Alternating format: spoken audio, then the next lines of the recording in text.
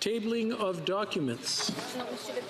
Oh, I'm sorry, we have a point of order. The Honourable Government House Leader. Thank you. Mr. Speaker, there have been discussions amongst the parties, and if you seek it, I think you will find unanimous consent to adopt the following motion. That notwithstanding any special rules of the House, applications of 7 and 8 standing orders be suspended for the current session and remain to be appeared later by teleconference later today. The Honourable Minister, does he have unanimous consent of the House to move forward with the motion? Opposition House Leader. Can I just have clarification? My translation said Standing Order 7 and 8, but I believe it should be 15 and 17. So if the House Leader could just clarify. Si je l'ai pas fait, je m'en excuse, mais c'est vraiment les chiffres. It was 15 and 17 that I said. Does the Honourable Minister have unanimous consent of the House to move the motion? Yes. Agreed. The House has heard the terms of the motion. Is it the pleasure of the House to adopt the motion? Carried. Good. Good. Okay. It is my duty to lay upon the table, pursuant to subsection 7922 of the Parliament of Canada Act, a report from the Parliamentary Budget Officer entitled Reporting on Gains and Losses in the Government's Financial Results. Pursuant to Standing Order 32.5, this report is deemed permanently referred to the Standing Committee on Finance. Tabling of documents. The Honourable Parliamentary Secretary to the Government House Leader. So thank you, Mr. Speaker. Pursuant to Standing Order 36, bracket 8A, I have the honour to table in both official languages the government's response to one petition. This return will be tabled in an electronic format. And I must say, Mr. Speaker, while I'm on my feet, I would move, seconded by the member from Oakville, that the House now do proceed to orders of the day.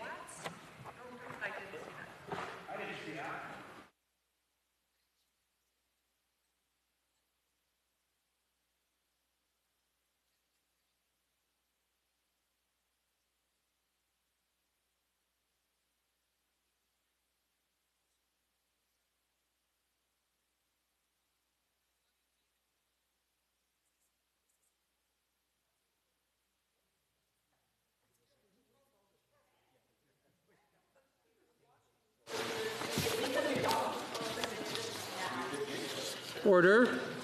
Mr. Lamoureux, seconded by Ms. Anand, moved that the House do now proceed to orders of the day. Is it the pleasure of the House to adopt the motion? Yes. Okay. All those in favour of the motion, please say yea. Yay! All those opposed, please say nay. No! I believe the yeas have it. Okay, call in the members.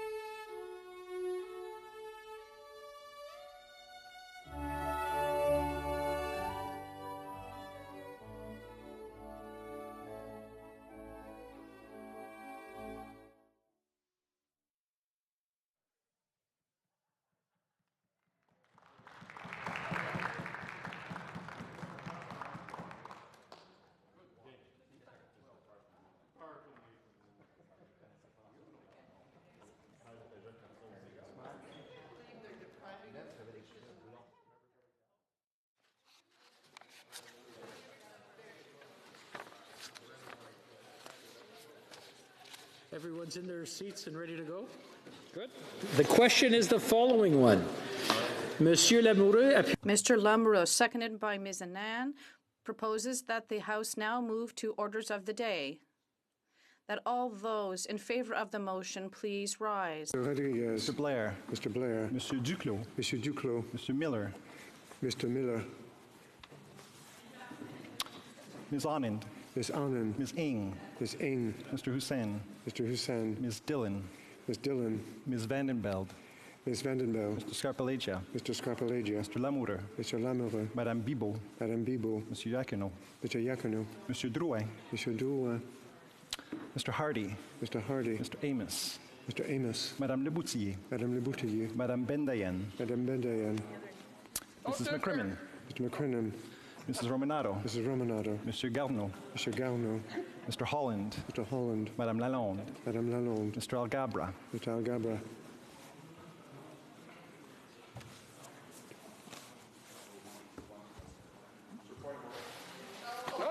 Not during the vote.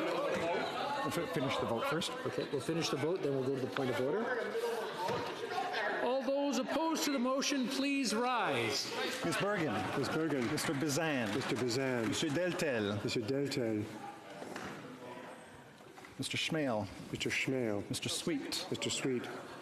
Mrs. Vecchio. Mrs. Vecchio. Mrs. McLeod, Camels, Thompson, Caribou. Mrs. McLeod, Kamloops, Thompson, Caribou. Mr. Barlow. Mr. Barlow. Monsieur D'Entremont. Mr. D'Entremont. Mr. Waugh.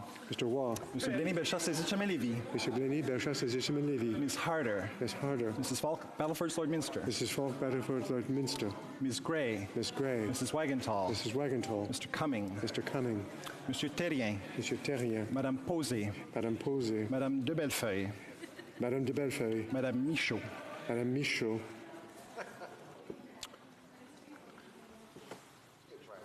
Madame.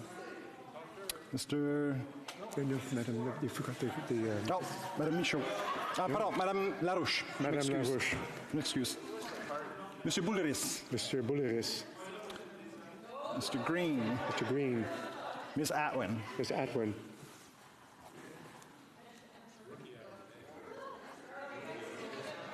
Yeah, I think we're good. It's a dog's breakfast, but it's good.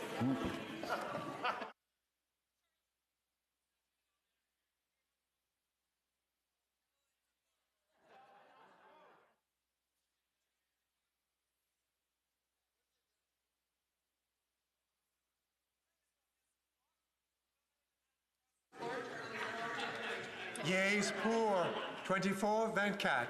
Nays contre, 24, 24.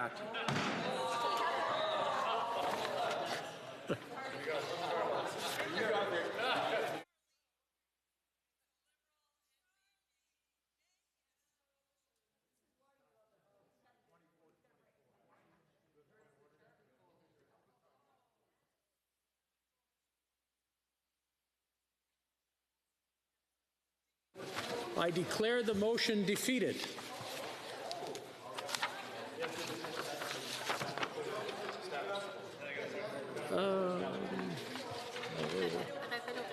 Okay. Un appel au règlement. Point of order.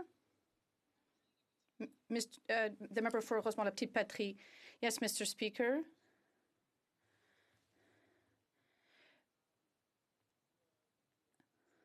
You will note that the vote took place in such a way that we asked the members who were against the motion to rise very quickly, which didn't give us the opportunity at the NDP to have our votes recorded. So the vote were not recorded at all, and I consider that this was a breach of our parliamentary privilege to have a recorded vote, and so that today, since there are fewer of us in the House, our vote wasn't taken into account, so the NDP caucus would like to have its votes counted.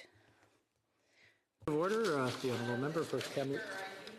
After a vote is announced, unfortunately, the NDP did not actually have their act together in terms of knowing how to vote. But, you know, certainly the rest of the House did. And you have announced the vote, and I would suggest that it stands. The honourable member for Hamilton Centre has a point of order. Thank you very much, Mr. Speaker. I would like to wonder, in the confusion when I did stand, was my vote recorded? And if so, on which side was it recorded on? Because you will find, if you were to look at the tapes, that I did stand during this process, and I'm just wondering what that would be. One moment, and we'll ask Monsieur l'honorable député de la. The honourable member for La Prairie. Mr. Speaker, there was largely enough time to rise. I don't know what happened, but regardless, if they didn't rise, well, I think, it should stand as is. Vote a été compté? Was his vote counted?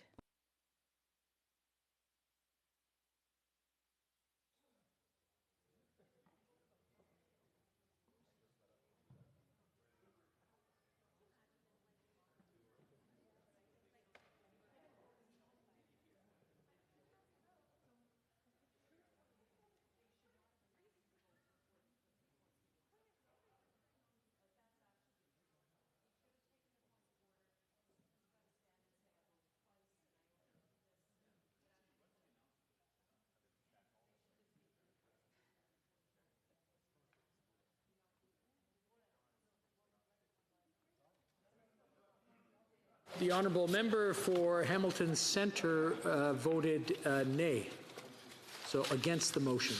I just want to remind the honourable members, normally the procedure is that if you vote one way, that's the way you vote, but if you want to change it, you can get up on a point of order and ask that the House see differently.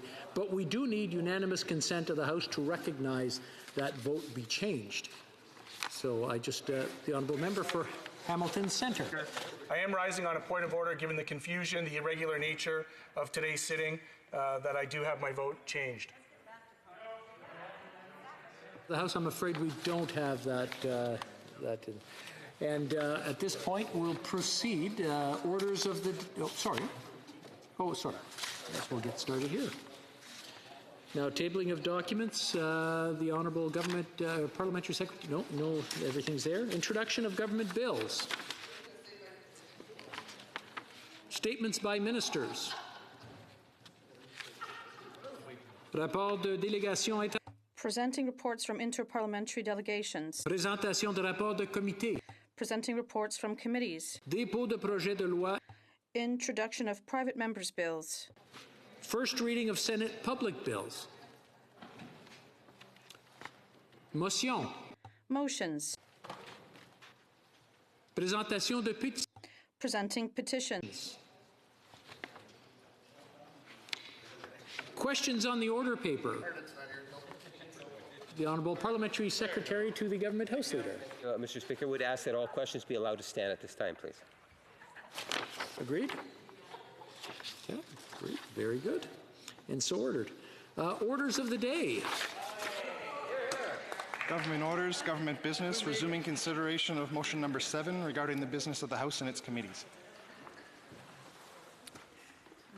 Debate. Okay. I'm sorry?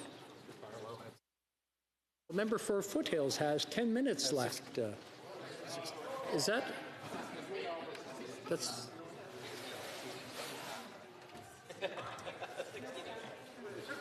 One second, we'll just, one moment, Mr. Barlow, I just want to clarify. Oh, 16 and a half. There's a little discrepancy between the screen and what the facts are, but please go ahead. Thank you very much, Mr. Speaker. I appreciate you giving me that extra 6.5 minutes because I was mentally prepared for that 16 and a half, and I appreciate your clarifying that time.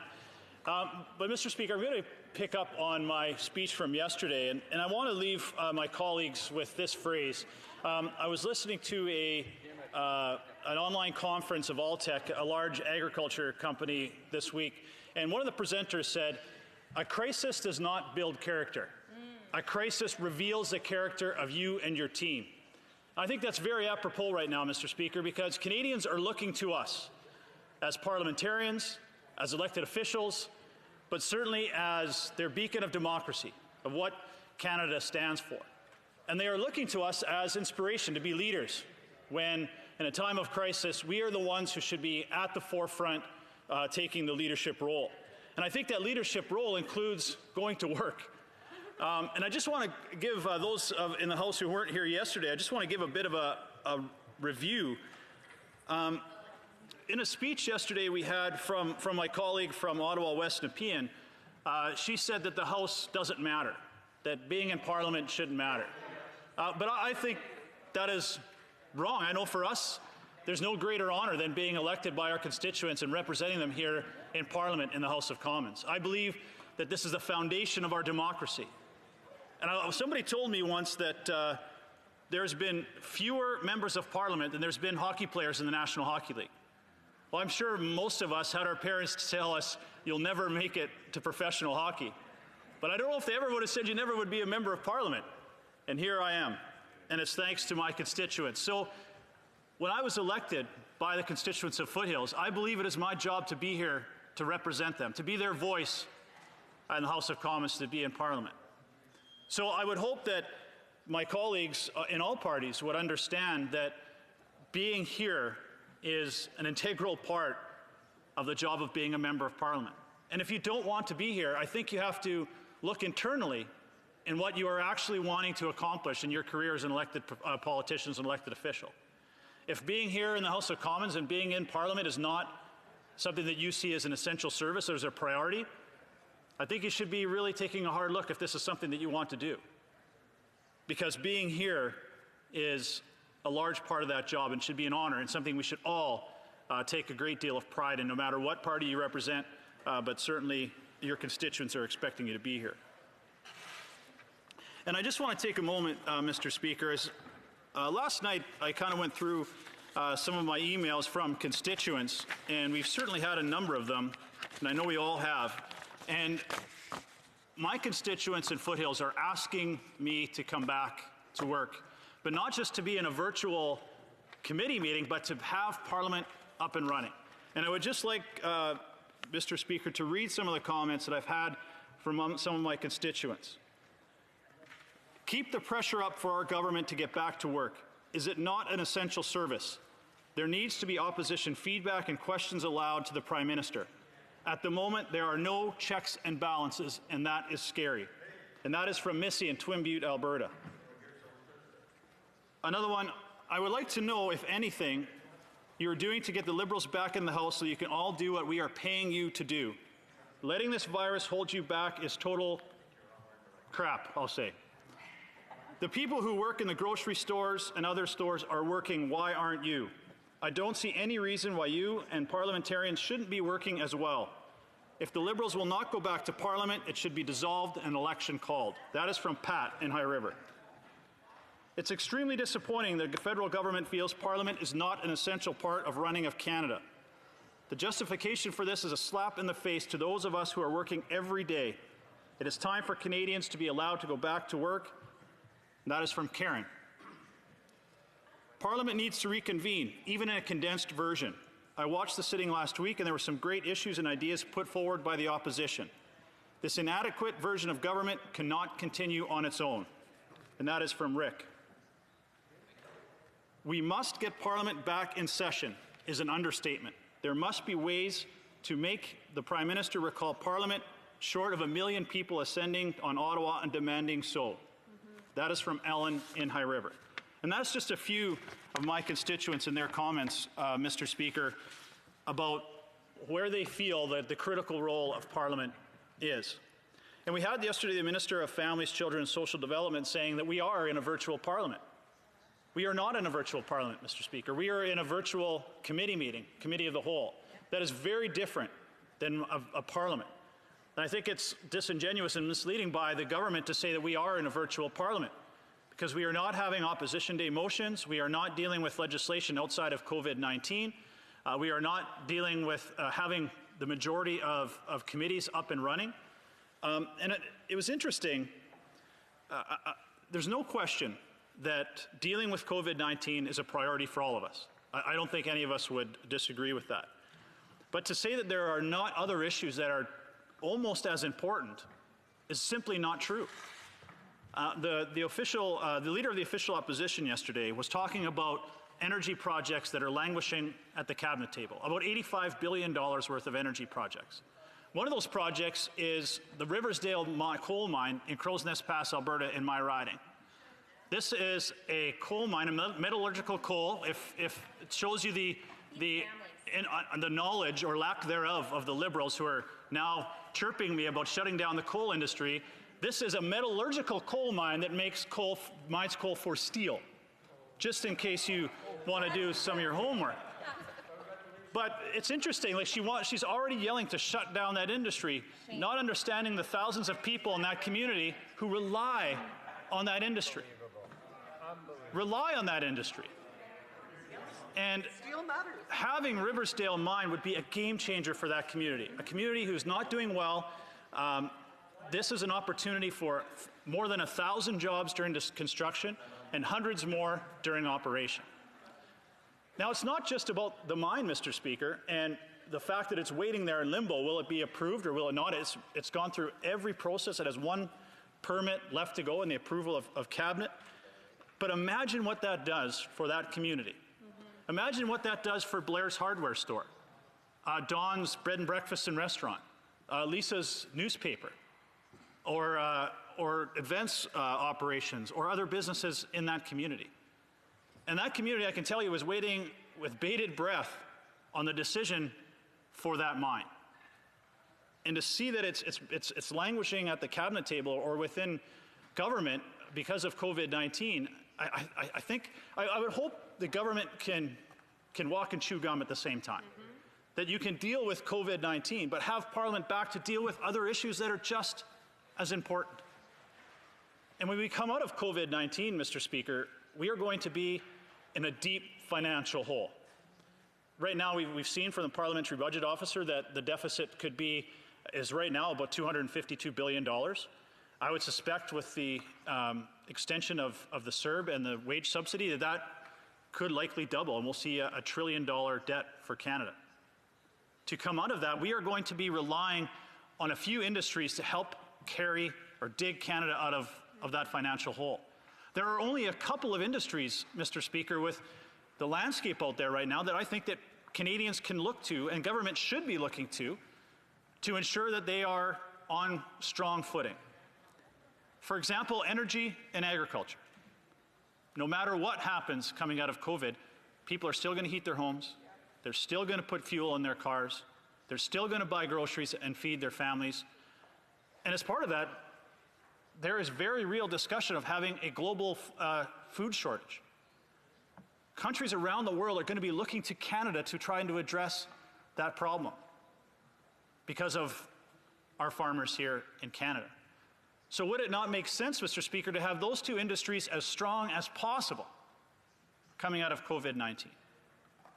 But those are two of the industries that the Liberal government is neglecting when they should be looking at those two as pillars of our economy, pillars of our recovery. So it doesn't make a lot of sense that they're not. And if we have Parliament back, we can have those discussions here.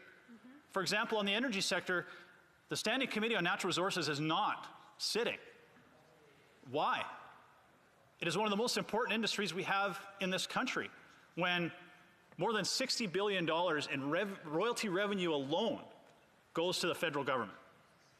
That does not count the hundreds of billions of dollars of taxes that go to the provincial governments, municipal governments, and also to federal government through income taxes. That is an essential revenue source for this country coming out of COVID-19, but we can't have those discussions because we are just having what is essentially a committee meeting. And we cannot talk about issues outside of that committee meeting. And when you have projects like the Riversdale Mine, which are essential to communities like Crow's Nest Pass in my riding, that's just one project of dozens in constituencies and regions across this country. So if I'm hearing from my constituents about a project of that magnitude and the impact it could be having on their economy, I'm sure others of my colleagues are having same conversations with their constituents. But imagine, if you will, Mr. Speaker, as we go through this pandemic and we start looking forward to reopening our economy in whatever manner that happens, as provinces will have a lot of say in how that happens. We want to ensure that we do that as safely as possible. But imagine where we would be, Mr. Speaker, as a country and as an economy, as if we had a strong energy sector and a strong agriculture sector. We would be in a much different position because we were coming into COVID-19 on very weak financial footing as a result of out-of-control spending by the Liberal government. I recall certainly that election in 2015 when the the current Prime Minister said, we're going to have deficits of, $10 billion for 4 years, and in 2019 we'll have a balanced budget. That obviously did not happen. We have now seen deficits as high as $28 billion. That was even before the COVID-19 pandemic. We saw detrimental legislation like C-69 and C-48, which have devastated the energy sector. We have seen illegal blockades, carbon taxes, rail backlogs that have devastated the agriculture sector, not to mention more than $5 billion in lost foreign markets as a result of political blunders by the Prime Minister. Imagine where we would be, Mr. Speaker, if those two industries were doing well coming into COVID. It would put us in a decent position to come out of this pandemic. But unfortunately, that is not where we are. And that's unfortunate. Because those people would be working. And certainly for us in Alberta, with close to 200,000 energy workers out of work well before COVID-19, and that's not certainly getting any better as a result of what we are going through right now, Mr. Speaker. And when I'm speaking to my constituents, they understand the position that this country is in with the pandemic, and we all want to ensure that our families and our friends are safe, but they also want to be back to work.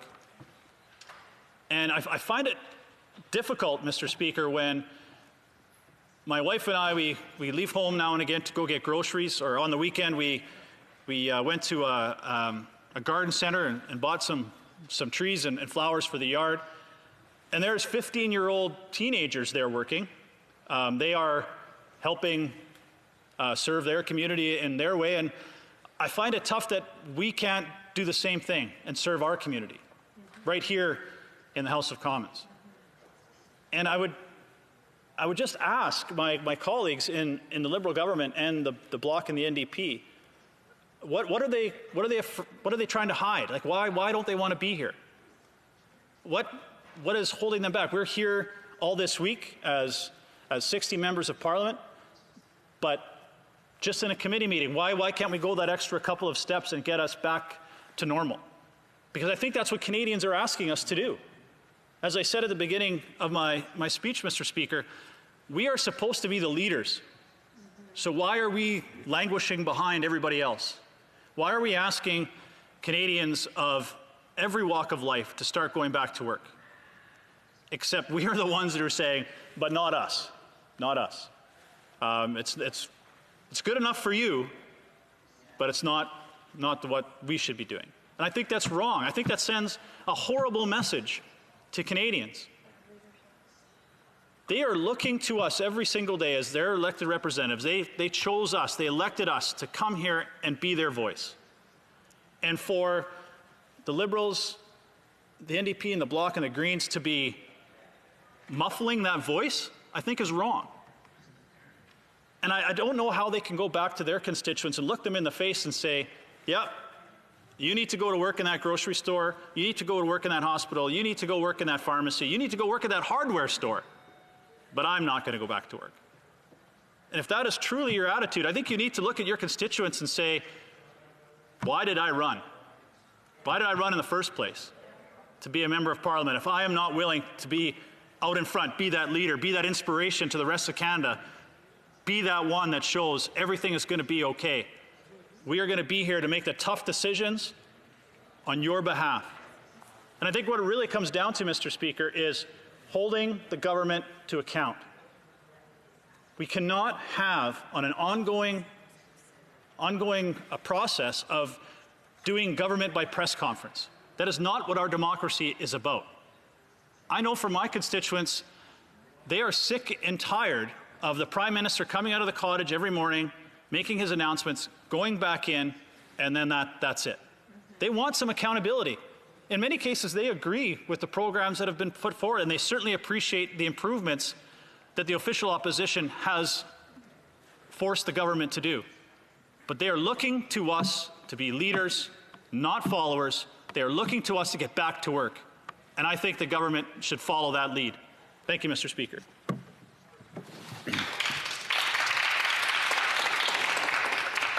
Questions and comments. The Honourable Parliamentary Secretary to the Government House Leader.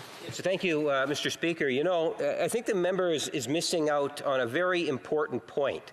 At least us in the Liberal caucus, I can assure the member that we work whether we're in Ottawa or we're in our home constituents. At the end of the day, Mr. Speaker, a role that the Member of Parliament plays goes far beyond just representation inside the House of Commons. That is an important aspect. There is no doubt about it. It's an absolute total privilege. It's an honor to be able to stand up and speak. The motion we are debating today is going to enable, even during this pandemic, the opportunity to ensure that government is still being held accountable, that the institution continues to work. To try to give the impression that members of Parliament are not working is just wrong, Mr. Speaker. At least from the Liberal caucus perspective, we work every day, Mr. Speaker, whether it's inside the House or outside the House. My question to the member is, does he not realize that this work inside the House in a hybrid fashion is going to take place even in the months of July and August, which will be a first? The Honourable Member for Foothills. Thank you very much, Mr. Speaker. And I can speak from my perspective, and I want to take this moment to thank my staff from the bottom of my heart. They have been absolutely incredible. I could say my constituency office has never been busier, and certainly we're having to have some very emotional discussions with our constituents and our business owners who are struggling through this process. And I'm not saying that you are not working in your constituent, but again, the parliamentary secretary to the government house leader just said, Parliament is going to be moving on here. No, it's not. It's not Parliament. He knows it's not Parliament, Mr. Speaker. It is a virtual committee meeting with many aspects of what is important to Parliament not happening. Comments. The Honourable Member for Kamloops, Thompson, Caribou. Thank you, Mr. Speaker, and I did really appreciate the comments by my colleague, and I also want to thank the staff who I think in our constituency offices and in Ottawa have been working tirelessly for the last couple of months. But, you know, the Liberals keep saying, this is great, you're going to be able to ask all these questions, and you know, we know that we can ask all these questions, but rare is the day when we actually get an answer, so it'll just be more asked questions with no answers. But I think it's important to articulate what the difference between Parliament is and committee, and what they're proposing is basically shuttering Parliament for another month. Foothills. Yeah, thank you very much, Mr. Speaker, and thank you so much for the question from my colleague, and she's exactly right. I know a large portion of Canadians are not following Parliament as a daily routine like we are. So they may not see the intricacies and things that are part of Parliament, like all the standing committees being operational. Opposition day motions, the opportunity to fully debate issues. And I want to say this, Mr. Speaker. I think it comes down for us and Canadians as a matter of trust. When we have had this committee meeting, we have seen the Liberals try to make an unprecedented power grab, put through a massive order in council, changing the criminal code. They've done these things with no public scrutiny, no debate, and it comes down to trust. And I'm sorry, Mr. Speaker, but right now my constituents and myself do not trust this process. The Honourable Member for Montmagny. Thank you, Mr. Speaker. First of all, I'd like to say that I am at work, and the team I work with in Repentigny, we're very proud of our work in our riding. But I'd like to focus on one part of my colleague's speech when he talked about the energy sector. I don't know if he's been reading during his confinement, but there are meteorologists, scientists, people from the World Bank, and all these people have said that when we get things started again, we need to have a green reboot. And there are health professionals calling for a green reboot too.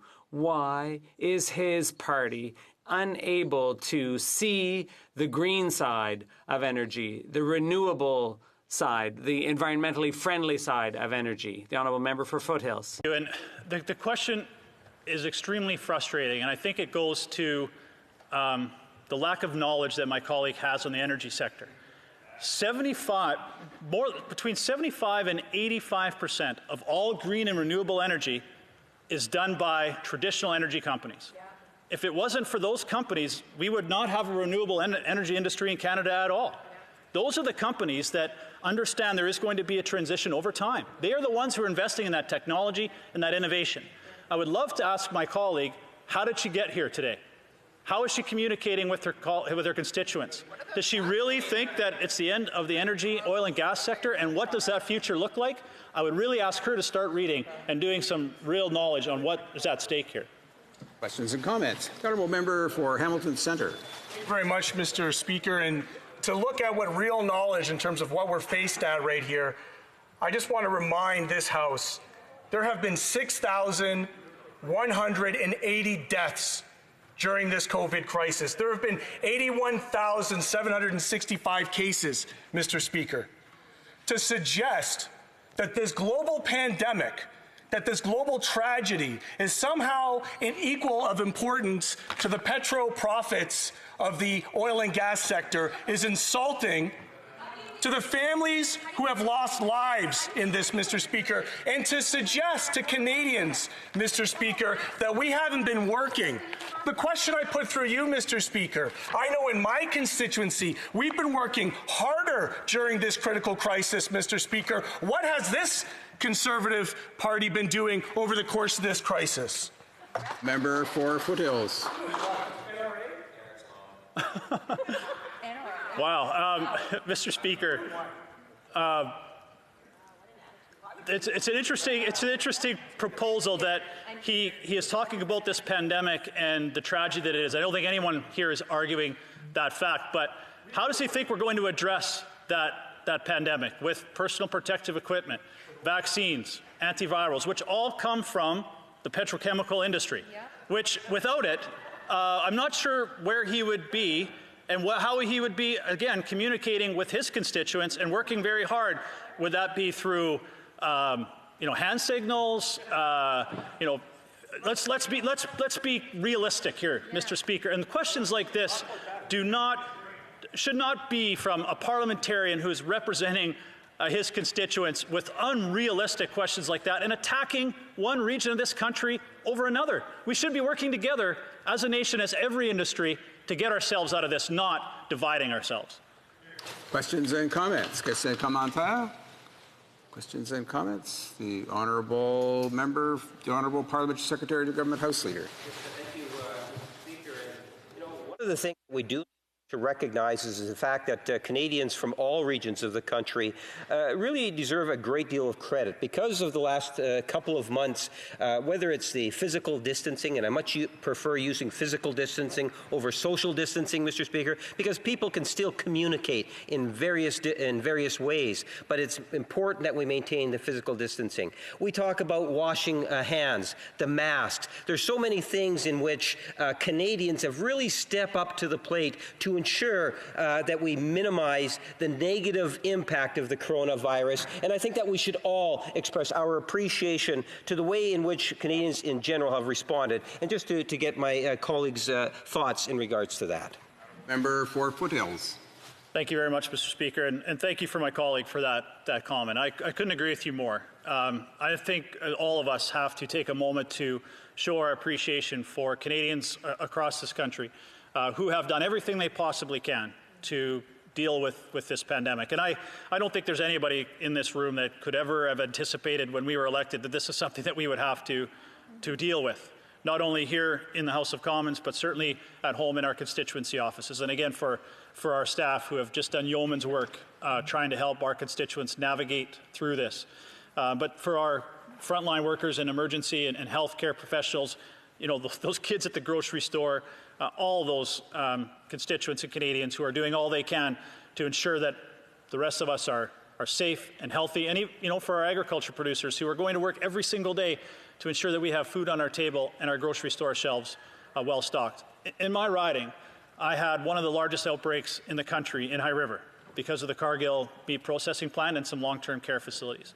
So please allow me, Mr. Speaker, to take this moment to thank those my constituents who worked at Cargill Meat Solutions and have worked so hard to protect themselves and their families, but still go to work to ensure that our agriculture and our processing industries are able to move forward. So from me to them, thank you very much.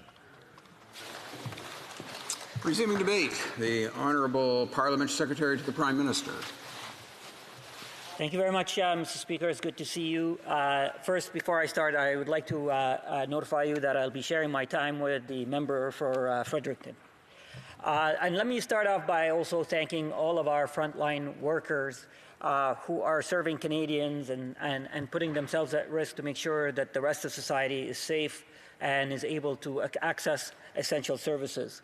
I also want to give a shout out to our public service, Mr. Speaker. Our public servants have been working around the clock in making sure that we provide the support to Canadians when they need it during this pandemic.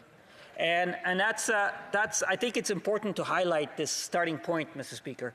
We are going through a pandemic. Millions of Canadians have had to lose their jobs because public health advice required people to stay at home. Because public health advice is to make sure that people are separated so the virus is does not spread even further, and that we try to minimize the loss of life, Mr. Speaker. So we, as a government, through the advice of science and public health advisors, we ask Canadians to stay at home. We ask Canadians to figure out how they can work differently. And the same applies to Parliament, Mr. Speaker. So let me say one of the first things that Parliament had done, one of the first things, and it was a wise move, was asking the Procedures of House Affairs Committee to study how Parliament can react and respond to the situation. And I'm lucky to sit on that committee, Mr. Speaker. So members on that committee went on to do their business. We did it virtually. We interviewed and heard from experts here at home and from other parliaments around the world.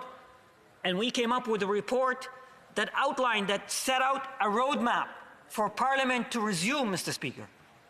So we actually advised that Parliament needs to create a new set of standing orders for exceptional circumstances, and that those standing orders will only come into place when all recognized parties in the House of Commons agree to it for a defined period. And if we were to extend that defined period, we still need the consent of all recognized parties in the House of Commons, because we know that during extraordinary circumstances, we need all of us to work together. And these exceptional standing orders would enable Parliament to work under these exceptional circumstances. We would revise how opposition days would be held. We would revise how bills would be tabled, how we would debate those bills, how we would vote on these bills. So the House of Commons standing committees on procedures and House Affairs put together a roadmap for how Parliament can come back to work. But for some reason, my colleagues in the Conservative parties were very much dead set against it. They disagreed, they tabled a dissenting report, and that's their prerogative. But let me be very clear.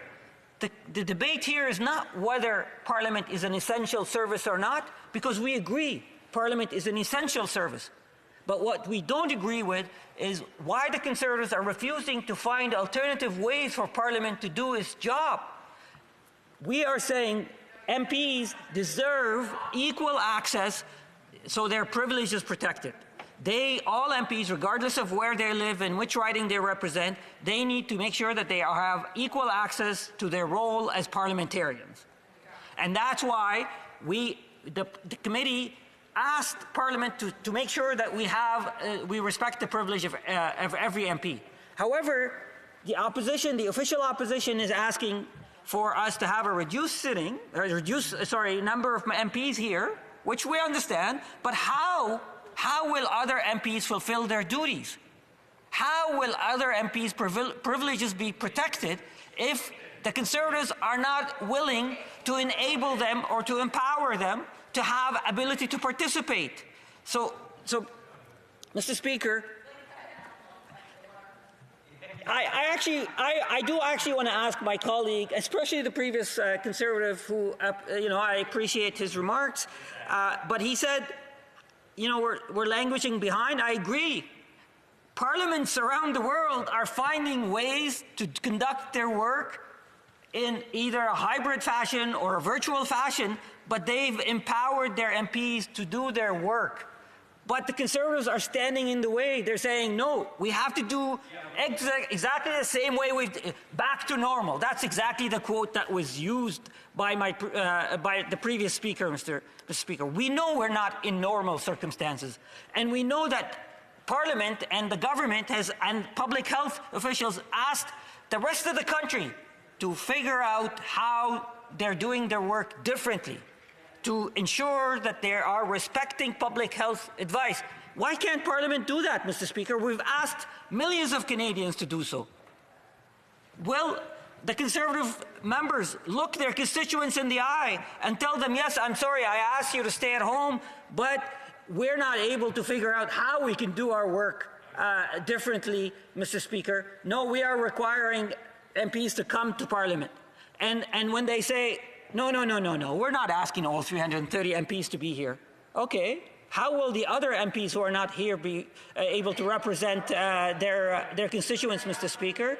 How will they be able to participate in a debate? How will they be able to vote? And then when I asked the leader of the official opposition that yesterday, he said, yeah, this is what we should be spending our time on. Well, we did, Mr. Speaker. The committee did. We spent our time studying this, and the committee made a proposal, again, with the Conservatives dissenting.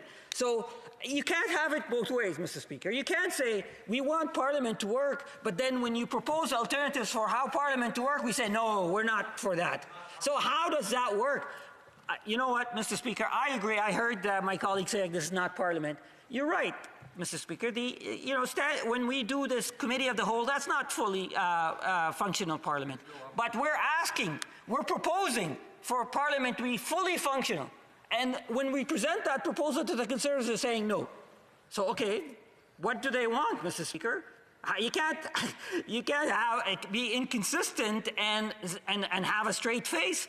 You want hybrid Parliament? Then figure out what standing orders do we need to change. How will MPs who are not here be able to debate? How will MPs who are not here be able to vote? You can't say, no, we don't want to talk about that, but Parliament must resume.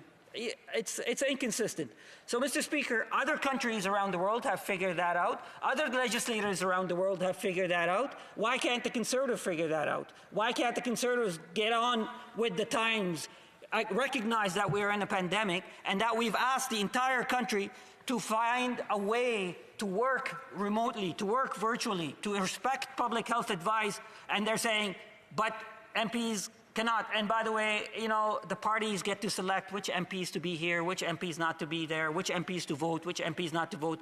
That's a contravention of the privilege for each member who represents their constituents, Mr. Speaker. So, I agree with the Conservatives. Parliament is an essential service, and we all want to see Parliament fully functioning under these circumstances. The question is, how do we do so? We all agree that 330 MPs cannot be here physically. Okay, good. So we're making progress. We agree it's essential.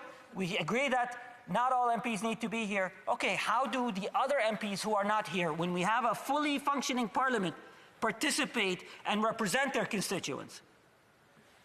Crickets. There's no ideas. What the Conservatives are proposing, no ideas how to deal with that. But I have good news for you, Mr. Speaker. The committee has made proposals.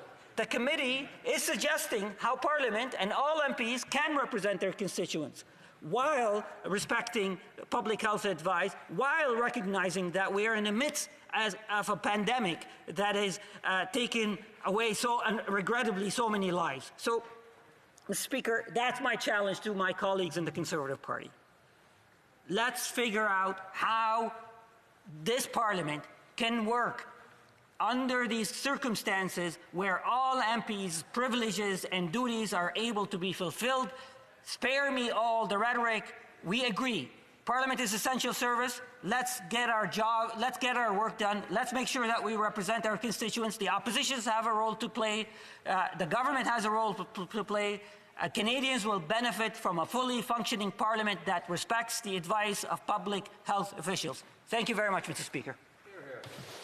Questions and comments. The honourable member for Flamborough-Glanbrook. Thank you very much, Mr. Speaker. I listened to my colleague's speech with great interest, and he asked me to go back and look in my constituents' eyes and ask them whether they would want Parliament to sit because of public health information. And I'm asking him, what constituents would you like me to ask? The A&W individual that served me my burger the other day? Or how about the healthcare workers who are out there every day? Or maybe the police and firemen? How about the couple that run the Home Hardware where I was able to go and get a light switch the other day? How about the Home Depot, Costco, and every other employee that's working in my constituency who expects me to adhere to my responsibilities, the oath that I made to Her Majesty the Queen, and represent them here in this House? Those are the constituents I would ask. Who would he want me to ask that would actually say that they wouldn't want me here? Parliament Secretary to the Prime Minister. So, Mr. Speaker, I regret that there's selective hearing going on here. I am saying Parliament needs to go back to work. But those brave workers that my colleague is talking about, we should ask them, have they adjusted how they do their work? Yes. Have they made changes to how they conduct their duty? So what he's suggesting is that only a small number of us here. What about the MPs who are not here? How will they fulfill their duties? How will they vote on their behalf of their constituents?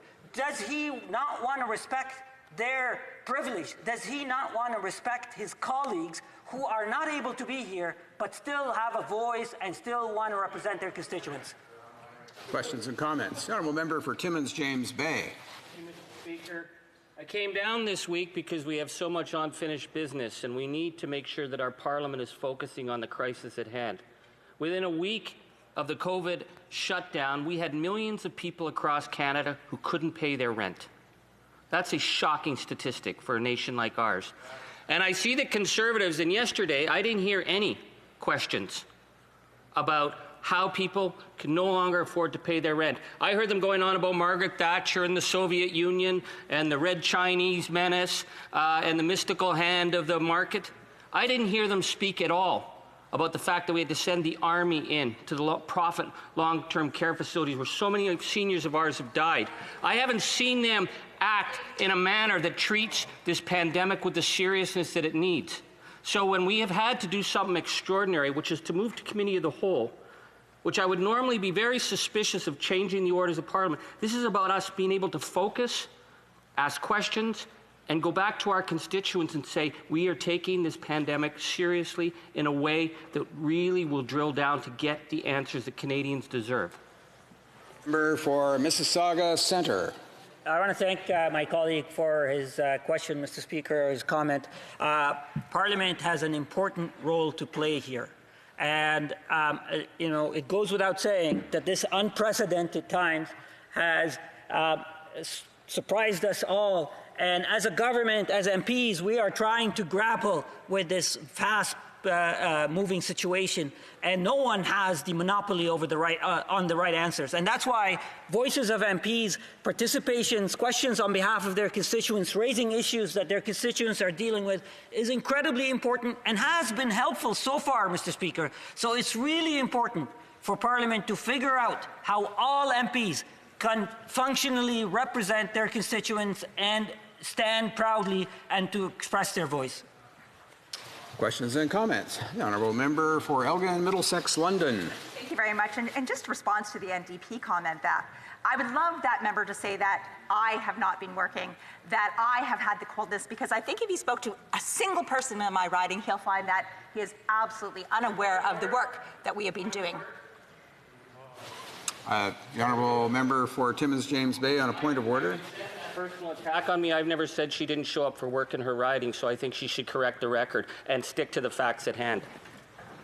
I think we're probably into points of matters of debate on that, so we'll let the honourable member for Elgin Middlesex London finish her brief comment, and we'll get the response. Well, thank you very much. Well, in respect to the comments made about Thatcher and all of those different things, he obviously didn't hear the questions that we had specific to the Canadian Armed Forces, which one of my sons happens to be one of those members who will be supporting those long-term care homes. So perhaps he has to understand that we are all in this. And it's not that we're all in this as together. We're all in this because all of our families matter. All of the constituents of Canada matter. And what matters to me is that when I have letters coming in from businesses who are having to close their doors, and I write a letter to the Minister of Finance who has not responded in 2.5 months, it's concerns. So why is it not important to be able to have those opportunities, not only question, but to work with our colleagues? Our time is running out here. The Honourable Prime Minister, the Honourable Parliamentary Secretary to the Prime Minister. Mr. Speaker, let me first thank my honourable colleague for her service to our country, and also thank her son for her service to our country. We're proud of the service of our men and women in the armed forces, especially at this difficult time. You know, I agree with her. I want every MP, opposition or government, to have an ability to ask questions and to participate in a debate. The question is how. And I want to close by saying this. I know she's working very hard with her constituents, but is she meeting them personally? No, I doubt it. She's speaking to them on the phone. She's doing Zoom calls. And if she's meeting with them, she's making sure that physical distance is respected. So I'm grateful that she is respecting public health advice when she's fulfilling her duty with her constituents. We should be able to do the same as MPs here. Resuming debate, the Honourable Member for Fredericton. Thank you, Mr. Speaker, and I thank the Honourable Parliamentary Secretary for the Prime Minister for splitting his time with me today. It is absolutely a pleasure, as it always is, to be here with you all, and I'm delighted to see some of you for the first time in months. I really did miss you all. But once again, it wasn't easy getting here, and I did pack up my family. We drove here from New Brunswick, and they're with me for the long haul, so we'll be here as long as we need to do the work of Parliament that I also feel is very critical and essential during this time. I do think of all the MPs who are not here today, and it is not because they don't want to be here or that they're not working.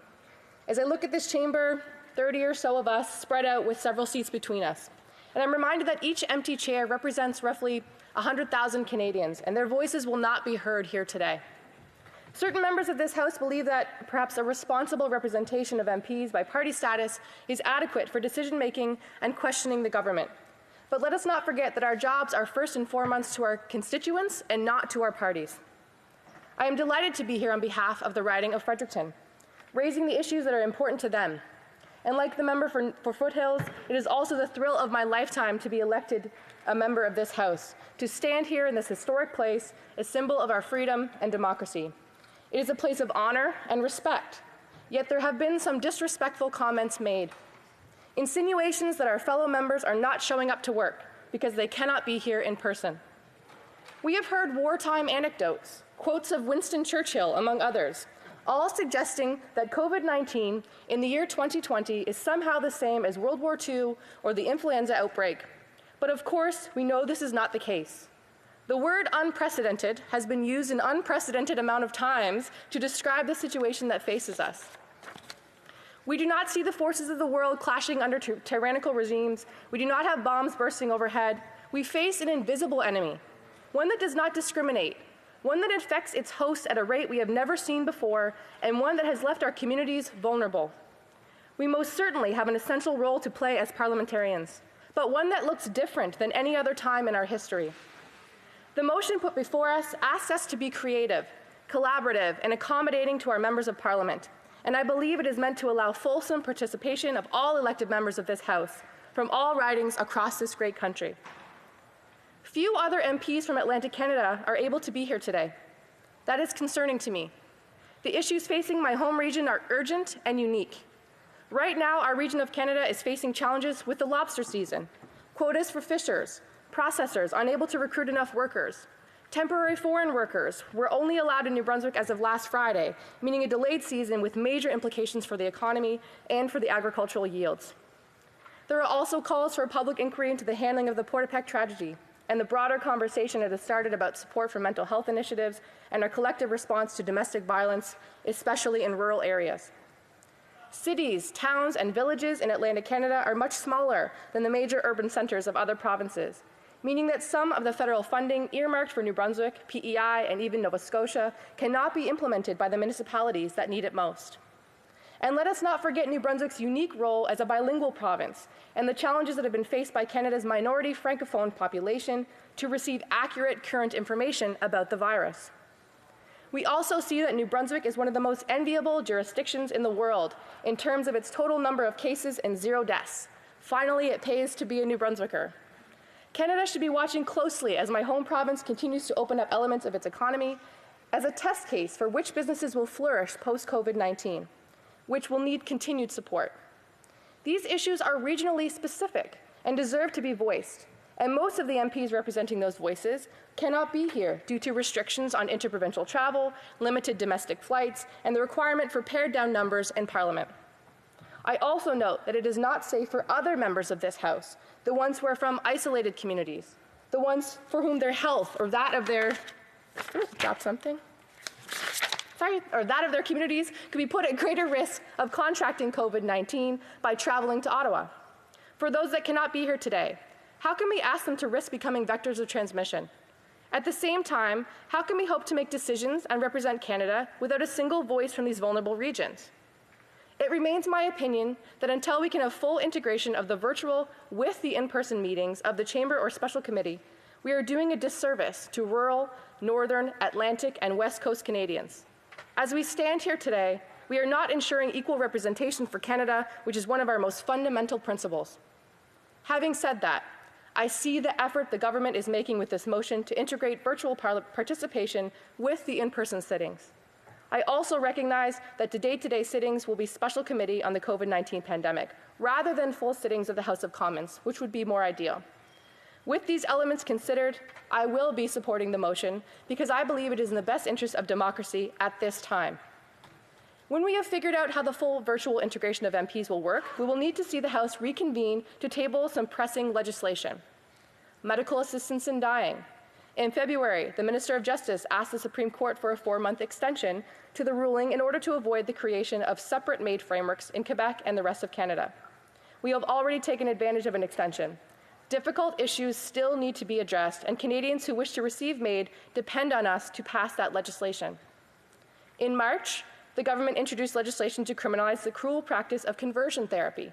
We need to commit to ban that practice without further delay. We also need to see the specifics of the firearms legislation, meant to accompany the regulatory changes made on May 1st. Canadians need to see the full details of this plan to end the supposition that is polarizing Canadians.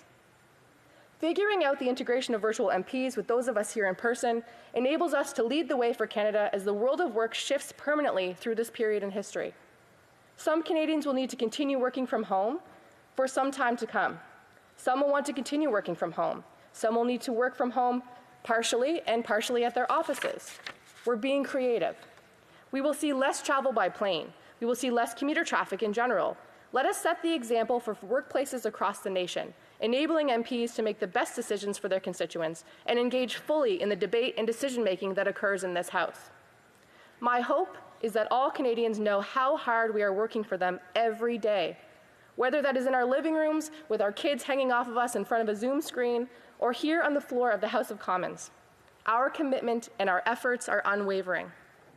For me, my mind is constantly on those I know are still slipping through the cracks of our COVID relief initiatives. The not-for-profits, the charities and church groups who for one reason or another find themselves ineligible for the wage subsidy program, despite the critical services they provide in our communities. The cleaners and cashiers that have been left out of the essential workers' wage top-up in New Brunswick. Dentists concerned about their practices moving forward and finding barriers to procuring PPE. The international students who still do not qualify for the student benefit, who have nowhere to go and no support. The pregnant women who still do not have adequate answers about their parental leave benefits in the weeks to come. And so many others. I work for you. My colleagues work for you. And I know we can continue to do this work in a way that protects the health and safety of our home communities. Thank you. Questions and comments. Question et commentaire. The honourable member, la députée de Lac. The honourable member for Lac Saint Louis. To the honourable member's speech, and I focused a bit on what she was saying regarding the fact that we are here to represent our constituents first and parties second. Of course, our system works along party lines. That's normal and good. But I've heard a lot from the other side about how we could just solve this problem by having voting rotations. And I understand the intuitive appeal of that, but when I heard the member's speech, I thought, well, what if you're not on a rotation on a bill, on voting on a bill that is particularly important to you, and your whip, whomever, and we have a wonderful whip. I'm not casting aspersions on our wonderful whip, but what if you don't? What if you really insist on being in the House because you want to take a stand on that particular issue because it's important to your constituents? How does a rotation preserve your parliamentary privilege? Member for Fredericton. Thank you, and I thank the member for his question. And you're absolutely right, it doesn't protect our parliamentary privilege. We have the right to be here and to voice our concerns on every issue that's put before this House. And being from a small party, I actually have many, many critic files, so I have a broader interest than perhaps other members and responsibilities. So I want to participate in everything that goes on. So I really feel that this is it shows our ability to collaborate. We are being creative. We are being accommodating. I think this needs to move forward. And I think it's something that we can be excited about. I think this is a very neat initiative. I think Canadians will be excited to see how this works, and other jurisdictions are already doing this. So I think it's time that we give it a shot and a real good, effort. And I think our attitudes need to shift a bit. Thank you very much. Question commentaire. Questions and comments. Honourable member for Saskatoon Grasswood. Well, thank you, Mr. Speaker, and I want to thank the honourable member from New Brunswick. New Brunswick, like Saskatchewan, is well ahead of the curve. We've done very well in our provinces. I can see Ontario and Quebec need to catch up to the two provinces I just mentioned. But I will say one thing, and she being a new member in the House, Mr. Speaker, private members' bills will not go forward. We're going to miss almost a full year of private member bills in the House of Commons. This is an important privilege for members to bring their issues forward. And Mr. Speaker, I just wanted to know her view on private member bills being shut down until the fall and maybe even longer than that. Honourable member for Fredericton. Thank you, Mr. Speaker. And I thank my colleague for the question, and you're right. Yesterday, when you were speaking about private members' bills, I found myself nodding my head quite a bit. It is a critical component of what we do here in this House, and it is an unfortunate aspect of this new motion that wouldn't be included.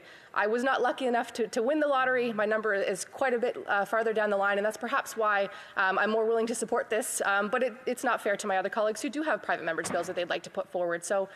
You're right. It isn't perfect. It's not the ideal situation, but we do have to do what's best for the health of our communities. And unfortunately, private members' bills won't fit into what was being proposed here today. Thank you. Question commentaire.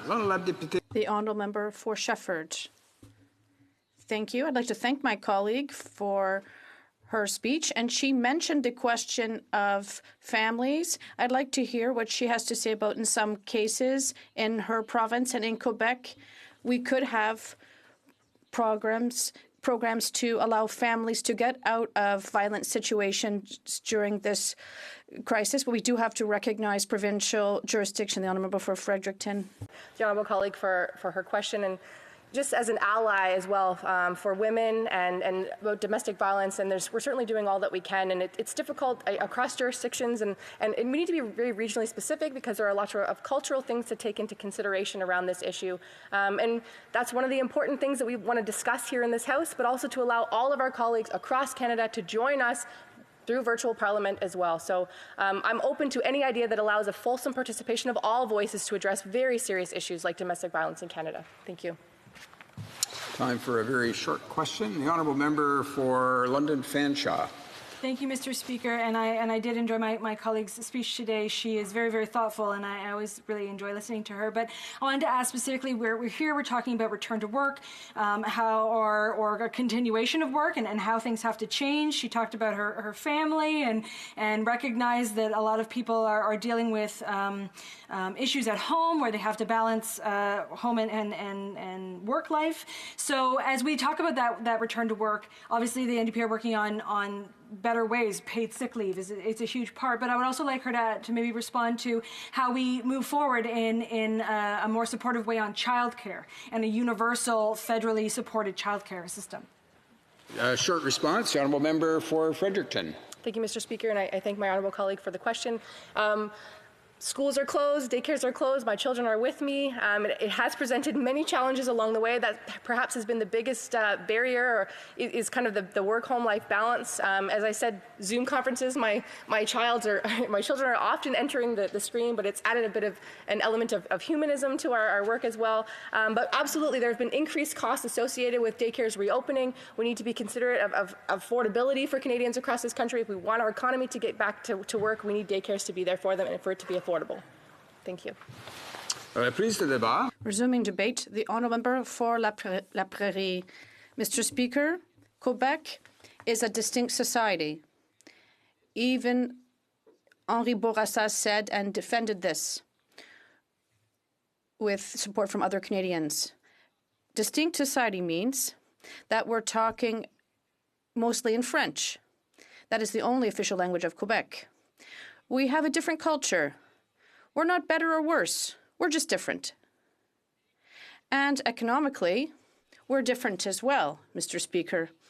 We are the kingdom of small and medium-sized enterprises. Quebec's buoyancy hinges on the buoyancy of SMEs in Quebec. And through their work and values, they have been able to start with small companies and move up to big and large companies in some cases. This pandemic is a threat for this Quebec fabric, for this innovative spirit of entrepreneurship in Quebec. It has threatened some small and medium-sized businesses with bankruptcies who will disappear because of this pandemic. In Quebec, SMEs are even more important because of the industrial fabric that is different in Quebec. So, yes, there's a threat of bankruptcy, of course, and they're also threatened by something else, Mr. Speaker.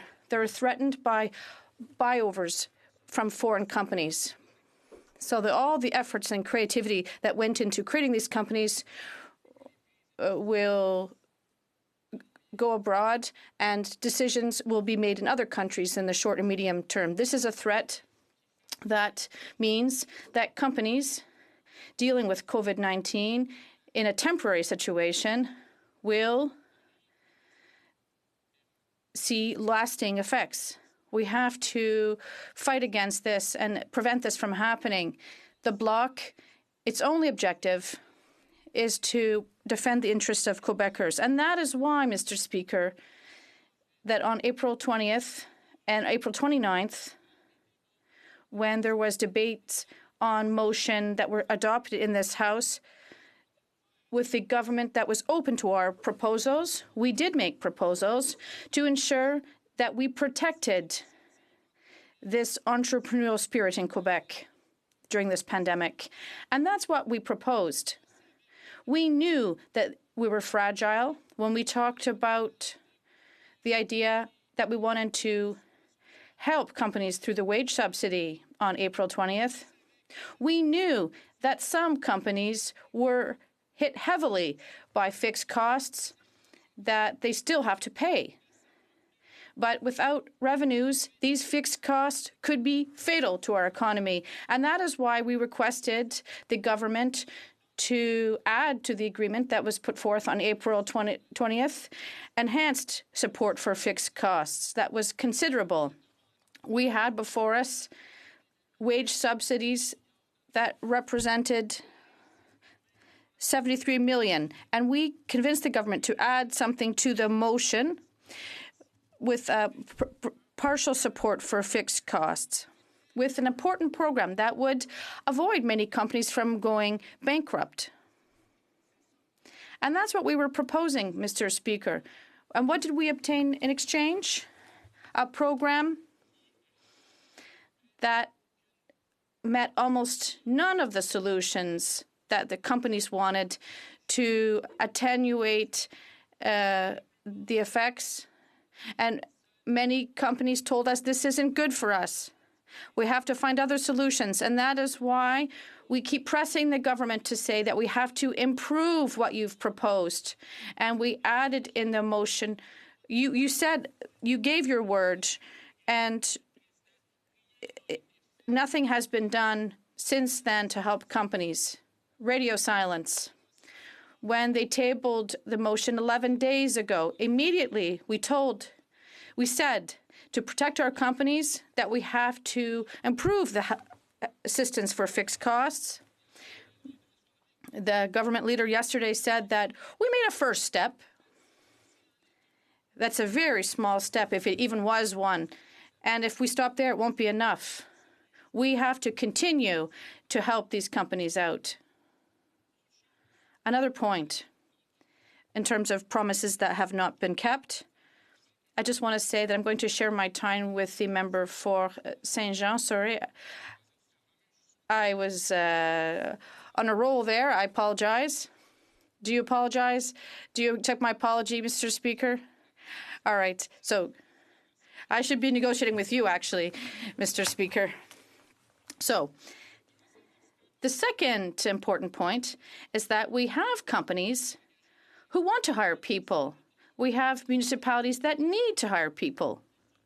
And the economic recovery that we can feel coming, well, we know that better days are ahead.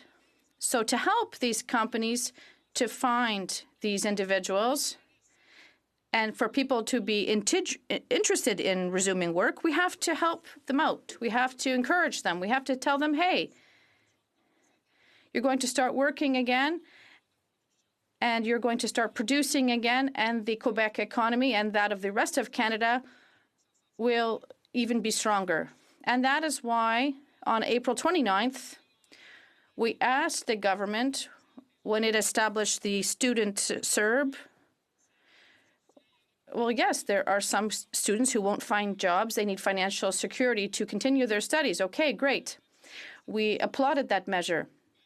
But as soon as we saw how the measure was built, there were some issues with it, and students may not be encouraged so much to work.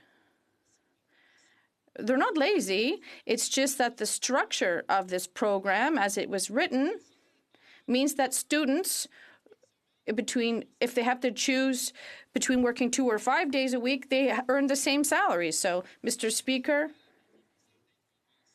anyone would understand that if you have to choose between 2 and 5 days, you'd obviously choose 2 days. That's clear. But I don't think people understood this, and that's why we told the government, look at this. If you want us to get involved in this experience with you, create incentives for that. When students they should receive more income when they work more. This is fundamental to our economy. The more you work, the more you get. You don't have to make things complicated to understand this. The government told us that's a good idea. The Prime Minister rose in the House and said, that's a good idea. You're right, we're going to work on this. 3 weeks later, what do we have? Nothing. Zero, Mr. Speaker. No steps forward. It's even worse. Fixed costs. They haven't made a step at all, actually, forward. So now we're facing a government that is not respecting its commitments. And when we looked at another round of negotiations, we decided not to start them. We can't say, yeah, we're going to negotiate, your promise is something, and then you won't do it. We can't get involved in that. We've already played that role, and we're no longer interested in doing that. We gave them a chance. We were nice. But we said, if you go back and didn't keep the 2 other promises you made, and if you don't make any efforts to add supports for fixed cost, start by doing what you promised you said you would do. And we were told, no, that's how things are going to work. Well, Mr. Speaker, the Bloc has said that is how we are going to operate. We cannot intervene and sit down at a negotiating table with people in front of us who are not respecting their word, because we keep our word and we are very clear in terms of our ideas. What is good for Quebec is good for the Bloc Québécois. What is good for the Quebec nation is good for the Quebec people.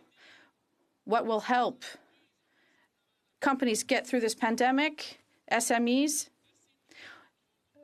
to these small companies that will become companies like Bombardier. If we want this, we have to give them the opportunity to do so. We have to allow these companies to survive. And that's what we've done since the beginning. We've worked hard on this, and we won't give up, Mr. Speaker, because our agenda is simple and clear. I said it, and I'm going to repeat it. What is good for Quebec is good for us. Thank you. Questions and comments. The Honourable Parliamentary Secretary to the Government House Leader. Mr. Speaker, and my friend makes reference to the connection between workers and the need to support workers, while at the same time the need to support businesses. And this is something in which, whether it's in the province of Quebec or my home province, the province of Manitoba, small businesses are hurting as workers are hurting. And that's one of the reasons why the government has spent so much energy and resources in making sure that the minimal damage is done to that aspect of our economy. And an example of that is the wage subsidy. By bringing forward a strong wage subsidy program, we are ensuring that both the worker and the employer are going to be protected. And by ensuring that protection, Mr. Speaker, we will be in a better position to be able to grow our economy into the future. We are protecting jobs at the same time protecting companies. That's just one program of many programs that are there, and why it's so important that the Government of Canada work with provincial entities to make sure we minimize the negative impacts of coronavirus. Does he not see that as a good thing? The Honourable for La Prairie. Mr. Speaker, I'd like to thank my colleague for his question. Of course, the wage subsidy is important. It's really important for the Liberal Party, but given the nature of the program in question, it was somewhat hampered by the action of that government. And I've seen companies that aren't at all facing bankruptcy, but there are 2 types of costs for companies that have to face: variable costs and fixed costs. Fixed costs are salaries, for example. That's clear, and it's covered by the wage subsidy. But companies in Quebec, yes, there are also companies in Manitoba as well, but we're not saying it's bad for the rest of Canada at all, but it's even more important for Quebec because SMEs are the very heart of our economy. So in terms of fixed costs, companies, yes, they have variable costs, they have wages to pay, but at the same time they have fixed costs. If they have no production and no revenues, they still have to pay these costs, and that's what's critical. We can't just help companies with variable costs. We have to cover fixed costs as well. It's the ABCs of microeconomics. We clearly do have to help companies with these fixed costs, and that's what we're asking of this government, and we didn't get a response on this. Questions and comments. The Honourable Member for Bellechasse, Les Chemins, Lévis. Thank you, Mr. Speaker. I have a question for my colleague from La Prairie. Does the member support this motion from the Conservative Party that intends to improve Liberal programs? He said that these programs are too light and not properly targeted.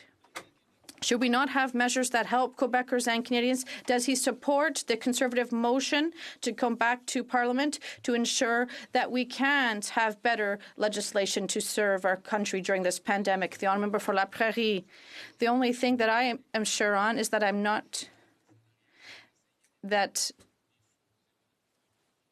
the Conservatives have also tried to dip into this program to cover their costs. So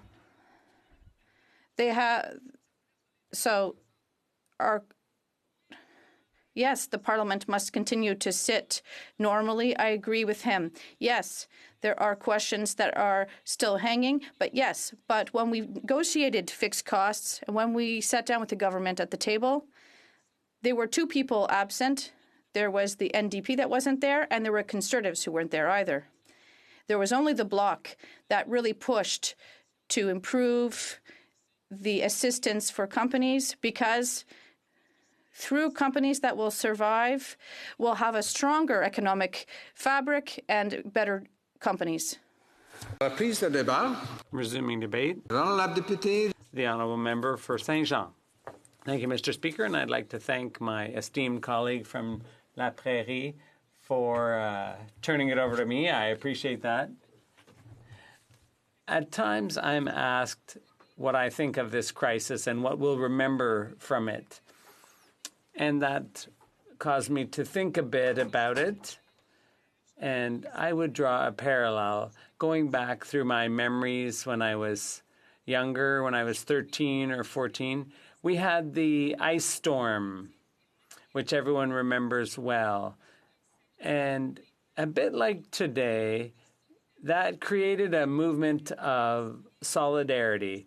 There were people, I remember my father going around with his generator to help people pump out their basements because they had no electricity.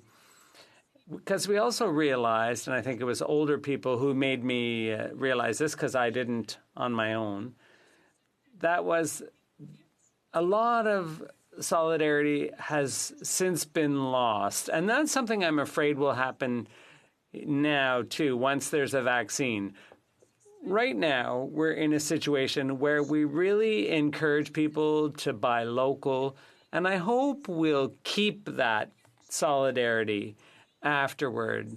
But there are things that the government should put in place, that Parliament should put in place to make sure that we have something left over when this crisis passes, because there are people who are suffering, there are people who have died because of COVID-19. So there are lessons we should learn, and we should emerge from this better than we were going into it. There are things that could have been done in the past, but that this crisis is making us more painfully aware of. And I can think of 3 examples, things we could have done ahead of time. First of all, seniors. The Bloc has really gone to battle over this issue. The Bloc has been raising the issue of seniors for a long time. When the old age security system was set up, that covered 20% of average employment income, and investments were made year after year. But now OAS represents just 13% of employment income. So seniors' purchasing power has dropped significantly. So now that there's a $300 or a $500 top-up to OAS and GIS, that's just ad hoc. That's a one-shot top-up. But seniors are going to continue to have problems affording things like their groceries after this crisis passes, after that one-time top-up, especially because groceries are likely to be more expensive after this crisis. So there are things that could have been done before the crisis, but we can do them now to boost seniors' purchasing power. And that's one of those things we could do, that because seniors will continue to buy things, they will continue to support the economy. They will be economically active even after the crisis. And that's something that we might not be able to do if all Parliament amounts to is 4 question periods per week. Another thing that we could have addressed before the crisis was health transfers. Over the years, federal support for healthcare has dropped. Federal transfers to the provinces and to Quebec.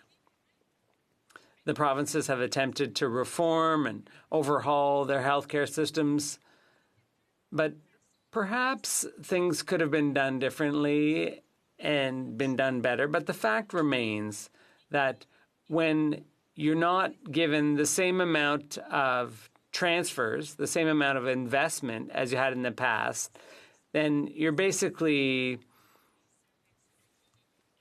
in trouble before you even get started. So the situation we're currently experiencing should, at the very least, tell us that we have to make sure this never happens again. So the third thing that this crisis brings to mind is companies that use tax havens should not benefit from the wage subsidy. There are companies avoiding about $2.5 billion in taxes, and that would be enough to restore health transfers to what they previously were. So we should really be looking at the real bad guys here, the ones who are legally, but they're using legal loopholes, but it's unethical what they're doing. It's immoral the way they avoid paying their taxes. So this is one other area where we should be learning some lessons from the current crisis. Another topic that I was thinking about during this crisis was the issue of farmers, and more specifically, the temporary foreign workers who are the pillars of our agricultural production. These are people we need so that we can have food sufficiency and sovereignty even. The idea of permits for foreign workers has been an issue for a long time. Farmers have been complaining about a number of issues even before the crisis. For example, if a farmer needed someone part-time, maybe just 1 day a week, you're not going to bring someone from Guatemala to work 1 day a week. But you can't share one worker among various farms because of the permit system. And the workload is not shared equally from one farm operation to another. For example, some farmers may not need help at harvest time. They may need help more consistently, or maybe at planting time. So that was before the crisis. What we saw during the crisis, when there was a serious shortage of temporary foreign workers, we saw that farmers could not share their workers at crucial times. For example, someone who grows apples might have certain needs, and then right next door you have a sugar bush, and the sugar bush operator might have had too many people for the need at the time, but he couldn't share, the sugar bush operator couldn't share his foreign workers with the apple orchard next door. The same thing goes for certain fresh produce. There are people, they might have enough people on one farm to plant, but not enough on the neighboring farm to harvest because things ripen at different paces. So if workers could have been shared between operations, that would have smoothed these shortages and surpluses out. And take, for example, if there's a hailstorm that destroys the crop on one farm, but the neighbors were spared, well, if the workers could have been shared between operations, that would have been very helpful. But unfortunately, when there's downtimes on one farm, those workers could have perhaps been used to go and fill sandbags to avoid flooding at a neighbor's farm. So these are things that we should be learning from this situation. It would be very helpful if workers could be shared among farm operators. But those choices were made by these two parties to limit these programs for temporary foreign workers and basically to tie farmers' hands so that they can't use these resources in the best way possible. I think it's a shame that faced with a huge problem like COVID-19, we have tied our own hands by not coming up with solutions tailor-fit to the current situation and for the future. And I think that shows disrespect to people who are suffering and dying from COVID-19. We should be helping them now, and we should be doing everything we can to bring out the best in people during this crisis. Thank you, Mr. Speaker. We come on. Questions and comments? Comments. The honourable member for Winnipeg North.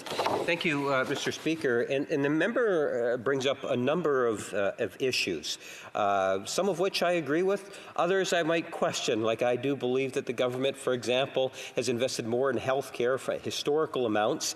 I don't see the cuts that she has seen. But the reason why I want to pose the question to the member is to actually try to make the connection between her comments and how important this motion really is before us. Surely to goodness we recognize that just a few months ago, Mr. Speaker, that no one could have anticipated this. And if you take a look at all that has been accomplished, whether it's programs and government working with opposition, we've accomplished a great deal in a relatively short period of time. Democracy is important. The idea of a full virtual integration is something that's been talked about now for the last couple of months, and we have moved significantly. And that's what this motion is really about, advancing us further into this full integration so all members of Parliament can be engaged in Parliament. My question to the member is, would she not agree that when you take a look at the motion, the issues that she's referred to today, she will have far more latitude and ability to be able to question the government on all of the issues that she's raised because of this particular motion. And not only will we be able to do it in the months of May and June, but also for the first time, from what I understand, in July and August too. The honourable member for Saint-Jean.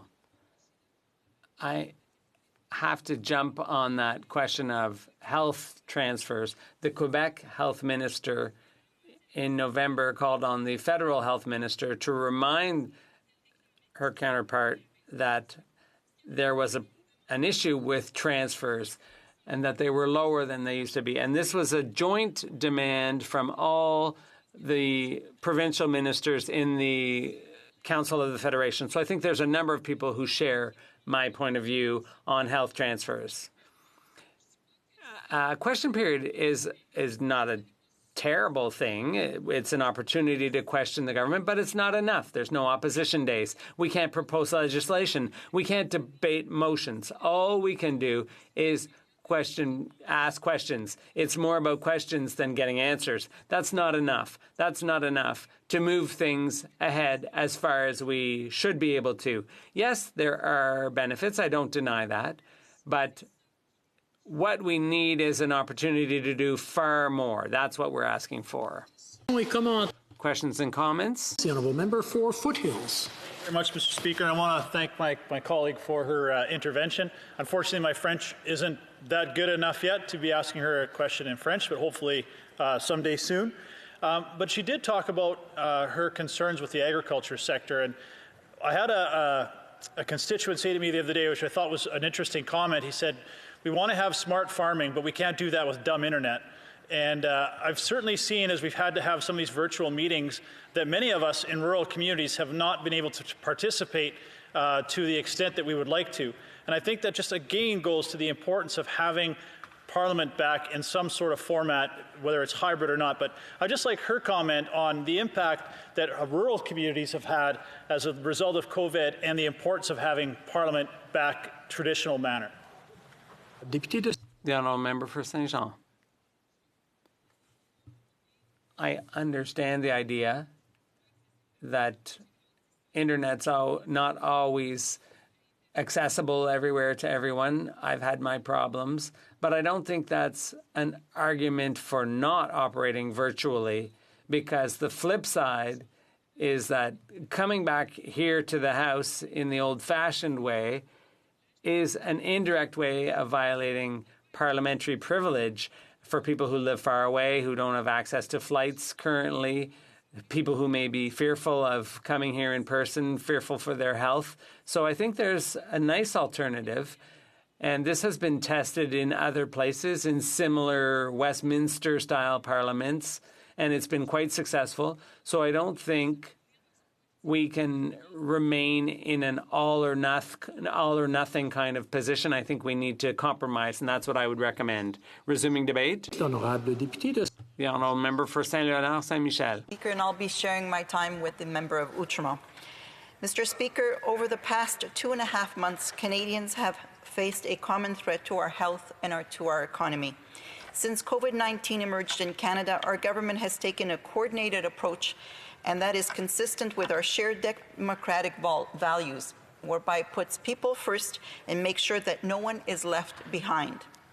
It is our responsibility to fight the spread of this pandemic and put our country on the path to recovery. We will do whatever it takes. We are taking action to address the wide-ranging health, social, and economic impacts of COVID-19. We are doing everything we can to help Canadians and businesses through this pandemic and give them the support they need. This includes taking strong, decisive action to stabilize our economy. The Canadian Emergency Wage Subsidy is a key element of the COVID-19 Economic Response Plan.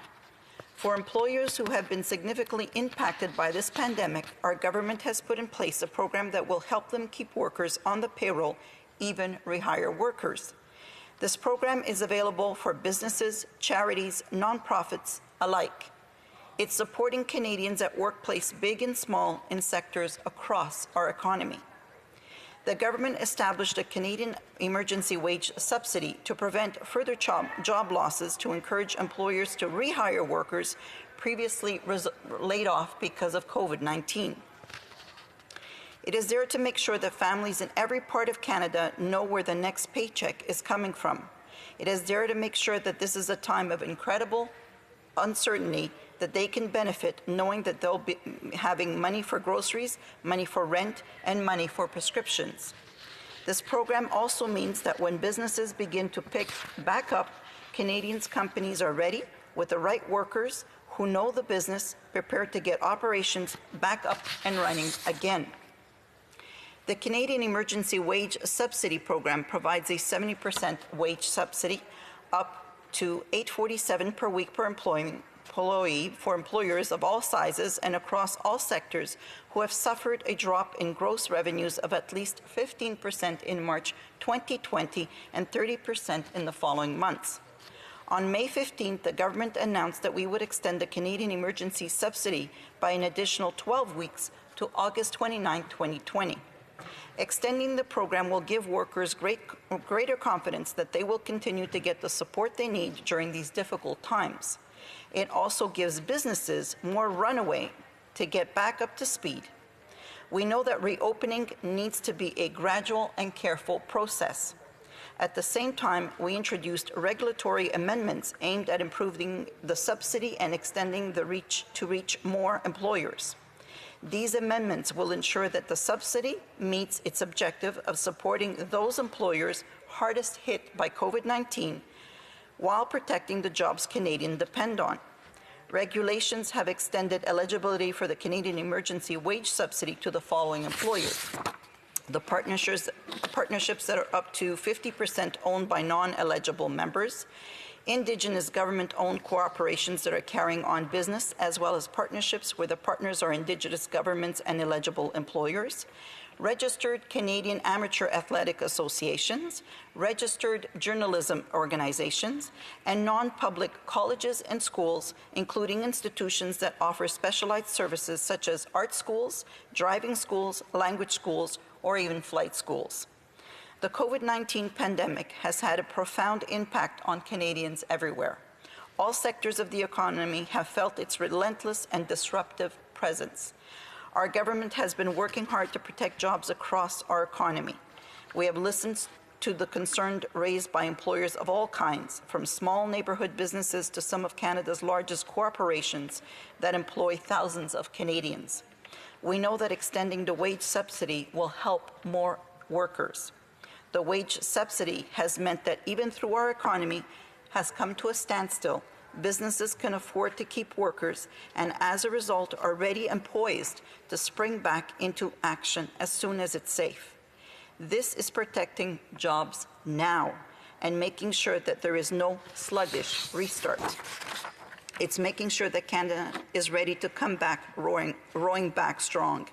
This program is complemented by the many actions our government has taken to date to support Canadians and their families. We have provided the Canadian Emergency Response Benefit to over 7 million Canadians so that no one who was unable to work because of COVID had money for essentials. We have provided support for students, including investing in over 116,000 jobs and opportunities this summer to help them access workplace and experience they need to pursue their dreams. The Canadian Emergency Business Account has provided interest-free loan to over 600 small employers. All of these measures, Mr. Speaker, including others, have contributed to one of the most comprehensive and ambitious economic support packages in the world. We know that by investing in Canadians, we will bounce back faster and better. Mr. Speaker, the impact of COVID-19 pandemic has had a dramatic impact on Canadians and around the world as a whole.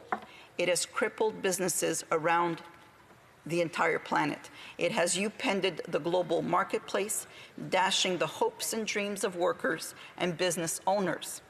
In these 2.5 months, many business people in Canada and other countries have struggled as never before. Many have succumbed to the ravaging effects of COVID-19. But through that time, our government has stood steady to take additional actions to stabilize the economy and mitigate the impacts of this pandemic. Protecting the health of Canadians and ensuring their immediate needs remains the first priority of the government.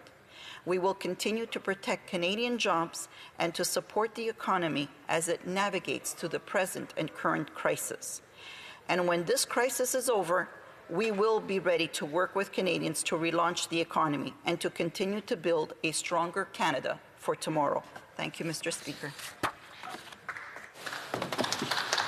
Questions and comments. Questions et commentaires. The Honourable Member for Timmins, James Bay. Thank you, Mr. Speaker. I listened with great interest to my honourable colleague. I'm concerned about the lines, though, about the economy come roaring back. I think what we've learned with COVID is how quickly it devastated our conceptions about the economy. And the idea that we're going to simply switch the lights back on and everything's going to go back is not realistic. We certainly know in the restaurant sectors there's going to be devastation in the big urban centers. We saw how the oil sector collapsed before COVID, and now international investors have just moved out altogether. So there's going to need to be a long-term vision, and part of that is going to be the question about what we do with the workers who are on CERB now. Many of them have no work to go back to.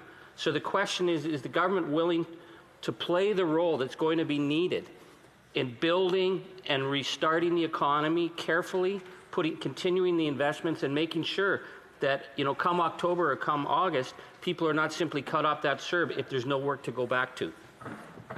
The Honourable Member for Saint-Léonard Saint-Michel. Thank you, Mr. Speaker, and I thank my member for the excellent question put forth. It is indeed our contention that we can't just switch on a light switch on and off. It takes time, and that is why our government has put into place the various programs and measures to be able to give Canadians the opportunity to settle in, respond to their immediate needs, so that when we are ready to relaunch the economy and build it back better, we will be ready. Questions and comments. Questions et commentaires. L'honorable député de Shefford. The Honourable Member for Shefford. Thank you, Mr. Speaker. And I'd like to thank my colleague for her question. She talked about the economy and how important companies are, the Bloc has proposed more support for tourism industries. It's very important in my riding, tourism. And there are so many companies asking for support for overhead costs and so on. They are the first ones hit by this, and they'll be the last able to restart. The Honourable Member for Saint-Léonard, Saint-Michel. Thank you, Mr. Speaker, and I'd like to thank my colleague for her question. As a matter of fact, tourism has suffered greatly from this pandemic and still is and still will suffer for some time. But I'd like to answer that our minister responsible for tourism has sat down repeatedly with many of the players in the tourism industry, and steps have been taken to assist with the triple R, as they say in English. And that will be a way to support those companies. We are suffering in Quebec because of losses in tourism, but our minister is constantly looking at ways to boost support for this very specific industry. Comments, questions et commentaires. We'll go to the Honourable Member for Langley. I'm sorry, I'm... Kelowna Lake Country. Kelowna Lake Country, yes. Thank you, Mr. Speaker, and to the member, thank you for the speech. I know that there was a lot in there around the economy, and my question is, what has been proposed by the government isn't to expand all of the committee sitting. And so when you look at a lot of the committees that really would be very important at this time, for example, international trade, transport infrastructure, and communities, and I'm wondering why we're not going down the road of having all committees sitting so that we can have these important discussions at all of the committees. The Honourable Member for Saint-Léonard, Saint-Michel. Thank you, Mr. Speaker. I think that this is a notion that should be negotiated between our respective House leaders. I think that what we are doing here, the work that we are all collectively and individually doing within our constituencies, are benefiting and answering and looking into various programs and looking on the territory that we represent to see what the needs are of our constituents, so that when we come here to the House, we can propose the measures that will be able to alleviate most of the problems that are being expressed by our constituents. Resuming debate, reprise du débat, the Honourable Parliamentary Secretary to the Minister of Small Business, Export Promotion and International Trade. Merci beaucoup, Monsieur le Président. Thank you very much, Mr. Speaker. In this House on the subject of the debate before us on how to structure the meetings of Parliament going forward in the midst of this pandemic. I am sure that I do not need to remind the members of this House of the extraordinary times in which we are living, and that as we deliberate on how we will continue to meet, that we must be mindful of the example that we are setting for Canadians and on the message that we are communicating. Before I begin the substance of my remarks today, I would like to extend my deepest appreciation for the excellent work undertaken by the Clerk of the House and, of course, by the entire administration for giving us the options for how we can continue to meet and conduct business during COVID-19. No need to remind everyone that this is an extraordinary time. Before I get started, I'd like to thank the members of the security and the administration here in the House. We're talking about hundreds of thousands of Canadians that continue to work in essential services, whether it's in our long-term care homes, at pharmacies and grocery stores. Their work allows us to continue to move our society forward. On the next steps for our sittings going forward, I must admit that I find myself a bit puzzled by the arguments coming from my colleagues across the aisle. Allow me to once again clarify for Canadians that members of Parliament are meeting, that ministers are being held to account, are answering questions, that over 300 questions, in fact, were asked by members and answered by the government in a period of just 3 days, Mr. Speaker. By comparison, in normal times, when the House sits for 5 days, members are able to ask an average of approximately 190 questions. But over the course of the debate yesterday on the motion before us, I have come to understand that actually the accountability that has existed and that would certainly continue to exist under the proposal before the House is not the problem for the Conservatives. Rather, the Conservatives are arguing that members of Parliament need to be sitting in their seats under all of the normal rules in order to feel that they are working. I am a relatively new member of Parliament. I was elected just over a year ago, so perhaps I see things rather differently from my colleagues. For me, there is nothing more important than the work that I do in my riding serving my constituents. I, and I am sure many others in this chamber, have been working 24/7, literally 7 days a week, literally from the very early morning until the very early morning the following day. And whether I am speaking to seniors in long-term care homes who are concerned about their health and safety, or people who would like to understand how to access the emergency benefit of $2,000 a month that over 8 million Canadians have applied for and received, to the mothers that called me for help in order to bring their children home from overseas while on exchange, to students themselves who are reaching out to their members of Parliament for the very first time in order to discuss the measures we've put in place to support them and the jobs that might be available to them this summer. This is important work, Mr. Speaker. How important is it that charitable and not-for-profit organizations serving our vulnerable communities, literally putting food on the tables of families that need it, receive government funding? It is critical, Mr. Speaker, and we are there to support them. On several occasions, Mr. Speaker, our local organizations, whether it's a community cafeteria in Côte-des-Neiges or a shelter that helps vulnerable women, the Alent mission that offers people in my riding food. They're doing tremendous work to provide food in Montreal. I work tirelessly to support our charities in Outremont, in Côte-des-Neiges, and elsewhere. These are extraordinary times, Mr. Speaker. There are even new organizations that are cropping up to respond to the current crisis, and the work of a member is to support them. In Outremont, the COVID-19 Foundation is doing extraordinary work to support residents who are seniors and vulnerable.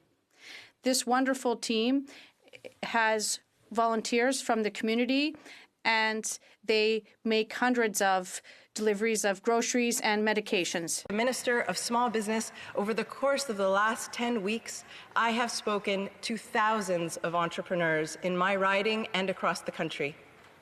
They needed to speak to someone in government. They needed to have their questions answered, and I needed to hear them out. The work that we have been doing with the private sector and our business owners is what has fueled the adjustments and modifications to our support programs. And the feedback that I have been getting so far, Mr. Speaker, from all of these calls, from all of these virtual meetings is, wow. Thank you. Thank you for focusing on us. Thank you for being there. Thank you for working for us. This is what government is for. The work we do in service of Canadians in our communities is absolutely necessary, Mr. Speaker, and it is insulting to me and it is insulting to Canadians to suggest that we are not working if our bums are not in these seats. It was important for me to clarify that, Mr. Speaker, and put it on the record. Now, allow me to get into the details of what we are proposing. What we are proposing would allow us to continue this important work in our ridings. What we would propose would allow us to meet in this chamber while respecting physical distancing and other health and safety guidelines, while allowing every member from every part of this country to take part in these proceedings virtually. And which also, importantly, would allow us to continue to be accountable to opposition members and continue to answer their questions. Permettez-moi d'en... Allow me to provide some more details about the approach we've offered in terms of hybrid parliament. For members who are physically in the House, there will be no changes, and it'll be the same experience as a normal sitting. Members will be able to hear their colleagues participate virtually by using an earpiece, and they'll be able to see them on two screens set up on each side of the Speaker's chair. For members who participate virtually, access to the House debates will be done through video conferencing online.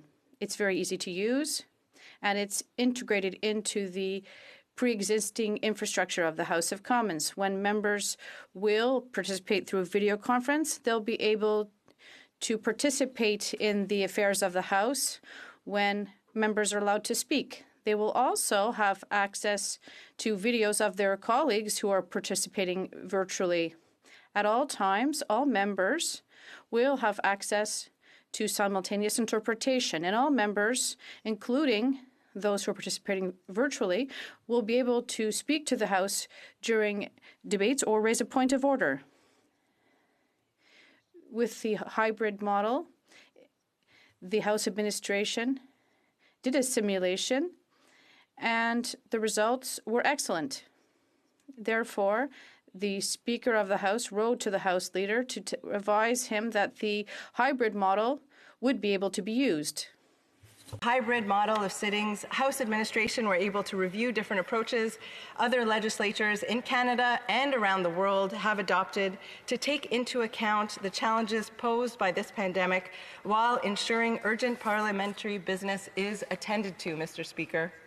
More specifically, the administration consulted 30 parliaments and collaborated closely with several legislatures that have similar requirements.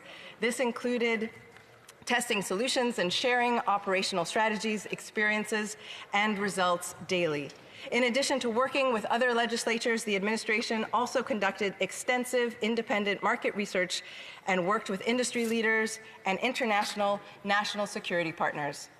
In working with these partners, the administration set a goal of ensuring that the broadcast production of a sitting is seamless and that the public coverage continues to be of excellent quality. This is the proposal that we are putting forward, Mr. Speaker. Thank you. Comments, questions, et comments. Questions and comments? The Honourable Member for Lethbridge. Thank you. Thank you, Mr. Speaker.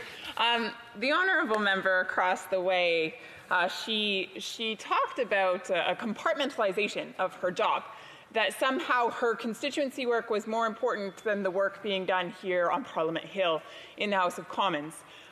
I'd like to suggest that actually both are important, and that actually to disregard this place or to give this place a space of less importance is actually to misunderstand the fundamental role of Parliament. You see, Mr. Speaker, there are 338 of us in this House, and we were all elected by our constituents to be their voice here.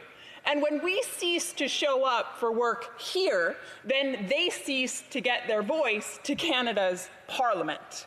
And this is a problem, Mr. Speaker. When their voices don't make it here, it means that those people, those Canadians who put their trust in us to represent them, when we fail to show up in this place and engage in important discussion, engage in necessary debate, we actually squelch their voice.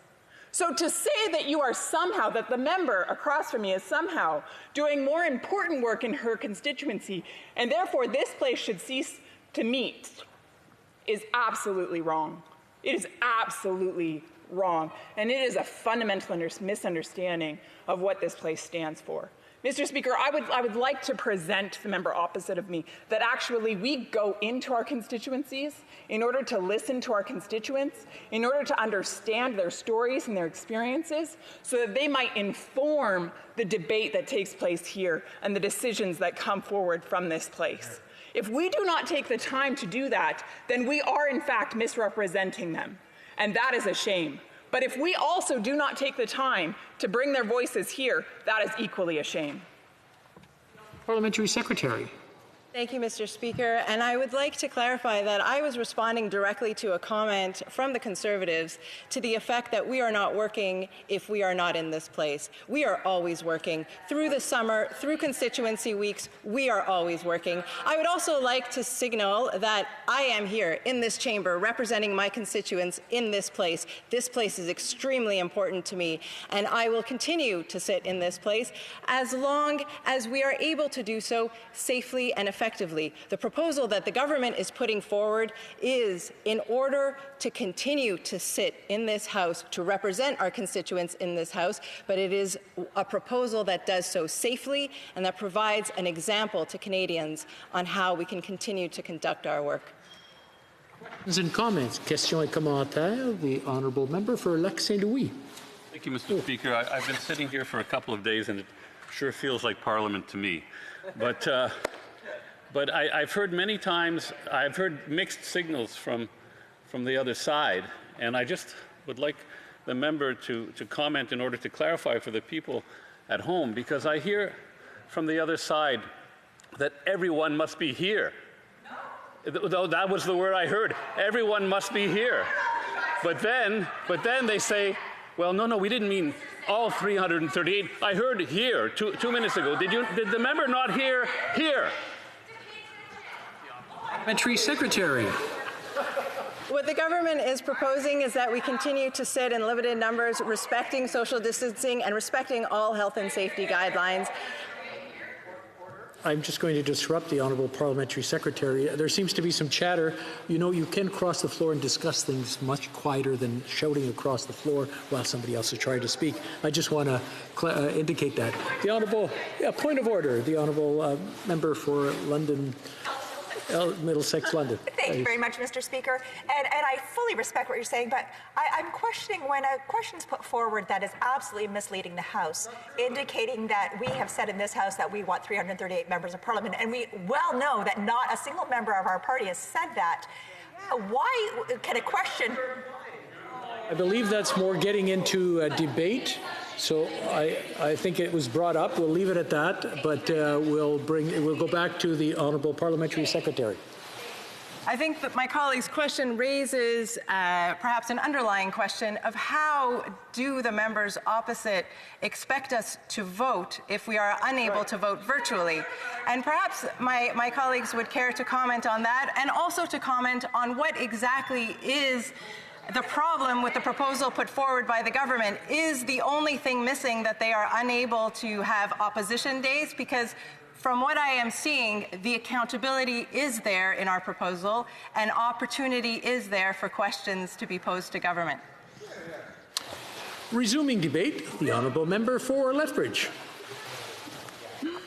Well, Mr. Speaker, it is an honour to stand in this place with my feet on the floor of the House of Commons and to have the opportunity to use my voice as the Member of Parliament for Lethbridge to speak on behalf of my constituents, and I would even go so far as to say to what I'm hearing from Canadians as a whole. So thank you, Mr. Speaker, for giving me that privilege. I was elected to represent my constituents in 2015 as my first election, and then in 2019 as my second one. And as a Member of Parliament, I have the ability, along with other members in this place, to participate in the legislative process employed within this country, which of course we call a parliamentary democracy. It is a position I hold with the weightiness it deserves and a responsibility that I do not take lightly. Additionally, as a member of the official opposition, it is my constitutional obligation to join my Conservative colleagues in holding this Liberal government to account with regards to the decisions that it makes and to ensure that Canadians are rightly represented. These roles and duties have all but been stripped from me during the past several months. Yes, I agree, I have been able to participate in makeshift accountability periods that have been put together virtually, and I have used social media in order to amplify my concerns and those of my fellow Canadians. But I have not been able to stand on the Commons floor and publicly address the government, as is my right and duty to do. As part of the pandemic, as word of the pandemic and its possible effects spread, we very quickly entered into a phase of closure. That was on approximately March 13th. Knowing the pandemic was worldwide and spreading like wildfire, we agreed to suspend Parliament for a period of time. As the weeks went by and social distancing measures came into place, our return to Parliament and the recalling of the House became less and less certain. Despite our willingness to work collaboratively with the government to ensure each other's safety, it soon became apparent, to the detriment of Canadians, I believe, that the Prime Minister was using this pandemic in order to avoid an element of accountability. He was perfectly comfortable issuing media statements from his front doorstep, but on the whole, he was unwilling to take questions from members of the opposition. It took days of negotiation for the party opposite to finally agree to one House sitting per week. And even then, the Prime Minister can be seen here for several moments, but not long after. If we suggest that Parliament's role is optional, as we have heard time and time again from members opposite, then we are effectively telling Canadians that there really is no difference between a democracy and an autocracy. And that, Mr. Speaker, is a shame. If the people's voices across this country do not matter in the midst of a crisis, then do they matter in the time period where there is good? Is this simply an optional activity, or are we doing important work in this place? Can we shut the doors and see no difference in our country, or do those doors need to be opened in order for us to continue and move forward as a nation? By refusing to have Parliament resume, the Prime Minister is sending a strong message to Canadians that he alone is the one that matters. And I would propose that that is absolutely wrong. Parliament is essential. Parliamentarians are essential workers. Especially during a time of crisis, Parliament has the responsibility of holding the government to account. And this accountability best takes place right here in the House of Commons. Make no mistake, what the government is proposing today is not a resumption of full Parliament. They would like Canadians to believe that that is the case, but it's simply not true. What the government wants to do is actually assemble what is called a special committee or a committee of the whole. It's stripped of some key powers and responsibilities. So, for example, the government would still refuse to allow for opposition day motions. They would not allow for the request of emergency debates. They would not allow for the debate of private members' bills, and the order of publication of government documents, or the debate and vote on committee reports would not be allowed either. If the Prime Minister is willing, however, to now do 4 days here in the House as a committee of the whole, then he himself is proving or showing the Canadian public that it can be done safely, that we can assemble in this place and do so while respecting one another's safety. So if that is possible, then why not resume Parliament in its full function to allow us to debate the necessary issues of the day? Why not allow us as parliamentarians to do the important work that our constituents sent us here to do? What the government is doing at every turn is skirting accountability. As many of my constituents have conveyed to me again and again, if grocery store clerks and restaurant workers and hairdressers and farmers, nurses, doctors, and frontline workers can work, if they can look after Canadians, then surely parliamentarians can again meet in this place in a regular and safe manner. And they can do so in a way that brings Parliament back in full force. I've received hundreds of phone calls, emails, and messages from constituents urging us to start sitting together as a full Parliament. Indeed, they understand that there is important constituency work to do, but they also see the value in Canada's Parliament, and they want to know that parliamentarians are debating the issues of the day and making sure that their voices are heard here in our nation's capital. A few quotes that I've received. If the Prime Minister is staying in house arrest, he should not be allowed to make decisions. Full stop. Why is this even a thing? Question. Parliament needs to open up all powers required to run this country immediately. Parliament must sit now. Mr. Speaker, Parliament is an essential service and MPs are essential workers. When each of us put our name on a ballot, we should have done so with great sobriety and out of an underlying conviction that we exist to serve. We serve in the good times and we serve in the bad times. That is what it is to put our name on a ballot. And this, Mr. Speaker, happens to be the bad times. But it doesn't mean that we run and hide. It doesn't mean that we stay within the safety of our own homes. It means that we, as 338 privileged individuals who have been sent here to be the voices of our constituents, we come and we sit and we look after our country. As Mark Bosch, former acting clerk of the House, said, the House of Commons needs to be functioning and seen to be functioning. It is an essential service to the country. Members of Parliament are essential workers. We need to be functioning and seen functioning, which means we are here in this place. The place to engage in robust debate is, in fact, in the House of Commons. It's not Facebook, it's not Twitter, it's not the mainstream media, it's here. That is what our parliamentary system is based on. That is the historical nature of this place. That is what the health and prosperity of our country so much relies on.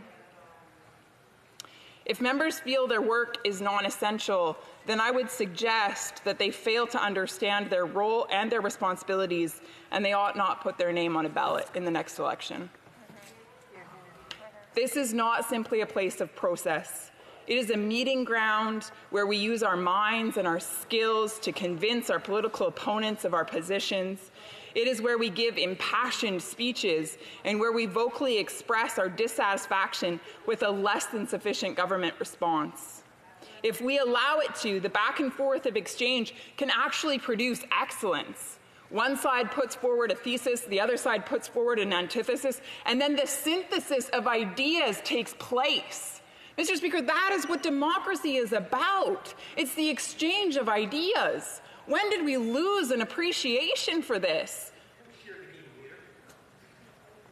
Diefenbaker famously said that Parliament is more than just procedure.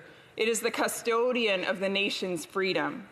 You see, the House of Commons is not some random place simply used to facilitate the goings-on of Parliament. It is a crucial part of upholding democracy with debate, scrutiny, opposition, and questioning of the government on all matters that affect the Canadian public. To characterize it as anything less than essential is an utter degradation of our Constitution and the fundamental freedoms for which our ancestors fought. At the very heart of democracy is the preservation of personal liberty, and the guardian of those liberties is Parliament. Mr. Speaker, again, there are 338 of us who have been given the grand privilege and the sobering responsibility of being in this place in order to represent Canadians. And if we are not here doing that, then who is? For the government to use this pandemic to avoid accountability and desire only to meet virtually, where dissent can literally be silenced by the click of a button, is unconscionable.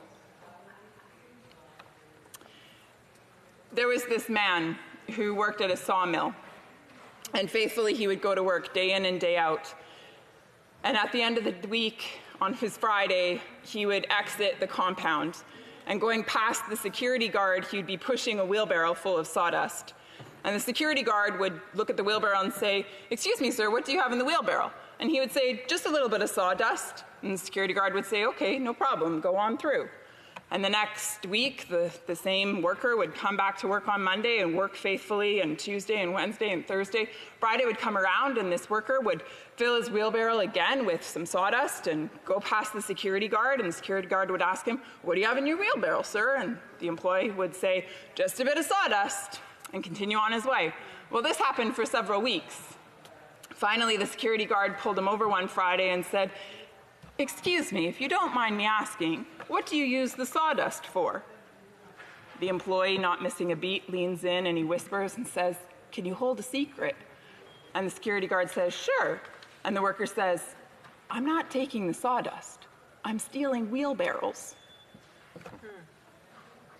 How easy it is to be distracted from the real things going on before us.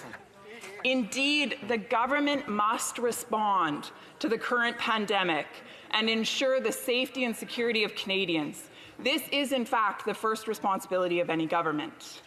But there is more taking place here than what meets the eye. The Prime Minister will take the media's questions from the comfort of his home, but he is unwilling to take questions from the people of Canada through their representatives right here in Parliament. The Prime Minister is willing to hand out money to individuals, to businesses, and to not-for-profits, but he demands something in return. The government wants the Canadian public to be informed, but only with the information that the government carefully curates. In March, the Liberals indicated that they are looking at the possibility of implementing legislation that would crack down on what they're calling misinformation, information that the government deems unhelpful. Further to this, the Heritage Minister recently confirmed that millions of dollars are being spent on censorship. No legislation was presented in this place, no debate took place here, and no discussion was had. The Liberals have crowned themselves now as the czar of what is true and what is false, what is acceptable and what is unacceptable, what gets to stay and what has to go. Since when is it the government's responsibility to arbitrate truth?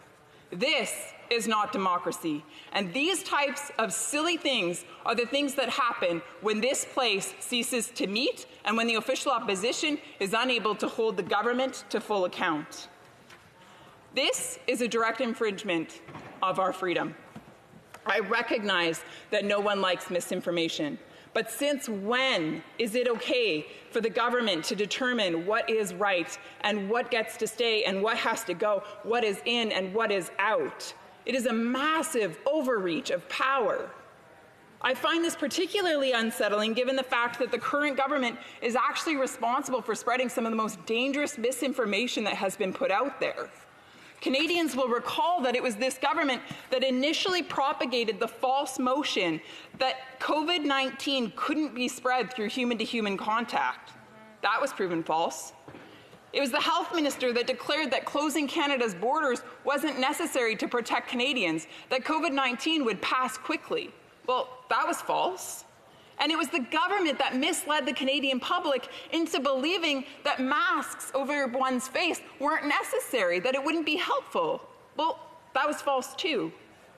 So if these aren't examples of misinformation, then I don't know what is. If the government is looking to crack down on COVID-19 unhelpful or misleading information, then they really don't need to look any further than in the mirror, or at least that's where they should start. The reality is the government doesn't have all the answers. We're in this together, learning, discovering. Information is evolving. Free speech is a part of a thriving society. Free speech is what helps us maintain our fundamentals as a nation. It's how we share ideas. It's how we engage in creativity. It's how we advance. It's how we innovate. It's how we move forward. When did we become afraid of robust discussion? When did we become unable to disagree without being disagreeable? When were these ideals eradicated from our Canadian values, from the social fabric that makes up this country that we call home? Having convinced the security guard that he was simply taking sawdust, the man cleverly pushed his employer's wheelbarrow home, knowing a profit was to be made. Things are not as they immediately seem. Things are not fully what they appear before the naked eye. As Canadians, knowingly or unknowingly, we are being asked to exchange our freedom for what the government is calling security. But to what end? When Parliament fails to meet and the government ceases to be held accountable, it is safe to say that democracy is in fact under siege. I am concerned that so many have been willing to short-circuit democracy when times are difficult. I have heard members talk about the added travel time that it would take to get here, the extra safety precautions that they would have to take, the strain that it would have on them physically, and so on and so forth. Some members have expressed that there's concern with regards to social distancing. We appear to be doing that quite effectively today, Mr. Speaker. I think we could probably continue that. We swore an oath to serve our country in good times and the bad, in convenient times and in inconvenient times. But, Mr. Speaker, since when did the members of this House start putting their name on a ballot out of a matter of convenience? There are plenty of other careers that people could have pursued if that was their ultimate goal. If life was meant to be convenient, if that is what the people of this House are seeking, then this is not the place for them. This is a place of servitude. This is a place where 338 individuals from across this country come together and engage in robust and productive discussion for the sake of Canadians. This is a place where the exchange of ideas occurs and where legislative decisions are made. This is a place where the voices of Canadians are meant to be represented. And when we fail to show up in this place because it happens to be inconvenient, Mr. Speaker, that is a shame. And that is not a shame on Canadians, that is a shame on all of us in this House. Mr. Speaker, this place is essential, and we are essential workers, because Canadians are the ones that are being represented here, and they deserve to have their Member of Parliament in this place, speaking on their behalf, making decisions for the greater good of this country. Comments, questions et commentaires. The honourable member for Timmins, James Bay. Well, Mr. Speaker, that was a fascinating 10 minutes of my life. But I'd like to actually speak, just because we have so much revisionism going on in this House, about the incredible work that was done when we saw the economic crisis hit. And we knew when the government started talking about tinkering with EI and child tax benefits, it wasn't going to work, and there needed to be creating a whole new program, something the Conservatives were not supporting at all. But it was the civil servants who worked through Easter weekend, worked at nights to get the CERB out. Now, we know the Conservatives are attacking CERB relentlessly and talking about people sleeping in their hammocks and not going to work. But the work of CRA in Sudbury, Service Canada office in Timmins and Thunder Bay, as well, Mr. Speaker, the incredible work of Community Futures in Fednor across the north, stabilizing our regions, the fact that we have $50 million of new money coming into the north at this time. We have extraordinary civil servants who stepped up, and I think it's really important that we recognize the work that they did in getting this program off the ground, working under very difficult conditions to make sure that millions of Canadians did not lose their economic security. They were not wiped out at a time of unprecedented crisis. So this is a really important moment for us, because we see we're back in the House, and as soon as we're back in the House, there's all manner of revisionism. But I want the historical record to show the work that our civil servants did at a time of unprecedented crisis, that stood up, and how actually we were able to work in this Parliament to change the CERB, to make it workable. Because if you look at the United States, they had a one-time payment of $1,250. That was under Trump. In England, under a majority government, they did not put any money in for the self-employed. That's not going to come till June. That would wipe people out. But here, because we are in a minority, because we as New Democrats were willing to negotiate and get something done, we got this thing through, and our civil servants did an extraordinary job. So I want to thank them, Mr. Speaker. Thank you very much. Member for Lethbridge. Mr. Speaker, during my speech, I talked about being able to disagree without being disagreeable.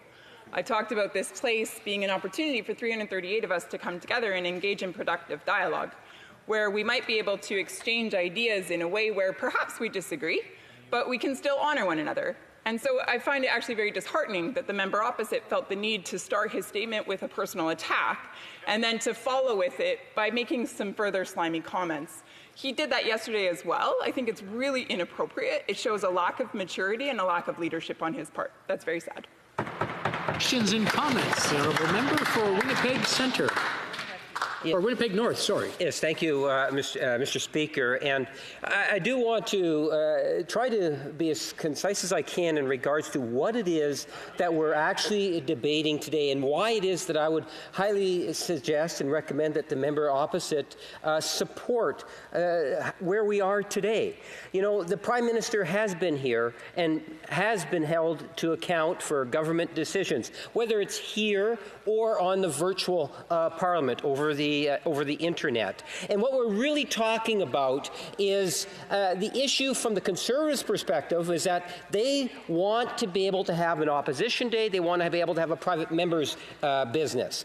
And maybe that could come in time. I think that what we need to focus on is how it is that we can continue to move forward on a virtual Parliament hybrid system that enables all members to participate in. And let me give a specific example, Mr. Speaker. If you have an opposition day, at the end of the opposition day, there needs to be a vote.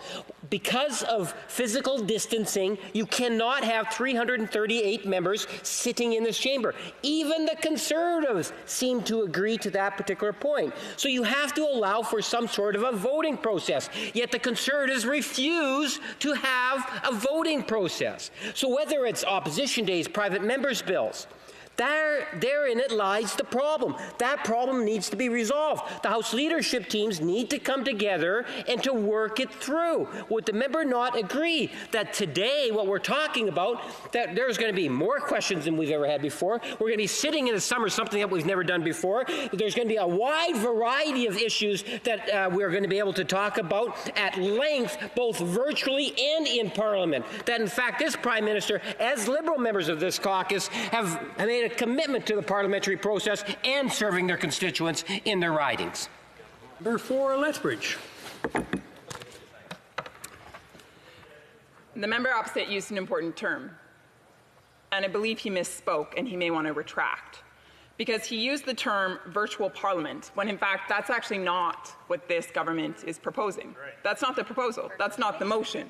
So he's actually misleading the House, Mr. Speaker. Again, I would give him the opportunity after this. He could retract that statement should he wish to do the right and honorable thing.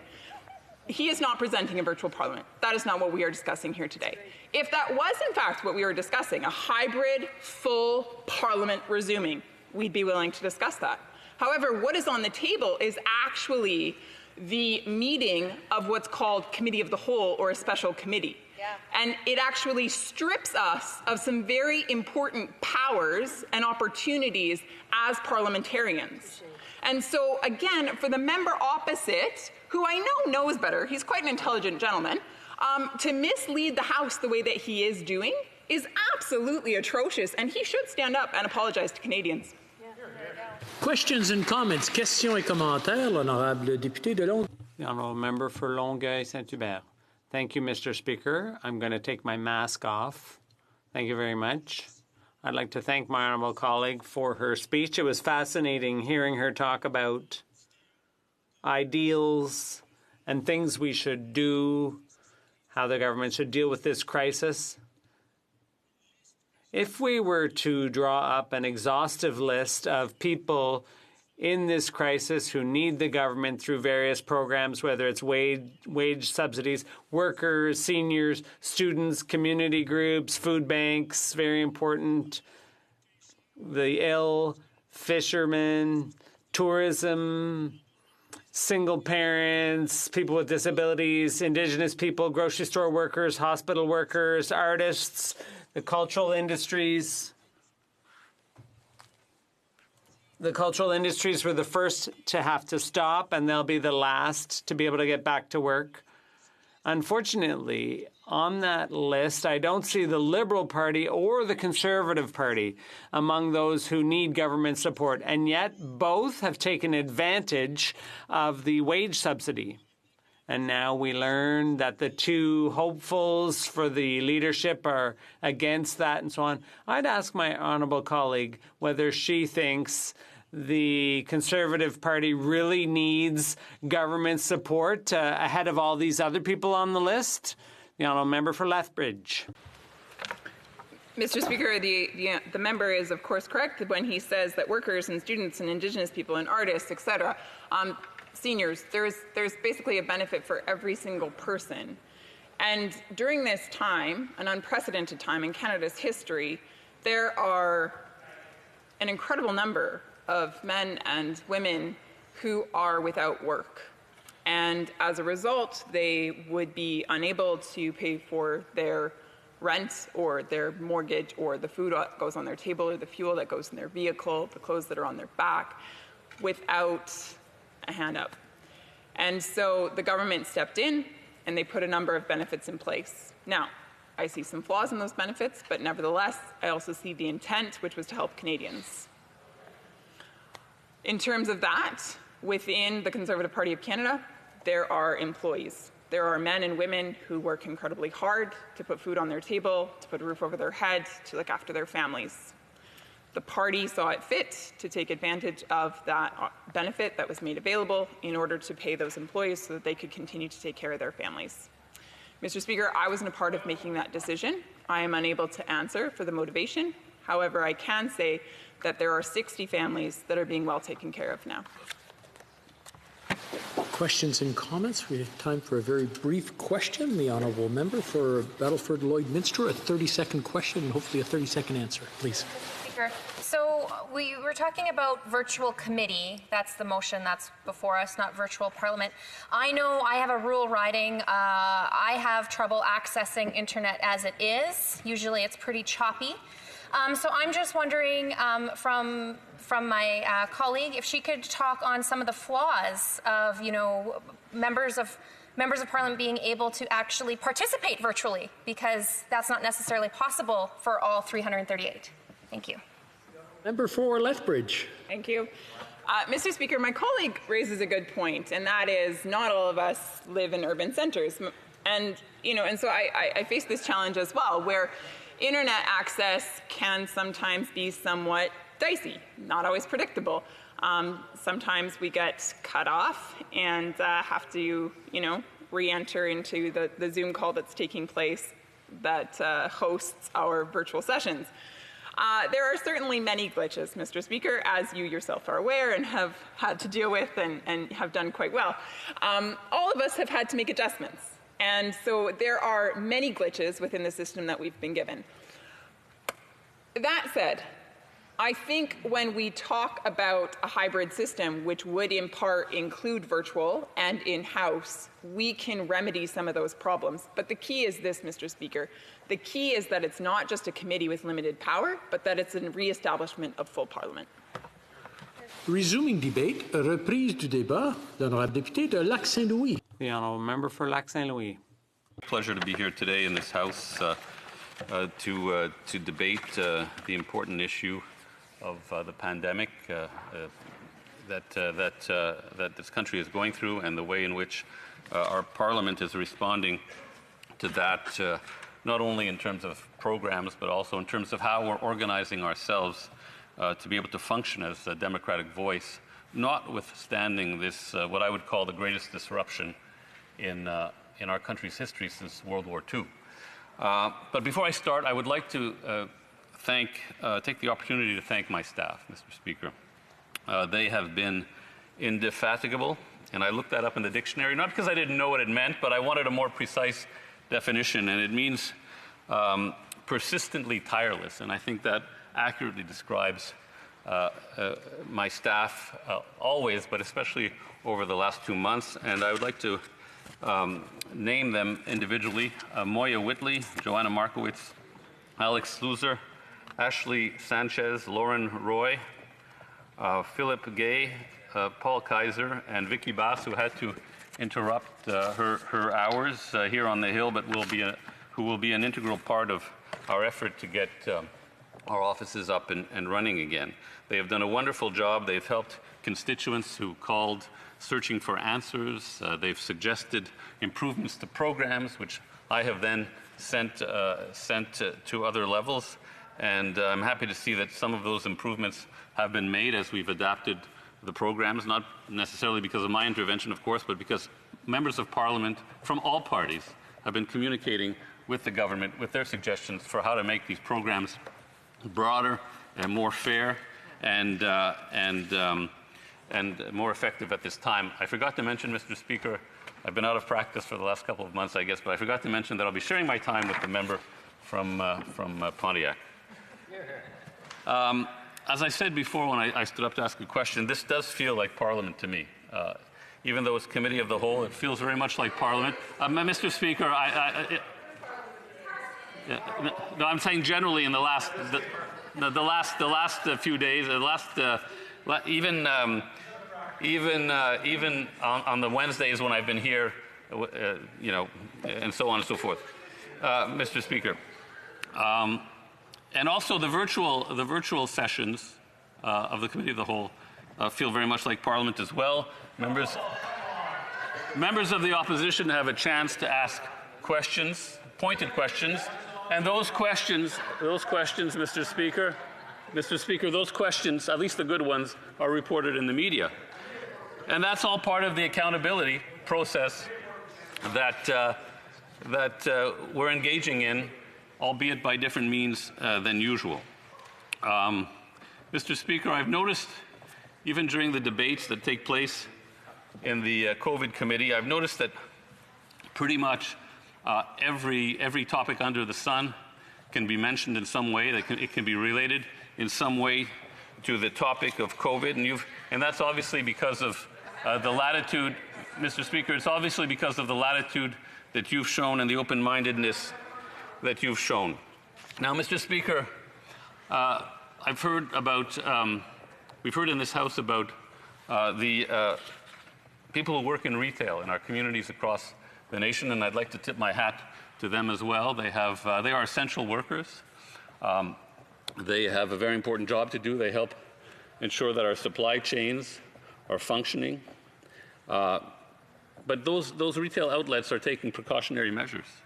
They're taking a variety of measures. As a matter of fact, I'll describe some of those in relation to my last trip to the supermarket, Mr. Speaker. We had to line up outside 6 feet apart. There was a long lineup, along the supermarket. Then when we got in, we had to wash our hands. We had to wash our hands, and sometimes we even have to answer questions about whether there's anyone in our family who's ill. And then when we get into the supermarket, and I know everyone's had this experience, everyone's been doing the same thing to make sure that we have what we need during this pandemic.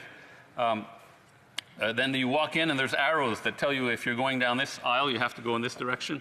If you're going down another aisle, you have to go in that direction. And of course, everyone has to stay 6 feet apart. And when you get to the cash register, there's an employee who points you to which cash register to go to, depending on how long the lineup is. And that is effectively what we've done in this Parliament. We've implemented social distancing measures, and that's why today, in this sitting of Parliament, we are not 338 members. We are not 338 members. But we've adapted. We've adapted just like the retail stores have adapted. We've adapted, and we've been able to use technology to adapt, Mr. Speaker. I didn't really know what Zoom was before the pandemic, to be honest. But I've adapted, and I think I'm pretty good at holding Zoom meetings now.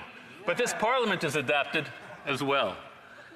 And because we have technology, we've been able to keep Parliament functioning. We've been able to keep debate going.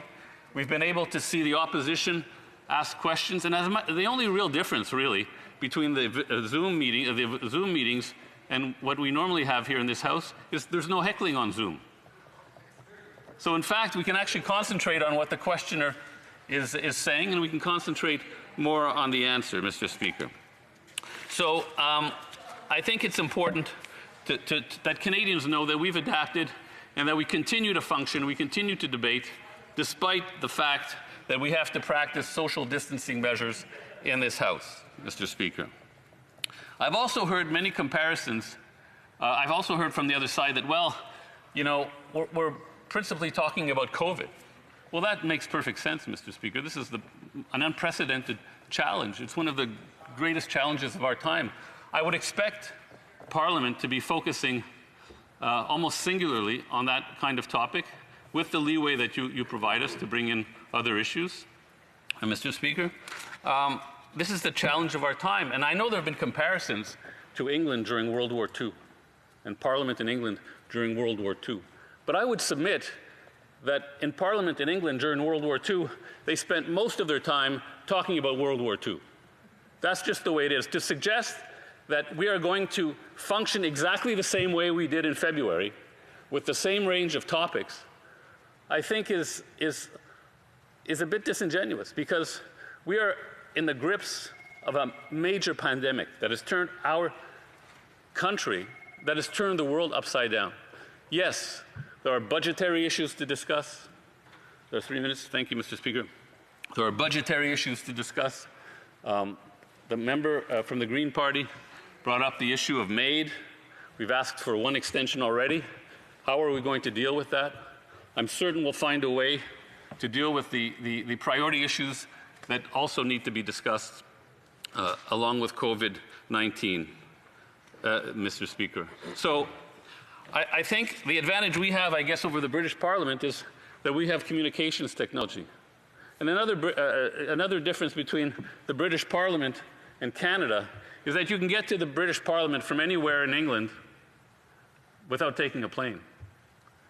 That doesn't describe our country and how transportation works in this country with its huge land mass, Mr. Speaker. So I'd like to finish on the point that the member from Lethbridge was saying in her philosophical speech about the give and take of debate and about synthesis and so on and so forth. And I'd like to submit that the virtual parliament, the hybrid parliament that is coming out of this debate is very much in the spirit of synthesis. It's very much in the spirit of parties listening to each other to try and find a common, workable solution in a completely unprecedented situation. Thank you, Mr. Speaker. Questions and comments. Questions et commentaires. L'honorable député. The honourable member for Berthier-Masquinongé.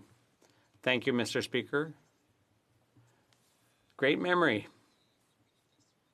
I have a two-part question for my colleague opposite. My colleague referred to his employees. I think we all find our employees very valuable.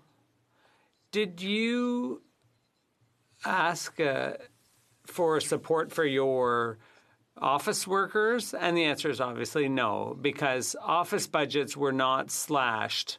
They were not cut. They were not affected by the COVID-19 crisis. The money that's being made available to companies is to save companies from bankruptcy. The second part of my question, so he says no, and at least I hope he'll say no for the first question. How does he explain that his party,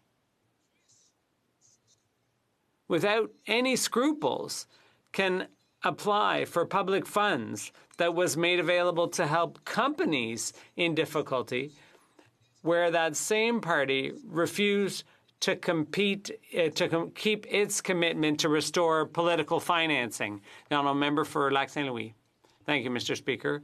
No, obviously, my office did not apply for the wage subsidy because my office is not a political party. We're not partisan in my riding office, and I hope the same is true for my colleague.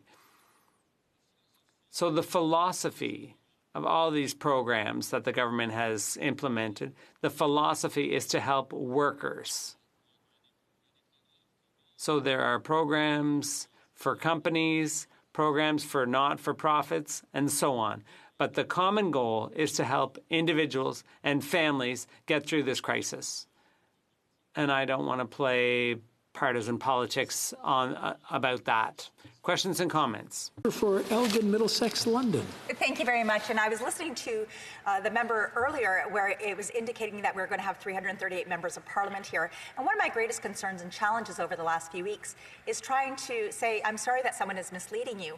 And I've heard this once again from this member today. But it's not just about the topics of COVID-19, because I recognize this, of course, this is a pandemic. We are all going through this. But at the same time, the agricultural sector, the sectors that are dealing with with the businesses and our international trade. All of these continue to be huge hurdles that we need to cross and that we're attempting to cross. But when there is not that ability to share the stories of the farmers in my riding, I'll be able to do so today because I'm a member here. But the fact that we have been so constrained on what we can talk about on COVID-19 has been very, very difficult. And we're talking about democracy. I'm sorry, but we just saw an order in council come in from this government back in May 1st, I believe, regarding the firearms ban. And I can tell you, yes, I've been busy with COVID, but if you want to come to Elgin Middlesex, London and listen to over 150 firearms owners that are furious, I welcome you to come. But these are things that are all very, very important. And if the government is saying that we are only talking about COVID, then why the heck did they put through a firearm ban on May 1st? Right. The honourable member for Lac Saint Louis. Mr. Speaker, if this motion passes, the honourable member will be able to ask a question on anything she wants. Now, in terms of the recent action on firearms, Mr. Speaker, that was part of the government's platform. It was part of the government's platform, and that measure enjoys the support of the majority of parties in this House, and I would submit the support of the majority of Canadians. And I would also remind the member that we have an order in council process, but all the regulations that are passed by order in council, they have to be rooted and given authority by enabling legislation, and that authority exists in enabling legislation that was passed in this House, Mr. Speaker. We have time for a very short question. The honourable member for... I'm sorry, today's Rosemont-la-Petite-Patrie. Less than 30 seconds, please. Yes, thank you, Mr. Speaker, and I'd like to thank my colleague for his speech. I don't understand why the Conservatives are stubbornly refusing a solution that will work well, a hybrid parliament, so everyone will be able to participate and will be able to ask the government questions, as we saw in Great Britain. I have a question about the format, Committee of the Whole, and it gives an opportunity to discuss issues with ministers for 5 minutes, and that's something you can't do in a classic 30-second question period. The honourable member for Lac Saint Louis, very quickly, please. Yes, thank you, Mr. Speaker. In this 5-minute format for questions and answers, the person asking the question controls the pace of the exchange. If you want to ask a 7-minute question, well, then the minister will have 7 minutes to answer. So the government is forced to follow the pace set by the opposition. I think that's an amazing format, and I've enjoyed following question period virtually. Perhaps one day we'll get the same thing in the House of Commons. It's not my decision to make, but I think it's a good point that my colleague makes. Resuming debate. The Honourable Parliamentary Secretary to the Minister of Innovation, Science and Industry. Thank you, Mr. Speaker, and I would just highlight the fact that I won't be delivering my full speech. I will simply be thanking my staff, because my team in our constituency office have done such great work and really been there for the constituents of Pontiac. I really think it bears mentioning to the public. Moi, je suis tellement satisfait et heureux. I am so satisfied and happy to be able to celebrate their efforts. We don't see them every day. These people work behind the scenes on internet. They answer emails and so on. But throughout this pandemic, they have worked very hard, and I'm sure it's the same for all my colleagues here on both sides of the House. A special thank you to my team members. To Erin Davis, who's our team lead. She's been with us since 2015. She's doing an amazing job coordinating the whole team. Jessica Forg, who works in our Campbell's Bay office, obviously now virtually since the office is closed, but frontline receiving all of those calls. Stéphanie Lacroix, who does our administration and our financial management. Francis Beausoleil, who also works with Stéphanie in our Chelsea office. Then there's Annick Caron, who has recently joined our team and has been doing great work in our Gracefield office. Merci, Annick, pour votre travail à Gracefield dans la vallée de la Gatineau. Thank you, Annick, for your work in the Gatineau Valley area. And I'd also like to thank Geneviève, my communications assistant. Over from Maya Staka, who also did great work with our team. And I think that these are the unsung heroes of the COVID-19 period from a politician's perspective. Quand on représente nos gens, when you represent your constituents, you need help, you need your assistance. These are the people who stand behind us. It's a team effort. can serve the public, so I want to thank my Pontiac team, and with that, I'll conclude my speech. Thank you, Mr. Speaker. Questions and comments? Questions et commentaires? L'honorable député. The honourable member for Abitibi-Témiscamingue. Thank you very much, Mr. Speaker. I'd like to take this opportunity to thank my own team, including Christian Rivard, my chief of staff, who has not counted the hours that he's put into his work since the crisis struck. Christian has overnighted at the office. I have too throughout this crisis at times. And Marie-France Baudry, who helps out with all the community organizations and businesses. People have had trouble getting assistance, and we've been helping guide people through the process. And there's also Yves Dumoulin, who has 20 years' experience in providing service to constituents. We've all been through some of the problems, the wait times, the expectations, and so on. And Philippe Gertin, I'd like to wish him a speedy recovery. My question for the member for Pontiac is, you mentioned earlier that your constituents had a lot of questions that they asked over the internet. I know this is something that you care about particularly. How's the internet working in your riding, and how could we, in concrete terms, improve internet access, which is a real problem in this crisis? The Honourable Parliamentary Secretary. Thank you very much, Mr. Speaker. I'd like to thank my dear colleague from across the way.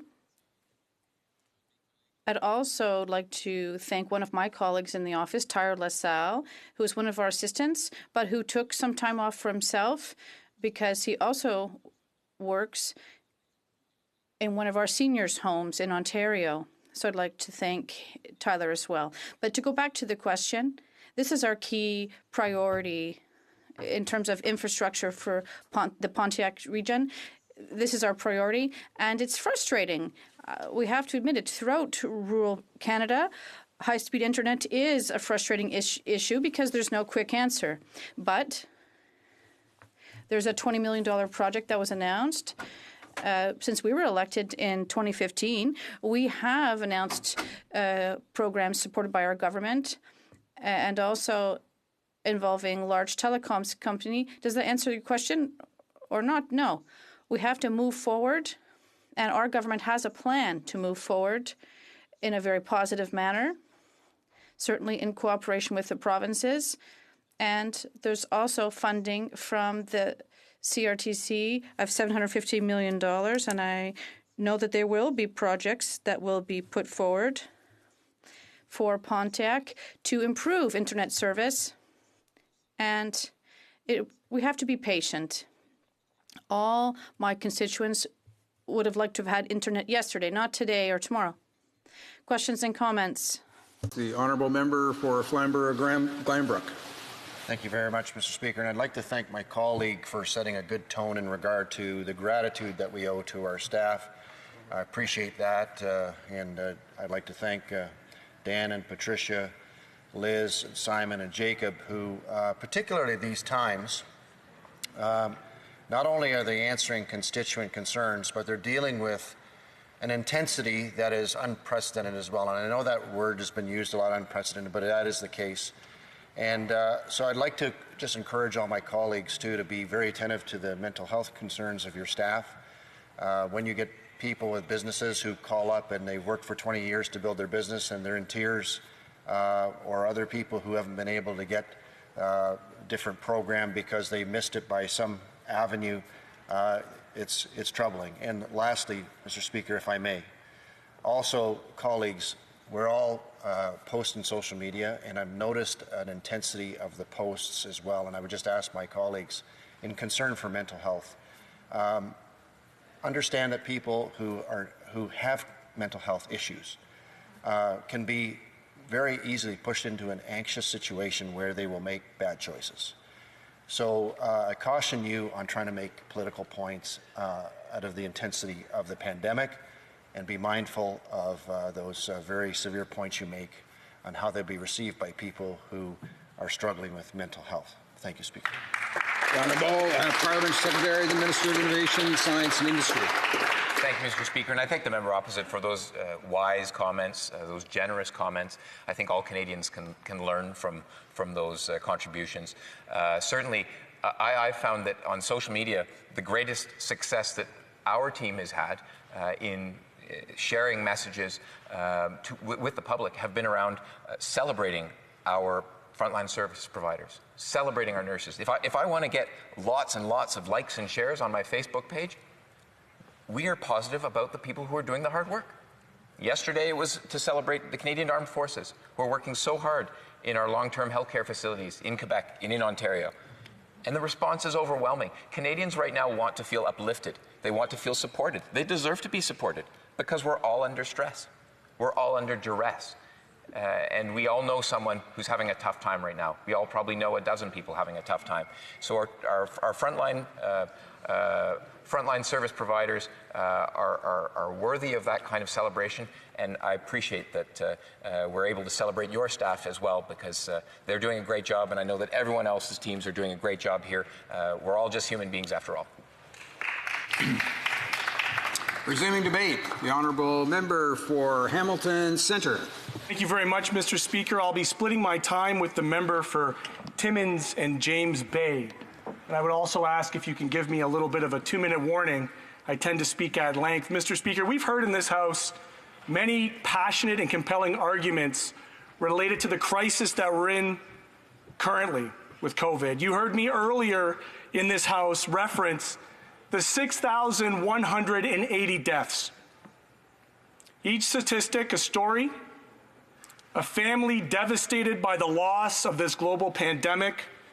And I don't believe, Mr. Speaker, when we get into statistics that large, 80,000 cases, I don't believe that we are in the place right now where we're understanding the gravity in this. I don't believe that we've taken the time as a country to mourn these losses, Mr. Speaker. We heard yesterday tributes to an officer and a pilot who died in a tragic accident. And I extend that same empathy in tragedy for the loss of the thousands of Canadians across this country. I do that because we are in a historic moment. We have the opportunity within this House, Mr. Speaker, to craft the future path of this country. And we've heard lots of rhetoric, inflamed on all sides by all parties. I would admit that. And I would also suggest to you, when we hear about the idea that the government is misleading or this party is misleading, I believe that it is deeply misleading to suggest that we are not working in this present crisis. That this notion of going back to work betrays the very spirit in the previous speaker's assertion of just how hard our staff are working, at the intensity of the emotions. I can tell you in our committees, government operations, we are working diligently every single day across parties to ensure that we have the highest amount of accountability from this government to the public. I'm happy to report to this House that, in fact, I have worked with friends along the way from the Bloc and from the Conservative Party to ensure that we are adequately preparing for the next wave that we know is going to happen. We know that this government was charged with creating a stockpile that would have had adequate protective equipment in place in the millions, that on the onset of this, we could have used better evidence-based practices to ensure that that number of 6,000 may have been less. We won't know in this current crisis, but we do know in the future that we have to begin to plan now for future deaths and future tragedies. Mr. Speaker, every statistic is a story. Every life lost is a heartbreak for Canadians across this country. And these are just the reported numbers. These are the numbers that keep me up at night. These are the numbers that wake me up in the morning to get to work, whether it's virtually from Hamilton Centre or right here today. We are in historic times. The honor and privilege that our constituents have instilled in us to be here representing not their financial interests, but their very lives, which are at stake, is the single most important thing I will do professionally in my entire life. And for that, I'll make no apologies. I'll make no apologies for the work that we've done in this House as New Democrats to deliver for Canadians. If there are members present here today who feel like they're not at work, who feel like they haven't been able to get things done, that is on their own accord, Mr. Speaker. Because as New Democrats, when we put the proposal to create a hybrid system that would allow every voice across this country to be represented, we did it from a small but a mighty caucus. 24 members representing every corner of this country, from Nunavut to St. John's to Windsor, to Skulkeny Valley way up in the north of BC. We understand the complexities. We understand the passion of the small business owner who is about to lose everything after working decades to just be able to provide for their family. We understand the worker who is forced into meatpacking plants like Cargill, knowing the risk that they're going to undertake to ensure that we have food security. We understand what it's like for the single parent who's at home trying to make the heartbreaking decisions on whether they're going to be able to put food on their table or pay rent. And there have been compelling visions for the future of this country presented throughout this crisis. And that the rush to get back to work is not coming from the working class. Let's be clear about that. It's coming from the capitalist class. We've heard lots of opinions about what socialism looks like. We've heard very maligning comments about, how did you get to work today? How do you like oil and gas? Well, I would ask you, how do you like your health care? How do you like your public education? How do you like all the goods and services that we cherish as Canadians that were brought from a social democratic state? Things that separate us from other countries around this world. We have an opportunity in this House. We have an opportunity to deliver for all Canadians. We have an opportunity to deliver for every person who happens to be in this country during this pandemic. We have not only an opportunity, but we have a moral imperative. Regardless of your citizenship, if you're a temporary foreign worker, if you're an undocumented person who's made it to this soil, seeking freedom, seeking the liberty that our conservative friends will so talk about, everybody deserves to have a chance at life through this pandemic, and we know that not everybody's experiencing it equally. So as New Democrats, as we're committed to work through this, no matter what, in a hybrid system, in a proposal that will provide a voice across all of Canada, that will work through the summer, that will work as much and as long as necessary to deliver for Canadians on a path forward, we're committed to doing that. And I'll state this. There was a very clear statement made by the Leader of the Opposition. The Leader of the official opposition said that the rest of us in here would prefer to look at Canada as how it could be, but they would prefer to look at it how it is, which is very telling. Because for where I'm from in Hamilton Centre, what I see is suffering. Is that the reality we want to go back to? The deep economic inequality, the racial disparities that are happening here, the second-class citizenry of Indigenous peoples across this land by the very definition of the Indian Act? No. I will never apologize for wanting to see this country become what it could be, not what it was. And that's where we are today. When we talk about something as simple as extending EI healthcare to 10 paid sick days, as something as simple as providing universal pharmacare for everybody, something as simple as providing the rights to housing that would allow for 500,000 units of housing to go across this country, we say that because we see the suffering. And if you don't see the suffering, you have a deep privilege. And if you don't see the suffering, I invite you to come to my riding, which has the third lowest income in this country. And I'll show you what it means in this moment. the 6,000 deaths. When this is done, it's going to be many more. We have a moral imperative to do everything within our power legislatively, whether we call it Parliament, whether we call it a committee of the whole, whether it's virtual or whether it's in person. We have to follow the best practices that are provided by science and by the doctors to model to the rest of the country just how dire this situation is. And maybe, just maybe, Mr. Speaker, when this is all done, maybe as a House, we can all put politics aside and we can begin to mourn for the first time the thousands of lives that have died. That's what I'm here for. That's who I'm here for. And with that, Mr. Speaker, I'll take my seat and relinquish my time to my dear friend from Timmins, James Bay. Thank you for your time and attention. Questions and comments. The Honourable Parliamentary Secretary to the Government House Leader. Yes, thank you, Mr. Speaker. I appreciate many of the comments that my colleague from across the way has made. First and foremost, I always put the residents of Winnipeg North and their concerns and issues at my top of the agenda. I appreciate the hundreds of millions of dollars that are being spent through this epidemic to support real people in our communities. Young, not as young, businesses, and so forth. So critically important.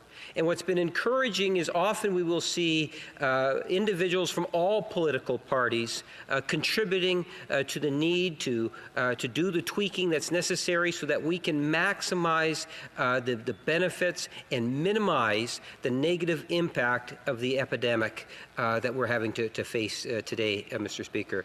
My question is related to the full virtual integration, and that is something in which we're hoping to be able to achieve, where individuals, because of health-related concerns and health experts, where we cannot meet 338 inside this House, and therefore looking for that hybrid. And I'm wondering if my colleague can just emphasize how important he believes, because of democracy, that we actually achieve that at some point. Member for Hamilton Centre. Mr. Speaker, there's certainly, to borrow a Liberal phrase, a lot of work to do. That although we're proud of the work that has been done in our committees, we know that there's still systems in place that leave far too many people out. And we need to have a laser-like focus over these next 4 to 6 months on those Canadians who are deeply suffering. And if this virtual Parliament, our proposal to be able to provide a hybrid system, is going to do that, if it's going to be that track that gives us the focus and the attention on what is most important, and let's be very clear, what is most important in this House are the lives of people living in this country, not the profits of petroleum companies, not the other stuff that's going to be brought in to distract as a sideshow, the laser-like focus that we have to have on the lives that have been lost in this pandemic. And if it's virtual, through online, or if it's here in the House in this hybrid system, we fully support it. Questions and comments. The Honourable Member for Kelowna Lake Country. Thank you, Mr. Speaker. The member gave a very impassioned speech, and to use his own words, he mentioned we need to do legislatively what we can. He also mentioned call it Parliament or call it virtual Parliament, whatever you want. Well, in fact, what we are talking about today is neither of those. We are not talking about Parliament or virtual Parliament. What we're debating today is a committee, which is not Parliament or virtual Parliament. And under that role, there is no legislation that we will be able to vote on. So my question to the member is, what is his understanding of what we're voting on today, and how would he expect these legislation that he might be interested in to come forth when we're actually not discussing Parliament? Member for Hamilton Centre. Yes, and I can appreciate the legalistic terms that will be used. I'm talking about the spirit and intent of running government. Using all the aspects that we need to be able to ensure that Canadians get what they want. And we'll note the heckling that's happening right now. There is a certain spirit from the Conservative caucus that we need to get back to work. I would assert that we've been working. Mr. Speaker, we have accomplished so much as a small caucus. In fact, if there was an opposition to be had, it'd be had right here. by working for Canadians day in and day out. And so I can certainly appreciate, Mr. Speaker, the reactionary response from the Conservative caucus, who would prefer to cherry pick the people that they have come here. For a group that would adhere to free speech, I'm seeing a timeout. I'm sure I'll be able to elaborate on my free speech in a future question. Thank you, Mr. Speaker. Questions and comments. The honourable member for Lavignon-Lamatis-Matin. Thank you, Mr. Speaker. My colleague's party is always one of the first to support the most vulnerable people, just like the Bloc does for Quebecers. And in my riding, there is someone, a man, ambulance driver who is 60 years old, who has a congenital cardiac disease, and he had to stop working because every day he was facing members of the public. So he had to stop working because of his health. And he is not eligible for the CERB, even though he's not eligible for any government assistance. And it's somewhat ironic because we're creating programs and often the criteria are too severe for many people. And some of them are too loose for others. So I'd like to know what my colleague thinks. What can we do to improve things, if we could be here virtually or not, to propose solutions to the government? For Hamilton Centre. Thank you very much for the question. It's such a critically important question because, like I said, to borrow the Liberal terms, there's much work to be done. You'll recall the first iteration of their support was this mishmash of EI, which was undefined and certainly did not provide for the most vulnerable. You'll know that as New Democrats, we fought for the universal application of $2,000 to be provided to every single person in this country. What does a Liberal government do, Mr. Speaker? They provide all these means testing that filters people out, very vulnerable people, people who might have made a little bit of money, people who might have been sole proprietors of their business and not paid out in the dividend ways that were required by this government. And then to make matters worse, to add more confusion, Mr. Speaker, you actually had senior members of the Liberal Party telling everybody just to apply. Our assertion from day one has always been getting more help to more people more quickly. Instead of designing programs, they're obsessed with filtering people out. Resuming debate. Reprise de débat. The honourable member for Timmins, James Bay. Mr. Speaker, it's a great honour, as always, to rise in this House representing the people of Timmins, James Bay. To be here at a moment when our world has changed fundamentally forever. And that's the question that we need to come to terms with in this House, is that we are in the midst of an unprecedented economic and health crisis. And the role of Parliament coming together to find a way to establish a means of working to address the nature of the crisis. As I speak, we've just had a report that the Canadian military who have been in the long-term care homes have found blatant disregard for the lives of seniors, abuse and negligence in the for-profit care systems. And the people back home are looking to this Parliament and will look to us to say, what will you do to ensure this never happens again? Now we'll hear some say, well, that's under provincial jurisdiction. Well, the negligence happened under provincial jurisdiction in numerous jurisdictions. These seniors deserved better. And we're going to have to look at how we envision health care in the 21st century. COVID has exposed very clearly the myths of our society, the smugness. It has laid bare the inequities, and it has made us start to address this. So I think what we could say is that for Canada, we are now in the new century, and the old century and its old smug assertions are gone forever. So, yesterday the leader of the opposition was talking about the magical, mystical, hidden hand of the market that creates everything you need. That's a really bizarre thing to say when this nation didn't have PPE and that we had our closest neighbors stealing our medical supplies in the United States, and that we had frontline medical workers having to do crowdsourcing because our nation didn't have the capacity to handle it. So people will look to this Parliament to say, what are you going to do to make sure that that never happens again? That we should never, ever be in a situation we have to send in the army to keep our seniors alive. We send in the army to earthquakes in Haiti. That's where we send in the Army. We send them into catastrophic floods and fires. The fact that we had to send them in because we've left the health care for seniors so negligent that these reports are speaking of the blatant disregard and abuse. So we had to adjust how Parliament worked. And Mr. Speaker, I'll say one thing in opposition is you never give up time. It is your one tool.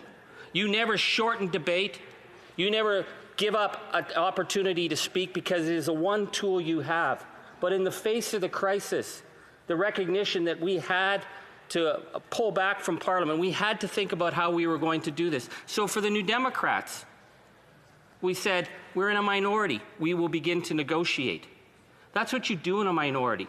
So the first negotiation was on the fact that suddenly we had millions of Canadians who couldn't pay their rent.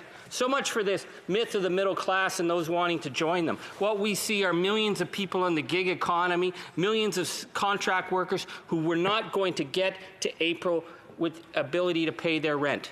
So we started to push the government, and the original talk was, well, they were going to tinker with the EI, and they had a little bit more for Canada child tax benefits, and we were saying the extent of this crisis is such that we have to do something extraordinarily different, something that's never even would have been thought impossible in February, a $2,000 a month base minimum to keep people afloat.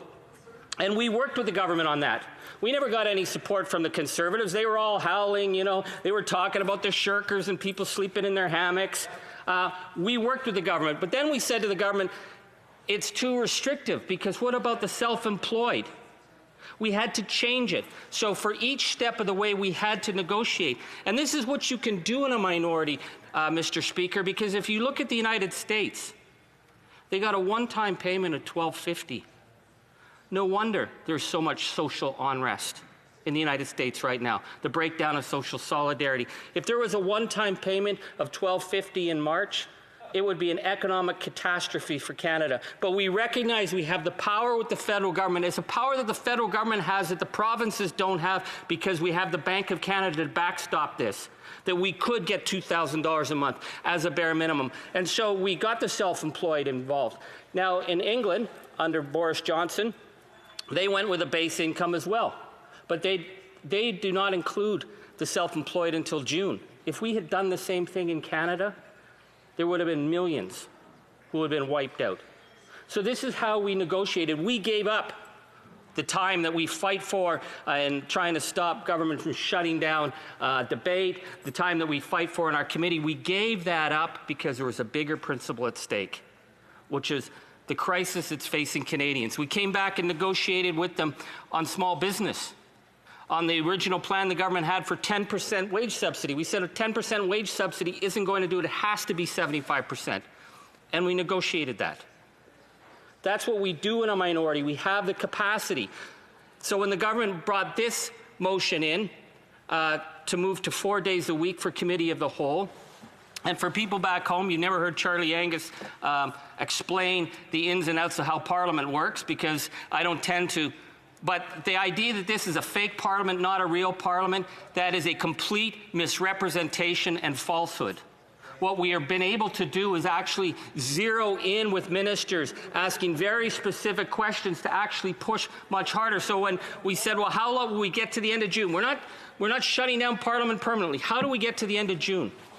We said, well, two clear things for us. We wanted some sessions in the summer because we don't know how COVID will change in the summer. We heard nothing from the Conservatives about wanting to show up for work in the summer, nothing. Parliament doesn't sit in the summer. We got those meetings.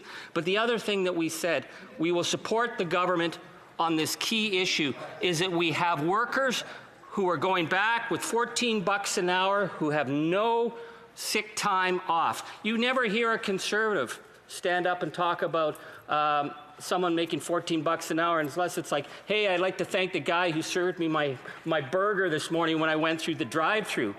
Well, that's great that he thanked the guy at the burger, as I heard earlier, but they offered nothing for the fact that if they get sick, they can't take time off. So for the 10 days that we negotiated with the government, that is extraordinary. It's also extraordinary because we realize, and my friends in the Bloc will lose their minds on this, but that there are elements where we have to start talking at a federal level of how we do this across Canada in a pandemic, that we are going to have to negotiate a solution here.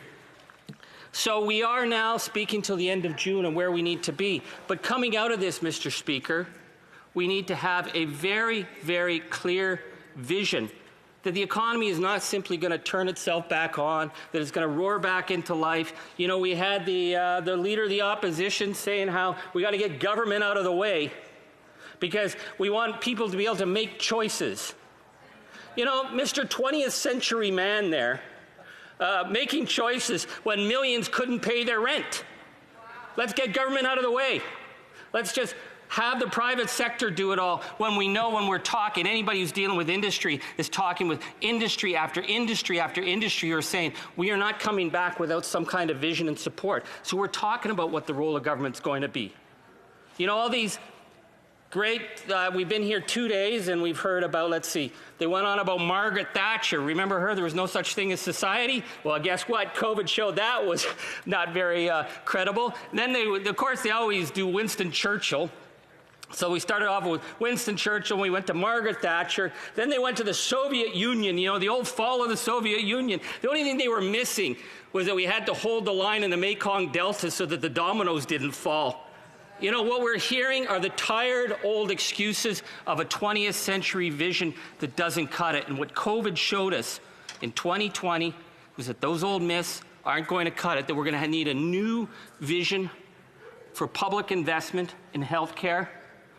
To end the precarious nature of work, we're going to need a public commitment with standards, not just let's get government out of the way.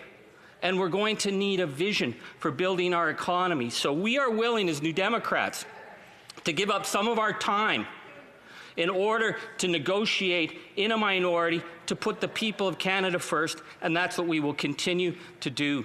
And we'll leave the Conservatives to howl at the moon and jump up on the back benches, and maybe they'll mention Castro next, or whatever else, other 20th century greatest hits of theirs. We will focus on what we need in this 21st century. Questions and comments? Questions et commentaires? La députée. The honourable member for Longueuil. Speaker, and I'd like to thank my colleague from Timmins James Bay for his speech today. And he brought up something that I do want to highlight. In my home province of Quebec, we've been devastated by COVID-19, especially in the CHSLDs. And I want to say it is not normal that members of the Canadian Armed Forces are deployed to our seniors' residences. And I want to thank my colleague across the way. Her son is also serving, like mine, in a CHSLD. And thank all those members that are deployed on Op Laser for what they're doing, and the 36 members who have now been diagnosed with COVID-19, catching it during this deployment. But what I want to ask the member, we've seen something that we've never seen before. We've seen this House come together, cross party lines, during a pandemic, bringing our voices together, making things better with a sole goal of helping Canadians and getting through this. And I think that gives us hope. And I know Canadians sent us all here, and they want us to work together. They absolutely want us to work together for the good of the country. And I'd like to ask the member if he can elaborate a little more on how we can continue to work together to help Canadians in their time of need. Thank you. Honourable member for Timmins James Bay. Thank you, Mr. Speaker. I've been here many years. Nobody's ever going to accuse me of being Mr. Nonpartisan. I dropped the gloves without thinking twice because that's how Parliament has worked, and that's the Parliament that I've grown up in. But when we see something that is bigger than us, something that's actually bigger than we can actually possibly imagine, Timothy Morton calls them hyper-objects, something that you can't even actually completely comprehend. The power of this pandemic. When I hear someone in the Conservatives talk about the inconvenience, that we see this coming back as an inconvenience, I don't see this as an inconvenience. My family worries when I come here. They say, you're going to stay home for 2 weeks. What about our children? When I see what people are doing back home who are concerned, as my colleague from Hamilton said, you know, it's not the working class who are itching to get back in because they know they're going to be on the front lines. Canadians have taken an extraordinary step of social solidarity. I am so proud of Canada at this time, and we need to show them that when we meet and we talk about these issues, that we are focused and drilling down on the crisis that is facing us so that we will come out more resilient, more stronger, and more just. That is our task before us, and we will get there. Questions and comments? Questions et commentaires? L'honorable député de... The honourable member for Berthier-Maskinongé. Thank you, Mr. Speaker. I'd like to thank my colleague for his speech. I've been here since October on and off, and what I've seen is that often we agree in substance with the NDP about support for Canadians, health and other services. But the big dichotomy, the big difference between us is that it's like they didn't read the contract that they signed behind our backs in '82. Health comes under Quebec's jurisdiction and the province's jurisdiction, period. It's not normal for the armed forces to have to pitch in long-term care facilities. This is because of what was done behind Quebec's back. It's because of the fiscal imbalance. It's because of the chronic, scandalous underfinancing of our healthcare system. The federal government takes half of the taxes and does whatever it wants to with our taxes and rations the provinces and Quebec. This has happened for years. It's easy to make cuts when the provinces suffer the consequences, but it's hard to stay calm sometimes, Mr. Speaker. And the solution that I'll tell the NDP is to increase transfers. And I'd like to hear what my colleague for James Bay thinks about this. Isn't the solution just to increase health transfers like we have been calling for, like all the provinces and Quebec have rationally and intelligently been calling for? Thank you. I'd like to thank my colleague for the good question. It's clear that the NDP sees the need for the federal government to respect provincial jurisdiction and adequately fund provincial responsibilities. But it's also clear that the pandemic does not respect jurisdictions. The pandemic is affecting everyone all across Canada. And the government of Canada, the federal government, has to speak to the provinces. But we have an obligation to take steps to ensure that seniors are respected, that their rights are respected in long-term care and other facilities all across Canada. This crisis is a disaster for our country, and it's negligence. It's extreme negligence, and we have an obligation to work together to find a solution. And for that, it is necessary to increase funding to the provinces. Debate. The honourable member for Selkirk, Interlake, Eastman. Thank you, Mr. Speaker, and I'm going to be splitting my time with the honourable member from Battleford, Lloydminster. You know, I'm glad to be back in the House. I love being in the chamber. This is where so one of my friends who's in media, when he calls the day that he puts together the paper, he puts the stories and the pictures all together, he calls that Magic Day. And this is where magic happens for us as politicians, is right here in the chamber. And, it is the only place, I think, where we can get the real feel of how Parliament is meant to work. I appreciate that a number of our colleagues have given shouts out to our staff, and I want to do the same thing. My staff has worked so diligently hard on behalf of our constituents who have been struggling during this outbreak. So a big thank you to Dana, Lisa, Laura, Lindsay, Megan, and John Franco. The service that you're providing to our constituents is bar none, and I'm proud of each and every one of you and know the incredible amount of effort and skill that you have applied to each individual case that has come through the mailbox, through our email, or through the phone. Even though we aren't taking any visitors yet into our office, we are working towards that and putting in place the proper safety protocols so that we can start meeting with our constituents again when a phone call just isn't enough. You know, meeting here and having these discussions is something that is fundamental to democracy.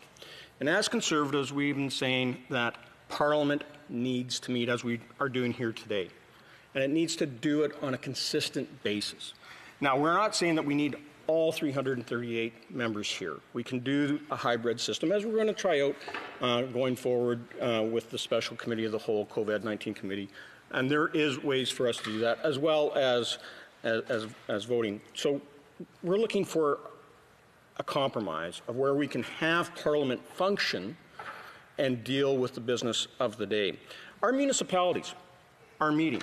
Our town councils, our municipal councils are meeting every month and dealing with things on behalf of their ratepayers. Every provincial legislature is still meeting. They're acknowledging that they need to have social distancing.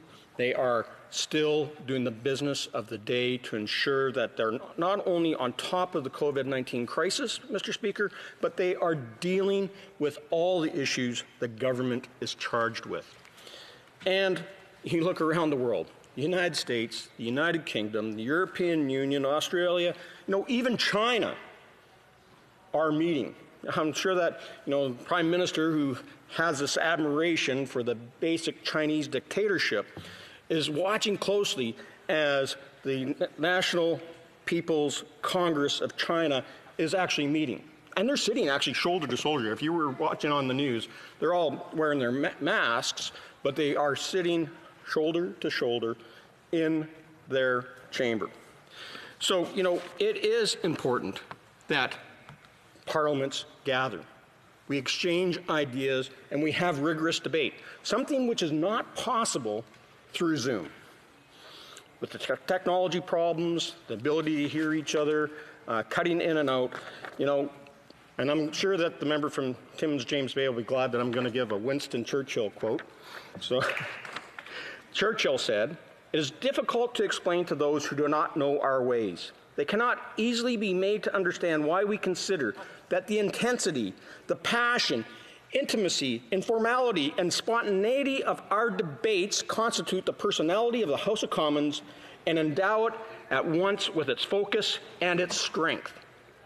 That, Mr. Speaker, is the best way to describe why we need to be in here carrying out these debates, where we have, including the heckles, we have that opportunity to have an exchange of ideas and where we can have that opportunity to see the reaction and be able to feed off each other's emotion to some degree, as long as it doesn't get too escalated.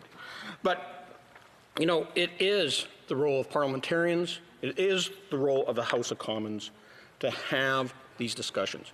And although we're talking about having, on the government motion, a 95-minute question time during Committee of the Whole, the 5 minutes back and forth, it still does not replace what we do here in actually having a conversation, discussing the bills of the day, something that we're not dealing with at all while we're in this, special parliamentary committee format. We're not dealing with a budget, and I'll get to that later. Now, Professor Christian Leprich from Queen's University wrote this: "Ultimately, the underlying primary constitutional principle here is the principle of responsible government. It is about ministerial responsibility, first and foremost, during a crisis and an emergency. Especially during a time of crisis, Parliament has a supreme duty to hold the executive to account. Canadians need continuous parliamentary audit of the executive and the bureaucracy's judgment." And this is the role of the opposition, this is the role of the backbench of the government side of the House, is that we are to ask the tough questions. Our Constitution, our Westminster parliamentary system is built upon that ministerial accountability. And that is not happening, Mr. Speaker, when we are working off of Zoom. Now, there is concerns for my writing. Now, when I'm here, I can have my 10-minute speech, I can have time at question period, I can have time at committee to raise concerns coming from my constituents. And I want to raise a few of those right now. One of my small business owners, she owns a couple of businesses, and she had to shut down because of the type of business that she operates and is having trouble paying for her rent. And unfortunately, her landlord refuses to participate in the Canada Emergency Commercial Rent Assistance Program. And so she's going to be forced to leave, and he's going to chase after her for the amount of lease that's left. And it's going to end up in court. And it could actually affect her other businesses because she's financially strapped now. And, you know, if I get a chance, you know, through the special committee and 95 Q&A, maybe I will get a chance to ask these questions to the minister. But if we're here all day long, I have a greater opportunity to raise these issues directly with the minister.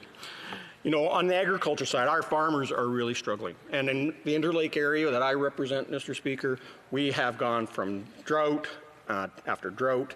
And before that, we had BSE and flooding along Lake Manitoba and Lake Winnipeg.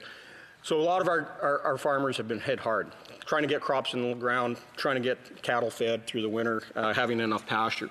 And on top of that, as we've already heard, and I got to thank my colleague from Crowfoot for the great job that he does as our Shadow Minister of Agriculture, and he knows this all too well. So we're seeing meat prices go up because there's less beef getting processed in our packing plants because our slaughter facilities are, of course, getting impacted with COVID and workers can't get to work. And ultimately, prices at the retail side are going up.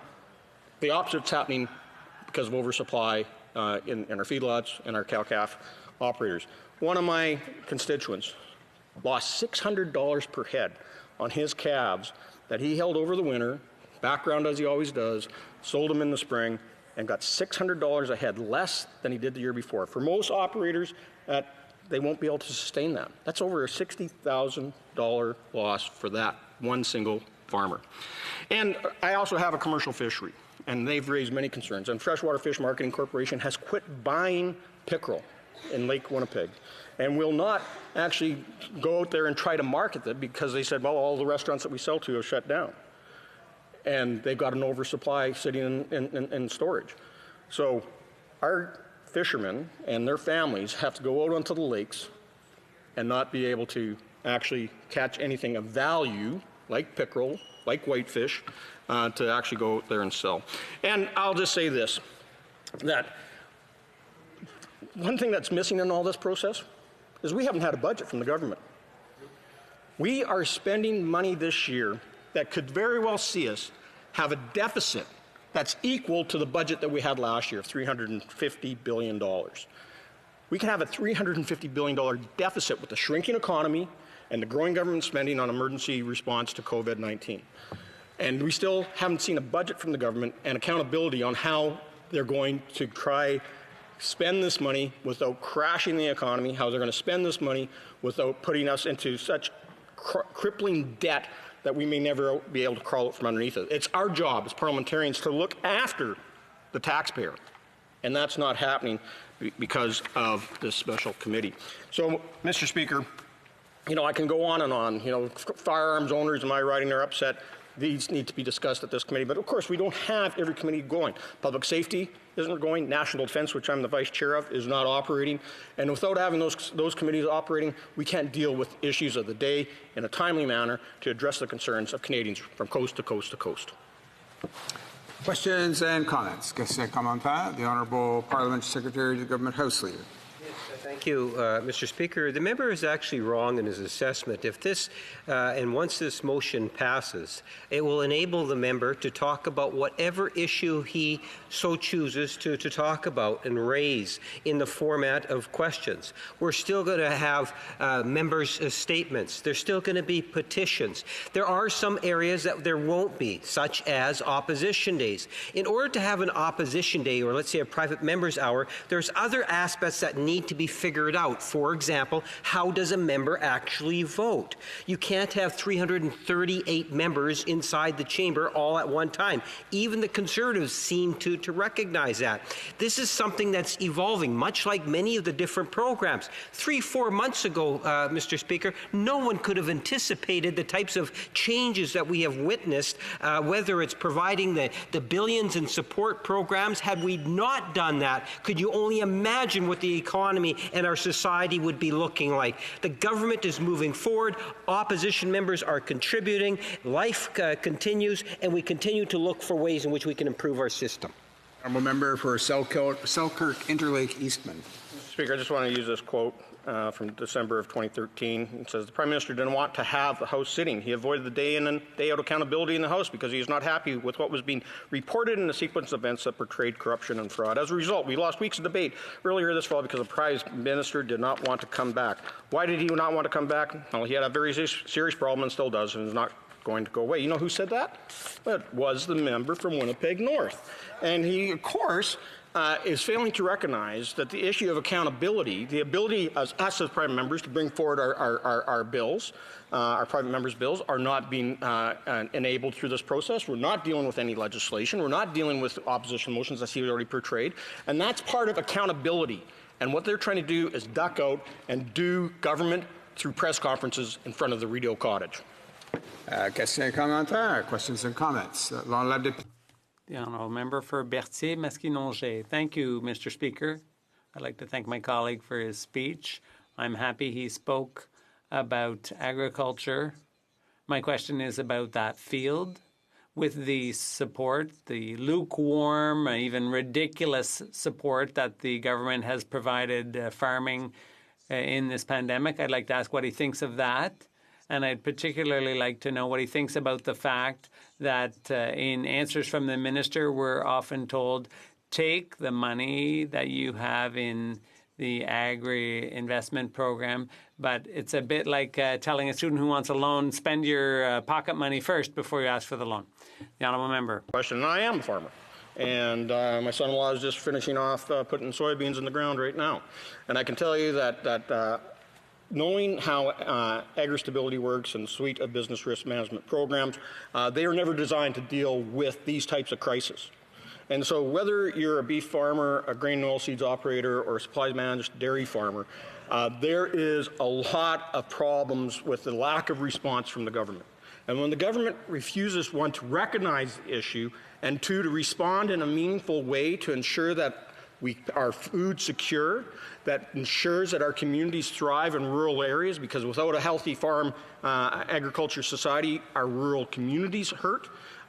They refuse to put in place the proper cash injections to cover off the loss of markets, to cover off the loss of market share and the international and domestic levels, and recognize the fact that we need to control supply.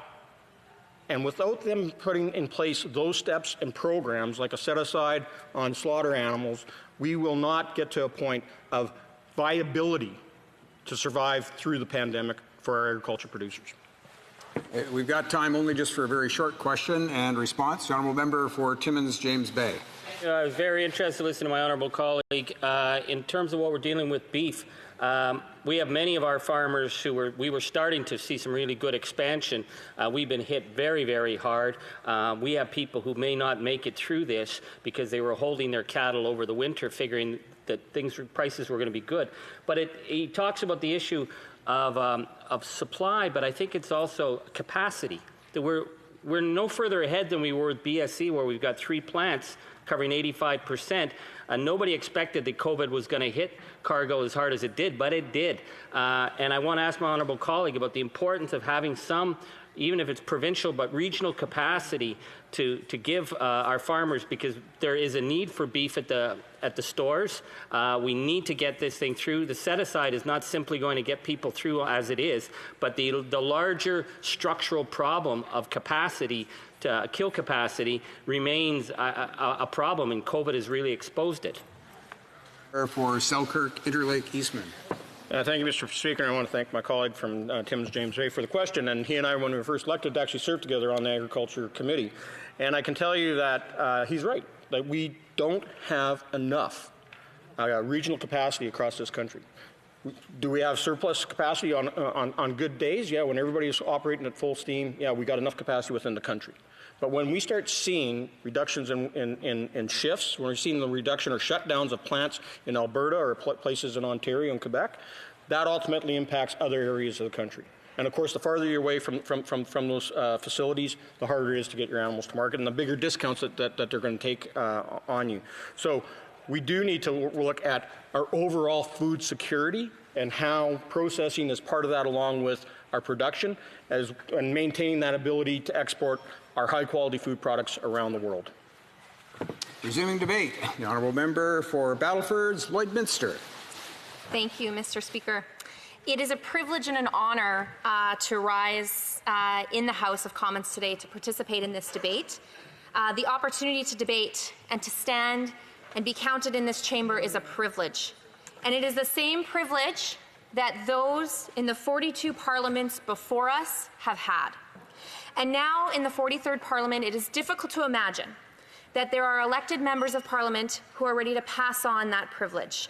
But here we are today.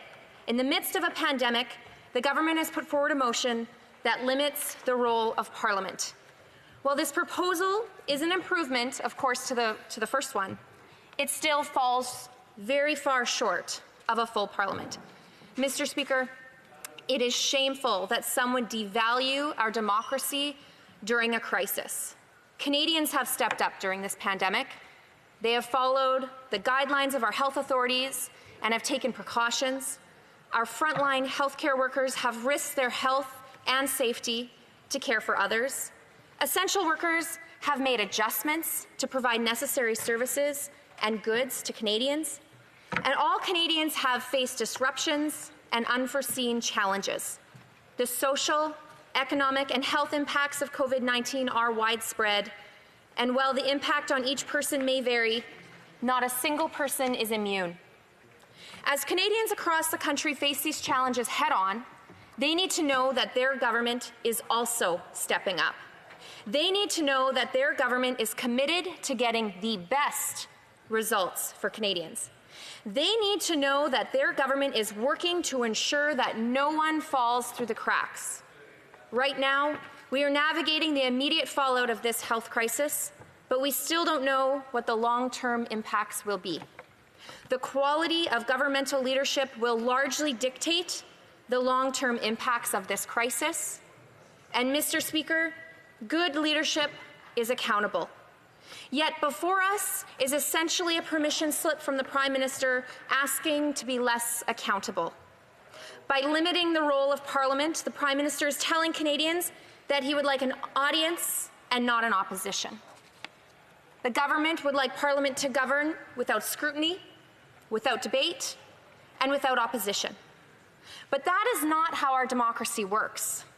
Canada is a representative democracy. 338 members of Parliament are elected across this country, each of us representing tens of thousands of constituents, and each of us sent to Parliament with a mandate from those who've elected us. And each of us with a responsibility to represent all electors in our ridings. If there are members of Parliament who think that a time of crisis, that their responsibility to their constituents is any less, I must question why they chose to put their name on the ballot. In times of crisis, our responsibility to our constituents is even greater. As a member of her loyal opposition, it is my duty to hold this government to account. It is my duty to seek answers for constituents. It is my duty to stand up for their interests and to make them known. As a Saskatchewan Member of Parliament, I will make note that Western Canada is notably absent from the Cabinet table and the government benches altogether. Last fall, Western Canada rejected the failed policies of this Liberal government. They rejected the Prime Minister's attacks on their livelihoods and their communities. And in our democracy, that is their right. The Prime Minister, however, does not have a license to shut down their voices by governing without opposition parties. In fact, the principal economic drivers in my riding of Battleford's Lloydminster have been largely left out of the government's response to COVID-19. They have been left out despite the national importance of both of these economic drivers. Firstly, the Prime Minister's failed to step up to support Canada's oil and gas sector, a sector that will be critical to a speedy economic recovery for Western Canada and, frankly, Canada as a whole. But aside from the lip service to the industry, the Prime Minister has failed to follow through with meaningful support. As hours, days, and months go by, there is an emptiness to his words. Given the Prime Minister's history of attacking the oil and gas sector and his admitted goal of phasing it out, it is difficult not to view this as anything but a death by delay tactic. The other sector that's been left by the wayside in this government's COVID-19 response is agriculture. Hard-working farm families across this country are facing a crisis of their own, Mr. Speaker.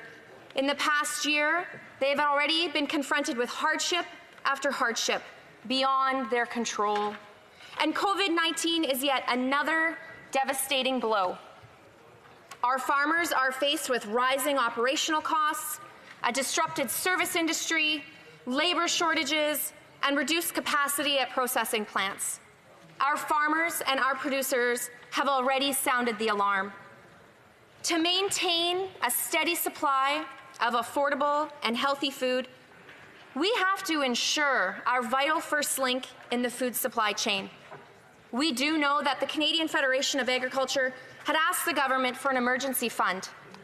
But instead of responding to the specific COVID-19 challenges that our farmers are facing, the Liberals re-announced already budgeted funding. To make matters worse, while our farmers are trying to face the challenges brought on by COVID-19, this government hiked the carbon tax, reaching into their pockets for more money at a time when they could afford it the least. The disregard for these two sectors of national importance underscores the absolute necessity for Parliament. The government must be accountable for its actions and also its inaction. It is essential that as individual members of Parliament, we have the opportunity to raise the issues that are important and also affecting our constituents. We are their voice in the democratic process. We have seen repeatedly during the COVID-19 special committee meetings this government dodge and deflect questions asked by opposition members that they frankly don't want to answer. They have shut down questions they don't want asked and justify it by stating it's outside the scope of the debate of this committee. I would argue that the impact of COVID-19 is so far-reaching that there is not much beyond its scope. And certainly, this pattern of avoidance does not invoke confidence that much will change without Parliament fully sitting. It is not up to the government of the day to decide how it will be held accountable for its governing.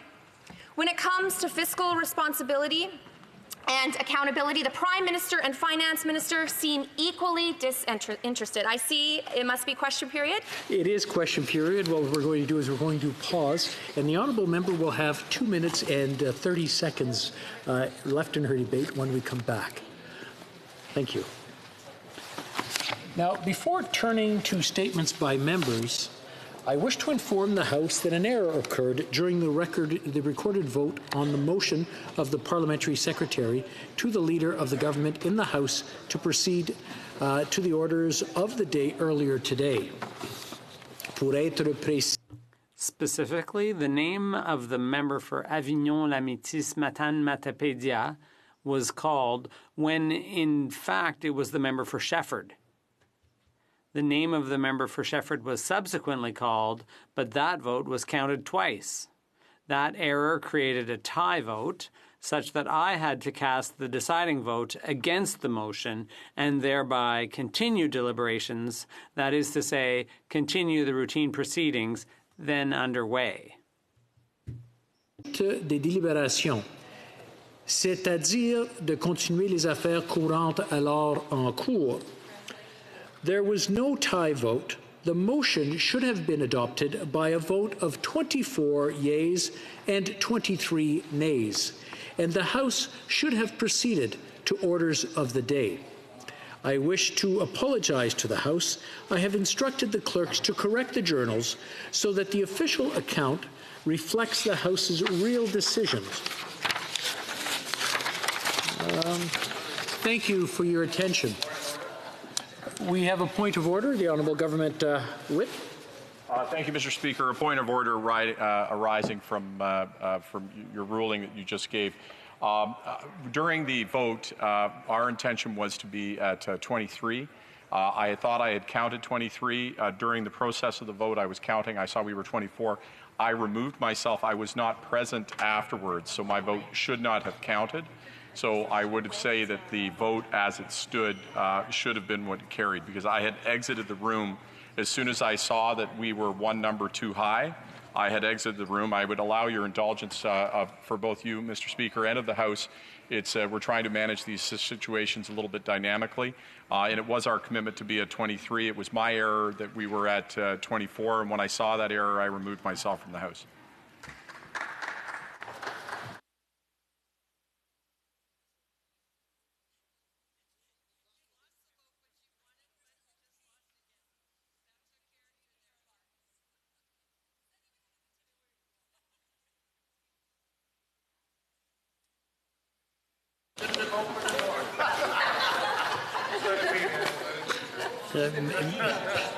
May you live in interesting times, they told me. I want to thank the honourable member for his information, and we'll certainly take it under advisement and make sure that when the publications come out, we'll have the appropriate numbers in there to reflect what happened, I guess. What happened? Statements by members. Déclaration de député. The honourable member for Winnipeg North. Yes, thank you, Mr. Speaker. I'd like to take this time and opportunity just to pay a special thank you to those individuals that have really had an impact on the lives of all Canadians. We often thank our first responders, our healthcare workers, and there are so many other people, from the farmer that produces the food to the truck driver that delivers it to the supermarkets or the food centers, to the individuals that provide the cashier services and stocking of the shelves, not to mention those services that are so critically important. The other day I had the opportunity to speak to taxi drivers and bus drivers. Imagine driving a bus, you don't know who's coming into the doors. When you're driving a taxi, the same sort of thing, who's entering your car. There are so many different people that are really contributing to ensure that we as a society are that much better off in getting through and assisting us through this pandemic. I wanted to, on behalf of the constituents of Winnipeg North, and I believe all members of Parliament from all sides of the House, just to express our appreciation and gratitude. Thank you, Mr. Speaker. The honourable member for Yorkton Melville. Speaker, for months, Canadians have adapted to painful new realities. They are making sacrifices every day and expect their elected representatives to be their present voice in Ottawa. But this government has stripped Parliament of its work and continue to deny Canadians that voice. Preventing discussion on private members' bills means that my privilege and responsibility as a member of Parliament has been held captive. In February, I had the honour of tabling Bill C-233, the Sex-Selective Abortion Act. My bill would prohibit a medical practitioner from performing an abortion if the reason is the sex of the preborn child. My constituents, and indeed 84% of Canadians, have been clear that sex-selective abortion is not permissible in Canada, and yet we know it happens in our country because we have no law against it. It's time for Canada and this Prime Minister to stand up for human rights and inequality between the sexes from the earliest stages of life. It's time to restore Parliament and continue this vital conversation. The honourable member for Ottawa West Nepean. Thank you, Mr. Speaker. As our country is facing one of its biggest challenges, every day I'm very encouraged to see how Canadians are mobilizing to help each other and offer kindness and hope. Medical staff alongside paramedics from the Queensway Carleton Hospital in doing extra shifts in long-term care homes. Young people bringing groceries to seniors. Those who are sewing homemade masks, or local musicians doing free virtual concerts. We see the best in people during this time of crisis. Even children understand this, like 4-year-old Marcus, who noticed that his neighbors were a little gloomy, and so he was also not happy that all the rocks were gray.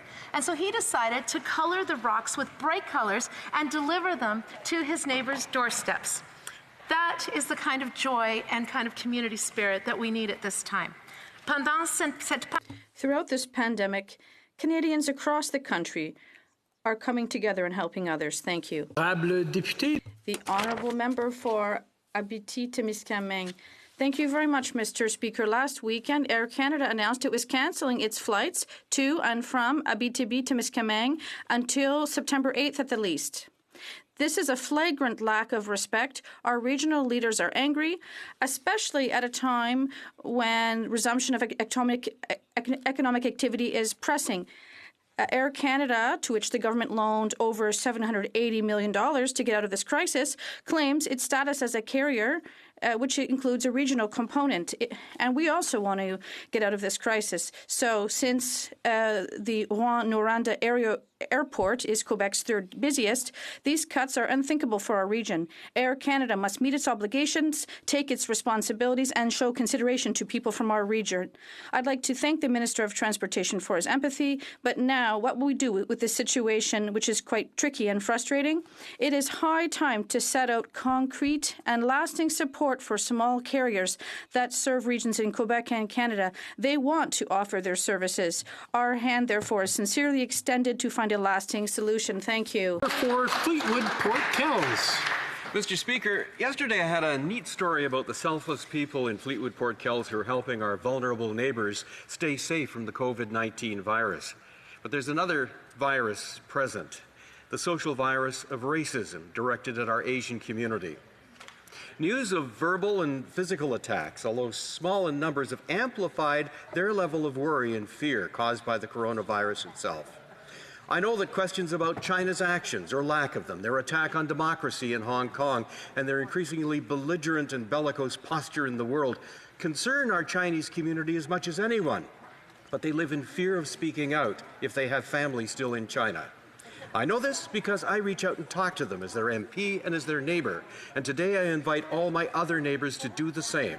Send the signal that in our community we all stand for that most Canadian value of working together for the common good. That's the very foundation for our way out of our current challenges and our way forward. The Honourable Member for Saskatoon-Gresswood. Thank you, Mr. Speaker. Two great artists passed away recently in my province of Saskatchewan. Bob Pitzel of Humboldt in March and Hugo Alvarado of Saskatoon just a couple of days ago. Bob Pitzel was a masterful watercolor artist and spent many hours in his studio just south of Humboldt. Bob loved painting rural Saskatchewan scenes. His work often displayed the old farm homes, the fences, and the trucks. He also enjoyed painting trains and won many awards with his work. Bob is lovingly remembered by his spouse, Maureen Detzel. Hugo Alvarado came to Saskatoon from Chile with a mere $5 in his pocket. What a gift to our city. Hugo was heavily involved in Artists Against Hunger, raising funds for those in need. His paintings featured landscapes, cityscapes, and sun life, and still life. A former Saskatoon Citizen of the Year, Hugo always encouraged others to paint and express their feelings. We will miss these artists as both Bob and Hugo gave back so much to our art society. Thank you. The Honourable Member for Alfred Pelon. Thank you very much, Mr. Speaker. More than ever in Alfred Pelon and across Canada, we appreciate the exceptional work that our agricultural producers are doing to feed our community with vegetable farms, horticultural farms, dairy farms, and livestock farms. The people of Lavallois are producing fresh products. Behind our milk and cheese, our meat and fruits, our vegetables and produce. And make sure your kids know that tomatoes and strawberries don't come from shelves. Visit the farms and buy local. Now that the season is underway, instead of lining up at grocery stores, visit one of our farms and buy local. This is one way we can thank producers who are working tirelessly and restart our economy. Let's do our part by encouraging companies from Alfred Pallon that are reinventing themselves. We all need each other. Let's continue to stick together. Thank you. Honourable Member for Canada Carleton. Mr. Speaker, I am honoured to stand in the House today to thank the people of Canada Carleton. Each day I am inspired by the way people of my riding have come together in the face of COVID-19. I am so proud of everyone. Volunteers, social service agencies, healthcare and essential workers, the farmers in West Carleton who are working to feed our families, and to the world-class high-tech companies in Canada who are providing the very tools and networks that we have come to rely on to do our jobs and to stay connected to our family and our friends. It's during times like this, Mr. Speaker, more than ever, that we appreciate how lucky we are to be Canadian. The contributions of individuals in my riding of Canada Carleton provide a great example of what Canadians are capable of, and I am so proud of the innovations developed in Canada are being used right across the country and as we navigate this crisis together. Thank you very much, Mr. Speaker. Well, member for Flamborough-Glenbrook. Speaker, this coming Monday marks the beginning of Scleroderma Awareness Month in Canada. Scleroderma is a progressive and chronic connective tissue disorder that can attack one's internal organs, literally shutting them down one by one.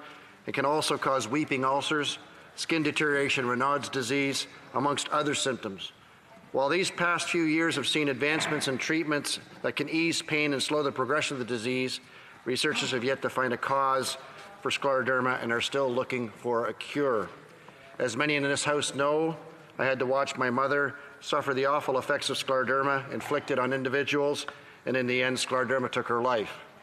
Unfortunately, my mother is just one of many women to be afflicted with scleroderma, as almost 80% of the sufferers are women, and most are diagnosed before the age of 50. Due to COVID-19, Scleroderma Canada has moved their annual walk this year to a virtual format. I encourage everyone to participate and be very generous. Speaker, research on new therapeutic measures have been promising, but we cannot rest until researchers find a cure for this horrid disease. The honourable member for Pontiac. Thank you, Mr. Speaker. From day one, science has been at the centre of our government's response to the COVID-19 pandemic. We're relying on the scientific advice of Canada's Chief Public Health Officer, our Chief Scientific Advisor, and many others to inform our decision-making and our public health response. Back in April, we announced $1.1 billion to mobilize science. This funding will help to fight COVID-19 and will support Canadian scientists in the global race to develop vaccines and therapies and build our capacity to manufacture them when they become available. Investments in science are already paying off. Yesterday, the University of Saskatchewan's Vito Intervac, an early federal funding recipient, announced that their vaccine was successful in animal models, meaning they'll soon be moving to clinical trials in humans. Mr. Speaker, Canada is home to some of the best scientists in the world, and Canadians trust them. So our government is committed to supporting them as they work around the clock to solve the COVID riddle.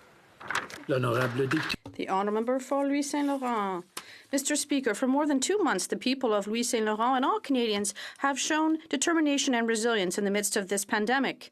Across my riding, I see and I pay tribute to frontline healthcare workers, the orderlies, nurses, and doctors, those who are saving lives and those who put their lives in danger.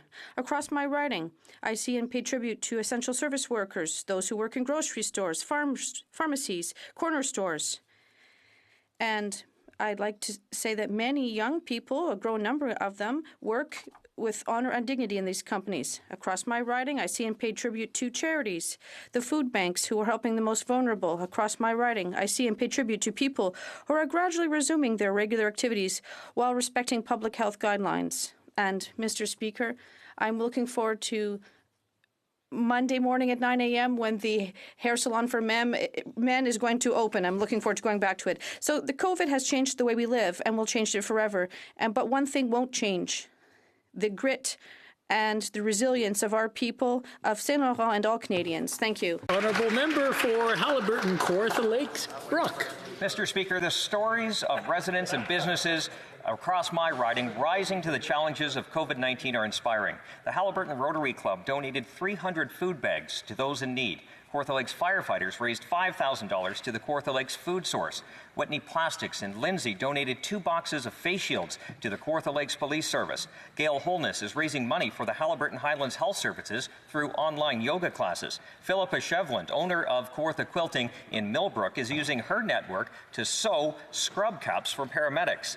Fleming College donated PPE to local health organizations and service providers. Local lake associations across the riding have donated thousands of dollars to food banks and to local charities. Volunteers Mike Bassett from Cannington, Jonathan Coote of Beaverton, and Hunter Lovering of Sunderland are using 3D printers to make ear guards for frontline workers. Children and staff at Archie Stouffer Elementary School in Minden initiated the Rainbow Project to thank frontline workers.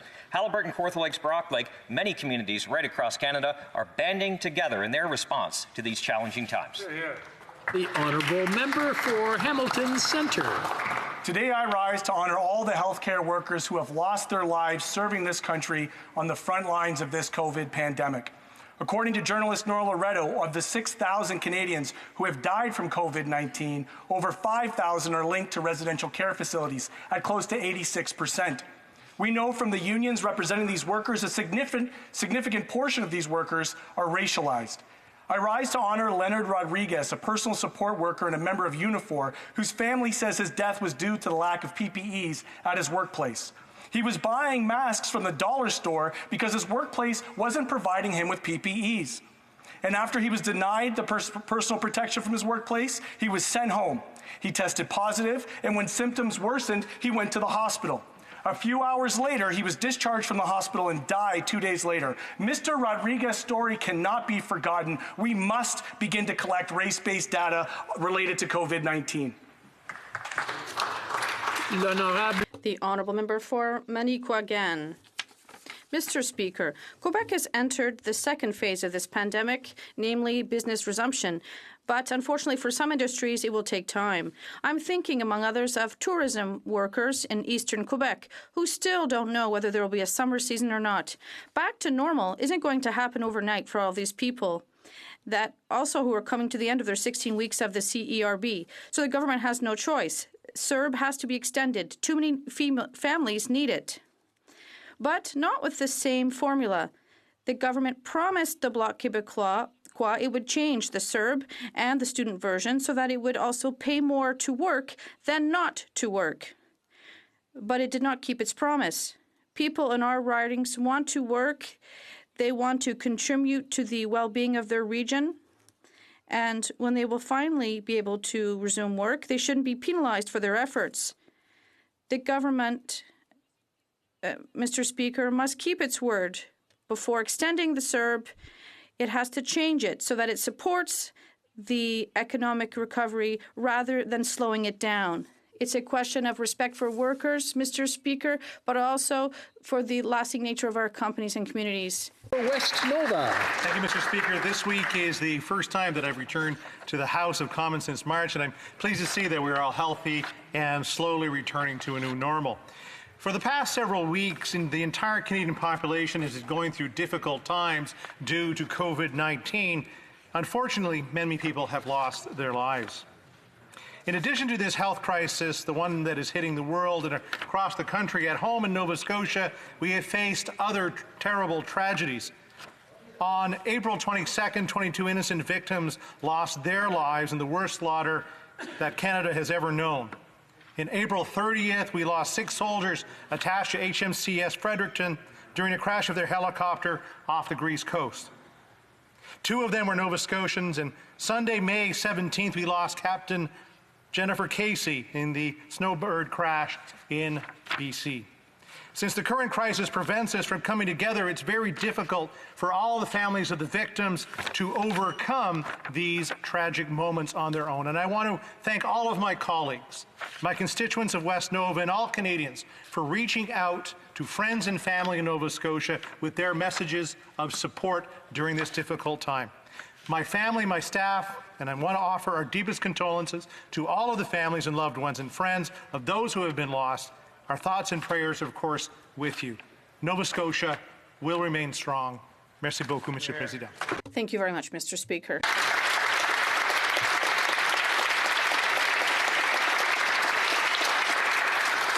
The honourable member for Glengarry Prescott Russell. Mr. Speaker, while our doctors, nurses, and orderlies play an essential role in the fight against COVID-19 and do remarkable work, today I would like to underscore the work of our paramedics. It's Paramedic Services Week, and our paramedics play an important role in fighting COVID-19. I know there are many examples across Canada of paramedics stepping up to help neighbours and their community. At Glengarry, in Glengarry Prescott Russell, when our residents of long-term care homes had to be tested, our paramedics answered the call. I'd like to thank them. These men and women always answer our call and save lives every day. We are lucky to have such exceptional paramedical services in Canada. This week, I would encourage people to take 2 minutes to say thank you to them. 2 meters of a distance, of course. Oral questions. Question orale. The Honourable Leader of the Opposition. Mr. Speaker, we're learning today that on May 14th, members of the Canadian Armed Forces wrote a report detailing dreadful conditions at long-term care homes in Ontario. Soldiers had witnessed cockroaches, rotting food, seniors left in soiled diapers, and cries for help ignored for lengthy periods. I'm sure all Canadians are horrified to hear these details. However, the Liberals only provided this report to the province of Ontario on Sunday. In other words, the government sat on this report for almost 2 weeks. Why did it take a leak to make these details public? Why wasn't the Prime Minister transparent with this horrific information? Right Honourable Prime Minister. Mr. Speaker, I've said many times in this House and over the course of this pandemic that we need to do a much better job of caring for our seniors in long-term care right across the country. The report that came out is horrific. We received the report, the Minister of Defence received the report on Thursday evening. We notified the other ministers on Friday. He then passed the report to the province on the weekend, province of Ontario on the weekend. I read the report in full on Monday, and today on Tuesday it is being made public.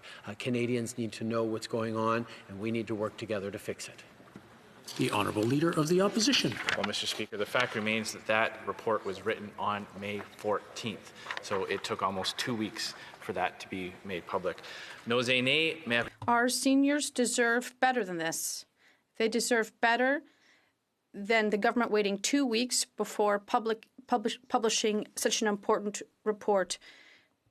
We have learned that the Army is working on its second report that will discuss the situation in long-term care homes in Quebec. Can the Prime Minister assure us that he won't wait 2 weeks before reading it? The Right Honourable Prime Minister. Mr. Speaker, what happened in long-term care homes in Ontario is absolutely unacceptable, and this report is quite troubling. And that is why the Minister of National Defence received the report Thursday and shared it with his peers the next day, and we sent it to the Government of Ontario over the weekend, and today, Tuesday, we are sharing it publicly. We have to take action to ensure that we are taking care of our seniors. They've built this country, and it is our obligation as Canadians. The Honourable Leader of the Opposition. Laid out that kind of timeline, Mr. Speaker. Simple question. Who had the report from May 14th until last Thursday? The Right Honourable Prime Minister. Mr. Speaker, on last Thursday, the Chief of Defence Staff passed that along to the Minister of Defence. The Canadian Armed Forces had the report up until that moment. The Honourable Leader of the Opposition. Mr. Speaker, media are also reporting today that the Minister of Digital Government has been promoting a fundraising campaign to sue Global News for their story that criticized the Chinese Communist Party. Now, WeChat is a Chinese state-sanctioned social media platform that is monitored by the communist state security. And worse yet, the minister has admitted that her taxpayer-funded political aide is the one who manages her WeChat account and allowed the fundraising campaign to be promoted. Clearly, this is inappropriate. What action has the Prime Minister taken in light of these revelations? The Right Honourable Prime Minister. Mr. Speaker, as a party and as a government, we value the important work that journalists do right across the country. Attacking the integrity of hardworking journalists is absolutely unacceptable. The individual who posted this link on this particular group is no longer a member of this group and is not affiliated with the Electoral District Association in question. Leader of the Opposition. You know what, Mr. Speaker, this is so typical of the Liberals. When it comes to things like this, they only apologize when they get caught. And when we put this in light of their whole approach to China, Mr. Speaker, foreign affairs experts are saying that this government's approach is to speak softly and carry no stick. Yesterday, I gave the Prime Minister 4 opportunities to condemn the attack on the freedom of the people of Hong Kong by the government of China. He refused. We've seen a pattern of appeasement towards the PRC. But this is much worse. By helping an arm of the Chinese government suppress media critical of the PRC here in Canada, the Prime Minister is actually doing their dirty work. Why is the Prime Minister's cabinet ministers helping the dictators in the PRC? Right Honourable Prime Minister. Mr. Speaker, as I said, the individual in question was not associated with the Electoral District Association or the Member of Parliament and Minister in question. We are, of course, deeply concerned about the proposals for introducing legislation related to national security in Hong Kong. With hundreds of thousands of Canadians living in Hong Kong, we have a vested interest in its stability and prosperity. We continue to support Hong Kong's high degree of autonomy and freedoms under the Basic Law and the One Country, Two Systems framework, which would be undermined by this proposal. We will always support and promote freedom of speech, freedom of expression, and freedom of the press around the world. The Honourable Member for Burleigh-Chambly. Thank you, Mr. Speaker. I don't know how many empty answers the Prime Minister can give the media, the Parliament, and Quebec taxpayers, but the Bloc is going to follow up to see that he has his hand in the public purse. And in the La Presse this morning, it says that programs don't judge, electors do. The Prime Minister, does he have enough discernment to renounce the CERB that its party shouldn't have a right to and put it back into the coffers? The Right Honourable Prime Minister. Mr. Speaker, across our country, people who work for various organizations and companies could lose their jobs because of COVID-19.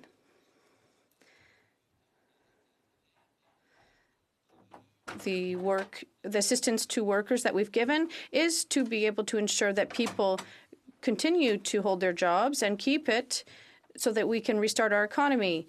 We implemented it quickly to help people across the country, and our emphasis is always on workers, and that is who we are helping with this subsidy. The Honourable Member for Burleigh-Chambly. I'm also wondering when we'll be able to go back to this, because the NDP said, yes, we won't be able to use the program, but until the NDP said this, we didn't know that the Liberals and the Conservatives asked for access to it and used it. So the program, it tends to keep links to the job market. It's a program for workers to protect jobs. So my question, is the Prime Minister saying today that he would have laid off all the Liberal workers if they hadn't had the wage subsidy? The Right Honourable Prime Minister.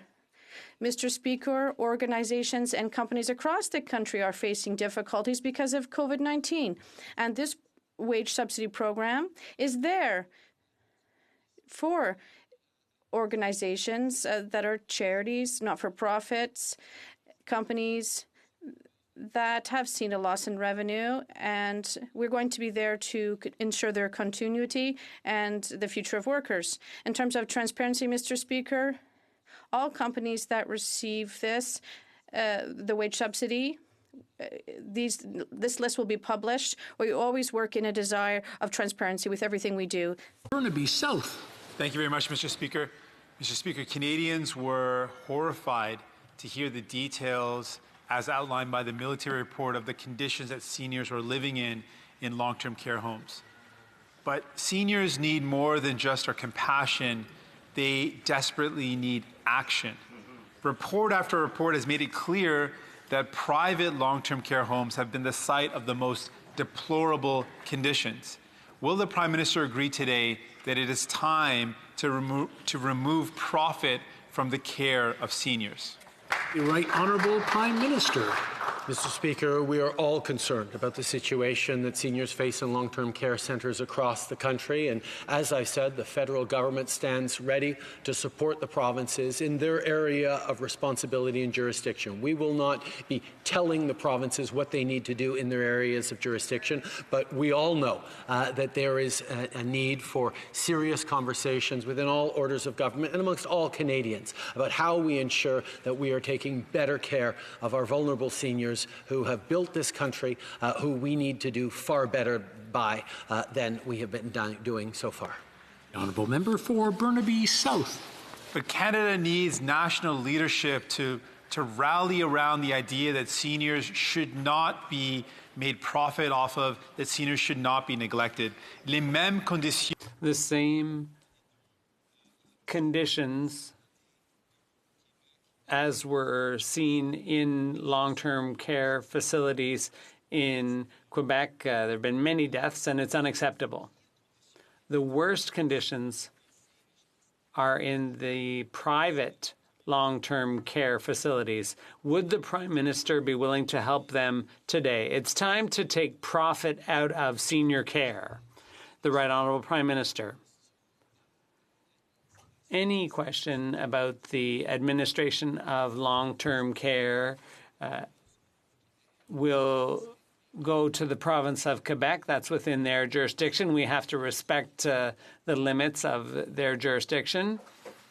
But the federal government was there with help from the armed forces, and we will be there to help our seniors and workers all across the country. We will work with Quebec with full respect for their jurisdiction and the other provinces to look at what resources are available and how we can better serve our seniors who deserve much better than what they've gotten so far in this crisis.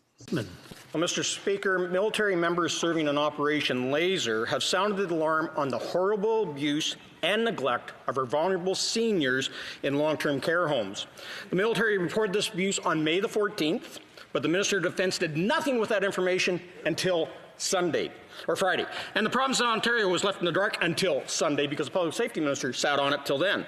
Our troops are in harm's way, witnessing blatant disregard for infection control, mistreatment of elderly residents, and the level of care described as horrible. Why did the Minister of National Defence sit on these allegations for almost 2 weeks? The Honourable Minister for Public Safety. Yeah, Mr. Speaker, let me begin by acknowledging and offering my sincere gratitude to the excellent work of the Canadian Armed Forces who have answered the call to assist the province of Ontario and the province of Quebec. And their report of the appalling conditions that they found in these long-term care facilities in Ontario truly is disturbing and demanded action. And that's why, Mr. Speaker, when this information was brought to my attention on Friday, I took immediate action to reach out to the appropriate authorities, including notifying the province of Ontario and sharing those findings with them. As the Prime Minister has already indicated, our government received this information on Thursday. It was conveyed to me on Friday, and we immediately reached out to the province of Ontario and shared the entire report with them. Mr. Speaker, we share the concern for those seniors. Member for Selkirk Interlake Eastman. Mr. Speaker, that doesn't answer the question. The question is that this information became available on the 14th of May. The government refused to move on that intelligence and these allegations to go and protect the most vulnerable, our loved ones who are living in long-term care facilities. So the question is quite simple. Why did the Liberals sit on their hands for 2 weeks and do nothing to protect our loved ones in long-term care homes? The Honourable Minister. Thank you very much, Mr. Speaker. And I'd just simply like to correct the misapprehension of the member opposite. As he has been told, this information came to the government on last Thursday and was conveyed to me the following day, and we took action to notify the province.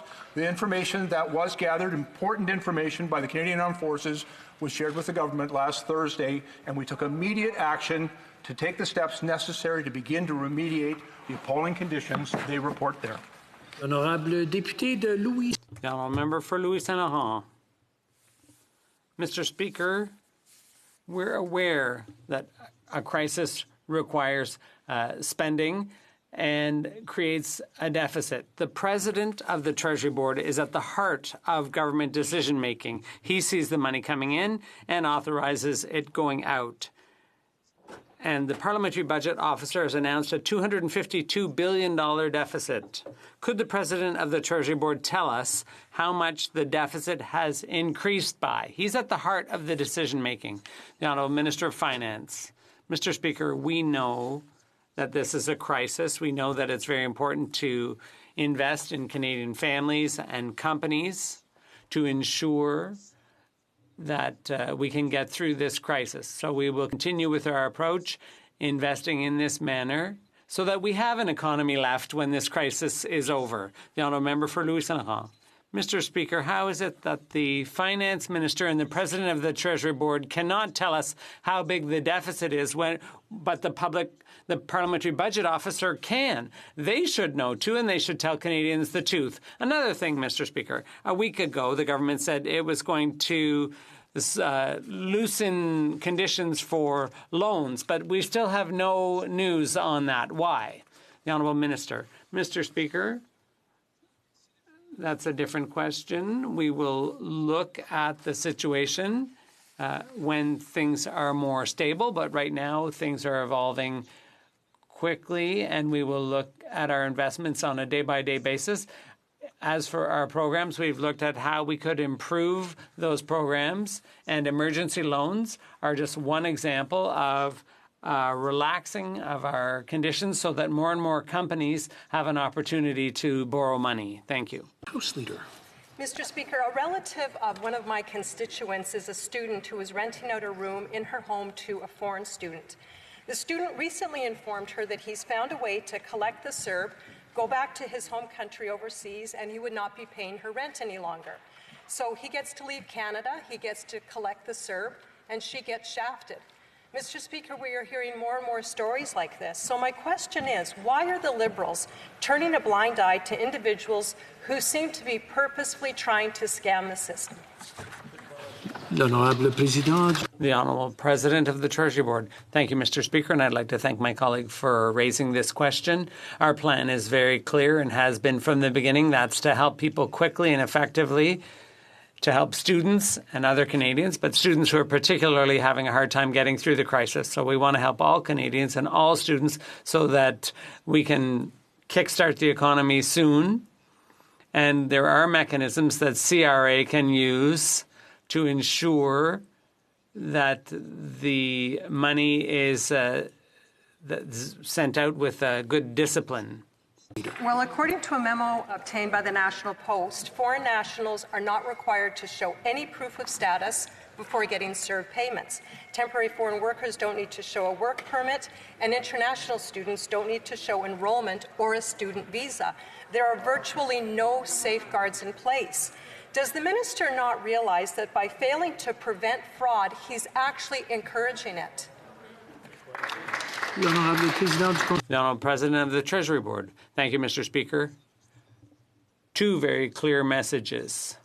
In a very difficult situation for many Canadians, the Government of Canada has made a clear choice to help people quickly and effectively. From the very beginning, we informed all Canadians that this process would be done with discipline and that CRA officers would investigate afterward to ensure that Canadians only get the aid they're entitled to and that the system's integrity was preserved. The Honourable Member for Saint-Jean. Mr. Speaker, the wage subsidy is for stores and small businesses afraid of having to choose between going under and laying off workers. It's not for multi-million-dollar political parties. On May 15th, the Finance Minister announced that the wage subsidy would be extended by 3 months till the end of August. Did he know then that his own party would be taking advantage? The Honourable Finance Minister.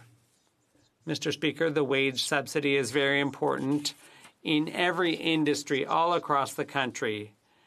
Because of our approach, we want to protect workers. So for a company that has a 30% drop in revenues, they have access to the wage subsidy. That's to protect workers. We think that's a good approach. The Honourable Member for Saint Jean. Thank you, Mr. Speaker. Migrants who are looking after our seniors in long-term care are doing outstanding work, and that's why we want priority processing of their applications in recognition of their dedication. We called on the government yesterday, but the Conservatives refused unanimous consent. We're going to try again today in the hopes that all parties will recognize that these people who are risking their lives to save those who built Quebec. Will the government authorize and accelerate the processing of their immigration applications? The Honourable Minister. We're always very proud that Canada's been a welcoming society. We continue to open our doors to newcomers, and our immigration system continues to be based on compassion, efficiency, and economic opportunity while protecting the health and safety and security of Canadians. I want to assure the member that all eligible asylum claimants will receive a full and fair hearing on their individual merits of their claim.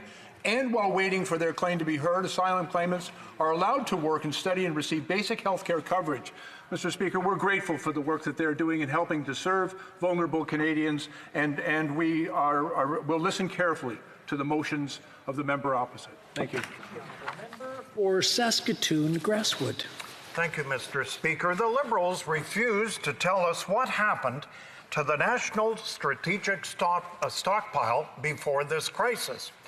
On Friday, the Chief Medical Officer was asked if she ever advised the Liberals that the emergency stockpile was underfunded. But the Health Minister prevented Dr. Tam from answering the question. She claimed it was cabinet confidence. When will the Liberals come clean about their decision to reduce Canada's strategic stockpile? The Honourable Minister of Health. Thank you very much, Mr. Speaker, and I'd like to thank Dr. Tam and, in fact, the entire agency for being so transparent with Canadians all along. As the member opposite knows, we have been there talking to Canadians about the strengths and weaknesses of the National Emergency Stockpile. We have learned a lot over the last several months about how to create an effective network of stockpiling across the country, and I look forward to continuing to get regular updates from Dr. Tam and her daily pressers. The Honourable Member for Kamloops Thompson Caribou. So we still really don't have an answer, and of course she did muzzle the Chief Public Health Officer. In February, we know that they shipped 16 tons of protective equipment, including face shields and masks, to China. We also know they closed warehouses and put a bunch of equipment into the dump. Now they're in a global race to try and get as many face masks as possible. And we also know that many of the masks that are coming into this country from China are unsafe for our healthcare workers to use. So it's time for the Health Minister to apologize to the healthcare workers across this country who have had to scramble to get decent protective equipment. Well, Minister. Well, thank you very much, Mr. Speaker. And first of all, I'd like to thank the healthcare workers across this country for the enormous work that they're doing on behalf of all of us. And as the member opposite knows, our government has been working so hard to protect them as well. I'd like to thank the Minister of Procurement and her team for putting together such a comprehensive procurement approach that makes sure that we can fulfill all of the requests from provinces and territories to the National Emergency Stockpile. Of course, we're working with provinces and territories to ensure that we have the appropriate equipment going forward. Thank you. The Honourable Member for Flamborough-Glanbrook. Mr. Speaker, yesterday the Prime Minister refused to condemn the odious attacks by China on the free people of Hong Kong. Worse yet, the Liberals voted against recommencing the Canada-China Committee to address the threat to Hong Kong's democracy by the CCP. Liberals claim to be defenders of freedom, but they stand by while a communist regime drags lawmakers out of a legislative council that locks up those who fight for democracy, and a regime that's hell-bent on exerting authoritarian rule over Hong Kongers. Speaker, enough's enough. When will the Liberals stand up for human rights? When will they stand up for democracy? And when will they stand up against the dictators in China? The Honourable Minister of Transport. Mr. Speaker, we are deeply concerned at proposals for introducing legislation related to national security in Hong Kong. With hundreds of thousands of Canadians living in Hong Kong, we have a vested interest in its stability and prosperity, the foundation on which are Hong Kong's relative autonomy and basic freedoms. Canada continues to support Hong Kong's high degree of autonomy and its one country, two systems framework. We continue to encourage all parties to engage in peaceful and meaningful dialogue to address the legitimate concerns expressed by the Hong Kong population. The honourable member for Bellechasse-les-Etchemins-Lévis. Mr. Speaker, if the Liberals are so concerned as they say, why couldn't a group of Canadian politicians be able to address the situation on this special committee on Canada-China relations? If the situation is so concerning, the Liberals boasted in 2019 that they were going to defend freedom of expression. They want a seat on the Security Council. Why would they prevent a group of MPs from sitting on the special committee to deal with the issues of democracy in China? The Honourable Minister. Mr. Speaker, I have to refute that. There are 8 committees sitting currently. Agriculture has met 5 times with 32 witnesses. There have been 74 meetings with 580 witnesses across all committees that have been sitting. 24 ministers have appeared.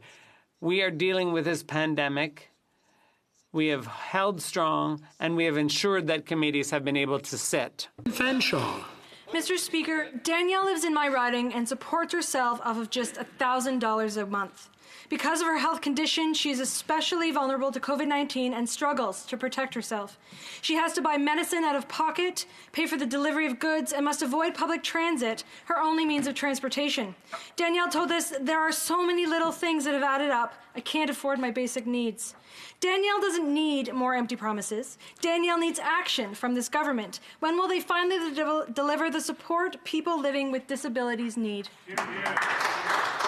The Honourable President of the Treasury Board. Important opportunity to thank the member for her question. We have put into place measures that are supportive of vulnerable people, such as people in her riding.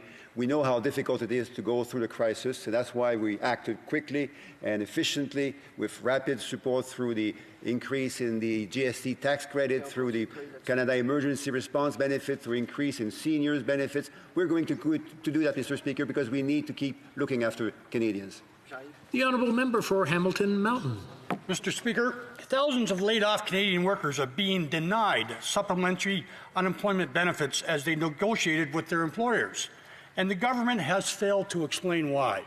Families need these benefits to pay their bills. These are not handouts. These are benefits negotiated as an insurance policy when laid off by workers and paid for by the employer. Now the government is stopping workers from collecting this taxable insurance.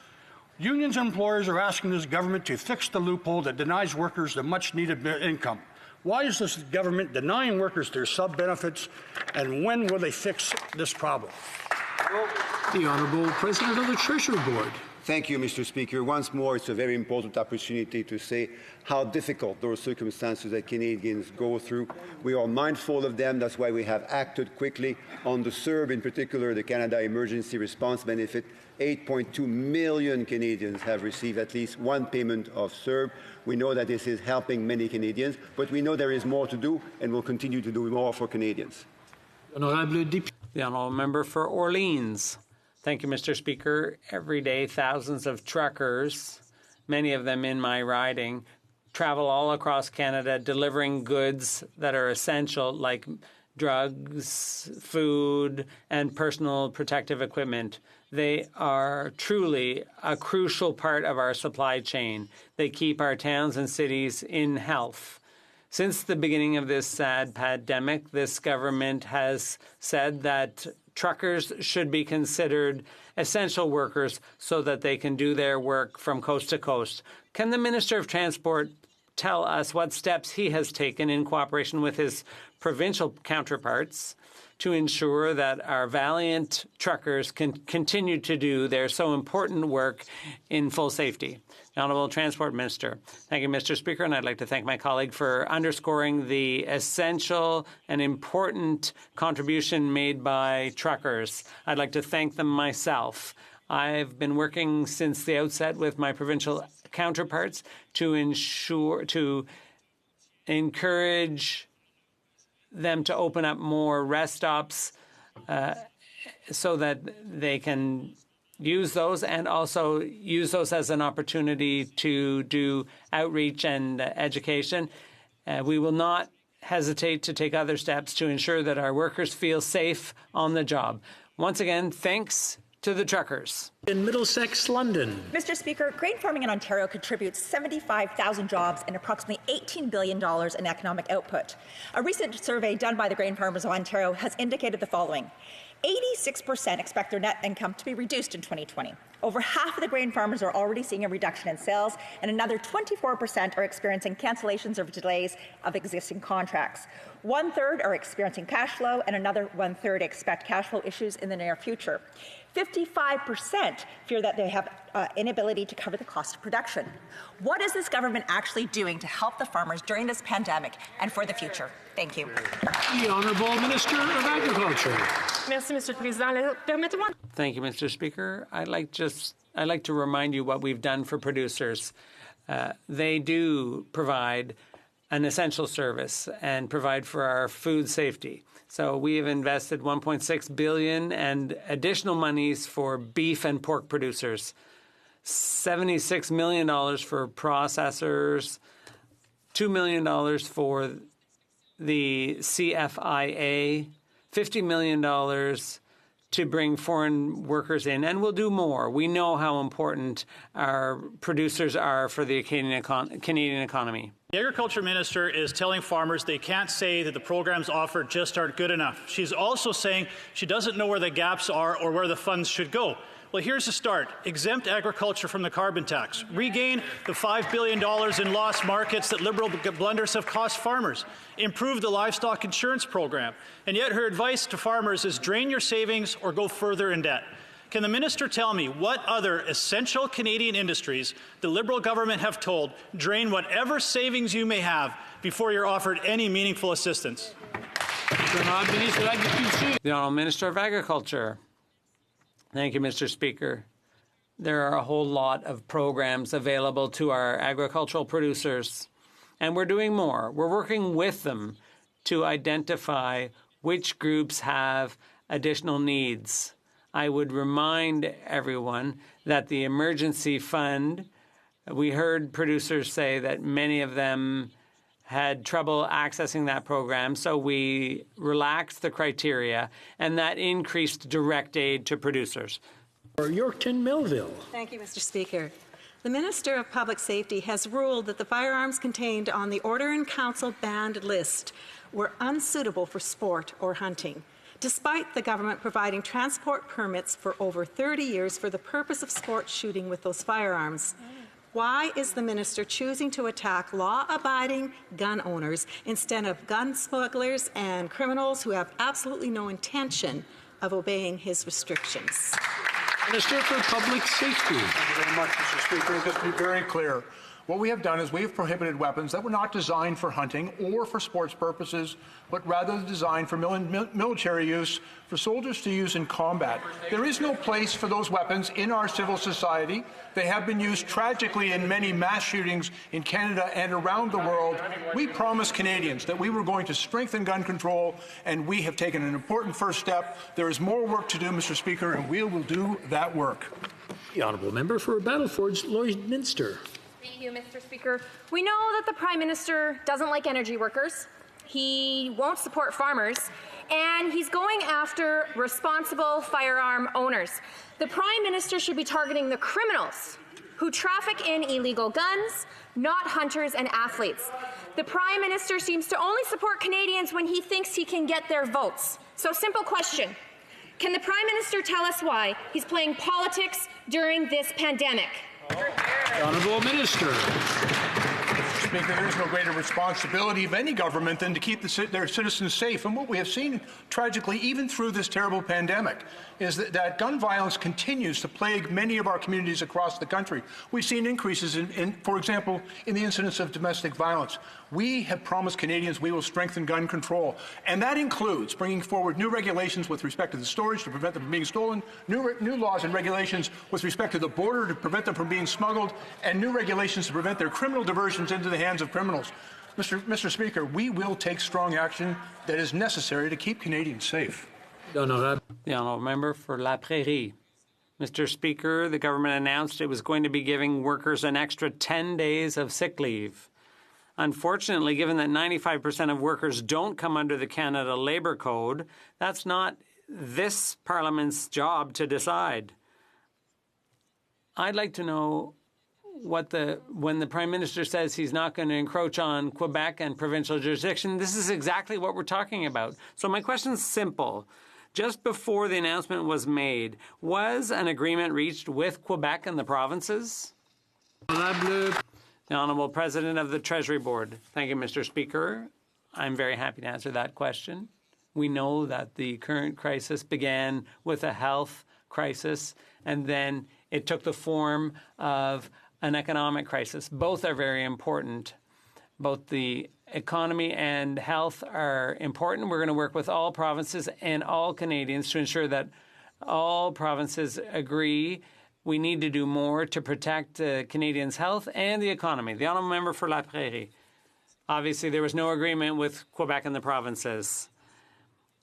Is this government saying that if the provinces decide to give 10 more days of sick leave, that's okay with the feds? That's nothing more than a wish. Who's going to pay for it? The feds? The provinces? Quebec? Employers grappling with this crisis? Or the tooth fairy? How can the government announce something as a fait accompli when it's 95% up to another jurisdiction? The Honourable President of the Treasury Board. Thank you, Mr. Speaker. And I'd like to thank my colleague for raising the issue of cost. There are astronomical costs associated with protecting workers' health currently. Employers, workers, unions, and governments are aware of the fact that in order to get through this crisis, we need to protect worker health so that they can protect their families' health and their co-workers' health. And that's the angle we need to take in working with the provinces and territories. Brock. Mr. Speaker, more than 1 million tourism-related employees have been laid off. Summer festivals all over the country are being canceled. Kids' camps are closed. Many restaurants, a recent study is telling us that it's going to devastate the industry. In rural communities, mom and pop businesses are being told to close, yet big box stores are allowed to open. Rural Canadians are told to work from home, yet internet and cellular service is sketchy at best. Rural communities are going to be the hardest hit and in many cases the slowest to recover. Will this Prime Minister finally start to put rural Canada and the tourism industry top of mind, especially when creating recovery programs? The Honourable President of the Treasury Board. Thank you, Mr. Speaker. And the brief answer is yes, because we have done that from the start. We know how difficult the crisis is across all Canada, in particular across rural regions, with the tourism, the transportation, the industry around, the restaurants and the services. The times are very difficult for all regions, and particularly rural regions in Canada. That's why we have announced just recently an important regional fund, which in addition to the wage subsidies, the emergency benefits, the emergency wage, the emergency loans, all of that will help regional Canada, rural Canada, to go through the crisis and emerge more strongly as we come out of it. Member for Kelowna Lake Country. Mr. Speaker, tourism is vital to the Okanagan economy, and businesses have a very short window in order to make enough revenue to carry them through to the next season. With COVID-19, events, festivals, conventions, and travel for families have all been cancelled.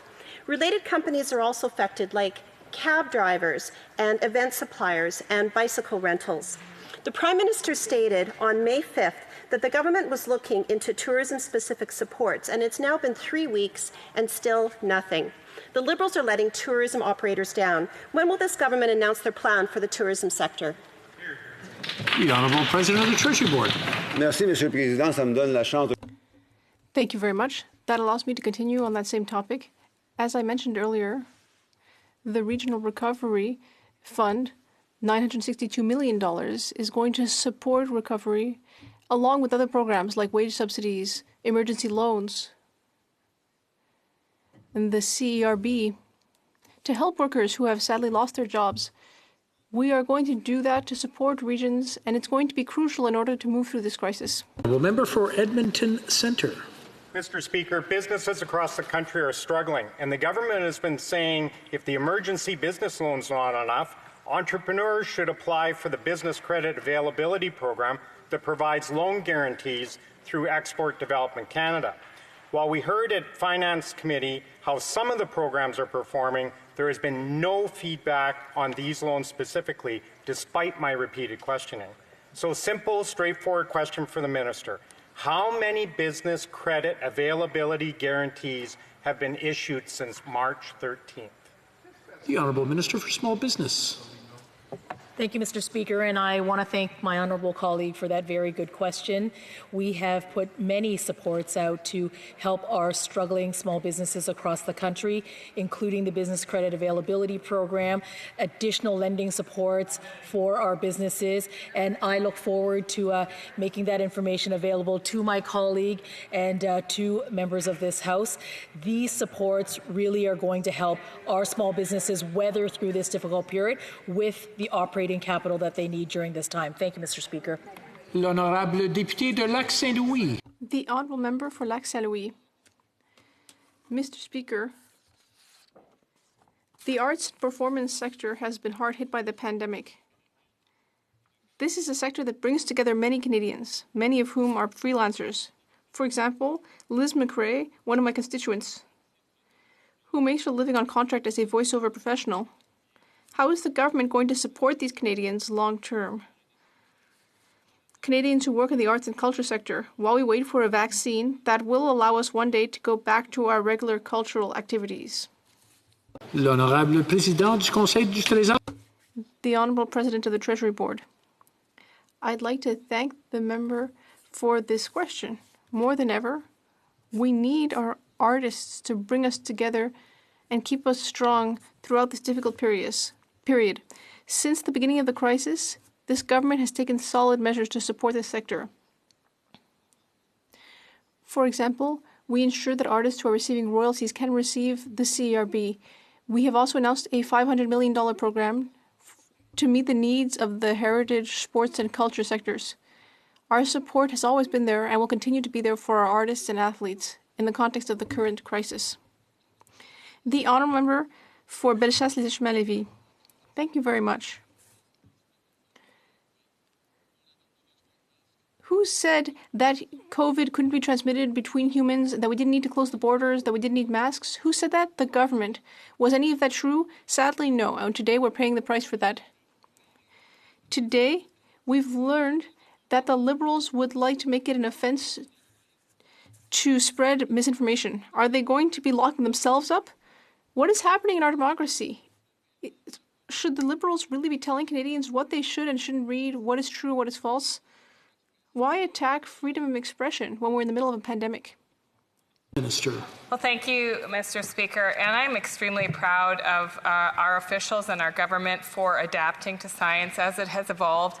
As the member knows, COVID-19 has only been with humans for about 4.5 months, and we've learned a lot in that time. And as new evidence has come forward, we've, of course, adjusted our advice to Canadians to best protect them. In terms of disinformation, Mr. Speaker, it's extremely dangerous that Canadians are being fed information that's false, that's misleading, and that can increase risk to themselves and to their loved ones. Mr. Speaker, we'll make sure that Canadians have access to credible information about how to protect themselves and their families. Honourable member for Lethbridge. Mr. Speaker, this is the government that said human-to-human contact doesn't transmit the disease. They said the border doesn't need to be closed. They said wearing a face mask won't help. The minister opposite now is saying they'll make sure that misinformation isn't spread. Don't worry, Canadians. Really? These are the individuals that we're going to trust to make sure that false information doesn't land in the hand of Canadians? They are spending $3.5 million to shut down voices across this country. Mr. Speaker, since when is that okay? The Honourable Health Minister.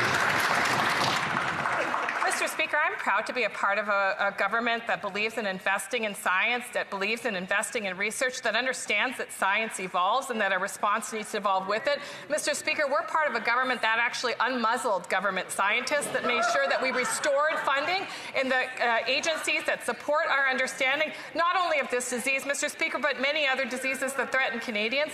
We will always stand up for credible, information-based information that can actually support Canadians to make wise choices about how to protect themselves and their families.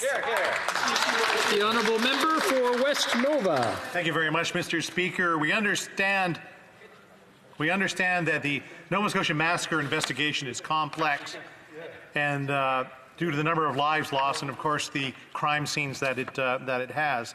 The only information that the families and the public are getting are through the media from heavily redacted RCMP documents, and it looked like they're hiding something, leading to the Premier of Nova Scotia saying that it was up to the Prime Minister and the government to call for an independent inquiry. The gunman is dead. The families deserve answers. Will the Minister of Public Service ask his partners to break from the secrecy and provide information as it becomes available? Minister of Public Services. Mr. Speaker, I want to thank the member opposite for what I think is a very important question. I understand the people of Nova Scotia, and particularly the families that were impacted by this terrible crime, need answers, and they deserve that information. And we are working very closely with our law enforcement officials, but also with the province of Nova Scotia. I'm in regular contact with the Attorney General in Nova Scotia. We've been working together to make sure that we put in place a system whereby all of the people of Nova Scotia and Canada can get the answers to the important questions that they have about this terrible crime, and that if there are lessons to have been learned, we'll make sure those lessons are applied so that a terrible tragedy like this cannot happen again. Député de Longueuil-Charles-Lemoine. The honourable member for Longueuil-Charles-Lemoine. We know that small businesses across the country are greatly impacted by this crisis. Our government has been supporting them by putting forward various measures like the wage subsidy, including CEBA and rent support. We also know that while they need financial assistance, they also need to help to navigate the various measures available to them, and many of them are turning to their financial advisors for information. Can the Minister of Small Business, Export Promotion and International Trade update this House on what the government is doing to make sure our businesses get the help and the information they need? Thank you. Honourable Minister of Small Business. Mr. Speaker, I want to thank my honourable colleague for her advocacy on behalf of small business and for the people of Longueuil-Charles-Lemoine.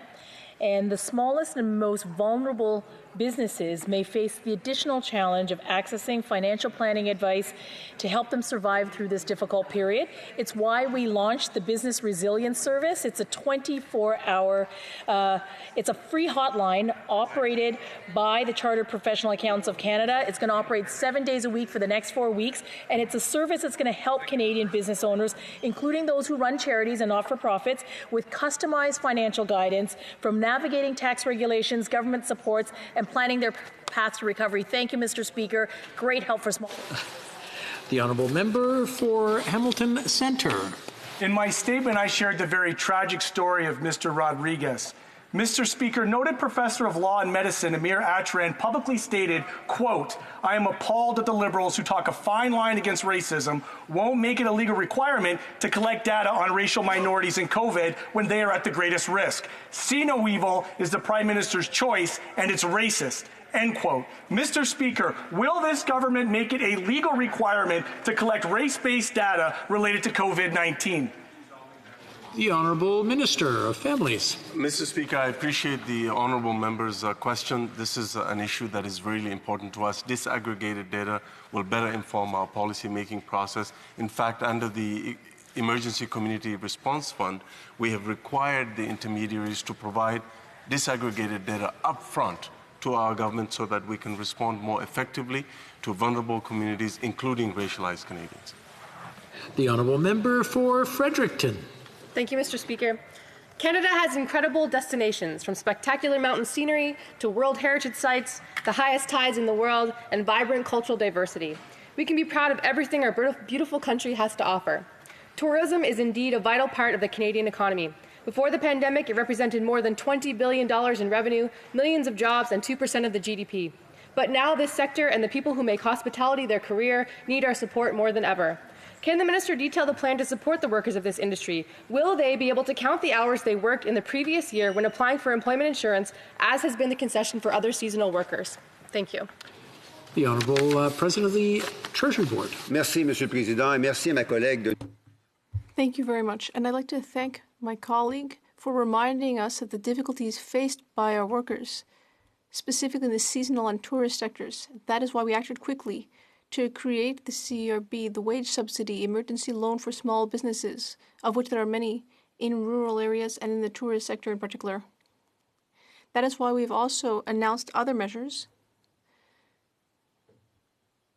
For example, EI benefits for those who wouldn't normally be eligible, and we will be working closely with all sectors and the provinces and territories to ensure that the tourist sector will be able to participate in the economic recovery. That's all the time we have for questions. C'est tout pour aujourd'hui. Nous avons un appel au règlement de l'heure. Point of order. The honourable member for Saint-Jean.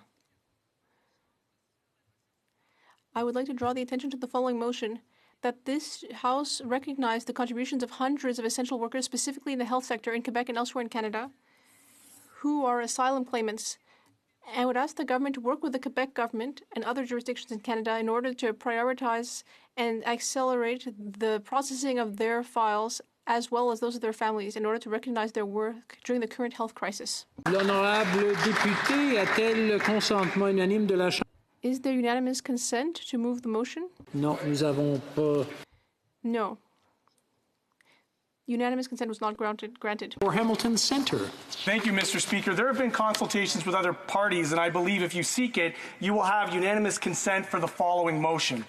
That the House recognize the increase in recent weeks in hate crimes and racism related to COVID-19 across the country, particularly towards those of Asian descent, and call on the government to take the necessary measures to stand against all forms of systemic discrimination and racism, included but not limited to hosting a federal, provincial, territorial meeting to discuss the rise in hate crimes in Canada, coordinate collective efforts, and identify best practices to counter this trend, helping to create and properly fund dedicated police hate crime units in every police department in Canada, establishing national standards for identifying and recording all hate incidents and their dispensation in the justice system, and working in collaboration with nonprofits to facilitate the reporting of hate crimes.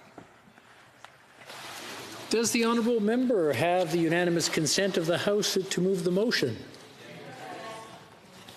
Agreed? I think I heard a no. No, I'm sorry, we don't have unanimous consent. Another point of order by the honourable member for Selkirk, Interlake Eastman.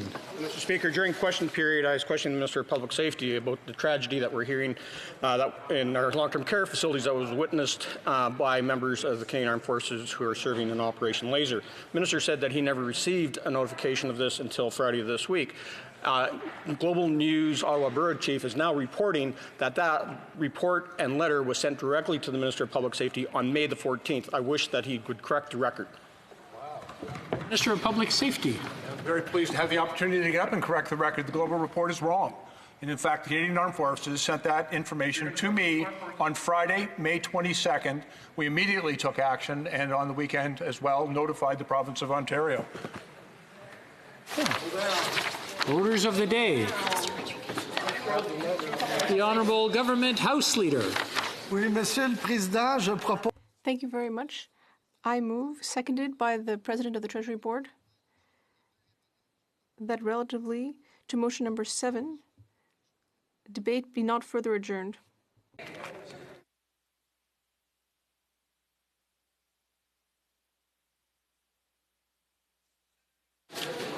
Monsieur Rodriguez, appuyé. Mr. Rodriguez, seconded by Mr. Duclos, moved that the debate on motion number 7 under government business shall not be further adjourned. Pursuant to Standing Order 67.1, there will now be a question period of 30 minutes. Wish to ask questions to rise in their places so the chair has some idea of the number of members who wish to participate in this period. Very good. Okay. Questions and comments? Questions et commentaires? Oh, excuse. Start off with. I just want to make sure we get this right.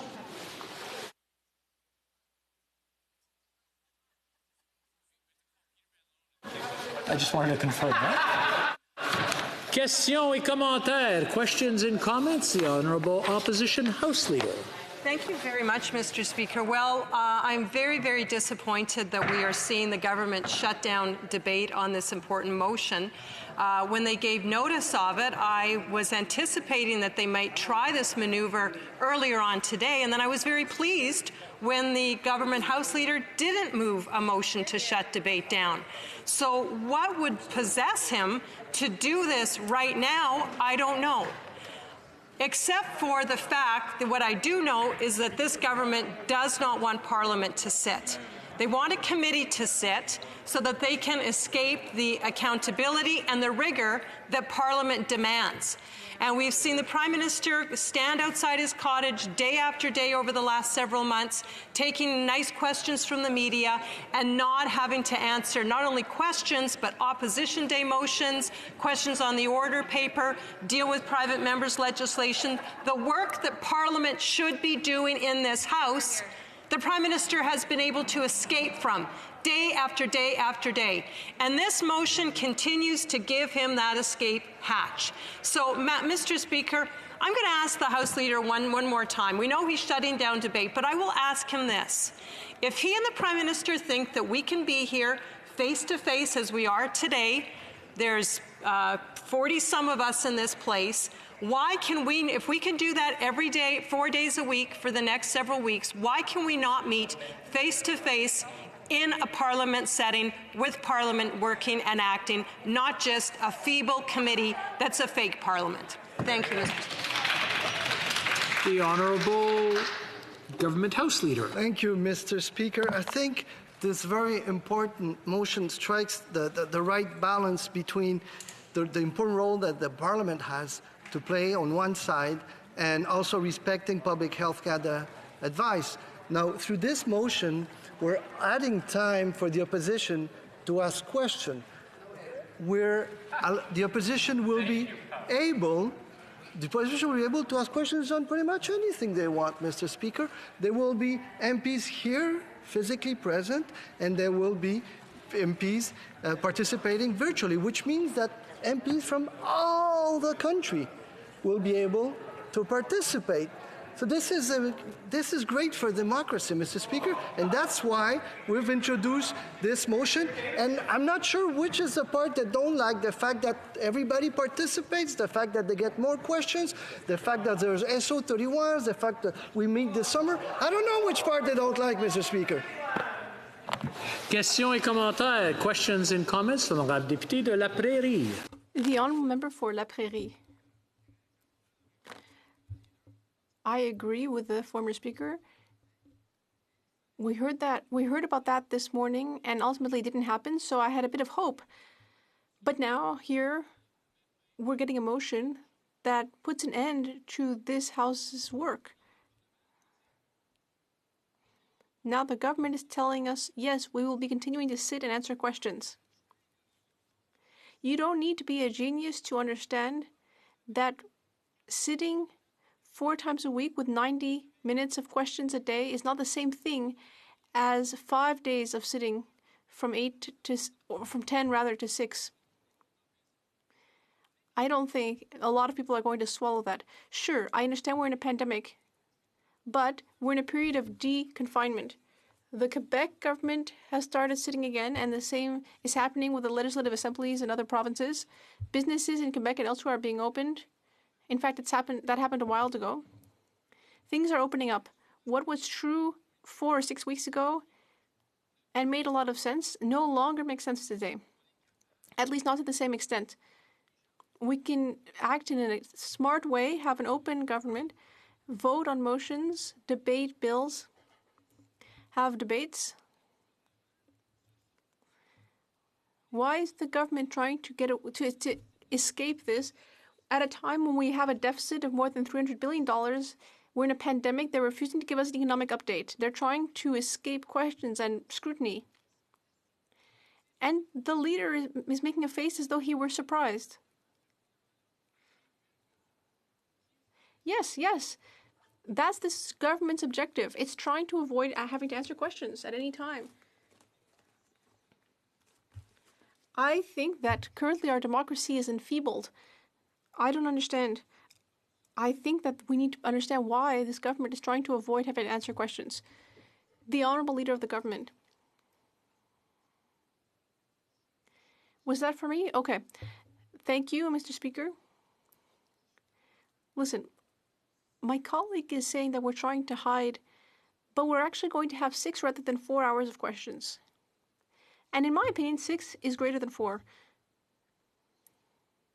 The opposition can ask its questions on any topic, and even though the pandemic is our current crisis, the current crisis is a priority for all Canadians, still, MPs will be able to ask questions on other topics. MPs from all areas in Canada, thanks to the screens that will be in the House chamber, will be able to participate. And if the Bloc Québécois isn't happy with this motion, well, maybe the Bloc Québécois could have come and sat down to negotiate with us. The Bloc Québécois wants to make gains for Quebec, but the way you make gains is to come negotiate, not by sullenly sitting in a corner and refusing to negotiate. And the honourable member for Timmins James Bay. We have a number of issues that we need to start to move towards. I'm very interested whenever I hear my political colleagues talk about their privileges. Privilege is about serving people. It's not about the fact that they're not getting enough airtime. So we need to come back with the Committee of the Whole, start addressing a number of the serious shortfalls. The serious shortfall to seniors. What is the government going to do? Now, we could do the jack-in-the-box questions and jump up and down and point the finger, or we could actually drill down, because this is a bigger crisis than something we've faced. The issue of health care and the lack of support for health care. These are issues we need to sit down and discuss. So I'm certainly wanting to know if the government is willing to continue working with us to actually drill down in the midst of this crisis to serve Canadians. That's the privilege that we have and that we bring to this House, is to serve people in a time of unprecedented crisis. Well, Government House Leader. Merci, Monsieur le Président. Ce que je veux dire. Thank you very much. What I want to say to my colleague is, sure, we can have disagreements, but when we're here to work for seniors, to work for people with disabilities, and for those who have lost their job, ultimately, we're always working for the same goal, and we need to work together. That's the government's role, and also the opposition's role. Because government bills, even though they're good from the beginning, well, they can still be improved, and I would give the opposition credit for that. All of the opposition parties have helped us to improve legislation. The government does not have access to perfect truth. On the contrary, we can do things that are imperfect and we can make mistakes. And thanks to the excellent work that we've done with the opposition, we've been able to improve this legislation. So yes, we're going to keep working for seniors, for people with disabilities, and for sick leave. Député d'Orléans. The honourable member for Orléans.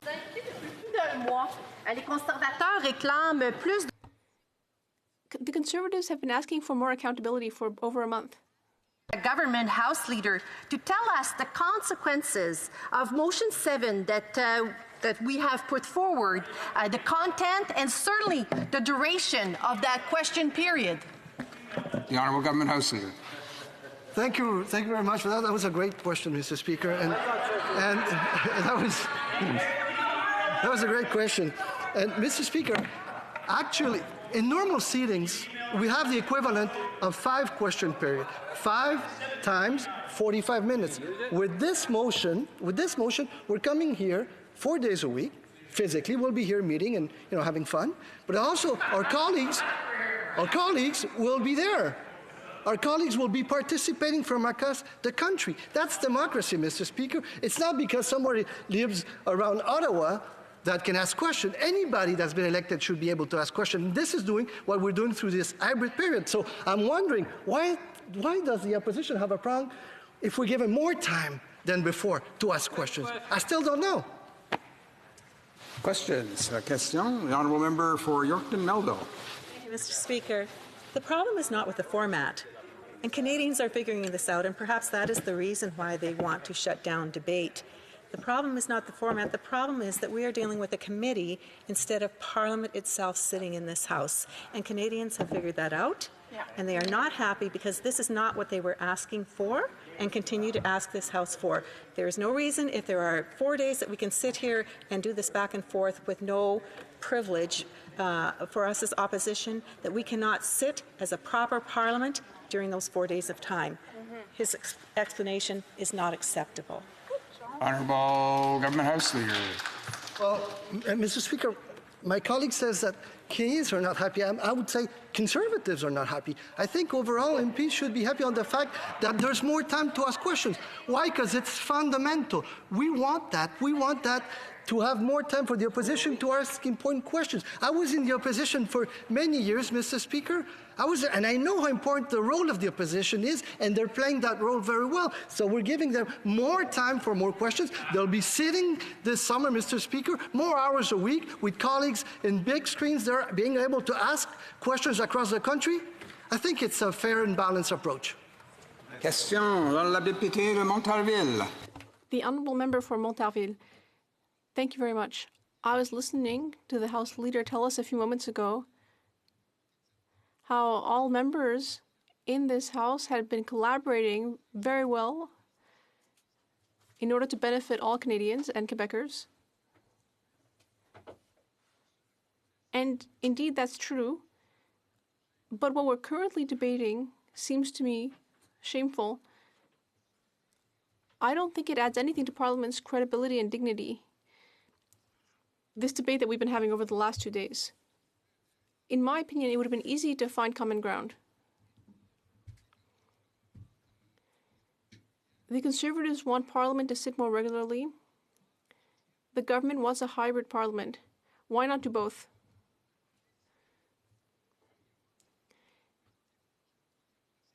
The government doesn't have enough ideas to table bills. Is that it? Why doesn't the government want to legislate? Normally, a government legislates. That's what it's elected for. But this government seems to not want to do that. It just wants to answer questions discreetly and let the Prime Minister keep on doing his sideshow every day outside of his cottage here in Ottawa. That's hardly very edifying. And what's particularly unhelpful is that in order to reach its goals, the government secretly negotiated with the NDP. Moreover, in areas that aren't even a federal jurisdiction, they cobbled together a plan that actually is going into areas of provincial jurisdiction. And all that just so they can have the House sit in the way they want. It's shameful. We heard that the Bloc did not want to participate in the negotiations. That's not true. We've been collaborating from the beginning. But when you make a firm commitment in negotiations, one expects that to be respected. And that's why once one of the parties breaks its word, well, you don't want to start renegotiating with them. And that's why we haven't trusted the Liberal government enough to keep negotiating with them.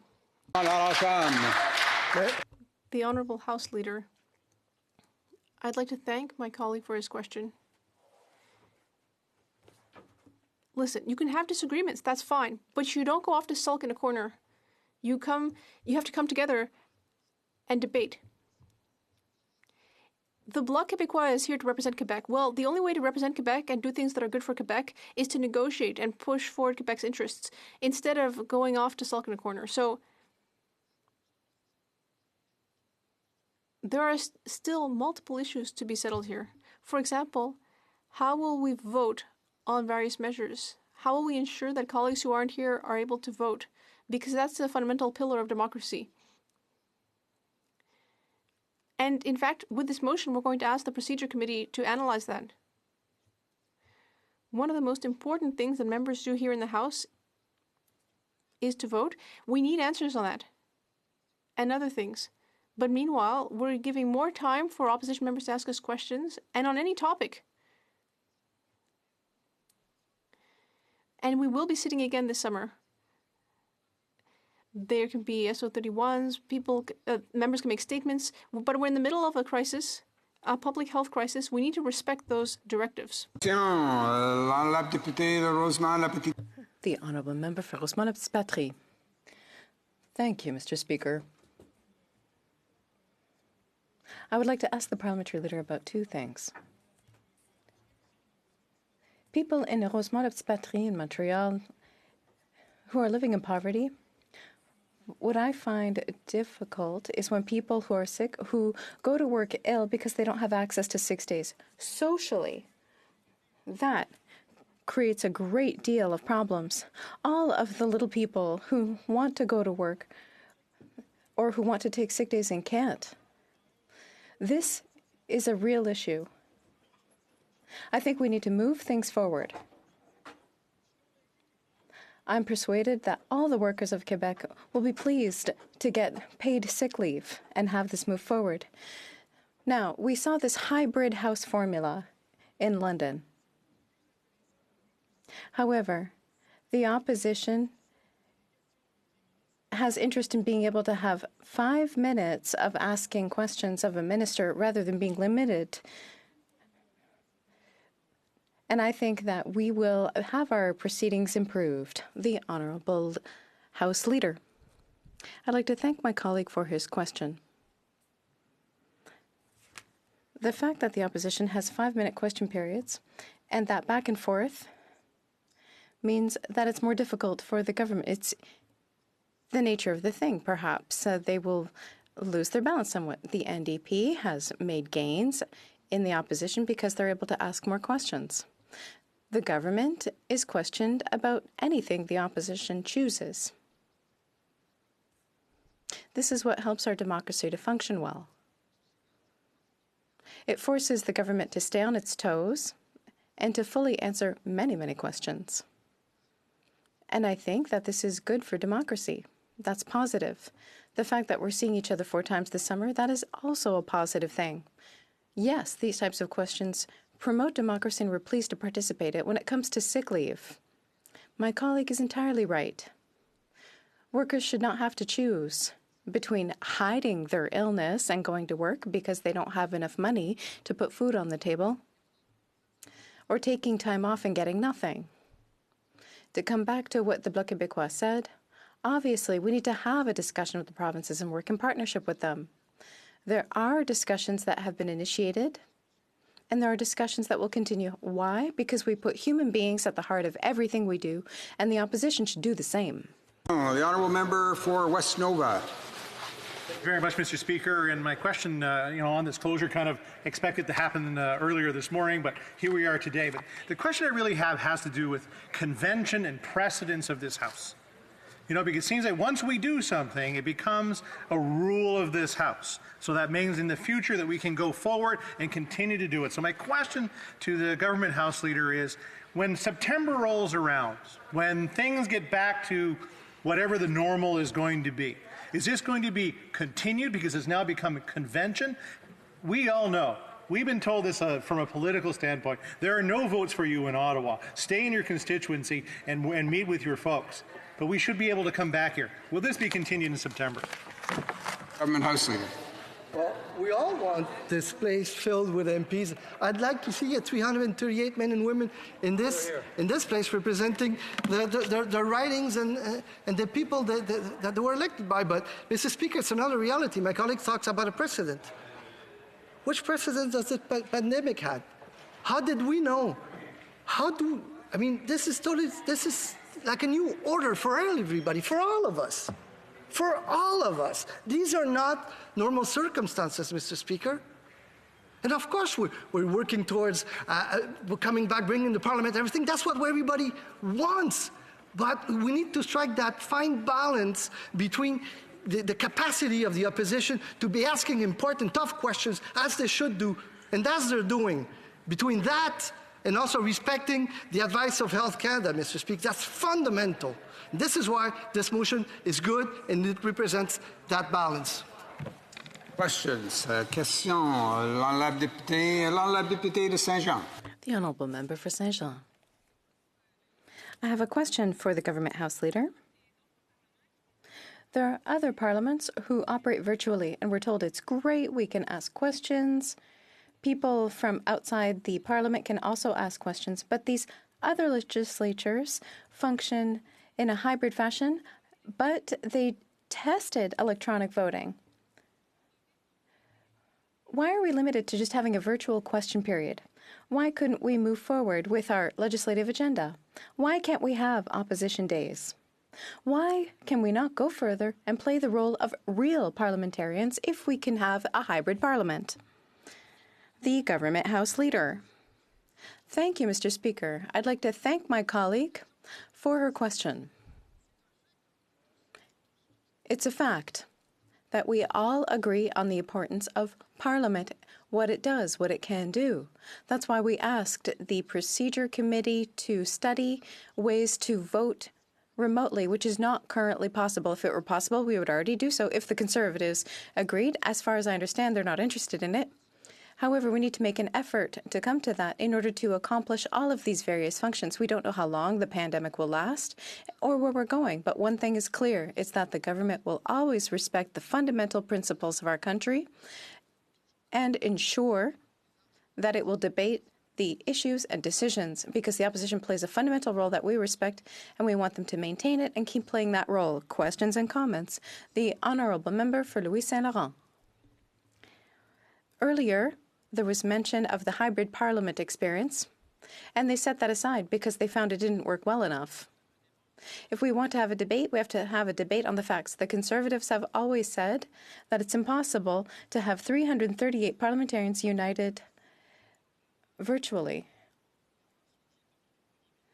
Unlike what the Prime Minister said during a press conference, we are meeting. Members of the government seem to be disinclined to accurately represent what we want. The House is sitting. We want to have regular MPs with a question period, with accountability, debates on motions. We want a regular parliament that's doing its work. We're ready to review certain aspects to adapt. For instance, the issue of parliamentary committees. A tragedy occurred a few months ago in Quebec. There was a report tabled over the weekend, and as the member for Charlebourg-Saint-Charles said, the parliamentary committees have to look after public health and safety and can't do it right now. Why is the government stubbornly insisting on doing things its own way, with its own vision, and with all of the respect that I have for the other colleague? He can't say that it's so hard for the government when we have 5-minute questions. Now, I also want to know what's going on with the deficit. The Government House Leader. Monsieur le Président. Well, Mr. Speaker, I have the same feelings of friendship and respect for my Conservative colleague. That said, those questions are fundamental, but it's fundamental for the government to answer. Perhaps we can disagree with the content of the answers, but we answer sincerely and openly and transparently. My colleague referred to the committee, and I'd like to thank him because it's very useful. It would allow me, Mr. Speaker, to say that through all this and the complications and the pandemic, that people are losing their lives, that are losing their jobs, who are ill, through all of that, we're able to accomplish what we've accomplished so far. There are 8 committees that have united for 74 meetings. 580 witnesses, 23 ministers have appeared, and thanks to today's motion, the Fisheries Committee has been added to the roster. The Honourable Member for Saint Laurent, Saint-Michel. March 13th, the House of Commons has met on multiple occasions with a reduced numbers of MPs in order to respect the advice from the public health officials. A quick look at the Hansard makes you realize that it is often the same MPs who took part in the House proceedings. Therefore, what is the government's suggestion to allow more MPs to take part in the parliamentary proceedings? Thank you. House Leader. Well, I think that's in a very objective way. That's an excellent question, Mr. Speaker, because we want the participation from MPs from everywhere. In an ideal world, we would be 338 people here, men and women representing the constituents, Mr. Speaker. Because of the pandemic, because we know the measures that has to be in place, and we respect those measures on both sides of the aisle, Mr. Speaker. And there's an option, Mr. Speaker. It's this hybrid committee that we can have here with members on both sides, and where we add MPs from everywhere across the country. So MPs that are elected in Vancouver, in Halifax, in La Côte-Nord or whatever, can ask their questions through the screens. We probably have time just for 2 more questions. L'honorable député de Manicouagan. The Honourable Member for Manicouagan. Thank you, Mr. Speaker. I'm pleased to hear Côte-Nord, or North Coast. This region is expecting more from me. The House Leader has said that there are people who are ill, who have lost their jobs, who don't know what tomorrow will bring. As a member, should I work less? Should I not be present in Parliament? Because right now, the mathematics of all this don't seem to add up. We've been here for about 30 hours in order to talk and have discussions. Yes, we have discussions in the House, but we can't be replaced by committees where it's working relatively well because I have less time to ask my questions. I'm constantly cut off. I think that we're being misled. This isn't a democratic lesson we're getting. We should be doing more for the people back home. We're considered essential workers. I want to do I have to drive 10 to 12 hours to get here, but it is my duty to do so. It's my responsibility to participate in committees. And a minority government is deciding to close the House? For me, that's unacceptable. This is an affront to our democracy, and they're trying to make us believe that we're getting to ask more questions. Well, I'm expecting more from this government. I don't expect them to shut down the House. It's in a minority situation, and it better remember that. We are sent here to ask the right questions, and we need answers because there are planted questions which are completely uninteresting and don't meet the needs of our people. They want us to work, and if we ask them to make an effort, we need to provide even more of an effort. Thank you, Mr. Speaker. The Government House Leader. I don't disagree on the importance of the work being done by every member and my colleague, for example, and all the other MPs in this place. What I wish to highlight is the fundamental work that parliamentarians do when they're in their own ridings, when they're not here. Some tell us that it's time to go back to work. And I've heard that a few times from the opposition, but we work every single day. When we're in our ridings, when we help community organizations, when we make phone calls to seniors who are living alone, Mr. Speaker, all of those things that mean that being a parliamentarian is a fundamental role. I'm not going to say that this work is being done by any particular party. Every MP does work like this, but this does not undermine the work that we do overall. James Bay. Speaker, let's do a quick run-through of our favorite moments of shutting down democracy. Do I say Stephen Harper? Stephen Harper. I'll probably have to say that about 150 times for every single time he's shut down. Then all our committees, where everything had to go in camera no matter what it was, so that there was no accountability. And then there was the crisis of 2008, the biggest economic crisis up to that point, where Stephen Harper came into the House. They all popped up. They were going to massively push through this austerity budget. New Democrats said no. And then what did Stephen Harper do? He panicked and he shut Parliament down. Remember that? He had to shut Parliament down. So it's pretty rich being that we're here to talk about keeping Parliament accountable till the end of June, plus sessions this summer, and that we will continue in the fall to see the howling at the moon, the abuse of the privileges of the most privileged people in Canada, when in fact, if we remember the Stephen Harper years, we had the doors were locked in the Parliament of the People because he was afraid to meet a minority government. We have a minority government. We have work to get done. I want to get to that work tomorrow so that we can start to drill down and ask serious questions of ministers where we have a good period of time to actually go through the issues, push, find out, and insist on responses. So let's just get down to it. The Honourable Government House Leader in 15 seconds or less, Mr. Speaker, please. I agree. Didn't quite take up the 15 seconds, but appreciate the time. It is my duty to interrupt the proceedings at this time and put forth the question on the motion now before the House. Mr. Rodriguez, seconded by Monsieur Duclos, moved that the debate on motion number 7 under the government business shall not be further adjourned. Plaît-il à la Chambre d'adopter? Is it the pleasure of the House to adopt the motion? All those in favor, please say yea. Yay! All those opposed, please say nay. Yay! In my opinion, the yeas have it. Okay, call in the members.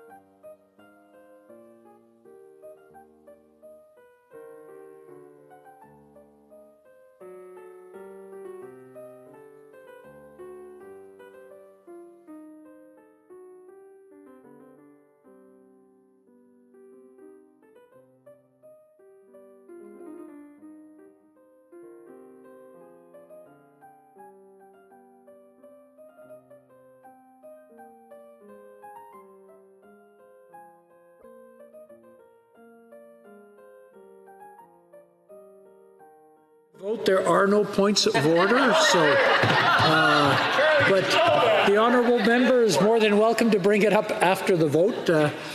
We are, well,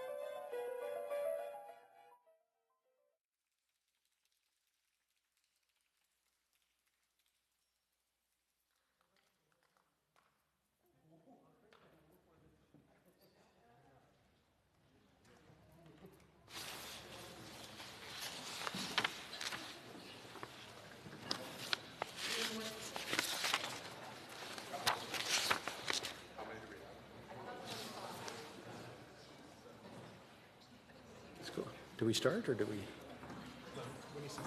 That's what I was thinking.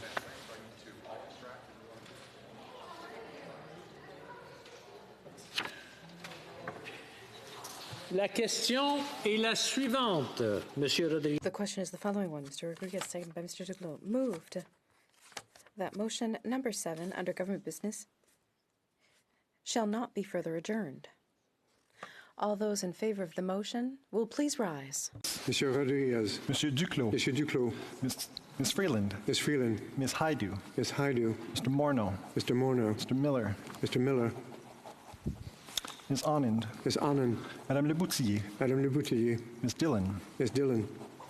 Mr. Scarpalegia. Mr. Scarpalegia. Mr. Lamoureux. Mr. Lamoureux. Ms. Ing. Ms. Ing. Mr. Yakino. Mr. Yakino. Monsieur Drouin. Monsieur Drouin. Mr. Hardy. Mr. Hardy. Madame Bendayen. Madame Bendayen. Mr. Hussein. Mr. Hussein. Ms. Vandenbeld.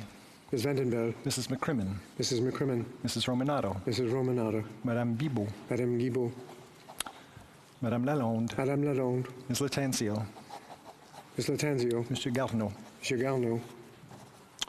Ms. Matheson. Ms. Matheson. Mr. Duval. Mr. Duval. Mr. Green. Mr. Green. Mr. Angus. Mr. Angus. Ms. Atwin. Ms. Atwin.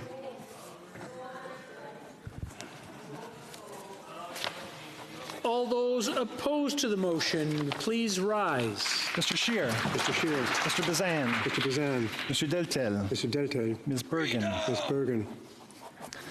Mr. Schmale. Mr. Schmale. Mr. Sweet. Mr. Sweet. Mrs. Vecchio. Mrs. Vecchio. Mrs. McLeod, Kamloops, Thompson, Caribou. Mrs. McLeod, Kamloops, Thompson, Caribou. Mr. Barlow. Mr. Barlow.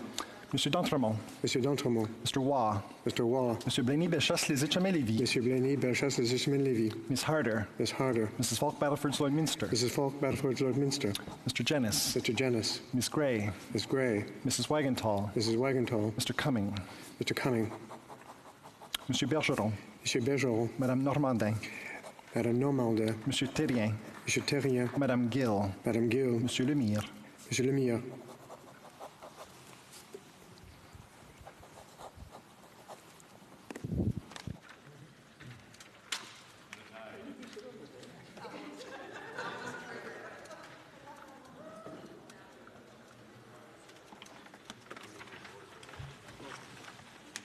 Yeas pour 29, 29.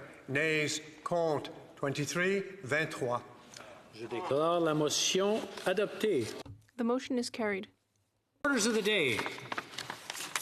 Ordre du jour, ordre émanant du gouvernement, affaires émanant du gouvernement, comme une reprise du débat sur la motion numéro 7 au nom du... Resuming debate on motion number 7 on behalf of the House Leader. Honourable member for Battleford Lloydminster has 2 minutes and 30 seconds remaining on her discourse. Thank you, Please. Mr. Speaker. So once again, what I was saying was it's not up to the government of the day to decide how it will be held accountable for its governing. When it comes to fiscal responsibility and accountability, the Prime Minister and Finance Minister seem equally disinterested. They have refused to deliver a budget or even at least a fiscal update to, or proper accounting for that matter, for their COVID-19 relief measures. And today's motion still offers no timeline on a fiscal update. Mr. Speaker, as we consider this proposal, we have to acknowledge the shortfalls of virtual meetings. While meeting virtually is always preferred to not meeting at all, virtual meetings are not conducive to quality work. As a member of the HUMA Standing Committee, I've experienced the shortfalls of technology firsthand. Our committee has been meeting virtually for the past month, and even a month in, the time spent on technological issues far outweigh the time spent on the meeting itself. These technological problems significantly hinder our effectiveness, and we have seen similar issues in the COVID-19 committee. In-person meetings of the House will deliver better results for Canadians.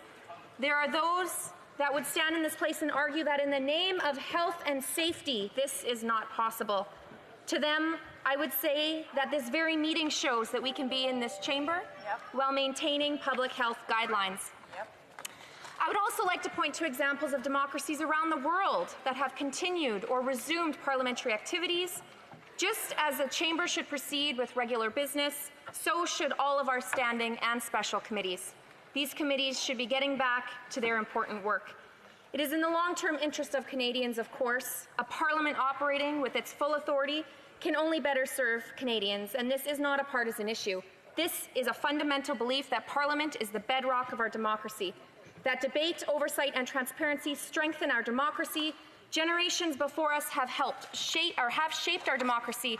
They have safeguarded and improved it. It's our collective responsibility to do the same for the next generation, and to do that, we must remain vigilant against intentional and unintentional efforts to erode or undermine our democracy. Safeguarding our democracy should be the priority of all of us. We have to acknowledge that this motion strips parliaments of some of its power. While governing in a minority setting may not be the Prime Minister's preference, it's what Canadians chose. And he has the obligation to work with Parliament for the better of Canadians. Canadians expect more, and Canadians deserve more. Mr. Speaker, I would urge all members of this chamber to recognize Parliament as an essential service, to acknowledge that their responsibility to their constituents is crucial, and their duty to uphold our democracy is paramount. A government without accountability fails our democracy and it fails Canadians. We must be focused on getting the best results for Canadians because they are counting on us. And while we face a global health crisis, we cannot sacrifice the health of our democracy. Thank you, Mr. Speaker. Questions and comments. Question commentaire. The Honourable Parliamentary Secretary to the Government House Leader. Thank you, Mr. Speaker. You know, I would contrast Stephen Harper and the current Prime Minister anytime, anywhere when it comes to defending parliamentary institution. It was Stephen Harper that actually prorogued meaning he actually shut down the Parliament and didn't work with any opposition parties. Contrast that to what we have today, an ongoing commitment by the current Prime Minister to ensure, by listening to health experts and respecting the importance of this institution, that we are where we are today, where in fact, at the end of the day, we are going to have more questions being asked, petitions from Canadians across the country. We have the opportunity for members' statements, and this is something that is hopefully going to work towards more of a full virtual integration where Parliament and using technology that all MPs will be able to be engaged. Hopefully the Conservatives will see the realization of the importance of now looking at how we can ensure some form of voting so again parliamentarians, no matter where they are able to place their vote. And then maybe we could proceed a little bit further on some of the other changes that are so critical to see. Member for Battleford Lloydminster. Thank you, Mr. Speaker, and I want to thank my colleague for that question. I would actually argue that it was under this Prime Minister that we've seen attempts at unprecedented power grabs. We've seen attempts at silencing and taking away any control that, or any ability that the opposition holds. And it's not just in this Parliament, it's also in the previous Parliament. This is a trend with this government. And, you know, regarding Parliament, virtual Parliament, sure. Virtual committee, I would ask that this government stop misleading Canadians and call a committee and Parliament. We are talking about a virtual committee, not a virtual Parliament. Thank you. Questions and comments. The Honourable Member for Lethbridge. Thank you, Mr. Speaker. The Honourable Member across the way, he used an important phrase. He said that we must, and I quote, respect the importance of this institution, end quote. I could not agree with the member more. We do. We do need to respect the importance of this institution, which means that it needs to come back as a full Parliament and not as a special committee, which is what the Liberals are proposing. I wonder if my colleague would care to comment on this further. Again, the quote that he used is that we must respect the importance of this institution. Member for Battleford Lloydminster. I want to thank my colleague for that question. I actually find it quite ironic that we were debating closure on a motion. So here we are in Parliament. This is a sitting day. This is a sitting day of the House of Commons, not a committee. And we were debating closure because the government doesn't want us debating any longer. So I find it quite ironic that that's what we were doing. That we were just doing that for half an hour and voted. And the government successfully, with help from the New Democrats, I would say is not protecting democracy or our institution by moving closure and wanting to basically move forward with a virtual committee. Question commentaire. La députée de Rosemont-la-Petite-Patrie. The honourable member for Rosemont-la-Petite-Patrie. Thank you very much, Mr. Speaker. I will use the same word that my colleague did earlier. Irony. It's particularly ironic today to hear the Conservatives now become the defenders of institutions, democracy, committees. I was here for 9 years under the former Conservative Prime Minister, Stephen Harper. And time allocation was imposed more than 100 times. Committees systematically were forced to sit in camera. Federal scientists were muzzled and not allowed to speak in the media. So today, we should look at this coolly. We should examine the current crisis, and we should see what we can do to adapt to circumstances. We will continue to sit 4 times a week until the 18th of June, more or less like we normally do. And then this summer, sessions have actually, or sittings rather, have actually been added. And that's progress, because normally we don't sit during the summer. Lloydminster. Thank you, Mr. Speaker, and thanks to my colleague for that question. You know, honestly, I'm at a loss of words because it is ironic, because the New Democrats just voted to close for closure on what we're debating. And we're debating, Conservatives here all day and yesterday have been debating the importance of this place and the importance of Parliament and the importance of Parliament over a committee. So I actually find his question quite ironic. Thank you. Questions and comments. Question commentaire. The honourable member for Flamborough-Glanbrook. Thank you, Speaker. Private members' bills have been brought up repeatedly, and rightly so. I am unfortunately one of the just over 300 members of Parliament that have had a private members' bill pass the House, the Senate, and become law. And that has helped victims of violent offenders immensely. And I'm wondering how my colleague feels about the fact that with this rubric that was just voted on, there'll be no more ability for individual members to represent the constituents that elected them to represent them here to bring about private members' bills to change the course of their lives for the better.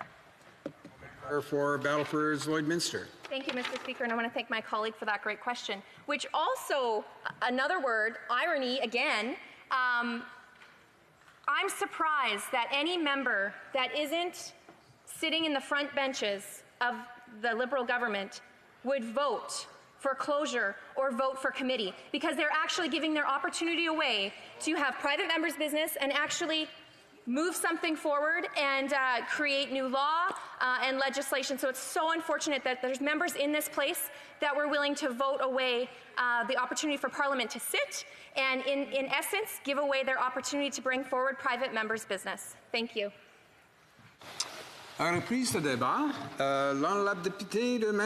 Resuming debate, the honourable member for Manicouagan. Thank you very much. I have so much to say. I don't even know where to start. I'd like to come back to the idea that Parliament will be so much improved starting tomorrow when we won't be doing what we're supposed to do anymore, what we're normally supposed to do as parliamentarians.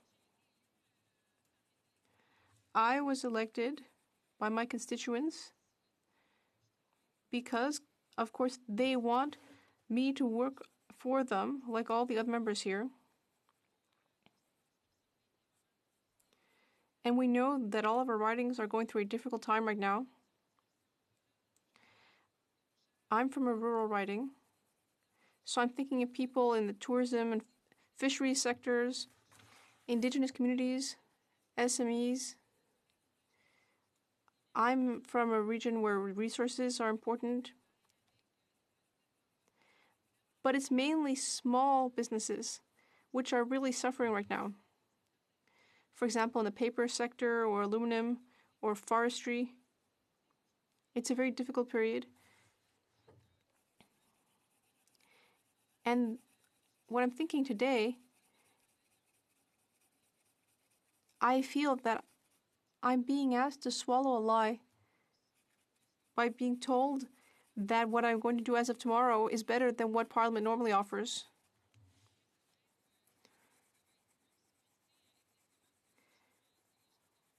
And I'm also being told that this is what Canadians want, but that's not true. We know that people are losing their jobs, people are sick, people just don't know what to do because they have to take care of their sick family members and their children and come to work.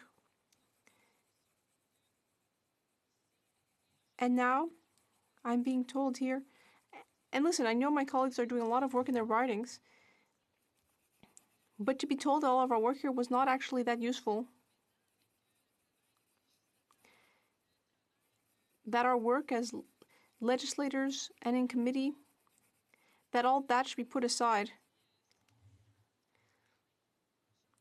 We're being told that by doing less in the House, we'll ultimately do more.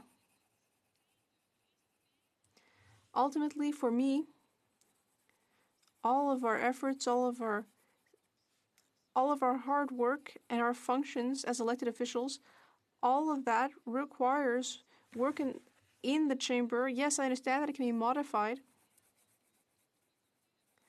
But no, I refuse to hear that more legislation won't be debated, that we can't have all of our committees sitting,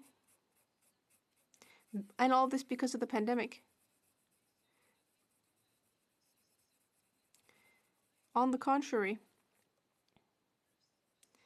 because of the pandemic, we actually need more to find ways to do our work. Our work as legislators and in committees, as well as in our ridings, in order to respond to this crisis. I feel like all of our work has been put on pause. The provinces had also temporarily paused their activities, but now people are starting up again and are getting back to their lives. And we're giving the impression that we aren't hardworking enough, that we don't have the willpower we need to do our normal work. And as we've seen today, we are capable of working together and keep an appropriate distance. If we are able to do that, then why not do it? I think all of my constituents will be wondering the same thing. People will be saying, we're being asked to do more, we're being asked to sacrifice, we're being asked to put ourselves at risk to a greater extent, and you, our representatives, you should be working too. Of course, we can't be perfect, but we should set an exemplary example.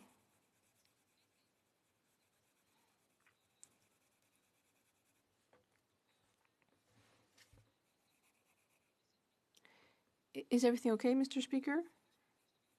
Oh, sorry, I thought that there was some issue. So ultimately, the signal we're sending is that we want to do less work. Let me give you an example. I come from a rural region in eastern Quebec. I'm thinking of my colleagues from Avignon, La Métis, Matapédia, from Témiscouata Basque. I work closely with these colleagues. I have been for the last few weeks in order to meet the needs of Canadians in our ridings. We need a space for dialogue. We need a space where we can get answers.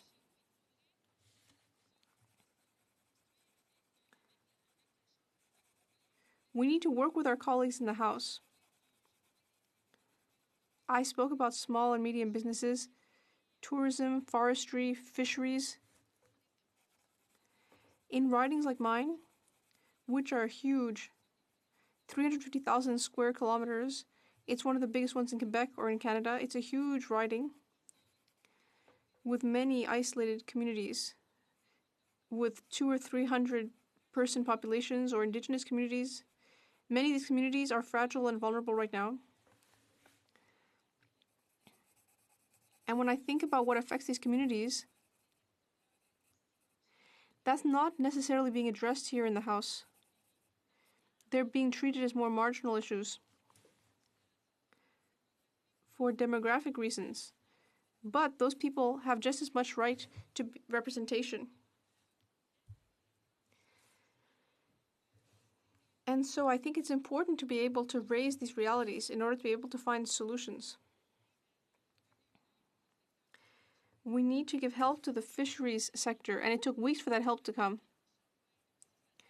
And clearly, the work in the House here did help, being able to speak to the Prime Minister and to all the other colleagues to ensure that this topic was top of mind and to find solutions. Tourism, I keep thinking about this. People I see every day in my riding who make their living through tourism and who have no idea what's going to happen to them. And who don't know what's going to happen in September when they may not have accumulated enough hours to be eligible for EI benefits.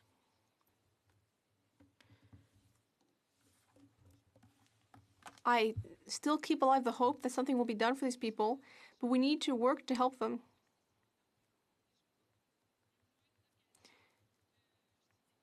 We need to do more to defend our constituents. We need to propose solutions. That's Parliament's role. Regarding CERB, that's a key point. These are businesses that really need more labor. We have a labor shortage problem. And here we're offering benefits that are ultimately a disincentive to work. People need to work. It's a matter of survival.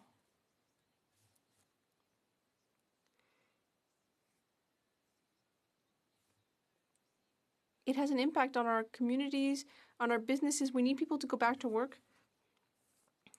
Improvements need to be made. And Parliament is crucial in this regard. We simply do not believe that with less time, less contact between colleagues, that we'll be able to do more.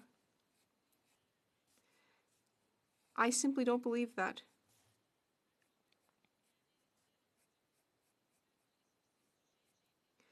We need to keep debating those topics. I also discussed the issue of Indigenous people, which is very important in the Manicouagan riding. 15% of the population is Indigenous, and we know that this is a very young population. I've seen how the crisis affected this population, and I've seen that there are a lot of needs, and that these needs weren't met. Yes, millions of dollars were provided, but these populations are fragile and vulnerable because of the lockdown and for health reasons. And we need to hear about the realities for this group. Yes, the House does its regular work, committees, as I mentioned. But with this pandemic, I often feel that we're running behind. We need to talk about the recovery.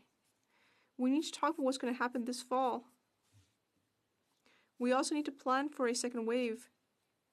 But it's our job to look to the future and to see what might happen in future so that we can avoid having the same situation as we had at the beginning of the crisis. We need to be prepared for Indigenous communities, for companies. We have a lot of work on our plate. And we actually have more work than we would usually have. 2 or 3 days this summer is not enough. In fact, if necessary, I would be here all summer in order to do more for my constituents, in order to find solutions. For my constituents, and from my perspective, I believe we need to do more than what's being done currently. Rather than being told that we should just go home and make calls. At a time when we have so much to do here.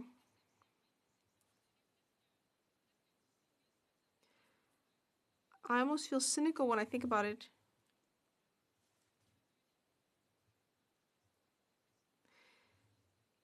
Just as it was very disappointing to learn that the Liberals and Conservatives, as we learned yesterday, chose to access the wage subsidy.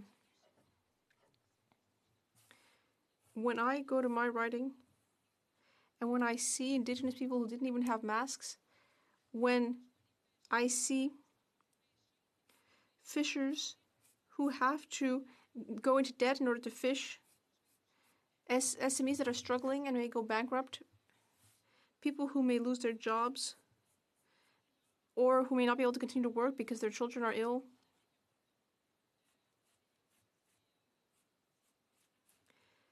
And when I see that these programs aren't being improved and modified based on these needs, real needs, when I see how this is happening, and then the political parties, the richest parties in Canada, that for any practical purposes do not need that money, they've decided to use that subsidy. In both cases, I find that incredibly cynical. So these subsidies, which some rich groups are taking advantage of, and meanwhile we're being told that we shouldn't keep working for our constituents who really need it.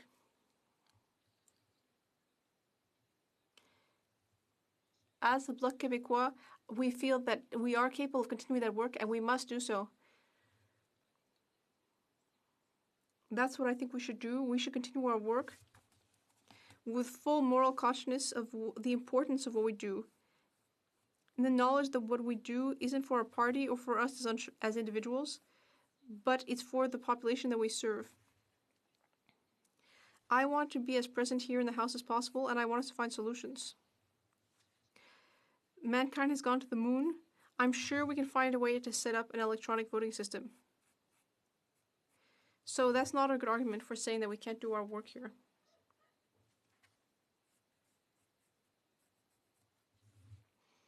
And I think we should do our work as effectively and efficiently as possible.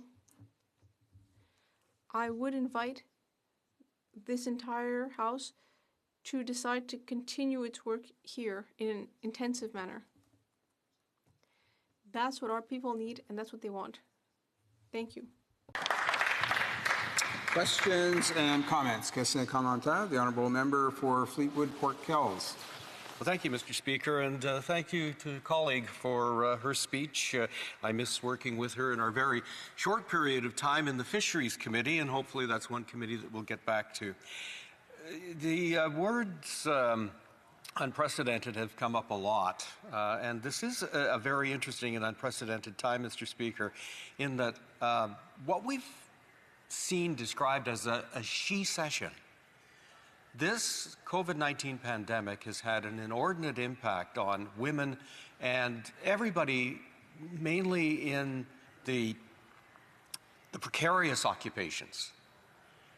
And given the kind of social and economic disruption that this has caused, along with, of course, the sickness, I'm concerned that I may have misunderstood what our friends across the way have been talking about today. Are they talking about opening up Parliament to discuss a whole variety of things that Parliament would ordinarily deal with?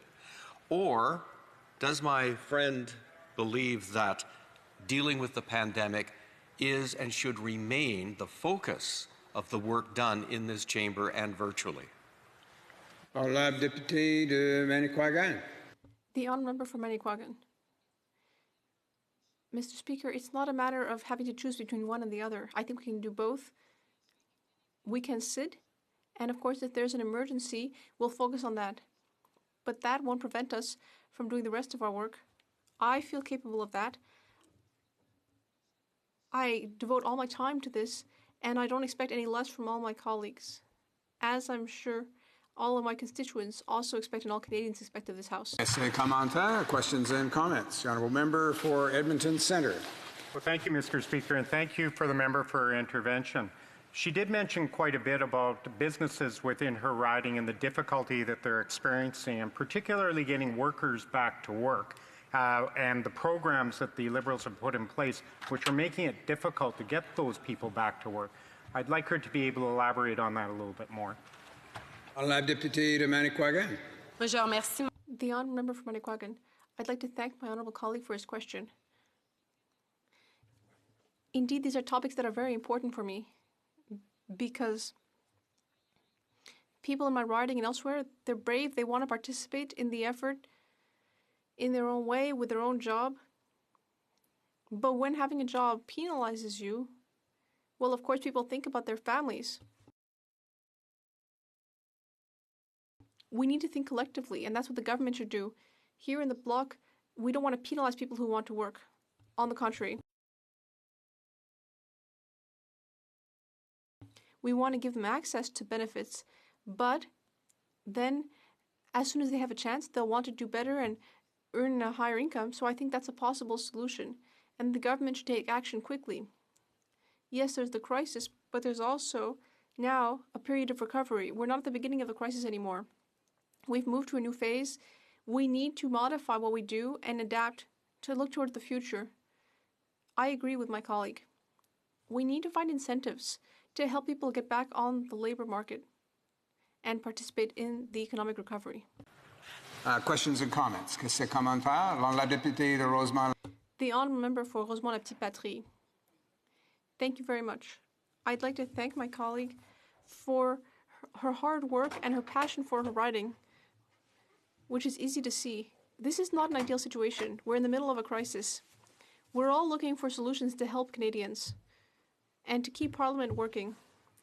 There are areas where we've made progress in this new motion. We will sit 4 days a week until the 18th of June. There'll be more time to pose questions to the government.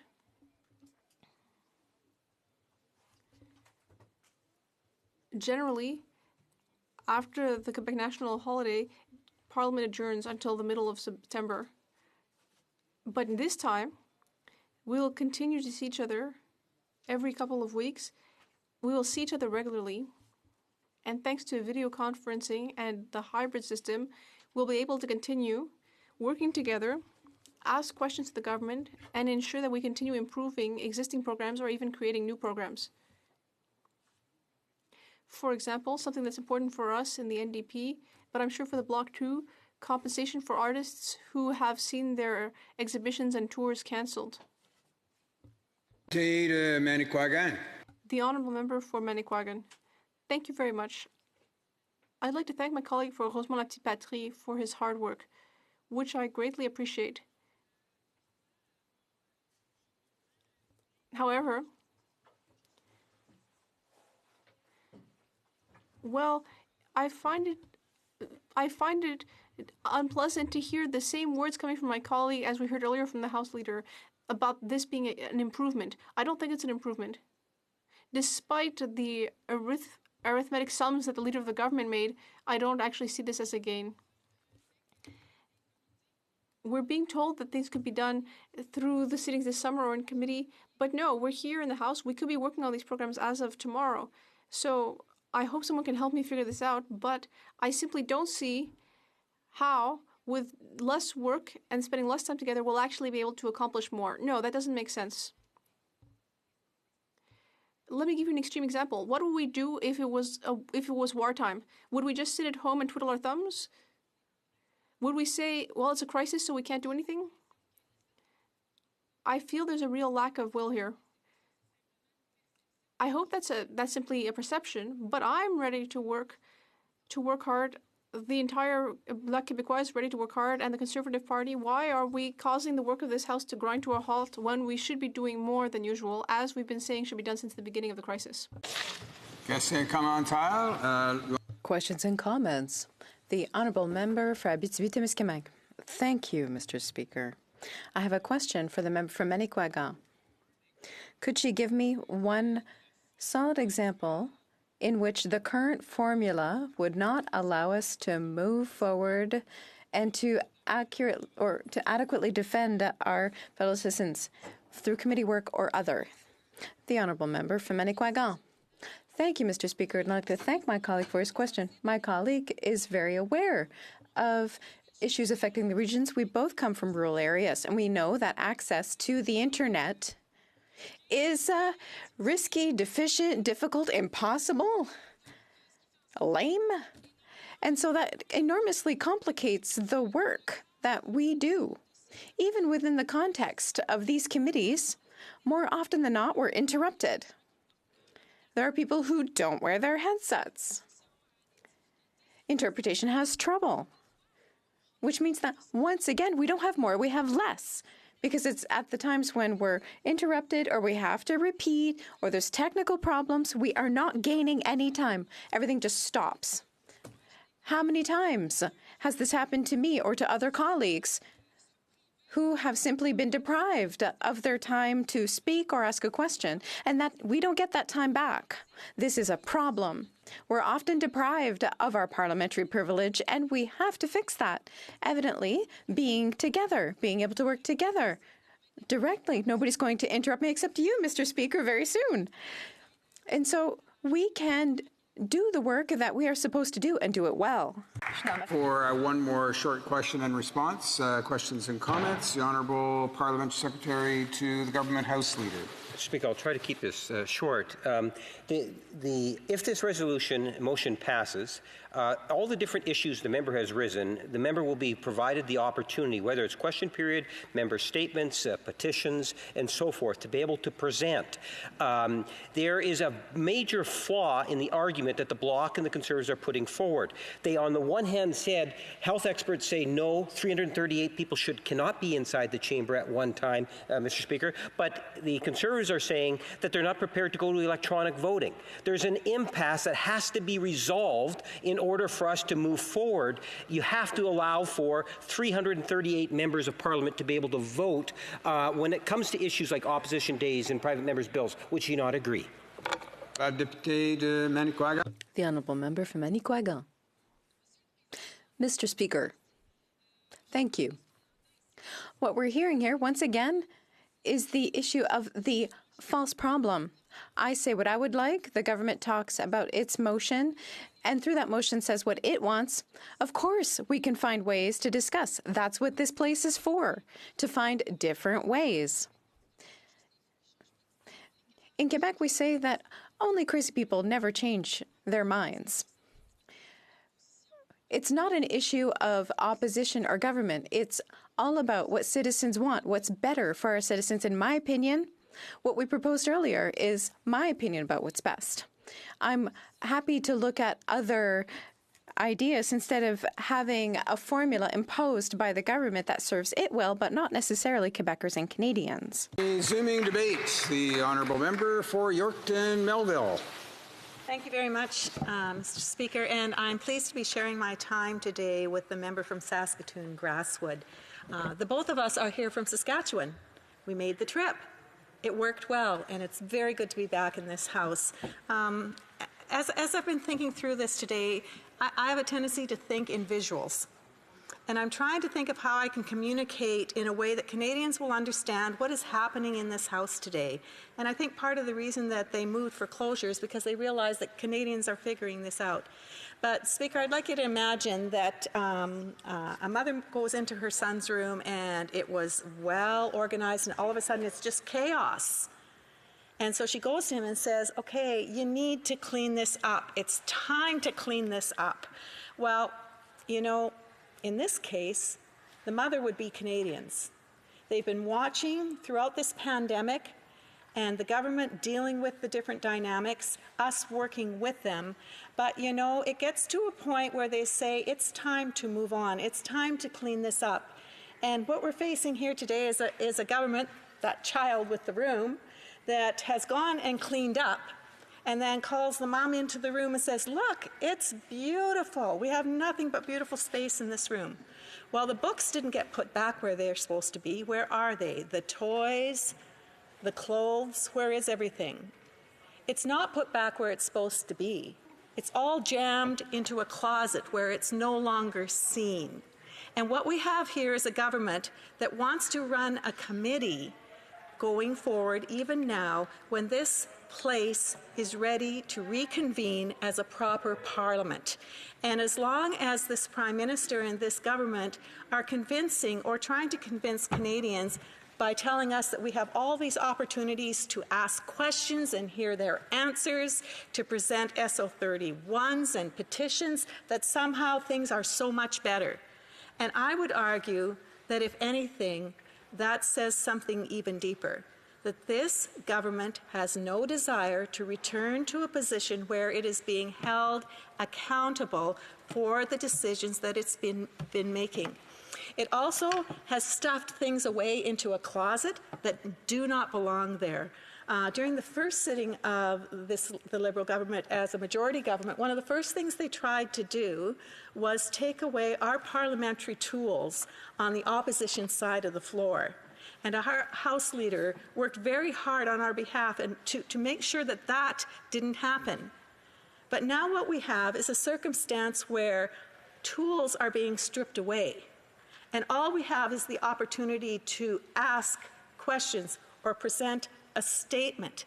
That is not our role as members of Parliament in this House. Our responsibility is to represent our constituents and to bring accountability to this government and further decisions that are in the best interests of Canadians when we feel that those are not being met. One example of what is not being met by a committee of the whole, which is sitting, and not Parliament in true session, is that there is no opportunity for opposition motions.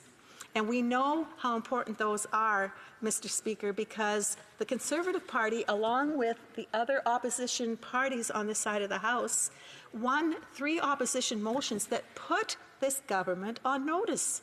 One of them was the Canada-China committee that was struck because of all of the issues going on that are impacting Canada with China. We have 2 men that have been held there improperly for so long, and I pray for these people regularly that they maintain their courage, that they stay healthy, and that our government do what it needs to do to find a way to get them home. Issues around agriculture and what China has done to our exports. There are all kinds of issues here that this government has chosen to sit back on its heels on, including dealing with China and this pandemic. And the pandemic is what created the chaos in the room. There's no question, to a large degree. But Canadians are saying, you know what? We're doing better. We've done what we needed to do. But what about what this government did? Why did they say that it couldn't be transmitted human to human? Why did they not close down flights from China immediately until we could figure this out? Play defensively instead of offensive. What was in their minds with that?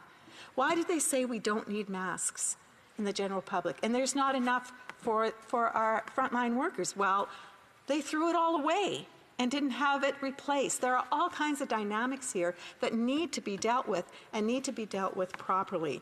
There was the China-Canada Committee, and then there was the Parliamentary Budget Officer saying, I can't find where all of this infrastructure funding is. Where is it? So we formed a committee with the support of all of the members on this side of the floor that forced this minority government to allow that opportunity to start to search for where those funds are. Accountability financially is absolutely crucial for this government at the best of times, let alone when we find ourselves in a circumstance where money is being spent at such a huge rate. And yes, a lot of it needs to be done. I'm not questioning that. But when you're spending to the point where you are printing money to the tune of $5 billion a week, accountability needs to be there. And then there's the issue of the parole board. When this government came into power, it fired everyone on the parole board and put their own people into place. And the person in charge of that parole board wrote a report that said this is a crisis waiting to happen. And sure enough, an individual who was released on day parole and was told that, sure, for his sexual gratification, he could hire someone to meet his sexual needs. And then he turned around and killed that woman. There's no question that there's issues around that parole board, and we have the opportunity, because of agreement on this side of the floor, to force the government to deal with those questions. So opposition motions, legislation. Why are they not concerned about any legislation? And we have no opportunity to truly debate. Our committees are slowly coming back, but I can tell you, Veterans Affairs, I know of issues going on that need to be brought to our committee. We called for an emergency opportunity to meet with the Ombudsman, and you know what? His report was so important that he's released it, even though he's no longer the Ombudsman. Once again, we have a circumstance where someone who has responsibility to reveal issues with the government, and yeah, any government ends up having those circumstances. The Auditor General has challenged our government when it's been in place too, but they somehow disappear when they have something that needs to be said to this government. And of course, there's the question of private members' bills. This is something that's very important to us as individual members of Parliament. It's the only time in this House when we get an opportunity to present something that's really important to our constituents, to Canada, to ourselves, that isn't led or directed by our leadership. It's a very special privilege, and significant things have been done through that. And again, this is something that we're missing the opportunity to do. So it's not just that. It's also the efforts at a power grab at the very beginning, when the first time we met in good faith to deal with the COVID crisis and the introduction of the wage subsidy and whatnot, the attempt at a power grab. The use of an order in council to determine a significant ban on firearms with absolutely no debate and no discussion and no consultation, quite honestly, with anyone other than what the government wanted to look at, because it was their own ideology that was driving it, not good, solid legislation for Canadians. So, Speaker, there's many, many more things that I could say, but the point here is Canadians are saying it's time for us to get back to work here. Yes, we're all working very, very hard, and I just have to shout out to my staff. Unbelievable, the work that they have been doing on behalf of our constituents, the times when they've been in tears because of the circumstances that they're dealing with and trying to help Canadians who need that help and are not finding it. So it's a real privilege to serve Canadians, to serve Yorkton Melville, to serve alongside my staff. And what I want to see, the reason that I cannot support this, is because Canadians are tired of a committee running this country. It's time for Parliament to get back to work. Thank you. Questions and comments? Questions et commentaires? The Honourable Member for Glengarry, Prescott, Russell. Thank you, Mr. Speaker, and I want to thank my colleague for her speech. One of the fundamental role of parliamentarians in this place here is that all of Canada is represented. Now, I'm very lucky to live about 25 minutes away from here, and that's particularly why I've been able to come here 3 times in the past week. But I also think that my colleagues in Nova Scotia or in Newfoundland or New Brunswick or in Nova Scotia should be here as much as possible, and including those in BC or in Northern Canada. And that's why we're debating this place here. Is we have to ensure fairness for all parliamentarians in this place. Now, when it comes to one of the most important things we do here is vote. So how would the member propose that we are able to vote in this place and make sure that every parliamentarian is able to exercise their fundamental right when they vote on a certain piece of legislation? Member for Yorkton Melville. Thank you for the question through you, Mr. Speaker. And yes, of course, this is an important issue, but I want to first of all deal with the fact that we're concerned about members of Parliament getting here. I'm here. We have had people from across this entire nation, because we're the only party that has people in absolutely every province and territory here. And the thing that confuses me about the approach that the government has taken to date is that they only had the people who get here for 1 day. Well, now we're saying here for 4 days. That makes far more sense, because if I'm going to come here, I'm going to come and invest in the time that's given me over those 4 days, and the purpose should be that we continue to become the Parliament that we should be in this House to deal with all the issues we need to deal with. And I'm sorry, you know what? I get a kick out of the government because they say, hey, what would you do? What would you do? You know what? You're the government. Sit down with all of us, discuss it properly. There are ways that we can vote as this House, and we can work it out. We've got ideas. Let's talk about it. Questions and comments? Questions et commentaires? L'honorable député de Saint-Jean. The Honourable Member for Saint-Jean. Thank you, Mr. Speaker, and thank you to my colleague for her speech. I would like to hear her on a question I've raised before, but I would like to hear her response to it. We've debated the idea that we might eventually set up a hybrid parliament. And that could take up the overall role of Parliament. And from the Conservative side, I'm hearing some reticence who would prefer for us to be physically present here in the chamber. For my colleague, what is the most important? That the person who is before her answering the question be physically present? Or that every member who may have a health problem, may be at risk for coming here, has small children at home, or lives very far away in an area that is not well served by transportation hubs, and could access their parliamentary privilege through a hybrid system? What does she prefer? Melville. Thank you, Mr. Speaker. Quite honestly, if any of us have trouble with transportation, we also have trouble with internet. That's probably goes hand in hand. However, the reality is, before COVID, we were here. All of us were here. What was preventing us? We still had our families. I have 10 grandchildren, 3 of them living with us right now because of loss of employment.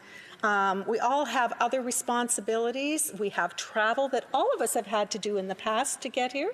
In time, there is no reason why we shouldn't be to the point where we can eventually move back to a full sitting. Now, I understand that we have to take that gradually and be responsible, but all kinds of workplaces are in process right now of doing that very thing.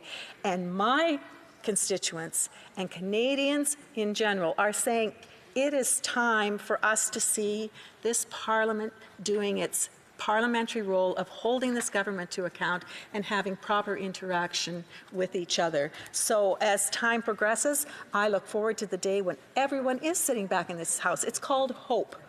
And in the meantime, I know Ontario and Quebec are facing far greater challenges than we are back home in Saskatchewan in regards to the COVID, but we can continue to do the things that we need to do within our communities and fight this disease and continue to grow to where we have this House sitting the way that it was meant to be sitting. Thank you.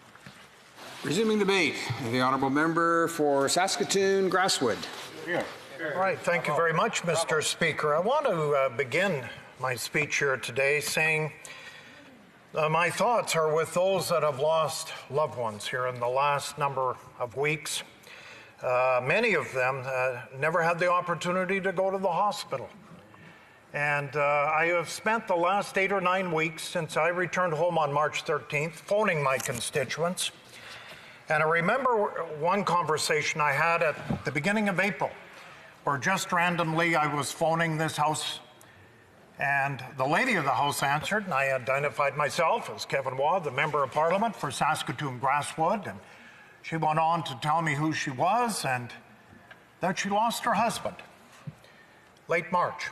A week ago, she said, when I talked to her in early April. And she went on to say that my husband and I have been married for 62 years. I never had the opportunity to say goodbye to him. He left the house. He spent a number of days at RUH Hospital in Saskatoon. 62 years and never had a chance to say goodbye to her loved one. Those are the stories that we are dealing with in this country. We've had, unfortunately, 8 deaths in our province of Saskatchewan. That's 8 too many. But I will tell you that our provincial government has done a very good job, in my estimation, dealing with this pandemic. This time has been very difficult for many, Mr. Speaker, and I think sometimes in our conversations here about social distancing and flattening the curve, and all the words that we've used since we left here on March 13th, it's easy to forget about these stories. These aren't numbers. These are people. And the catastrophe that I have looked at in this country, with thousands dying from this pandemic, I just shake my head. I look at Ontario and Quebec, and today with the long-term care home report, wow, we've got a lot of work to do in this country. Our people that have built this country, we have let them down. And this is time that all of us in this House need to do heavy reflection on how we can correct this. That being said, Mr. Speaker, I got to move on. with the matter in hand, and of course, we're going to talk about the permanent return to Parliament. Not committee as a whole, but the return to Parliament. And what will that look like? Well, virtual sittings, I'm going to tell you, have worked a little bit. It's going to be interesting, Mr. Speaker, because the Liberals in committees always want to bring people in. When we get back to real business in the committees, I'm going to watch these Liberals because they want to champion virtual sitting, and they better not be bringing people into committees on airplanes every week. We are going to watch that. We have been advocates on this side long before this pandemic about virtual sittings in committees. We see people coming in by the droves on every committee, airplanes, hotels, meals, sitting in committee for a 7 or 8 minute conversation and leave. So we're going to watch the Liberals in this government when we get back in the fall to see how much they love these virtual sittings.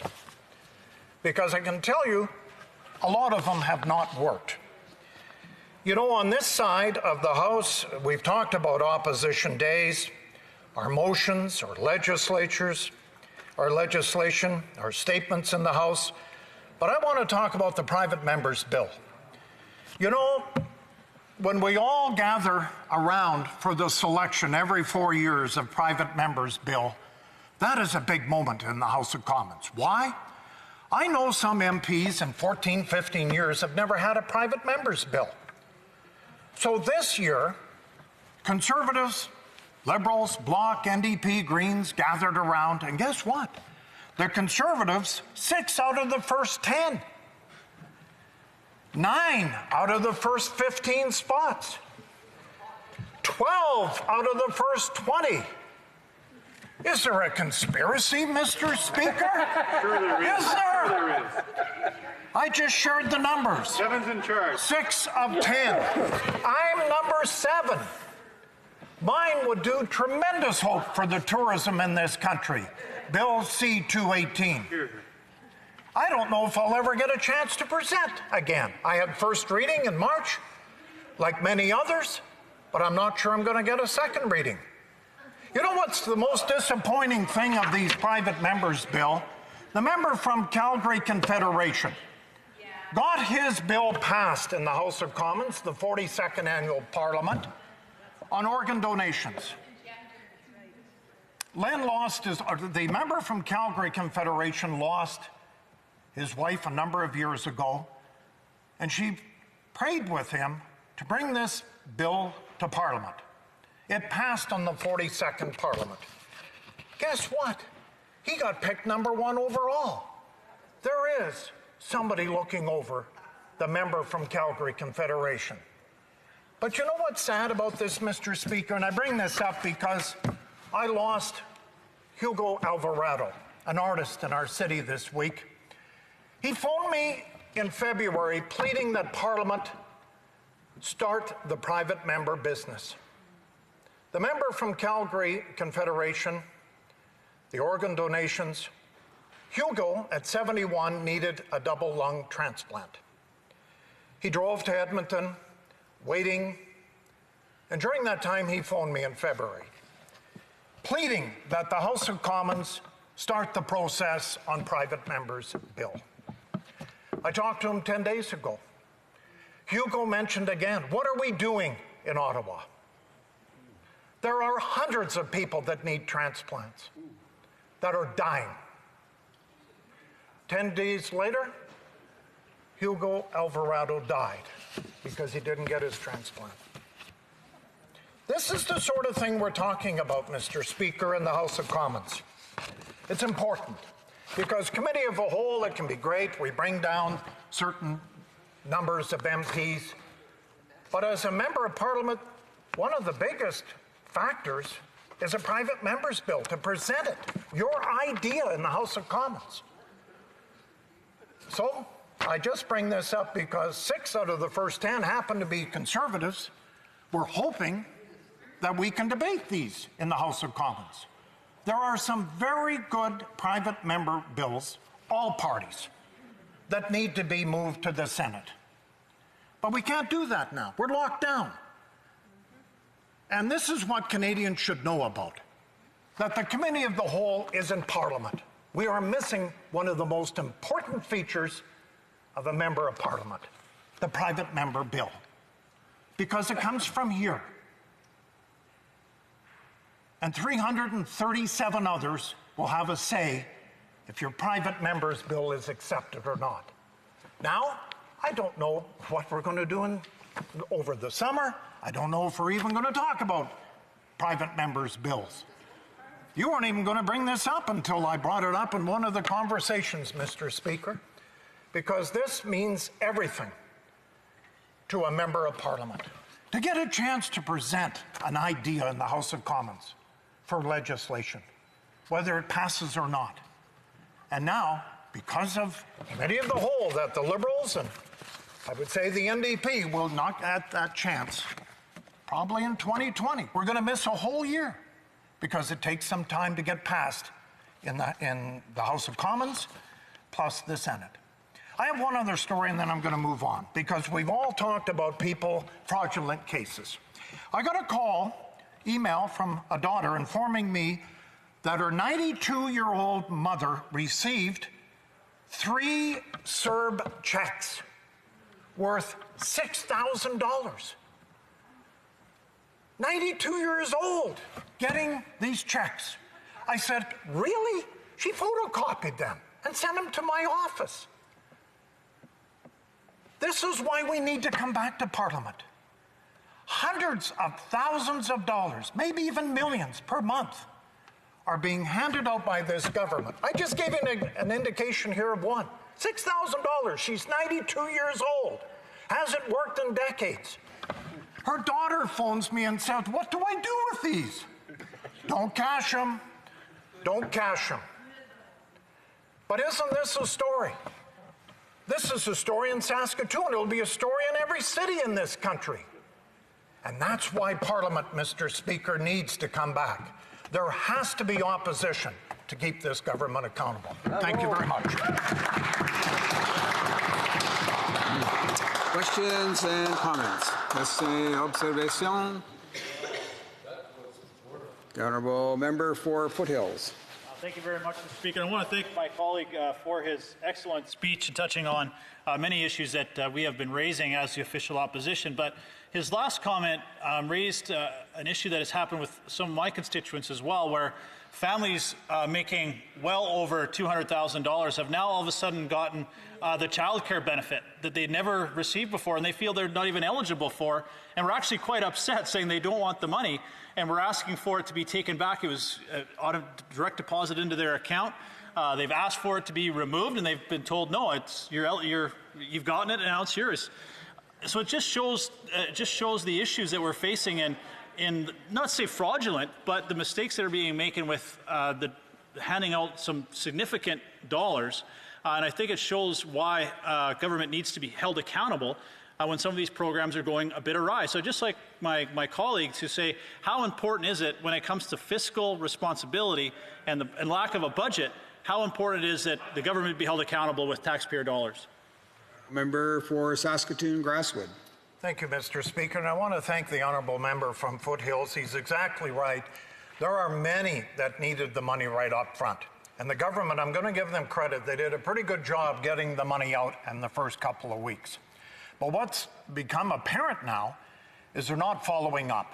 There's a number of files that they have already flagged. They already know they've been flagged.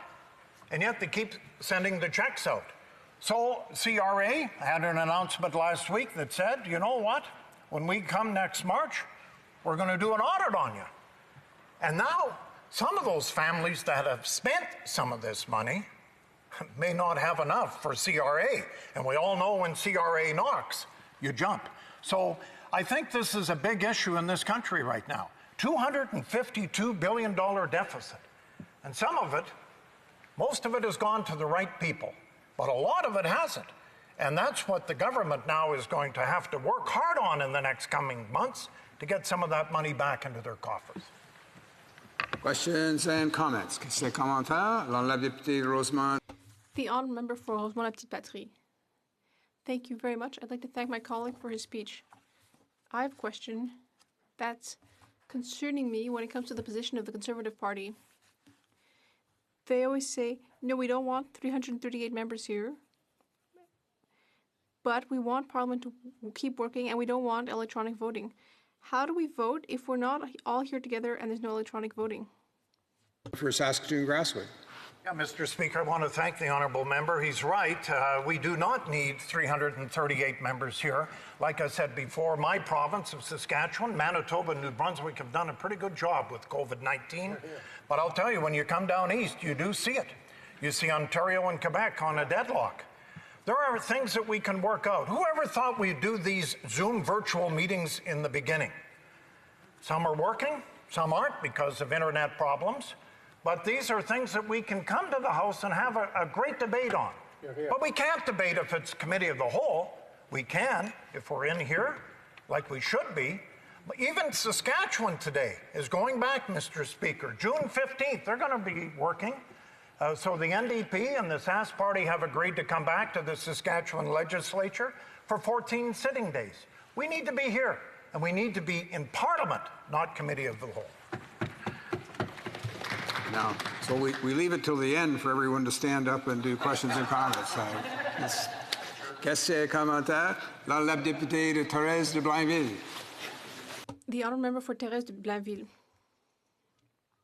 Thank you very much. I have the same question. To return here with full parliamentary powers and legislative powers, accountability.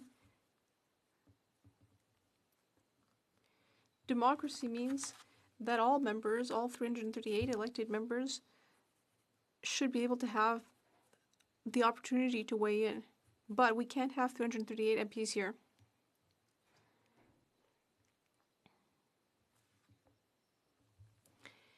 And we shouldn't be able to vote if not all of our colleagues can vote. So I don't understand what you're proposing. If we come back here, we need a system where everyone can vote. What's the solution here? If I understand the message correctly, in Quebec and Ontario, we can also move around, but not all 338 MPs can be here for health reasons. Well, thank you, Mr. Speaker. I want to thank the honourable member. It's interesting because in New Brunswick, they have MLAs in the gallery. Well, nobody's even suggested that here. You know, I'm in my sports background, you know what they're doing right now? They're going to Mosaic Stadium, they're going to Winnipeg, and they're going like this. If the CFL comes back, your season ticket may be here, but the next guy's over. So we can work together for this, Mr. Speaker, but we can't when it's committee of the whole. And my constituents in Saskatoon Grasswood want us here. And this is the first time I've returned since March 13th. You know what? Robert, the member from Souris Moose Mountain, is coming next Sunday. He hasn't been here. So we're taking turns. And it can be done. And it has been done, at least on our side of the aisle, Mr. Speaker. Reprise de débat. La députée de Montarville. The honourable member for Montarville. Thank you very much. A few moments ago, I rose to express the fact that I'm very concerned by what's going on. And during my speech, as well as my colleague from Abitibi-Témiscamingue, who I'm sharing my time with, will also be able to express his point of view on this.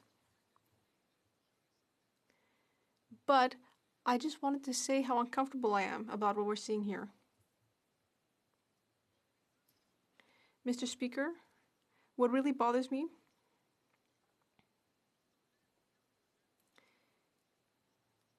I hope I'm not bothering you too much, dear friends.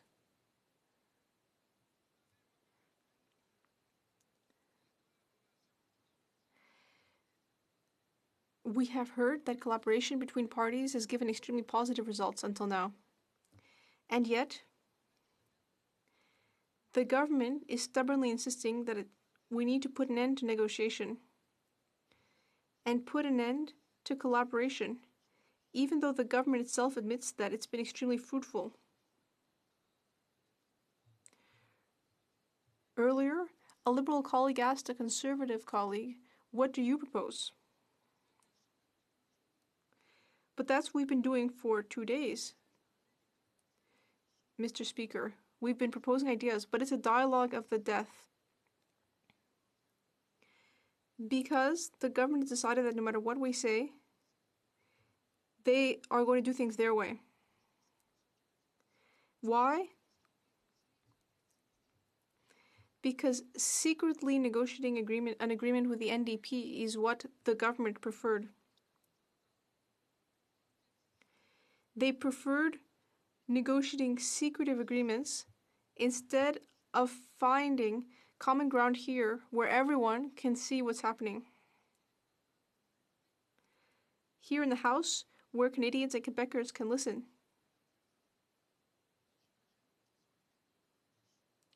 I can imagine that it's been disappointing over the past few hours to see us debating as we have without finding a common ground. But in my opinion, it wouldn't have been so hard to find common ground. Let me explain. The government really wants a hybrid system for a perfectly good reason, which is that all 338 members need to be able to participate in our work, whatever their age and regardless of where they live. They need to be able to participate in our business. And I think that's a perfectly laudable idea. All parliamentarians need to be able to participate.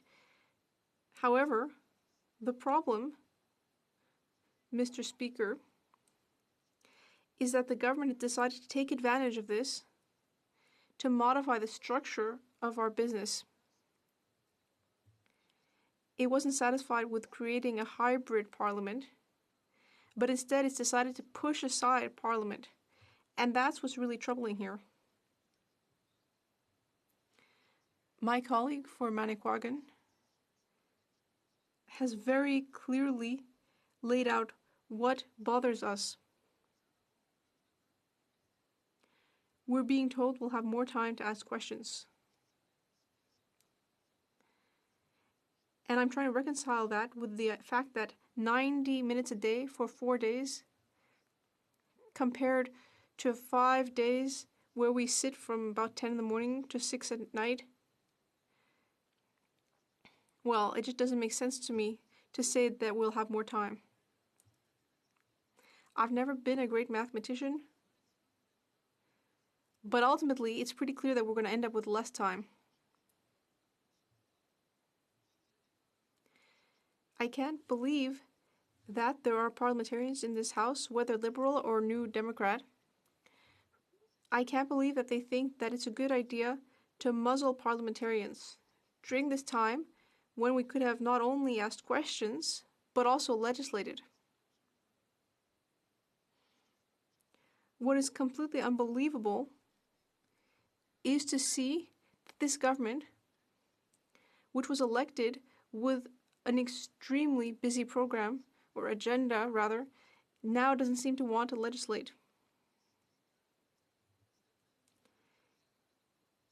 It's as though they decided it would be much too difficult to get legislation adopted here when it would be so easy with the extraordinary powers that it has now, that it would be much easier to just come down the steps and announce all sorts of measures. So the government seems to be thinking, why bother with Parliament when everything can be done directly from the PM's residence?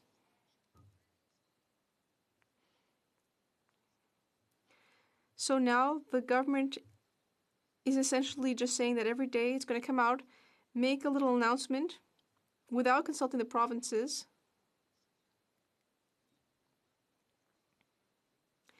as we saw in this formerly secret agreement between the government and the New Democrats.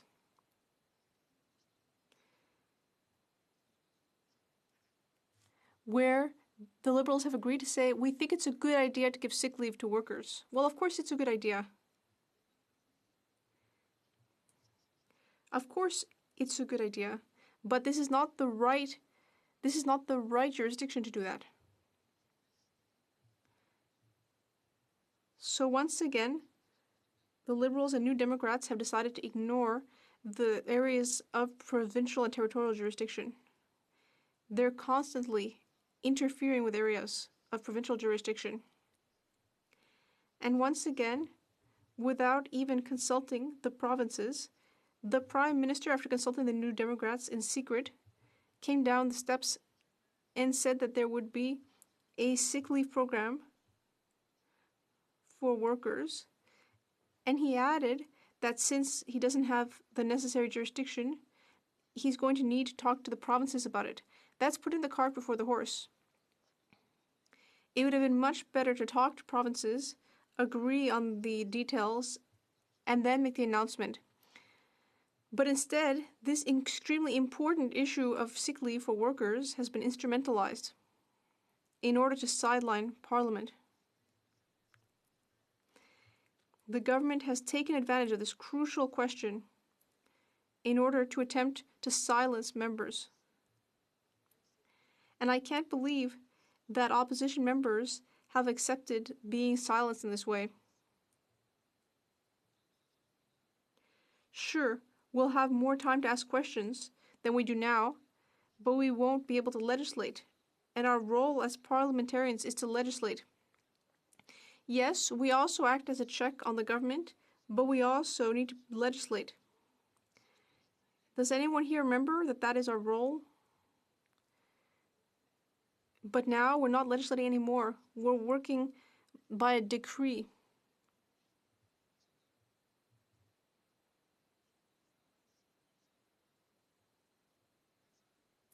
It's extremely upsetting.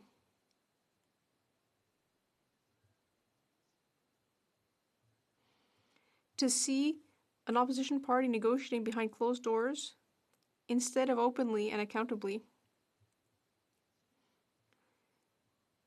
You may answer, well, we haven't figured out a way to let members vote. That needs to be sent to the procedure committee so that the committee can consider how to enable them to vote. Well, I would say that necessity is the mother of invention. When we initially talked about a virtual parliament, everyone thought that that was impossible. Same thing for a hybrid sitting. And yet, somehow, we managed to make it happen. And I think we could similarly find a way to enable members to vote. We just need to have the necessary willpower. But no, instead, the Liberals prefer to silence Parliament. And I think it's shameful. It's a shameful day for parliamentary democracy in Canada. Observations, questions and comments. La députée d'Avignon, la Métis Matin Matpidia. Merci beaucoup, Monsieur le Président. Thank you very much. I really appreciate what my colleague says. I really appreciate the way he expresses himself. And he talked about electronic voting. Clearly, there is a lack of will on the part of the government. Clearly, we could do more. I'd like to hear him tell us more about these options. The Honourable Member for Montarville. Thank you for this excellent question. We've found a way to live with technology and make it work for virtual sittings and now a hybrid sitting. And if that's possible, we could equally well find a way to make the voting possible. Clearly, it's not a technical problem. This is a fallacious argument that's being brought forward to explain why we're going to be sitting as a committee of the whole rather than as a normal sitting. This argument simply doesn't have a leg to stand on. We could have found a solution. No, we shouldn't send it to a committee. We didn't ask the procedure committee to think about whether a virtual parliament would be possible. We haven't asked the committee to consider about whether hybrid sitting would work. We simply moved ahead. We scratched our heads, we worked hard, and we figured it out. But here, we're seeing that this is ultimately being done to silence Parliament, and I find that very upsetting. The Honourable Member for Rosemont, La Petite Patrie. I listened to my colleague with great interest, and indeed he's very eloquent. I really enjoyed what he said when he said that necessity is the mother of invention. And perhaps also of all virtues, although that depends on individual opinion.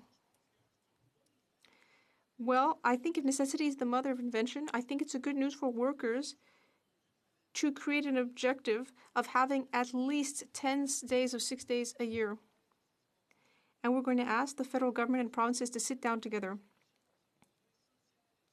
Because we need to find an answer to this essential issue. So the goal, we are progressives, we are humanists.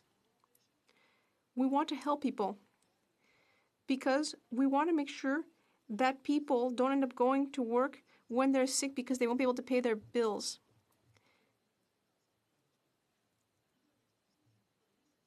I also like what you were saying about not putting the cart before the horse. Once again, I agree. If we haven't found a way for all members to be able to vote, it's completely normal to ask a committee to reflect on that. Because if there's no way to do electronic voting, then things just won't work. We need to think about it and not put the cart before the horse. The Honourable Member for Montarville. Well, I won't go on too long about the second part of that question, because I think I already answered that quite extensively. In other words, if we found solutions for a virtual parliament and for hybrid sittings, I think we could have found a solution to this too. I don't think there's any reason to put this off and ask a committee to consider it. Now, regarding these objectives, yes, of course, it is important to have objectives. But I would note that my colleague for Rosemont La Petite Patrie, like my colleagues from the Liberal Party and the rest of the NDP, they seem to have gotten mixed up. This is not the correct parliamentary body to have those kinds of goals. I don't think that my colleague will appreciate this, but I feel like asking Jean Chrétien's spirit to get out of my colleague for Rosemont La Petite Patrie. Because this reminds me of Jean Chrétien. When we take decisions and we try to force the provinces to apply these decisions. That's exactly the kind of reasoning that underlies what my colleague said. It's not up to us to make this kind of decision. It's up to provincial governments. It's not the federal government's responsibility to make decisions and then force the provinces to apply them. That's not how things work. Well, sadly, it is how things work, but it shouldn't be. Not in a federation where there's where powers are split between the federal government and the provincial governments. Resuming debate. The Honourable Member for Abitibi-Témiscamingue.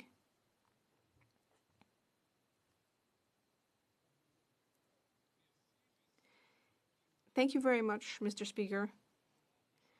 It's a pleasure to see you once again in person. Today is the 26th of May, and that's a historic day for us in Rouyn-Noranda because a year ago we were champions of the Memorial Cup. So I feel like I have to mention that. And the silver lining to this pandemic is that we can say we were champions for 2 years. When I think of a great captain, though, like Raphaël Hervé-Pinard, who won't be able to win 2 years in a row in two separate cups, in two separate championships, it's very unfortunate. Now, when we look at everything that's happened in the last few weeks, I would like to say that the measures to fund businesses and organizations offered by the federal government have been extremely incoherent, and the measures keep being modified from day to day.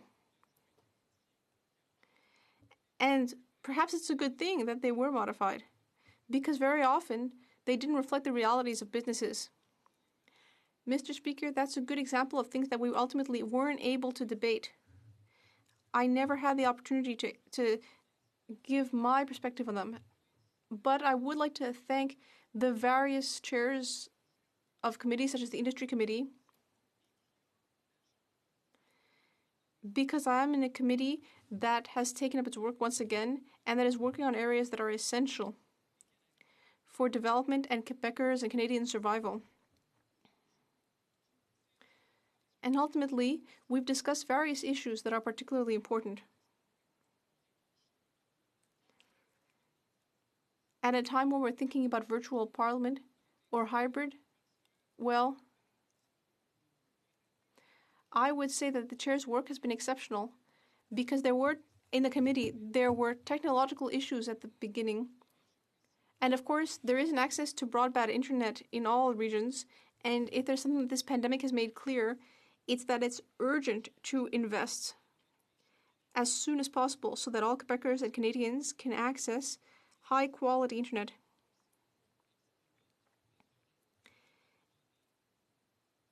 And as parliamentarians, what we've seen during this crisis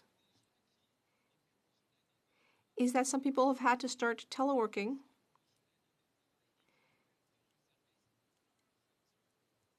And because they've had to be doing that, their internet bills have gone up sharply. Or because of other technological problems, they haven't been able to offer the service they wanted to. And some people just don't have access. We've heard from many teachers and other workers all around Canada. This is a real problem. And I hope that this is something that will be corrected. Several ministers have confirmed that they agree. They agree that access to high-speed internet is an essential service, and also to the cellular network. During the sittings of this industry committee, we discussed various topics. For example, help to farmers, which is not currently sufficient. Now, I would just like to say that, sure, my committee has started again, but why isn't this House asking itself a fundamental question? What is happening to our data? Google, Apple, and other companies are considering the matter of traceability. That's something that troubles me. It's a professional matter, an ethical matter. I wonder, if I were to get COVID, would my medical file belong to me or to the government? That's a fundamental ethical question, which is not currently being debated. We need to consider that as parliamentarians, we're not doing our real work right now. And yet, the issue I raised is a fundamental one. When we have a medical condition, who does our data belong to? Because this leads to setting a dangerous precedent. At the Industry Committee, we discussed innovation. Now, the issue of a green recovery is one that is important to me. We discussed food sovereignty.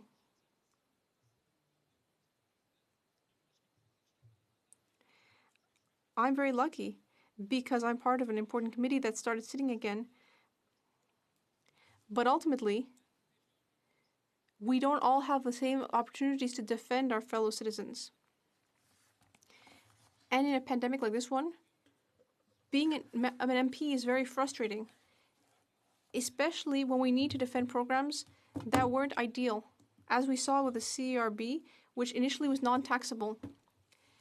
And then later, we realized that essential services businesses were calling us because people didn't want to come in because they were afraid of catching COVID, which is understandable, but also people thought that they would make more money than if they went to work.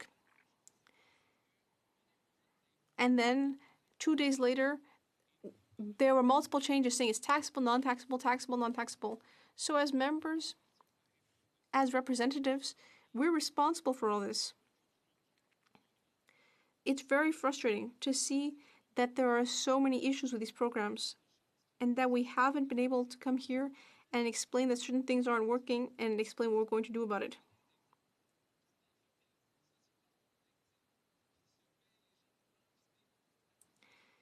There's all sorts of situations, exceptional situations that weren't settled right away.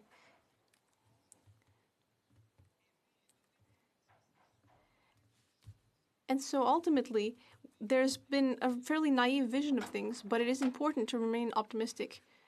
I'm giving you several different examples. For example, with fixed costs, there have been various economic measures that take the form of credits, but this doesn't assist in recovery.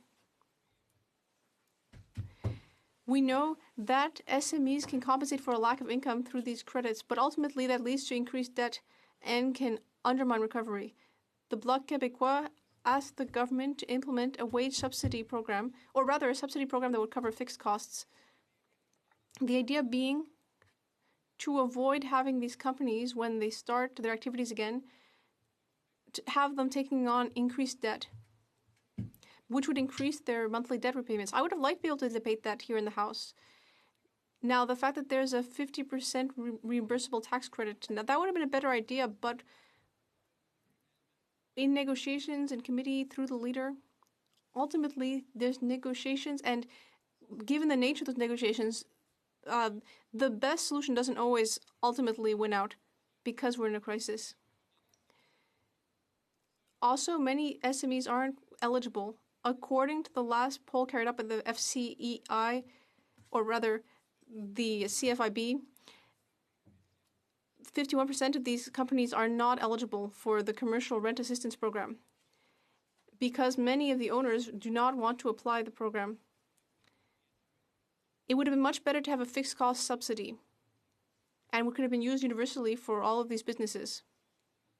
Now, there's also a regional funding recovery program, which also wasn't debated in this House.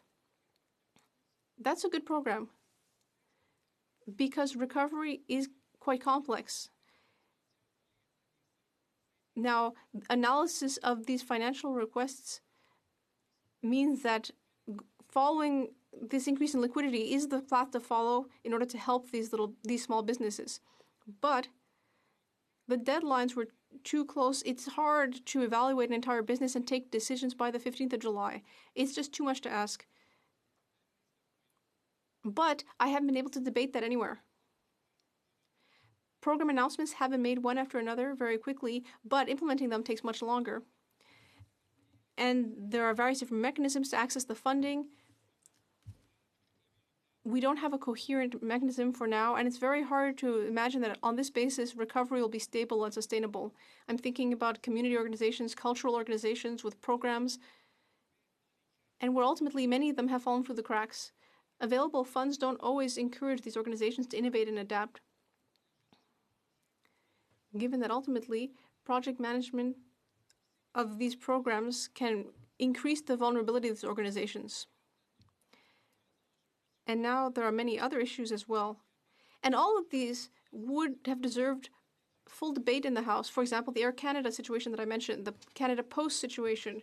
Why is it cheaper to send a package from abroad than within Canada because of certain postal agreements? That staggers me. And yet that's what the current situation is. And we're not helping our SMEs by having this kind of thing. In conclusion, Mr. Speaker, I would just like to tip my hat to people in my riding who have shown great patience and flexibility despite all of the various measures. The crisis has caused a great deal of turmoil, both at work and at home. Many organizations are facing a difficult situation. I would like to congratulate my constituents for their resilience. Questions and comments? L'honorable député de Laurentides-Labelle. The honourable member for Laurentides-Labelle. Actually, it's Métis Matapédia. I would like to hear what my colleague has to say about if we had a chance to resume parliamentary work, specifically committee work, because we are legislators above all, as my colleague from Montarville said earlier, what would he like to look at? We've been talking about COVID-19 for weeks, months now. And of course, health is our priority.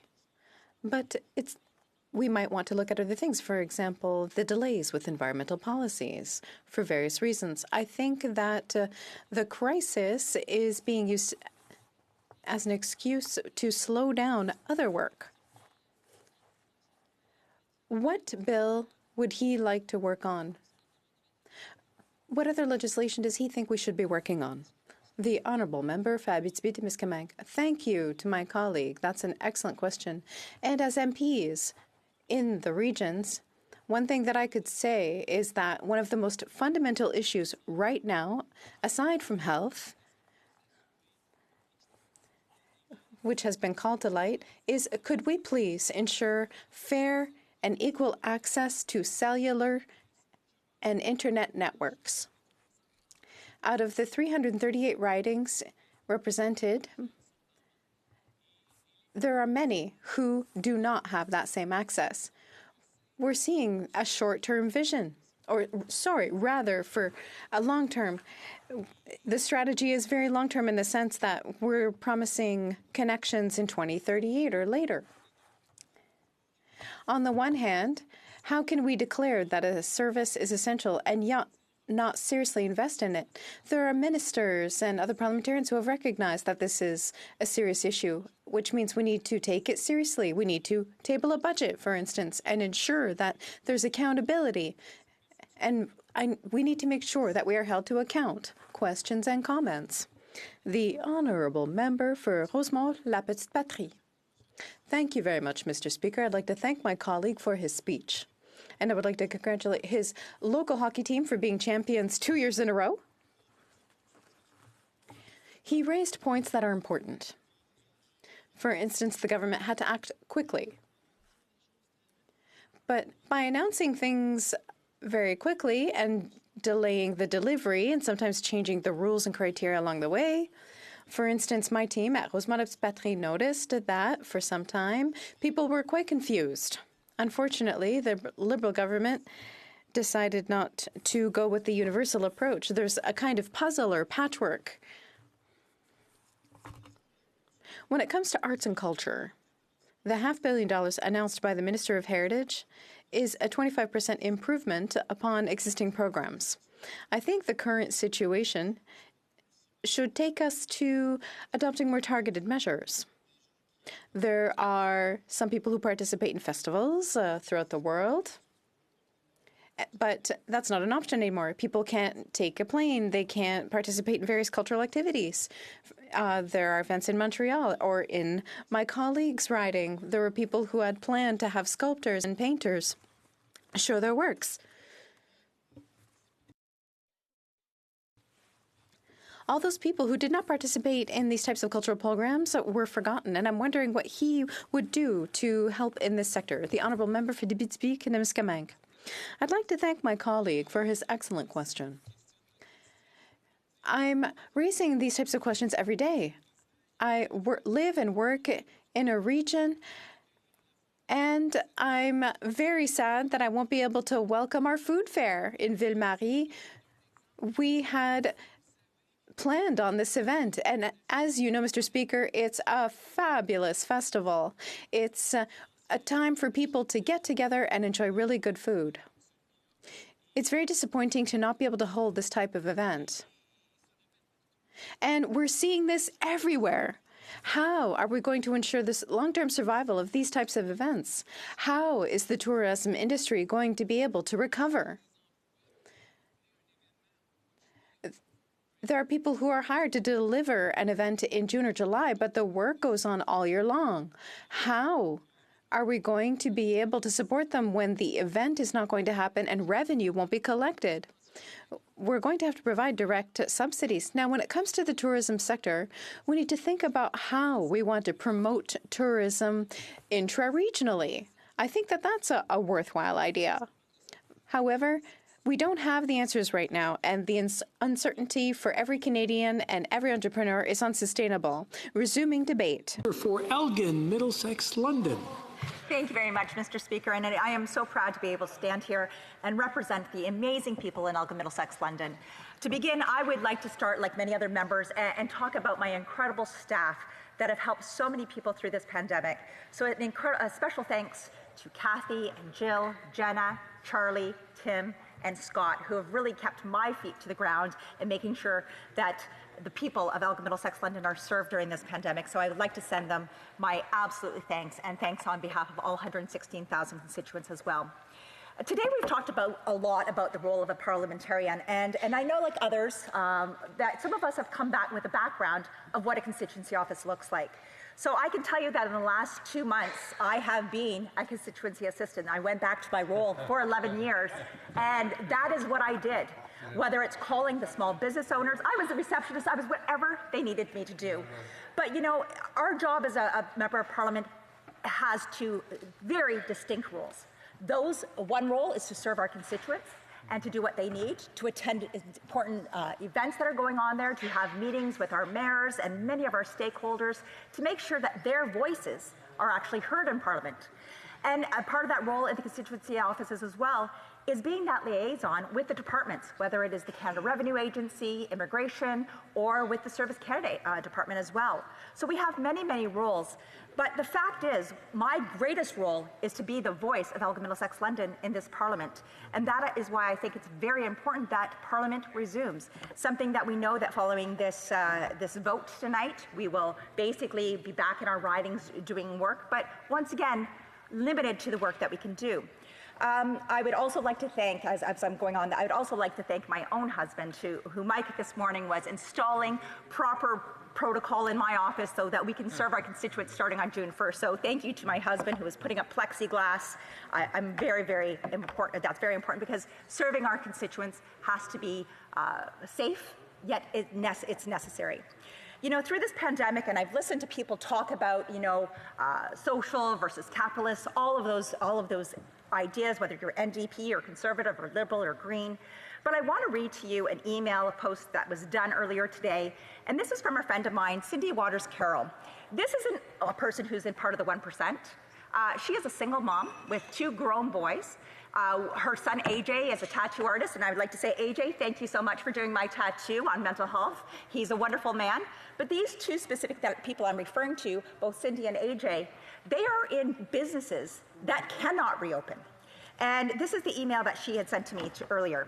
I fear for small business owners, even with a slow return to our businesses, how do we survive the economic massacre that will follow for years? Yes, the government is helping, albeit not enough. But what happens after they allow small businesses to reopen at only half capacity? They will not help financially then. Small business owners will struggle as the economy and everyone else struggles. Canada is in debt, and not just a little debt, so we can move forward over the next years for help for small businesses will be gone. The cost of PPE and extreme cleaning procedures is very expensive and adds to our overhead, all while we take in enough or even less income from working on half capacity and take in less income from those who now choose only to shop online. And these are the challenges that we're beginning to see. You know, back in the beginning of January, my husband and many of his colleagues started businesses, and he had started a massage therapy business. Out of his graduating class, many of those had taken time and they went and rented spaces and started their businesses. So for 2 months, many of these groups or many of these graduates were up and able to start their business. This is a group, though, until just a couple weeks ago, were not able to get any support from this government. For 2 months, they had started to work. Very few of them had reached that line of $5,000 per CUR because they had been in school for 22 months. And so I took it on behalf of the graduating class to write a letter saying, this is a missing group. And do you know what was really important? Is I don't know if they spoke to any of the members of Parliament anywhere else, but they spoke to me, and I wanted to make sure that their voices were heard. I took that letter, sent it here, along with many, many, many other letters from constituents, referring to some of the concerns and questions that they have. And that is what Parliament is here for. It's not just about answering the questions, but it's about what do we do to find solutions. And I don't think the government recognizes that they have 338 parliamentarians in here that all have incredible backgrounds and back skills, whether it's a lawyer or a doctor or a real estate agent or anything else. We all have something to offer, and just not the people sitting at this cabinet table. So those are great concerns I have as we talk about why, it's great we're getting more questions. But I don't think that I'm just about questions. I also think that I'm part of the solution. And that is something that I'm really hoping this government will understand. Prior to this pandemic, we have spoken to agricultural producers. We know that there was issues in the dairy sector, the beef and pork specifically if you're trying to ship your goods to China. And in my area, grains and oilseeds, which is very large. You could be a bee operator, and you could be many of the other sectors, a part of that agricultural sector that is one of the backbones of Elgin Middlesex London. They had all of these concerns going into the pandemic. They had issues with their grain being stopped at blockades. All of these things were happening, and the government didn't do a lot about that. But as we move forward, the pandemic hit.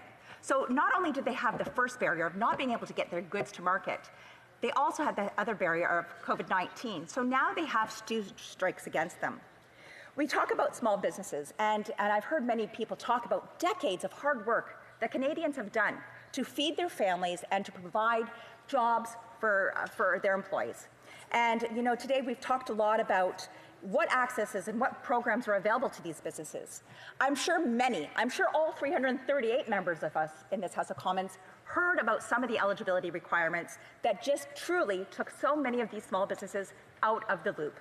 The fact that the personal bank accounts versus the business bank accounts, those I probably had at least 20 to 25 different businesses contact me specifically on that.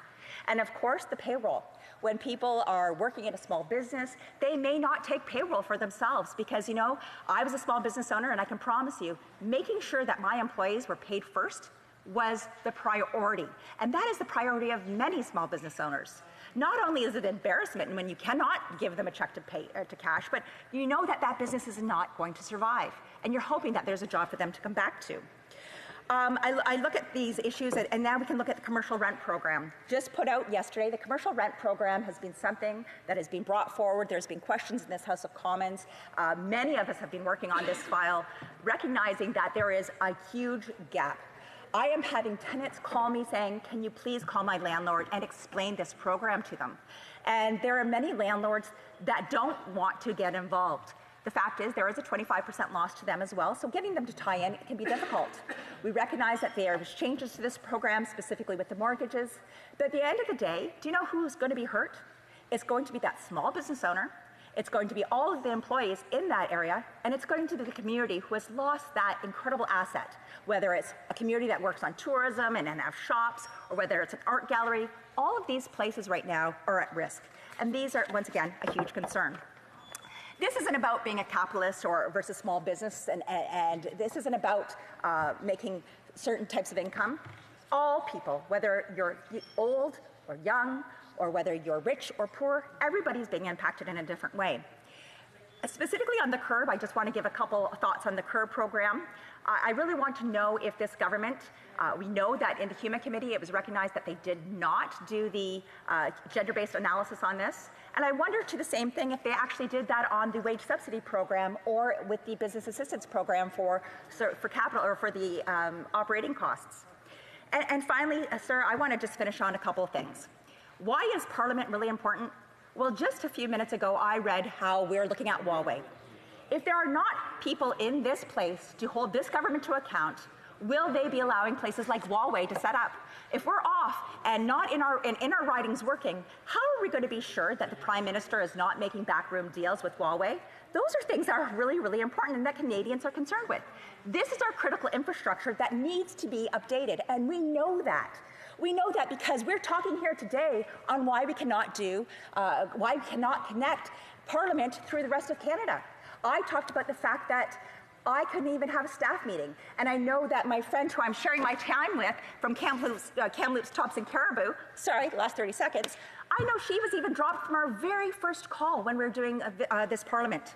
So I think the thing is, there's lots of work to be done. COVID is occurring, of course, in this pandemic we need to deal with. But the world has not stopped. Human trafficking has not stopped. Businesses have not stopped. And we have to realize that we have to work alongside this and take these proper precautions. I wish the government changed their mind and resume Parliament as necessary because there's a lot of work to be done. but unfortunately we will continue to be on hold. Thank you very much. Questions and comments? Questions et commentaires? The Honourable Member for London Fanshawe. Thank you, Mr. Speaker, and I'm really appreciative of the work of my colleague from Elgin Middlesex London. We share a boundary, and we work really well together, and I hope that continues on. It's very valuable to me that we can work across those party lines for the benefit of people in London. And I'm really, really glad that she addressed the issue of human trafficking.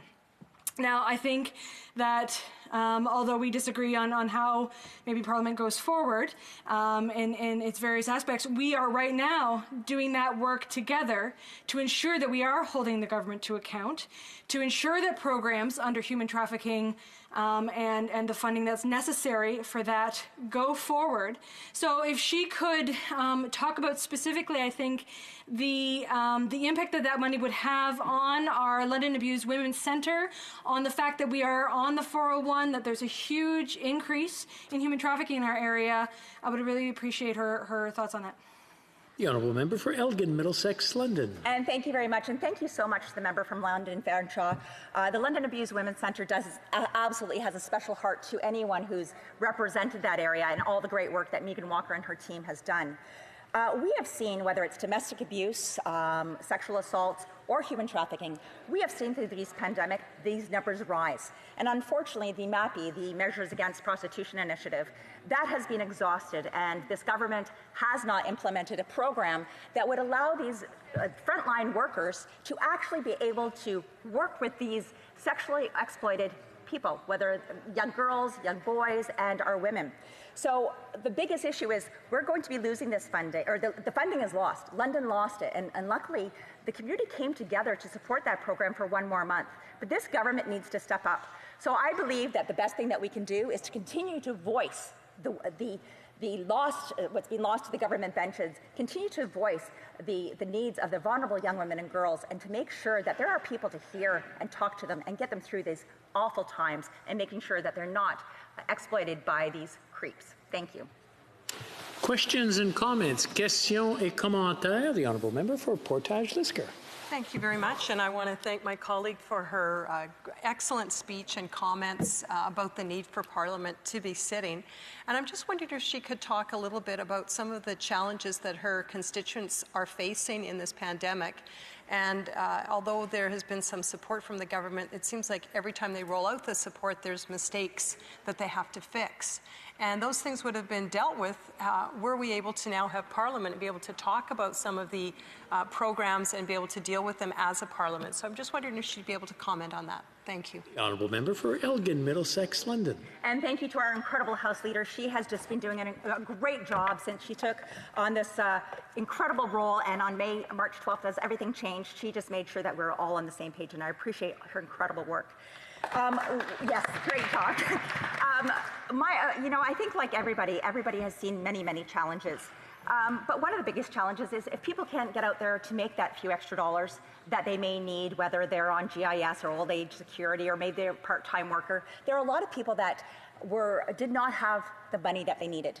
Now, it's interesting because one of the members from Saskatchewan was talking about the child benefit. And I thought to myself, well, what happened? Did I get the child benefit? I'd just like to let you know that this member of Parliament was paid $289 by this federal government last week for my 17-year-old son. I'm a member of Parliament. You know how much money I make. What the heck do I need that money for when I have seniors that are going without food, when we need so many people needing food banks? But thank you very much to the government for sending me $289 for the Canada Child Tax Benefit and giving our seniors $300 on old age security who are making less than $20,000 a year. This is just showing the incredible inequity, the incredible, the scope of the fact that they haven't looked into these programs, and to see that a person making the amount of money that I'm making is being paid the same amount as a senior on old age security during this pandemic. Shame on you. Not you. I'm glad the Honourable Member clarified that. Resuming debate, the Honourable Member for Kamloops Thompson Caribou. Thank you, Mr. Speaker, and I too am very pleased to join this debate. And I do want to note that probably within a couple of hours, this will be the last debate that we have in this House under a normal Parliament until September 21st because of the motion that we are debating, which to me is frankly quite a shame. And I hope to talk about that a little bit later in my speech. But I do first of all want to start by acknowledging the incredible work that's being done by our healthcare providers, by the people that go to work every day in our grocery stores who, sometimes have customers who are feeling a little anxious. There's so many, the truck drivers who were having challenges finding basic things like washrooms and a place to buy their food. So I think we all need to appreciate the amazing work that they've done to keep us going for the last couple of weeks. I also want to share my condolences to all the families and friends of those that have lost someone to COVID. And I think it breaks everyone's heart in this House when they see that someone has lost a relative, lost a friend, lost a mother, and they haven't been able to be with them. That they have had someone dressed with protective gear, maybe holding a FaceTime iPad up for them, but they haven't been there to hold the hands of their relatives. I also, the staff. I think lots of people have talked about their staff, and I too want to do a shout out to the staff both here in Ottawa and in the riding. But perhaps what they're not talking about a little bit is what the staff have actually been doing.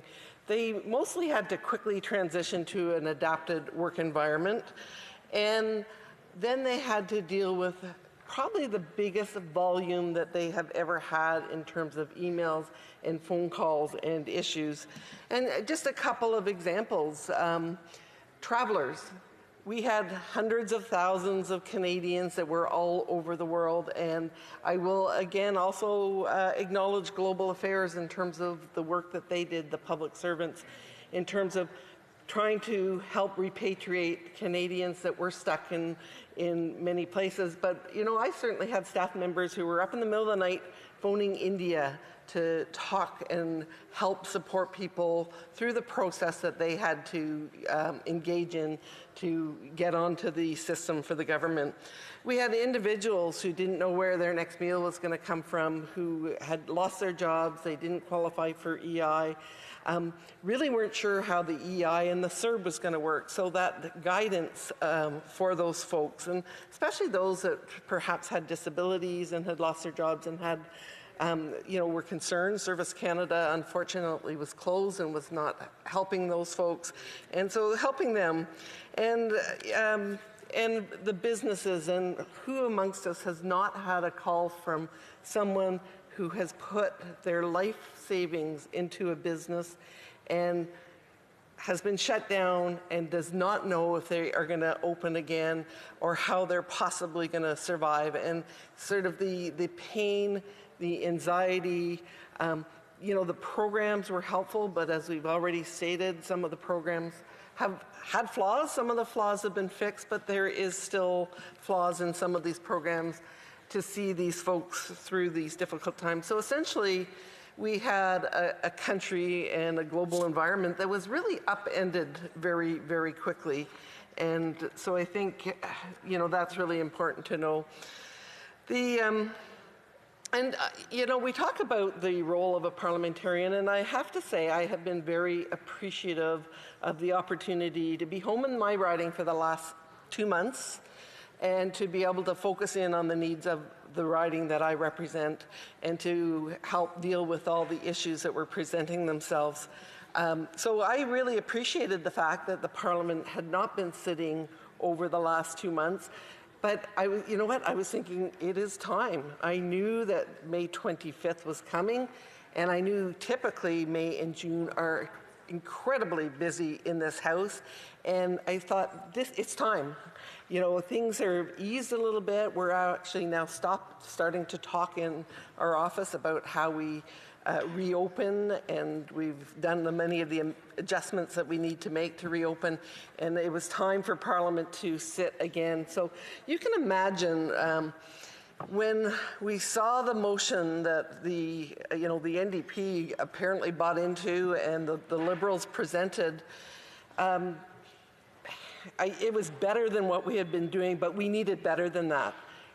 It was time to do better than what we had done. Yes, we had been having some committee meetings, but it was not Parliament, and as the House Leader likes to say, she's there, it's a fake Parliament. I think it is, I think her point is it is not Parliament, and what the Liberals have tried to do is present this as there's going to be so much more time for you to ask questions. Well, to be frank, I would rather have less time to ask questions because I'm not particularly impressed with the answers that we get. And I would like to have more time for the debate, like the debate that we are having today, for the tools that you have as a parliamentarian to actually get the answers to real questions and to hold the government to account. So this is not what they have proposed.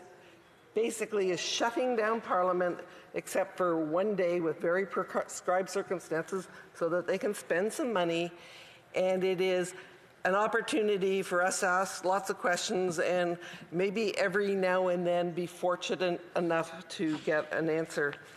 So what they're doing is committee, and it will be questions, and there's some committees that they have agreed can sit. So to me, it's been a real puzzle. I'm not quite sure the dynamics of deciding which committees are sitting or not, but I sit on the Natural Resources Committee. Natural resources are going to be incredibly important for the economic recovery of our country. We had a forestry industry in crisis. We had Alberta with significant issues, and why the government, I guess I can understand why the government wouldn't want natural resources to meet, because they don't want to be embarrassed by what might come out of that committee. But we have a few committees that are going to meet, and we're going to have lots of chances to ask questions with no answers, but we're not going to have an economic statement. We're not going to have a budget. We're not going to have, my colleague talked earlier about private members' business. What about that bill of transplants? There is things that are happening in this country that are about more than just COVID, and I know we have to be predominantly focused on COVID, but we need to also be focused on other areas. We had just yesterday, they voted against allowing the special committee on China to look at the issue around Hong Kong. Perhaps an opposition day might have seen a different outcome for that particular conversation, and it at least would have provided an opportunity for some significant debate. One of the most important things that parliamentarians do is they scrutinize the spending of the government. They've called us back June 17th. They're going to have a bit of a process. I would say it's a sham of a process where we approve the estimates.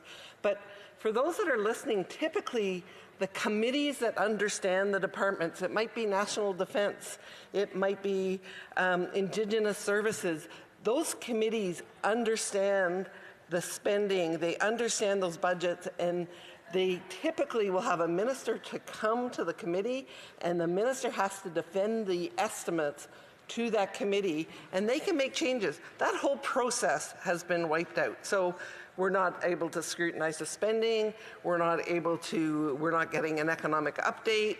The government is going to spend $250+ billion.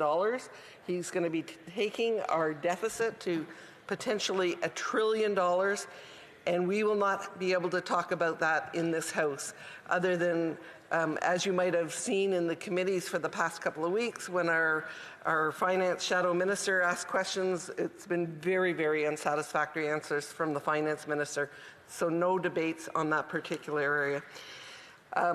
The other area in British Columbia, the Wet'suwet'en Agreement, that was done in secret with hereditary chiefs. The elected chiefs are very concerned. We're not going to be able to talk about it. So in closing, Mr. Speaker, it is a difficult time for many, and I know parliamentarians across this country are working very hard for their constituents in the riding, but it really was time for them to start working hard for them here in Parliament and doing one of our fundamental tasks, which is watching the government and holding it to account. And this motion is actually a sham, and the NDP should be embarrassed to be supporting it, and the Liberals should be embarrassed that they are once again shuttering Parliament. Thank you. Questions and comments. Questions et commentaires, l'honorable député de Laurentides-Labelle.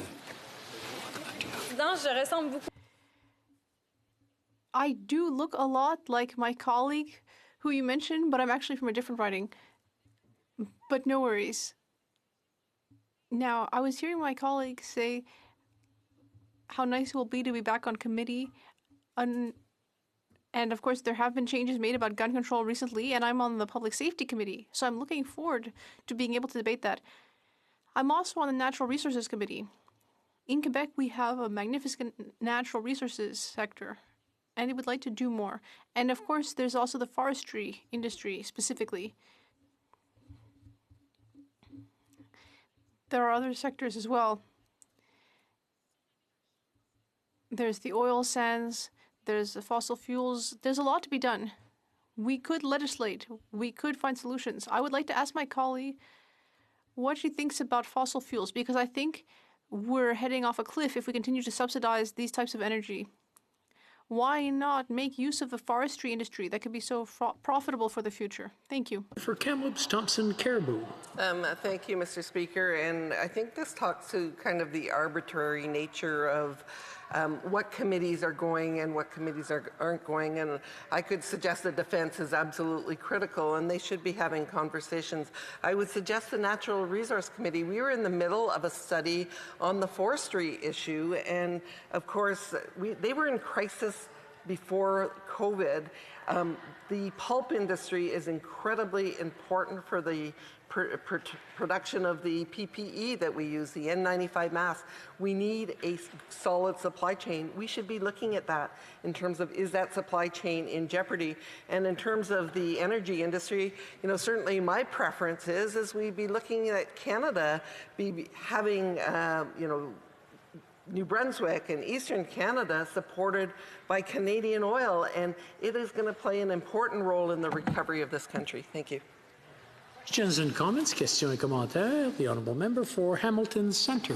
Thank you, Mr. Speaker. And the member brought up a very poignant and all too familiar heartbreak of seniors who have been left to die alone in long-term care facilities. Mr. Speaker, I'm reminded of my dear friend, Mr. Lionel Lacuter, who we lost just yesterday in a very similar situation out of a retirement center in Hamilton, where people were actually left to languish. My question through you, Mr. Speaker, to the honourable member, is that if we are still to go forward with the proposed government's position for the hybrid, what will she and her caucus do to ensure that seniors who are languishing in our long-term care facilities and our retirement homes are properly and well taken care of?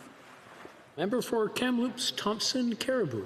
You know, the report that was revealed today, which it sounds like the government might have had for some days before it became public, was horrific, and it was very concerning for all of us.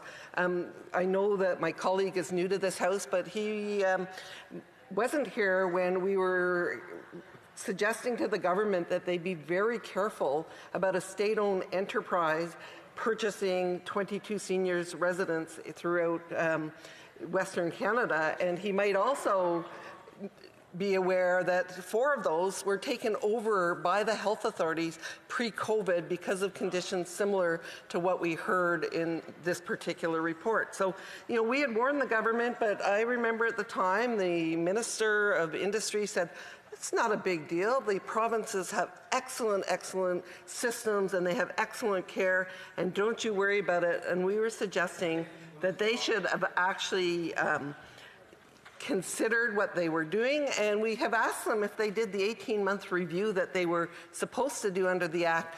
And we're not able to find that out because, of course, we can't ask an order paper question. We can't actually, the minister will give a fuzzy answer, but we won't be able to dig into, did they actually do what they were obligated to do under the Act?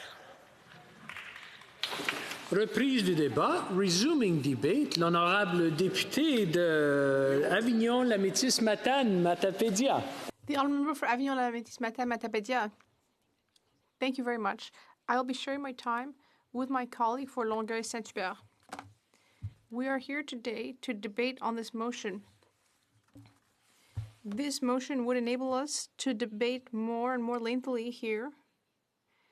And debate is what motivates democracy, and we're here for that. I remember when I was younger seeing Gilles Ducept's MPs arguing passionately, as my colleagues in the bloc have been doing since the 21st of October.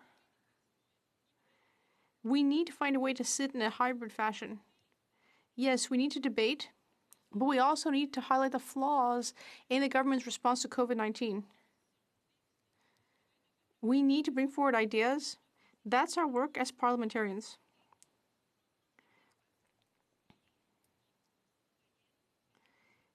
And we also need to make sure we know what's happening in our ridings. We've been seeing on the ground that government assistance, well, it's extremely important. In fact, it might even be essential when we're talking about financial security for individuals and businesses. Since the beginning of this crisis, the federal government has announced several programs. And as my colleagues have doubtless noticed as well, many of these programs, although they may be generous, don't reach everyone. In my own riding, there are many people who are falling through the cracks. I can give you some examples today. I would like to talk about the case of Gaston Berthaud.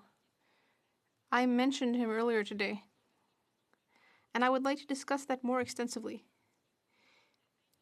He is a paramedic, and he has a congenital cardiac problem. He had to stop working because of his health, because if he were to contract the coronavirus, that could affect him very seriously. He called Service Canada, but he was told he could not receive CRB because he was the one deciding not to work. And so both the government and his employer are refusing to give him anything. Something we often seem to forget right now is that what we're doing here and elsewhere in the world, we're doing it to protect people's health. And yet we're forgetting people who actually have the most fragile health. So as we've seen in long-term care centers, it's these people who are in precarious situations who are the ones who are being forgotten. Mr. Berthelot is at higher risk for complications. And that's not my opinion, it's his doctor's opinion. And even a representative of the Cardiac Association said the same thing. Like I said, he's a paramedic, he can't telework. He works with people who are ill every day. So he had to stop working, not because he didn't want to, but because he simply couldn't safely. But the aid programs are there for those who can work, yet this individual is being penalized. In the case of Mr. Berthelot, the government has clearly failed. It's clear that he should receive help. That's a good example of someone who wants to work, but because of the nature of these program criteria, well, we see that the leeway are too strict for some and too loose for others. And when I say that it's not strict enough for certain groups, well, you can easily imagine that I'm thinking of the Liberal and Conservative parties who have decided to take advantage of the wage subsidy program. So coming back to Mr. Berthelot, he's in a very difficult situation. He hasn't had a salary for 2 months, and he's not the only one, because the government also decided to close its Service Canada offices. Of course, we understand why they did that at the beginning of the crisis, but now, with things gradually restarting, it should be possible to offer these services to the public using a variety of hygiene measures. Service Canada is an essential service, especially during crisis. We often forget this, but about 40% of people are functionally illiterate. These are people who may have trouble understanding what they read, and so it's hard for them to fill something out online.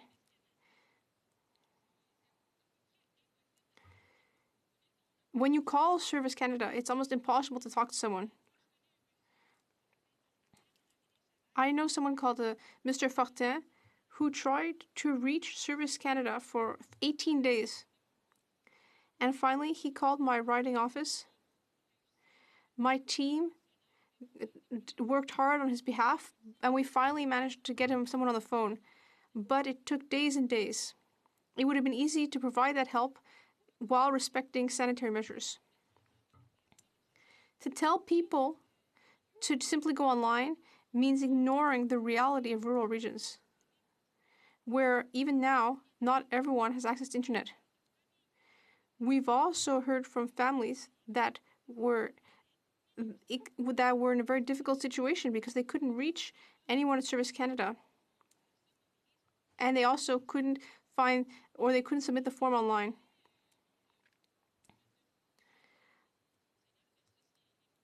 Ultimately, it's clear that while we as MPs' offices are happy to help, that we also need the public service to be providing its services appropriately. These shouldn't be second-class citizens. They have a right to receive good quality service. And there's a fairly simple solution. To open Service Canada offices as soon as possible. Unless the federal government's objective is actually completely different, which is not to reopen these offices. I'm thinking of these small branches in rural regions that had already seen their hours cut, maybe to save money. But at least then, the government should announce that openly and not try to close them under the pretext of the crisis. Another thing in my region is the lack of clarity regarding the touristy industry. This is a major sector. We're talking about 1,500 businesses, 15,000 employees, 1.7 million visitors every year. And this brings in a huge amount of revenue, and it's extremely important. The industry needs a great deal of funding in order not to collapse, in order to be able to reopen, in order to be able to continue offering what our region offers. But once again, given that these are seasonal industries, once again, they're falling through the cracks of federal programs. Some of these businesses have been stressed since the 15th of March, and there's still nothing for them. Various programs have been announced for many different sectors, but there are still some people who don't qualify. In my riding, for some time, Public Health Quebec had put up road barriers in order to protect the population. When those obstacles were removed on the 18th, people became alarmed because, yes, they do want to receive visitors and tourists, but not at any cost. So in order to be able to open up, we need financial support, and we still don't have anything.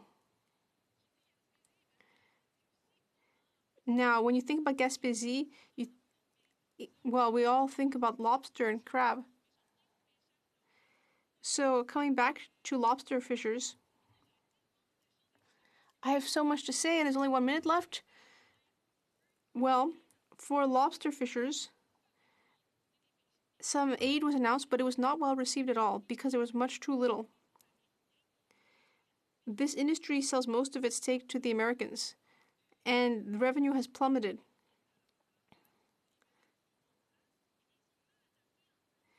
These measures also aren't tailored properly. because fishers are only paid for a percentage of their catch and not weekly. Another thing that doesn't work well is family businesses. And there's a lot of that in Gaspésie, family businesses, fishers who work with their parents or children. I'll stop there. I'm sure that my colleague for Longueuil Saint-Hubert will be happy to pick up on what I've been saying, but those are some good examples of the flaws in federal programs, and we would like to be able to debate to improve them. The honourable member for Thérèse de Blainville. Thank you very much. I think my colleague gave a very clear glimpse of the reality in rural regions. It's very different from the situation in large urban centers. As my colleague was saying, some of these measures aren't properly tailored. And if she'd been able to continue longer, I'm sure she could have said a lot more. Could she tell us something about that, please? Well, I'd like to thank my colleague to allow me to continue this. I'm really passionate about it. On most docks in the eastern part of Quebec, 50% of fishers work with another member of their family. And it's been like that for generations. But that means they're not eligible for the federal program. And it's similar for many seasonal businesses. For example, summer camps. And I am the Bloc critic for youth. The organization of summer camps have said that most of them won't be able to reopen, despite the fact that the Quebec government has given them the green light. But they can't reopen because they're not eligible to these federal programs. They often get their income from parent deposits, and so if parents can't afford to pay the summer camp, well, they just won't be able to open their doors. Once again, this is an area where the government could do more and offer more help to those who really need it. The honourable member for Repentigny. Thank you very much. I'd like to thank my colleague for the passion she's shown for helping these people, and she's so familiar with her riding. It's clear that she has a great deal of fondness and passion for what's happening in her riding. I know she also deeply cares about the environment. So I would like to hear from her a bit more about the environment.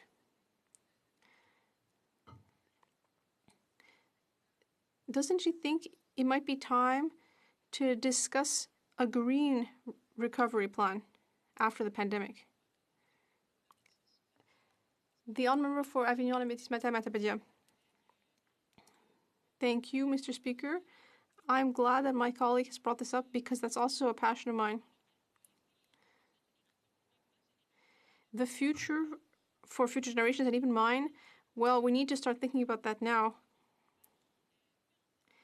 And this crisis means that we're spending billions of dollars to help people, but we're also leaving a major debt for future generations.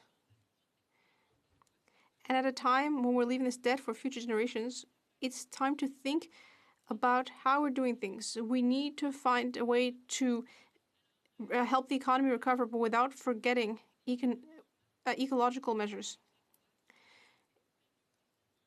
In March, I tabled a bill to ask the government to meet its commitments when it comes to a green policy. I was so looking forward to debating it, but unfortunately that won't be possible.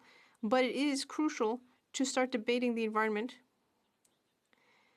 And in fact, my colleague has been working on a green recovery program.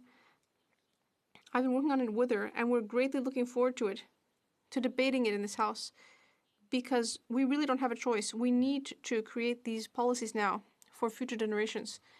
The honourable member for Rosemont, La Petite Patrie. 30-minute question, 30-minute answer, please. The pandemic and the crisis have shown us which were the most vulnerable populations and all the effects of unbridled capitalism and our vulnerable populations. Does my colleague agree that we can return to normal because what was considered normal was a big part of the problem? I'd like to thank my colleague for his eloquence.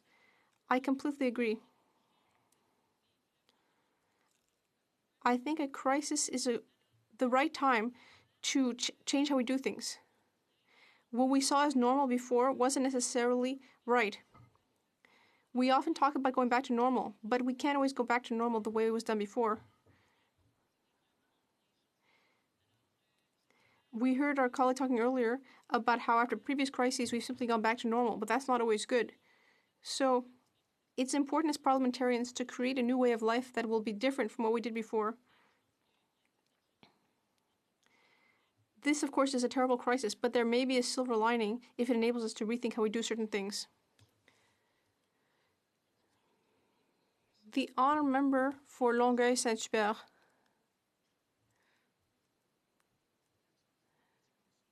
Yes, I know I have a very different voice. And I was listening to my colleague a minute ago. As some may know, I was previously an actor. So when I rise, I often wonder whether I should be playing to the cameras or to the rest of the room. And of course now, well, with social distancing, and since there's only 38 of us instead of 338, I often feel like I'm playing to an empty room. I feel like I might be on the 8th showing of a flop, where everyone hates the show and there's no one in the room, and no one's listening. People, after all, are on their phones, but I hope that some people are still listening.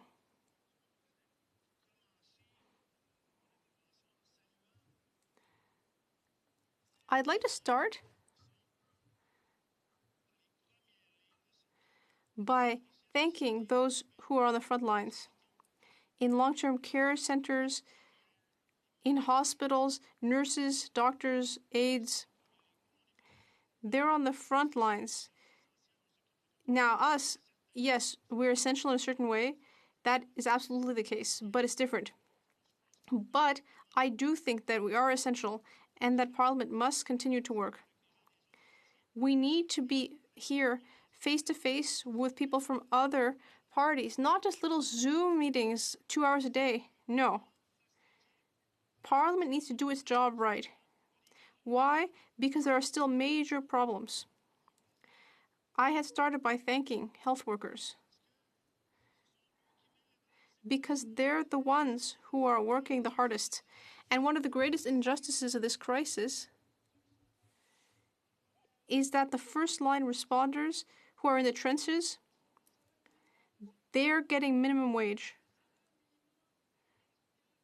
They're getting $13 an hour in long-term care centers. That's scandalous. This is not Zimbabwe. This is not Eritrea. This is Canada, the bestest country in the world. But here, our soldiers are getting minimum wage. And who can fix this situation? We can, here in this room. Health transfers. We've been talking about it for 30 years, Mr. Speaker. Health underfunding. People are underpaid. Well, do we want to know what the problem is in long-term care centers in Quebec? Well, what's the problem? We are. The least thing we could do would be to transfer 50% of health costs in the provinces to pay for doctors, surgeons, nurses, hospitals, and long-term care aides. We need to take care of the people who are taking care of us. That's what we should do, Mr. Speaker. Currently, the government is only paying 23% of provincial health costs. Now, if we had billions more, we could be able to pay people properly. We have the power here to change things. Are we going to take advantage of that? Or are we going to keep having little piddly Zoom meetings periodically so that I can look and see what so-and-so's trophy, Pee-wee hockey trophy is, or like what someone is reading? No. That's not what I want. I want us to really sit to properly address people's issues. I was discussing nurses. I wanted to thank them. I'll get back to that. Listen, this is serious. They're the ones who are on the front lines. They're the ones who are fighting. And here we are having a silly debate about whether we meet or not.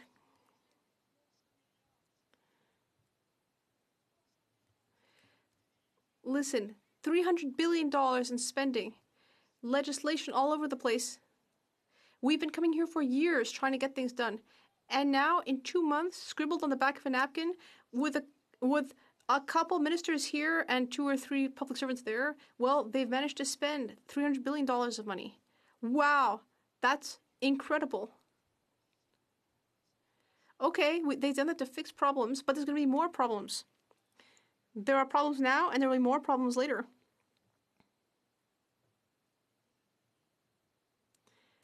As I was saying, our nurses.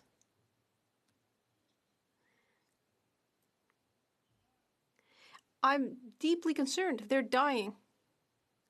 That's the thing.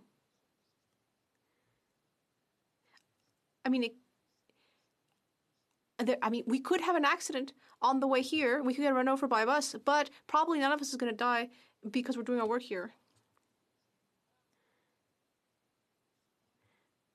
But these nurses, they often are immigrants, and that's another issue, is the immigration system. But anyway, they get up every day and they put themselves in dangerous way. Who here could say that they're putting themselves in harm's way by coming to work? Nobody. We need to help them. We need to get ourselves together to make sure they don't become ill.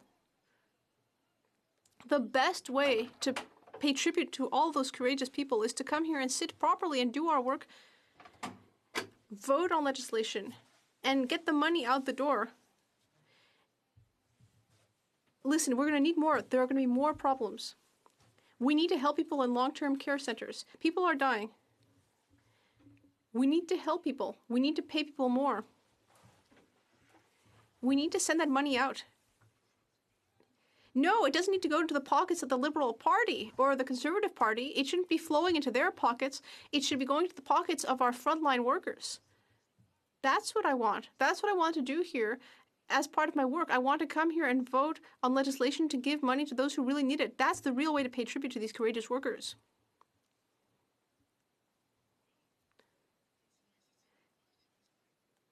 That's one thing. What's that signal? Let me put on my glasses. 3 more minutes. But I wanted to discuss housing. Did I ever talk about nurses? Did I? Yes, I've talked enough about nurses.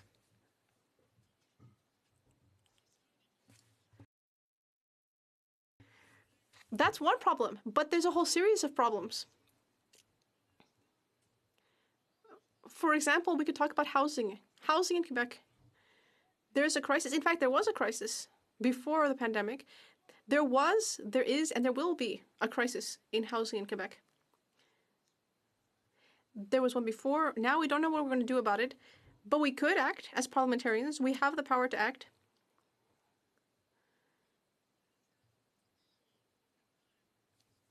A few years ago, the government of Canada created a national housing strategy. They said, look, we're going to fix everything. $55 billion. Oh, it's all going to be fixed.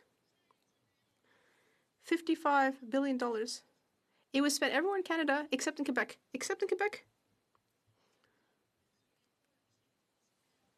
Recently, there's been another, in the 2 last months, we need $1.4 billion to house people out of this $300 billion that's been spent. When are we going to get that money? $1.4 billion, that's what we need. People otherwise are going to find themselves in the streets. You can talk to any housing organization in Quebec. You'll see when it comes to homelessness, housing, affordable housing. Otherwise, people are going to end up in the street. The crisis is now, not in 6 months. In 6 months, we're really going to see the consequences.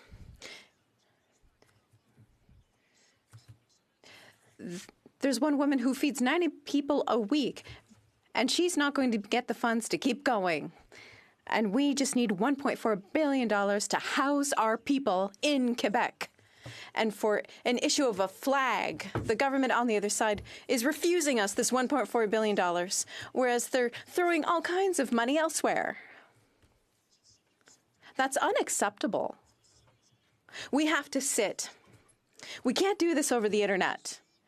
We need to be here, facing each other, talking in the hallways, talking to people, talk about people's needs, and write checks to people. Thank you, Mr. Speaker.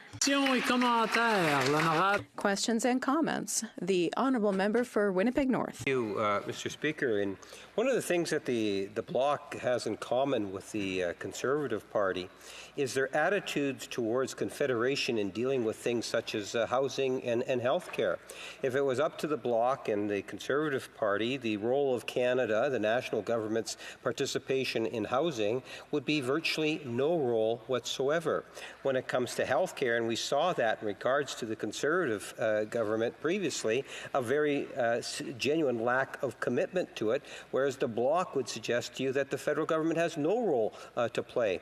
Now, being a nationalist and someone that believes in all regions of our country, I'm very proud of the fact that we as a government have committed to a national housing strategy, lifting many people out of very serious situations. We've committed more health care dollars, historical amounts of dollars, actually increases, even though the Bloc will often say in their speeches that it's decreases. But you know, all the issues that the member across the way talks about, Mr. Speaker, he would be able to get addressed if, in fact, this motion were to pass.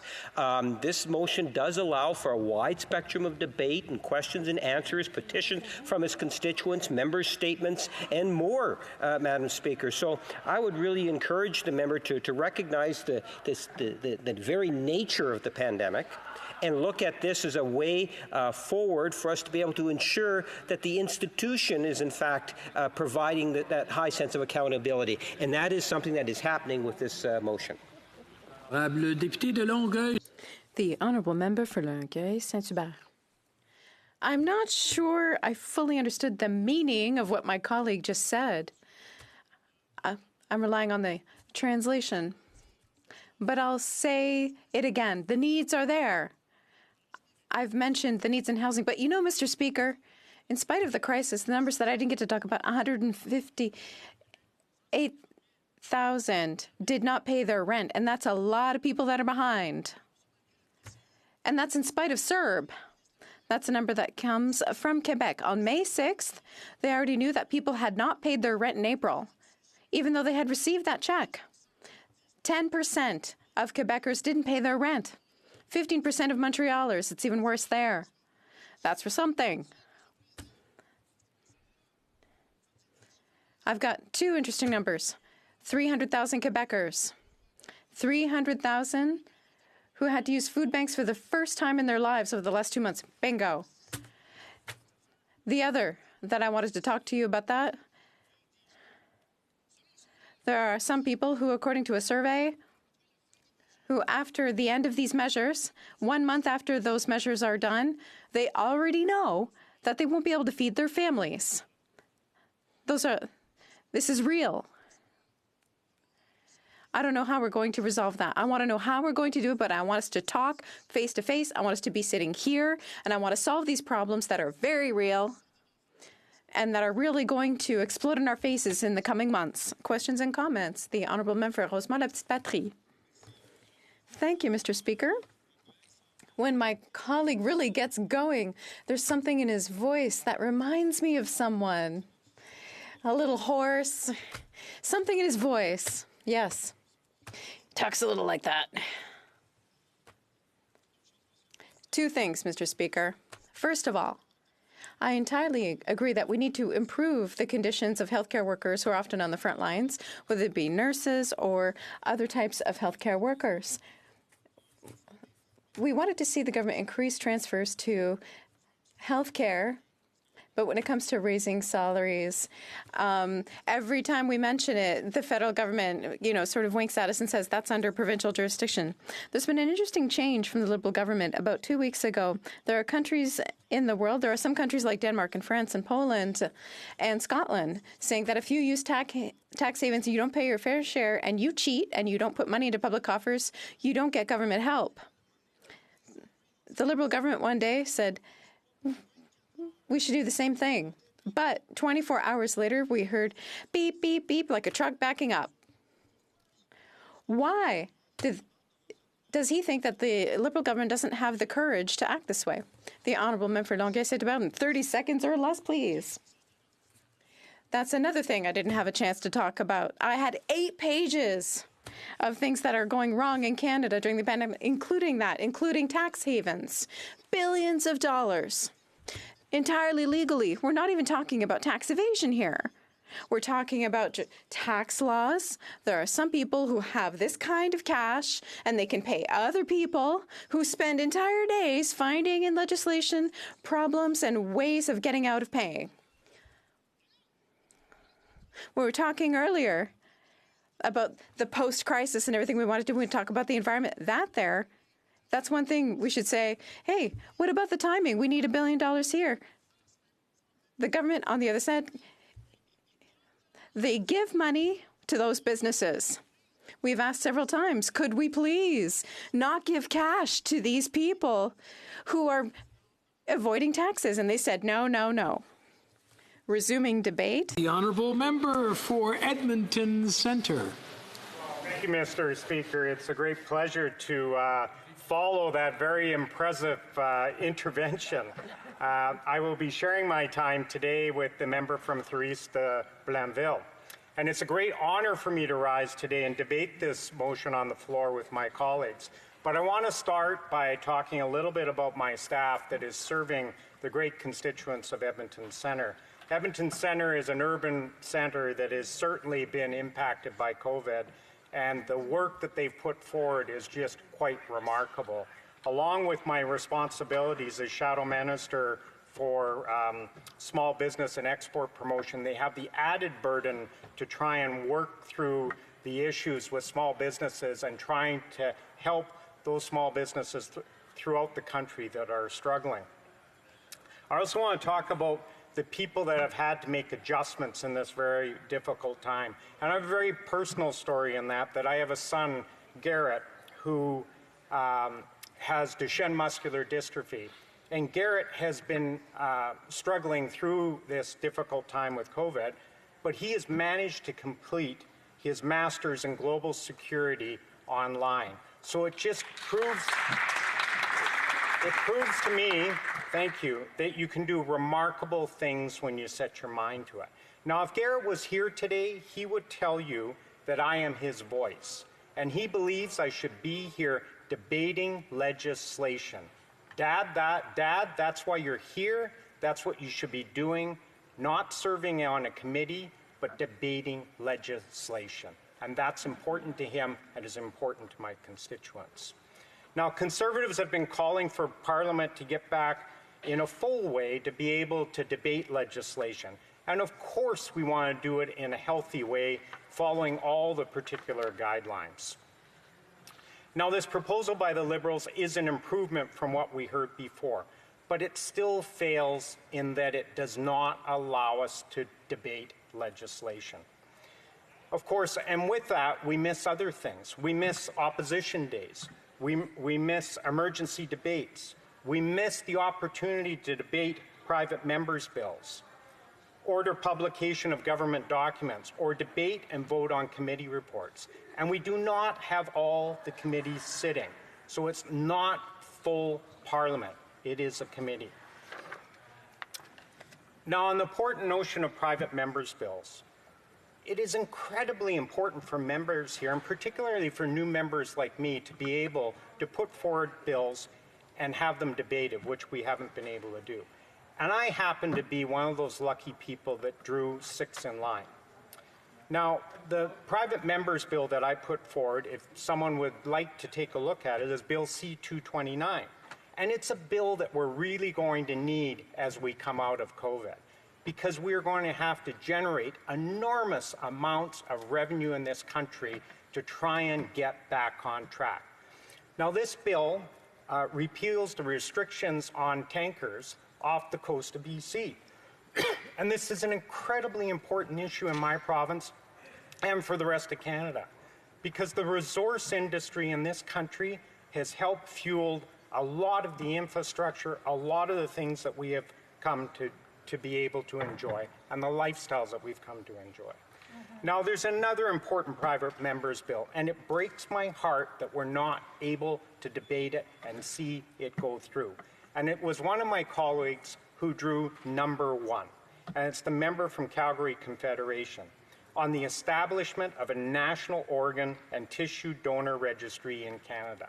Now, I would encourage all my colleagues, it's numbered C210, and I'm hoping they will support it, but we should be talking about it now. We need tremendous oversight in these times with what's going on with COVID. And that oversight has to include watching the spending of this government. You know, the Auditor General said, I need another $10 million to properly do my job, to make sure that I can audit and do performance audits on those things that are important to this country. We're not able to pass any legislation. The Auditor General should be doing their job. And that oversight's even more important now because we've heard from the PBO suggesting that it could be $250 billion worth of debt. And in questioning the PBO in committee, the level of confidence on $250 billion is very low. I suspect it could be 3, it could be 4. And it's not just about the money, it's about how the money's spent and being accountable to the taxpayers. That doesn't even talk about the increase in household debt, doesn't talk about the increase in provincial debt and municipal debts. We need to see a budget. We need to be able to debate a budget given the stresses of the economy and a budget that will give a go-forward plan. Currently, we don't have a go-forward plan. We have a reaction to the issue, but we need a plan to be able to understand where are we going and how are we going to come out of this. We need to be able to debate this economic recovery after this first wave of the pandemic. And what will happen to the investments in this country, both the investments that we have now and the investments that have gone out of this country. We need to talk about the debt that people are taking on. Almost every program is debt, debt, deferral. Debt, debt, deferral. It's hard for businesses. They're going to have a hard time recovering from this. Small businesses, which I am hearing from thousands of, are working hard to just try and keep the doors open.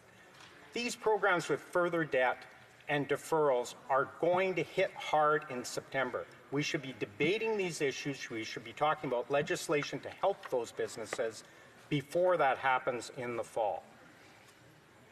Now, another point that the Liberals have been quiet on includes the changes to the Patented Medicine Review Board regulations, and especially patients with cystic fibrosis.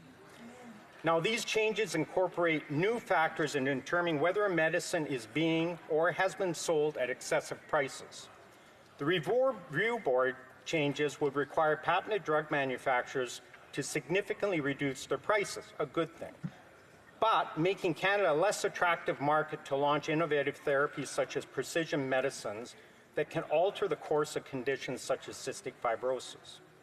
The review board changes affect private drug plans and patient accesses to new medicines for Canadians. And these changes are currently on track to be implemented July 1st.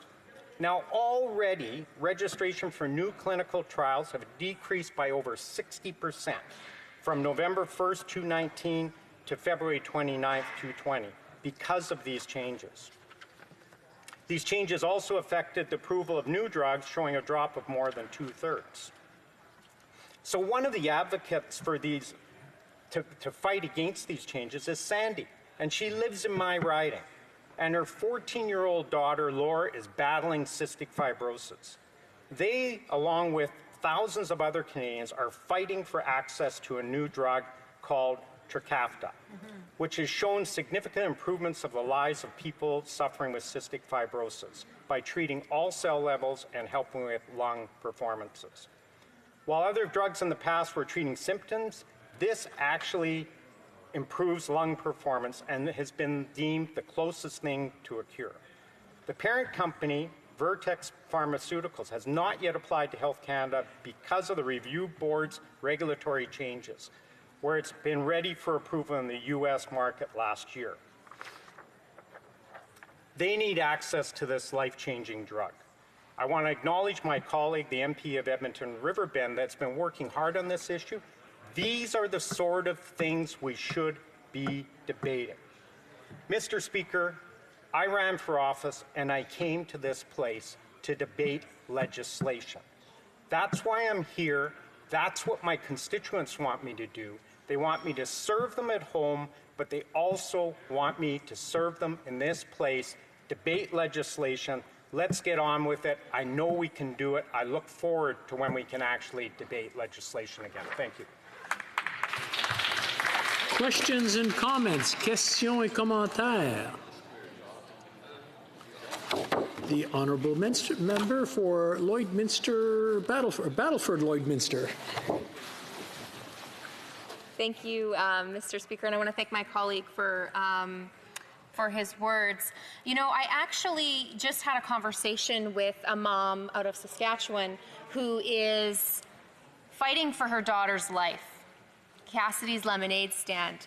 Cassidy, I had this conversation with her mom, and her mom is pleading to get Trifecta approved because this drug will save her daughter's life. And she was crying and begging me on the phone. And so it's unfortunate to, you know, be in this place and have the health minister. I know that there was a letter sent to her, and just seeing how slow of a process this is to get approved. It's disappointing, and I'm just wondering. Yes, we will debate these things. Even our member from Calgary Confederation, we know our member talked about his bill earlier. It's disappointing, and you're as well. This member is number 6 on the list, and it's just disappointing to see, you know, the NDP vote with the Liberals to basically prevent private members' bills from being debated in this place. So I'm just wondering if there's any other private members' bills or any other business that this member could see, or you know, missing the point of us being able to debate and sees a missed opportunity there. Thank you. Member for Edmonton Centre. Well, thank you to my colleague for her question. Well, of course, there's all kinds of things we could be debating. The private members' bill is just one of the many things, and there are numerous bills that are life-changing for people. And that's why we came here. That's why people put in private members' bills. They want to debate it. They want to see that it at least has a chance of becoming legislation. As you delay the likelihood of it happening, less and less and less. We should get back to debating those sort of things in this House. Questions and comments, questions et commentaires. The honourable member for Outremont. Thank you very much, Mr. Speaker. And I heard the member say that small businesses are working hard to keep their doors open. I also heard the member say in earlier testimony that there were businesses in his riding, hair salons and others, that were looking for access to the CEBA, the emergency business account that the government has put in place. And as a reminder, that is the $40,000 loans that are made available to small businesses, interest-free and guaranteed by the government, of which $10,000 is a grant if the remainder is reimbursed in time. And I wonder if the member could comment on whether or not he is supportive of the changes that we have made to the business account in order to make it more accessible, despite his comments about the deficit and the spending that our government is undertaking in response to the pandemic. The honourable member for Edmonton Centre.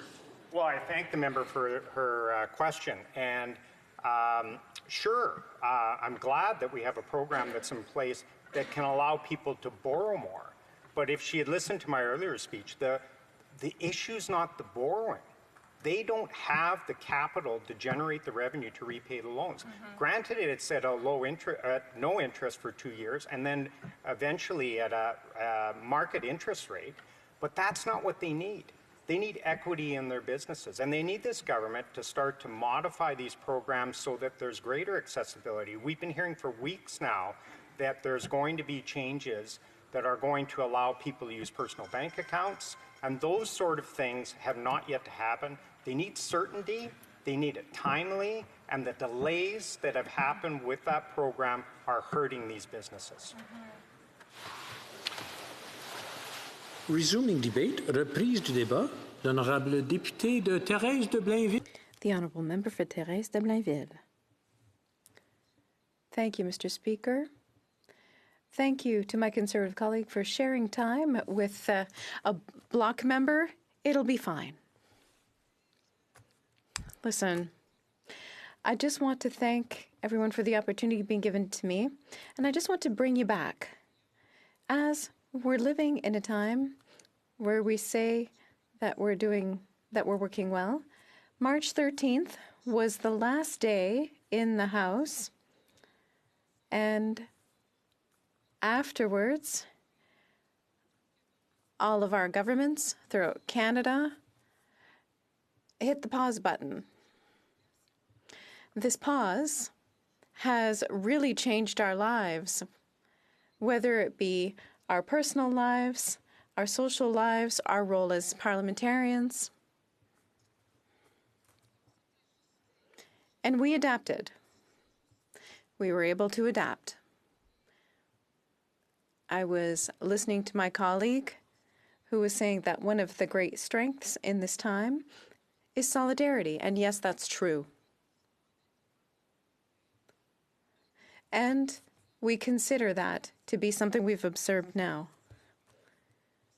Also, for this time that we're going through, there are some things we need to do. And some things that we need to do, and that the Bloc wants to contribute to, is this capacity to handle this exceptional time in our lives as parliamentarians. We need to be able to take exceptional measures to manage a crisis which has had unprecedented consequences on our economies. It's often being compared to the Second World War. That's not nothing. And thank you to Denis for his kind words about nurses, although he's not in the House. At the time that we're speaking, we are facing a virus that we don't yet really know, which is why there are so many precautions to maintain our public health, including isolation. That said, we set up measures, emergency measures, yes. The Canadian Emergency Response Benefit, which had a faulty start but became more inclusive. And it was trying to fill one of the gaps in our social safety net, which is our EI system. The EI system, which we suddenly realized wasn't going to be up to doing the job in the case of the loss of 8 million jobs. There was the Canada Emergency Student Benefit. There were students who were falling through the cracks in the system, and that benefit is a more recent one. And what we required as members of the Bloc Québécois is, did you think about how those measures support workers and students, and that there are incentives for work? We could see some issues coming.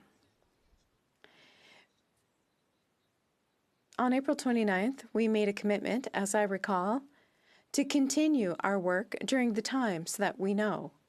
And this commitment hasn't really been upheld. 10% wage subsidy at the beginning we worked to make sure that the subsidy went up to 75% and to add more flexibility so that more businesses could benefit.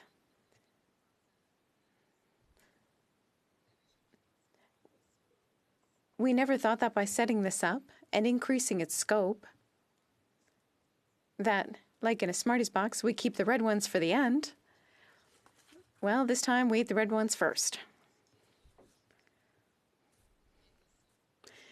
It's disappointing that wage subsidies, whose intention was well-intentioned, was used for partisan purposes. Before this House today, what I criticize is that we haven't found a solution, because we can no longer stay in pause mode. We did have to suspend everything and go through a period of confinement, and now we have to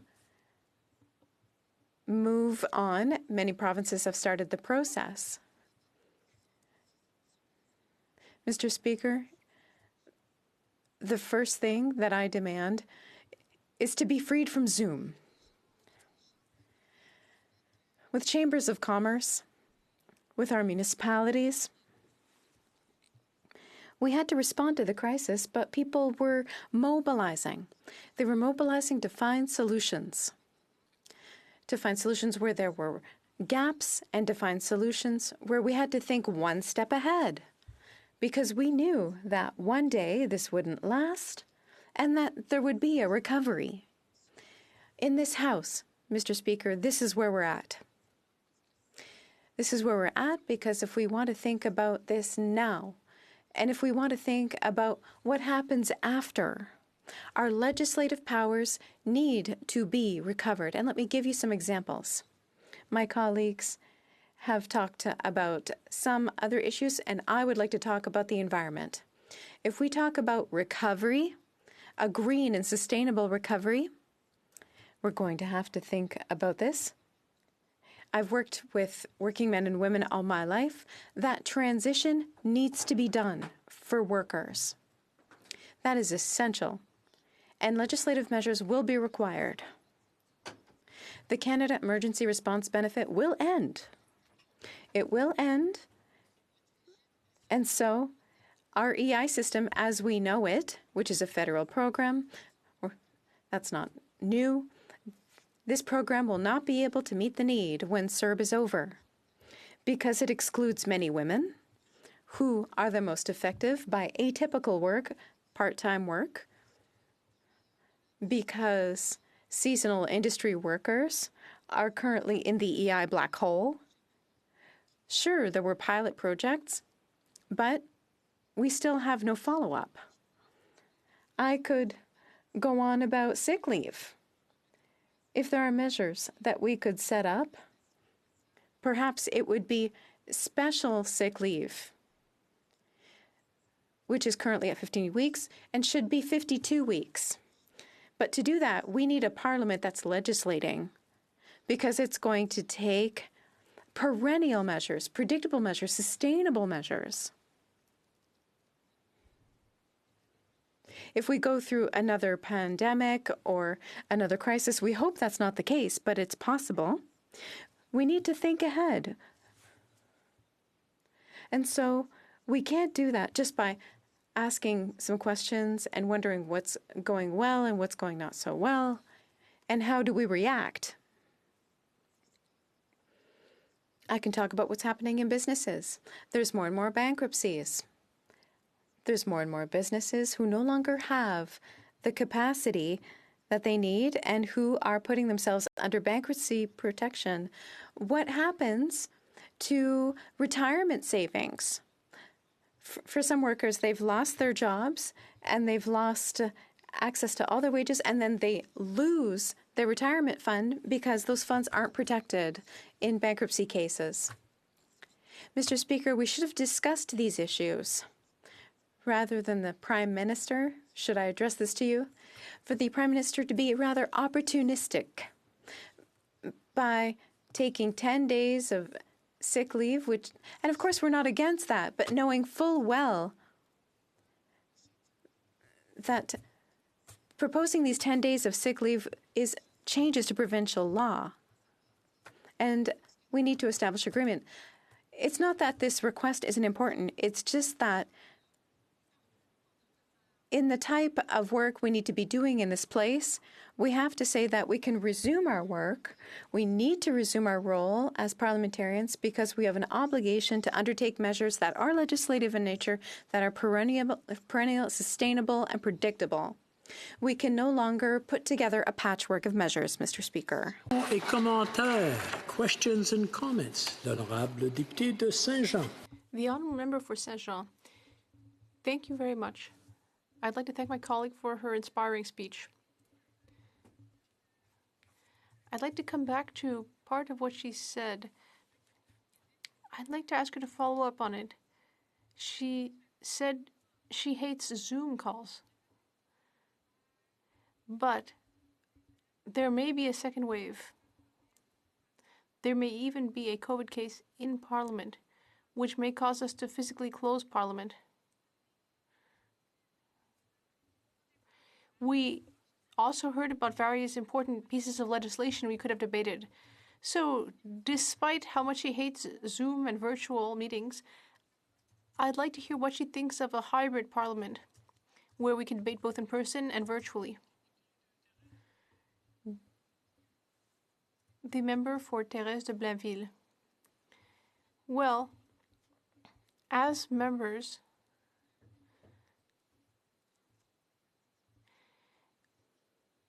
as MPs, we need to care for those around us. We need to spend time with people and socialize. I know that each and every one of us has had to cancel a great many events, and we're stuck with Zoom. I agree that we need some kind of hybrid system using electronic means. That's all part of what we need to prepare for, because we may be stuck in this kind of situation much longer than we would like. It may take longer before we can all be here again.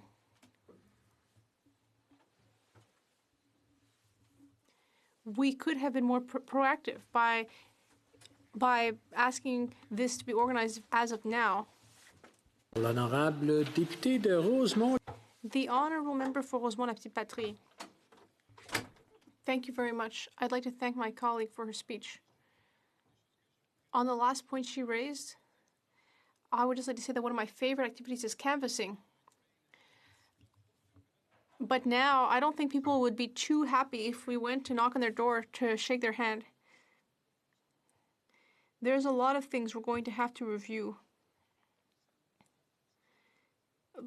But what I find a bit contradictory about the Bloc's position right now is, sure, we are legislators.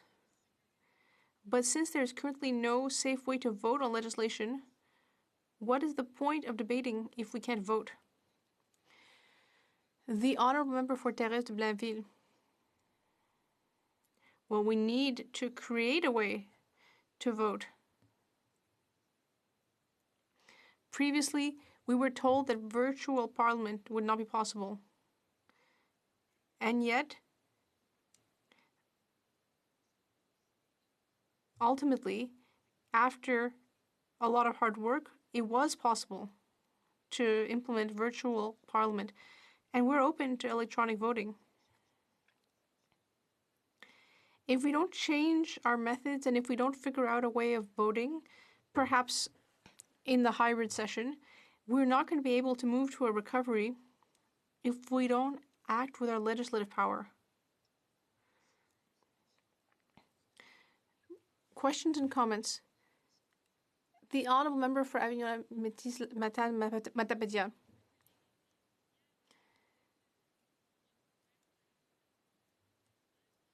One of our colleagues used to be a nurse, as we heard from our other colleague.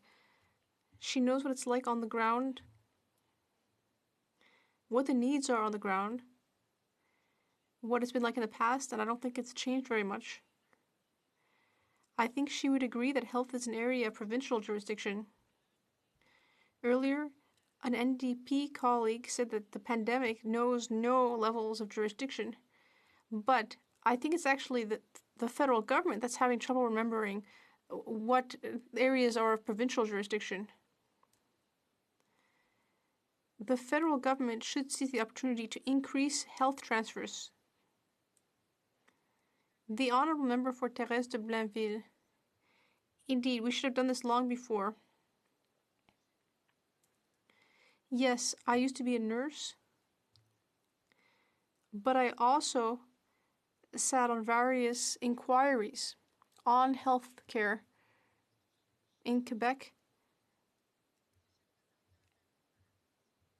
And in fact, I also tabled a brief before the Romano Commission, the last major inquiry, which recommended a minimum level of 25%. And the three factors were stability and sustainability, predictability and sustainability, and the ongoing nature of these transfers. Right now, we're not at that minimum threshold, and sometimes it's even been below 20%. It's crucial to increase these Canada Health transfers. Resuming debate. The honourable member for Repentigny. Thank you very much. I'd like to start by thanking everyone I work with. Celia, Caroline, Joël, Danielle, who have been doing incredible work. Ever since we've been struck by this pandemic, they've been listening to people.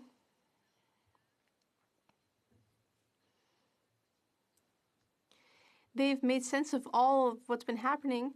There's been a real muddle of things happening day by day, and things are only implemented sometime later. In the riding of Repentigny, there are various groups that have been affected by the pandemic, like all other ridings. In Repentigny, there are many small businesses. So the issue of fixed costs is major. And despite everything that we've suggested, still nothing has been done. There are also agricultural sectors in the riding. There are also major cultural centers. What is being done for culture or the cultural sector currently? Some efforts were made in the last budget, but since now we can't talk about the budget, well, perhaps there won't be any continuity in this funding. And of course, I would like to talk about the environment. And I forgot to say that I'll be sharing my time with, I'm sorry, I have a hard time remembering riding names. Shefford, just Shefford. Oh, well, there aren't many ridings that have only one part in their name. But I will be sharing my time with a member for Shefford. I will be discussing the environment. With the destruction of the environment, we're destroying natural systems that enable us to survive. We're currently destroying environments that we need to survive. We can't compromise. We don't know what caused the pandemic, but more and more research shows that many infectious diseases go from humans to animals and animals to humans. And that's the case with the Ebola virus, the bird flu, SARS, and probably the new coronavirus. Why? Because we're interfering with biodiversity, with poaching and intensive ranching and all sorts of other things. Ecologists have been criticizing these practices for a long time. And once permafrost melts because of global warming, who knows what viruses will be there. We're concentrating on the trees and forgetting about the forest. We're looking at the immediate effects of the virus, but these are veiling much more long-lasting effects. The government decided to take draconian measures to fight the novel coronavirus, But I'm looking forward to seeing if after the crisis they will act just as quickly and create draconian measures similarly to fight climate change. We know that there's a good chance there'll be further pandemics like this given our relationship with the natural world. We should start by recognizing that there are dangers due to all this. With this crisis, with the collapse in biodiversity and the increase in extreme weather events, there are many threats. Human health, animal health, ecosystem health, and economic effects all go together. The government created a committee on recovery with the environment minister, the infrastructure minister, who used to be the environment minister, the heritage minister, given her experience. Why is the natural resources minister not on this committee? Because ultimately, if they come head to head, who's going to have the last word? In Quebec, we've taken the green recovery seriously. We think environment should be a transversal jurisdiction. And we've had various Zoom meetings that we all love so much. We've been working on this. But here, in Parliament, where is the Environment Committee? It's not sitting. And it's not because I didn't ask. The Bloc has requested that the committee sit. And yet, in April, oil lobbyists have been lobbying the government vigorously. That's what I saw in the Hill Times. Is the government aware of the importance of fighting climate change? Or will the government prefer to listen to the oil lobbies rather than science? Yes, with the lockdown, there have been positive effects for the environment. In Venice, there's been blue, clear water in the canals. In Wuhan, the skies were blue. In Athens, the Acropolis was visible in the beautiful sky above the sea. Seawater is less polluted, but that won't last long. And this current dip in pollution won't affect the long-term trends in the climate crisis. We don't need to count on a short-term decrease in emissions. We need to focus on long-term and sustainable changes. We need to focus on a green recovery. Do we want a green recovery or a brown recovery? In many journals, all sorts of studies have been published. We know that people want a green recovery. For example, for 2020, there's been a decrease in greenhouse gases of 4%. But how much will we actually need? 7% to meet our Paris targets. I'm not saying that we actually need to remain in lockdown for a year. There's other things we could do. A researcher at Environment Canada has reminded us that big cities in Canada have seen their air pollution go down by a third since the beginning of the pandemic. We're breathing better air. Health and the environment are closely related. 14,000 Canadians, according to Health Canada, die prematurely because of pollution. And if you look at that globally, we're talking about millions of premature deaths every year because of pollution. The Canadian Association of Doctors for the Environment, the Quebec Association of Doctors for the Environment, and the Canadian Medical Association all came out yesterday and today with 40 million health professionals from 90 different countries, all spoke in order to say that we should place protecting the environment at the very heart of the recovery. Are we going to pay attention to this? I'm looking forward to seeing what the government's recovery plan will do on this point. I can't believe I barely have any time left. The Director General of the International Monetary Fund said that this is a unique opportunity to seize the opportunity to create more durable and inclusive economies. If you want some ideas of what we could do, we could increase the carbon tax. Yes, I said it. Penalize penalize companies that don't respect the environment, prioritize compostable packaging, create incentives for climate-friendly renovations, increase incentives for transit, insulation, support low-carbon infrastructure, and much more.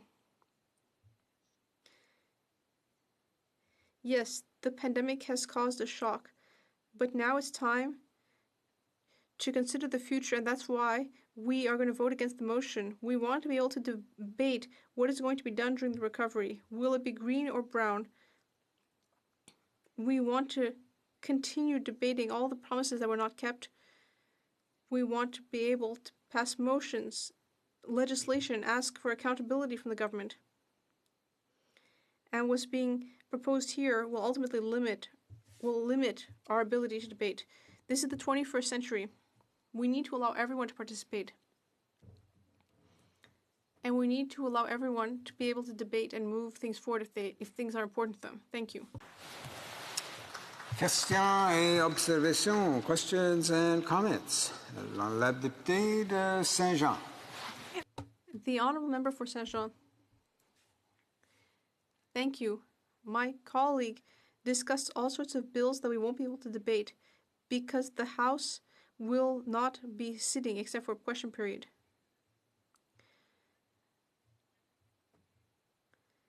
And as my colleague for Rosemont said, our current system allowed us to have some votes. I'd like to hear my colleague speak about private members' bills and ask her what was on the legislative agenda specifically about the environment. The honourable member for Repentigny. I'd like to thank my colleague for her question. Indeed, the Bloc Québécois had some private members' bills, like my colleague for Avignon, La Matane, Métis, Matapédia, which would have asked the government to respect the targets set in Paris. That's an excellent piece of legislation which have required more accountability. It would have allowed us to follow up every year and would have enabled Parliament to debate every year to see how our fight against greenhouse gases was going. We also have another bill regarding everything that has to do with jurisdiction. The federal government, in its jurisdiction, it has priority on what happens in the provinces. And let me give you an example, the environment. Right now in Limoilou, there is a private company which actually turned out the Quebec environmental inspector because they said, no, it's a matter of federal jurisdiction, so you shouldn't be here. But that company is creating red dust, which people find on their windowsills and balconies. It went to court, and ultimately, the Supreme Court said, oh no, in the end, it's not the federal government. Or rather, it's not the provincial government. So ultimately, the responsibility rests with Ottawa. So our ability to defend the environment has been taken away in order to protect people's health in Limoilou, and that's the same thing as elsewhere. The honourable member for Rosemont-la-Petite-Patrie. Thank you very much. I'd like to thank my colleague for her speech. And I recall how much she cares about the environment, something I also feel strongly about, as I used to be NDP critic on the environment. I also was interested in her bill on the Paris targets because I had tabled a similar private members bill before the 2019 elections. Regarding the House procedures right now, we need to realize that we can't keep functioning with only 10% of MPs, the ones who can physically be there. That's discrimination towards 90% of our colleagues, mostly those who live in remote areas where it's hard to travel. We need to find solutions, and I think the motion here enables us to continue ensuring that the government is accountable while asking the committee to find a solution. But right now, we don't have a way to respect public health guidelines, and also we don't have any way to ensure that these votes are secure. We're at an impasse. We need to wait for the results from PROC to understand how we can move forward. The Honourable Member for Repentigny. I'd like to thank my colleague for his question. Listen, there was a time when we said it would be impossible to do our COVID-19 committee and Zoom and so on, and yet somehow it all got done quite quickly. So I don't see why we should continue waiting to implement something else. We managed to do it in a very short time, and we have been able to question ministers. This is the 21st century. Look at what they're doing in the UK. They created a hybrid system. We could ask them, maybe they have suggestions. Why delay this even further? Why not acting right away? So that we can bring forward all of the issues we care about as of now. Resuming debate. The Honourable Member for Shefford. Thank you very much.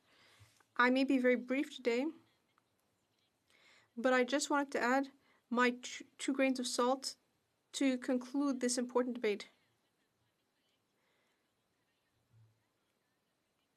My colleagues have been working even harder than usual, and I have been working very hard thanks to my excellent staff. You've been there to help people in Shefford, just as I have.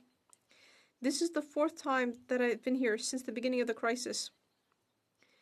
And I've mainly been here to talk about seniors' purchasing power. But I've also wanted to talk about specific help for sectors that really need it, like agriculture, which is so important in my writing, science, research, tourism.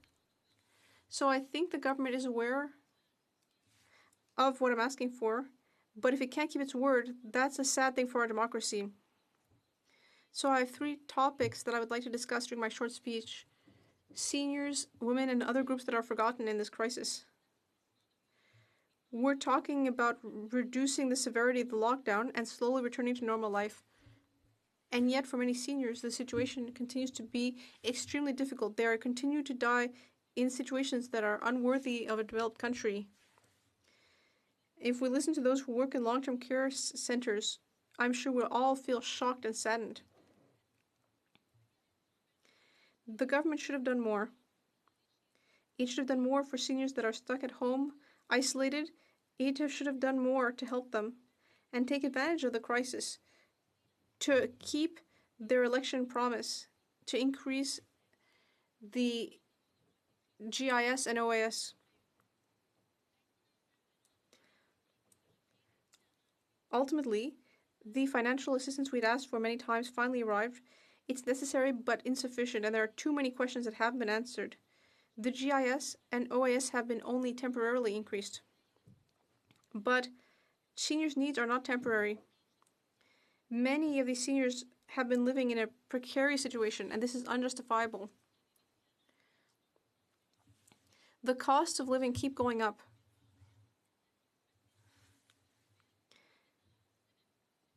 In some cases, $2,000 isn't even enough to pay for your housing appropriately. The government has stated that this increase is only temporary. We don't even know exactly when it will end or why it might be prolonged. These are answers that a responsible government should have given a long time ago.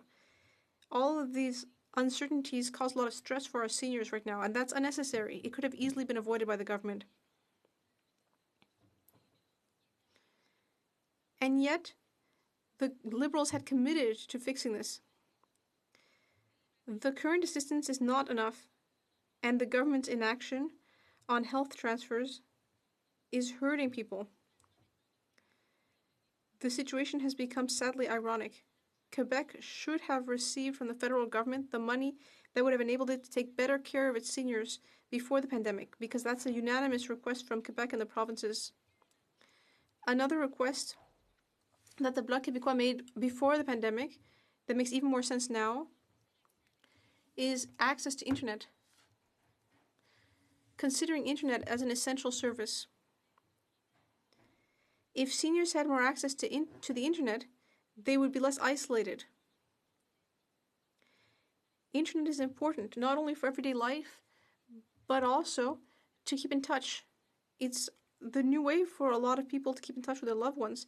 And for some people, it would have enabled them to say goodbye to their loved ones, which is something that a lot of people can't even do now. There's also the issue of the closure of Service Canada offices, including in Granby. There's a lot of issues. And for various reasons, many people never receive this assistance. All of this during this crisis is revealing our vulnerability. And I think we should all be considering the condition of our seniors and other forms of inequality. In a pandemic, it's very hard for those with lower income to protect their health through social distancing. Another aspect, which may be more subtle but is also very concerning, is the situation experienced by women. Because of structural factors, women are more likely to be in essential services such as long-term care aides, nurses, doctors. More often, they are part-time. Christine Normandin, my colleague, also tabled a motion about the situation of some of these women. Excuse me, point of order. The Honourable Member for Longueuil-Charlemagne. I'd just like to mention to my colleague that you can't use the name of members.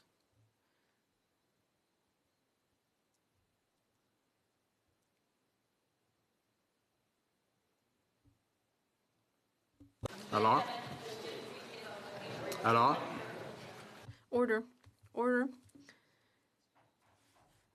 Regarding the point of order, I would remind all members to avoid using their colleagues' names. Please use the name of their riding or their title if it's a parliamentary secretary or minister. I think that the Honourable Member for Shefford recognizes her error. The Honourable Member for Shefford. Yes, I'm sorry, I won't do it again. These are systemic factors that mean that women are more vulnerable,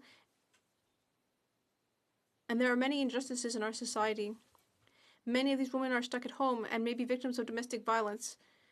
This is why we also want more funding for organizations that attempt to attenuate these problems. We need to fund the social services transfer and ensure that can be administered by the provinces, because this is an area of provincial and Quebec jurisdiction. The provinces and Quebec are in a better position to recognize the needs of these women and respond effectively. There is also Gender-Based Analysis Plus that enables us to carry out this analysis, and we hope that that will be included in all government responses to the crisis. I also want us to remember people who may fall through the cracks, such as tourism organizations in my area that could have benefited from greater emergency assistance, for example, for fixed costs, or incentives to work, which would have helped businesses to find people to fill positions during the summer, and positions that may be available for the Canada Summer Jobs Program. Someone in my riding doesn't qualify for any of these programs and has no idea what to do this summer. In conclusion, this crisis reveals our collective failings, but it's also an opportunity to do better. We should see our failings, be concerned about them, and do better. And we should also focus on ensuring that everyone pays their fair share of taxes, avoid tax avoidance, and make sure that we're being fair to everyone, men, women, farmers, artists, the tourism sector. We must act at once. Questions et commentaires, l'honorable. Questions and comments. The Honourable Member for Avignon-Lamitis-Matapédia. Thank you, Mr. Speaker. I was listening to my colleague from Shefford talk about women and systemic inequality, which we still see today. Yesterday, the Minister of Natural Resources was celebrating the second anniversary of a specific campaign that was launched with the government of Sweden in 2018. Currently, however, 23% of employees and 18% of executives are women in the sector of clean energy, which is less compared to other sectors. I'm wondering if Canada wants to ensure more leadership. There's evidence that when women lead businesses, it's good for everyone. What does my colleague think that the Government of Canada should do to give a better chance, and in a time of crisis, a better chance to women? The Honourable Member for Shefford. I would like to thank my colleague for her question, which affects me directly. Hopefully one day we will all be able to take part in the Standing Committee on the Status of Women, which in the short term is not expected to sit. I would like to talk to my colleagues on this eventual committee to talk about opportunities for women to lift them out of poverty when we talk about what happens after the crisis. All the committees, all the measures that will be taken afterwards, we need to take into account gender equality. Questions and comments? Are we ready for the vote? On est prêt pour le vote?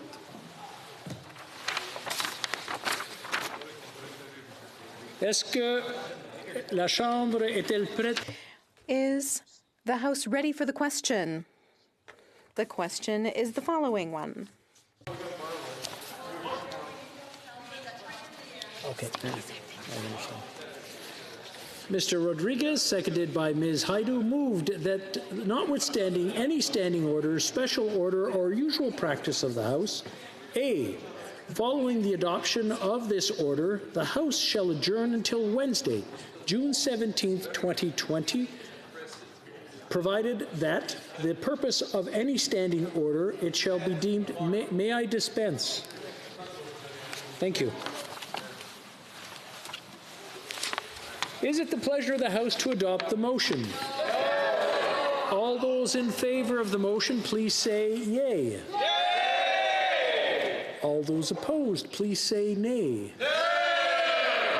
In my opinion, the yeas have it. Call in the members.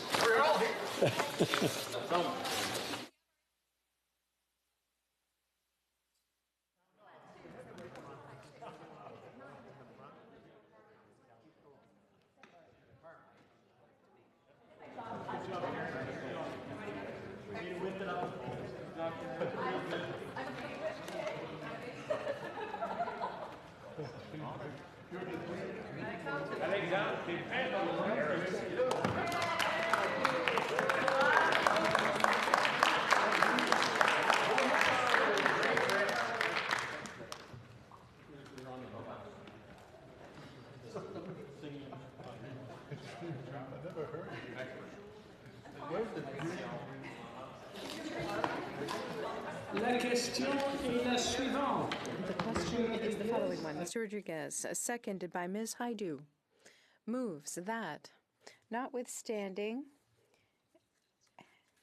any standing order, special order, or usual practice of this House, A, after the adoption of this order, the House do adjourn. May I dispense?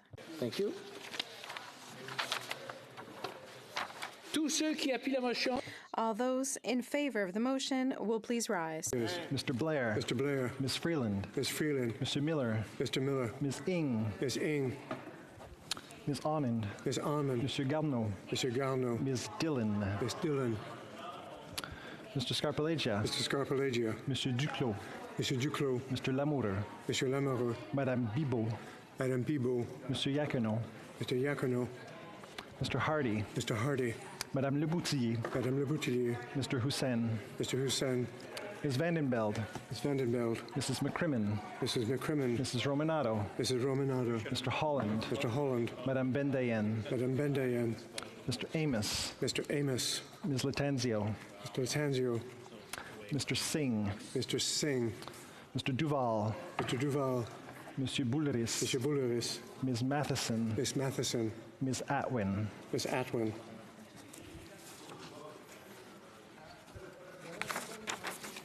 All those opposed to the motion will please rise. Ms. Bergen. Mr. Bazan. Mr. Bazan. Ms. Rood. Ms. Rood. Mr. Jennis. Mr. Jennis. Mr. Schmale. Mr. Schmale. Mr. Sweet. Mr. Sweet. Mrs. Vecchio. Mrs. Vecchio. Mrs. McLeod Kamloops Thompson Caribou. Mrs. McLeod Kamloops Thompson Caribou. Mr. Barlow. Mr. Barlow.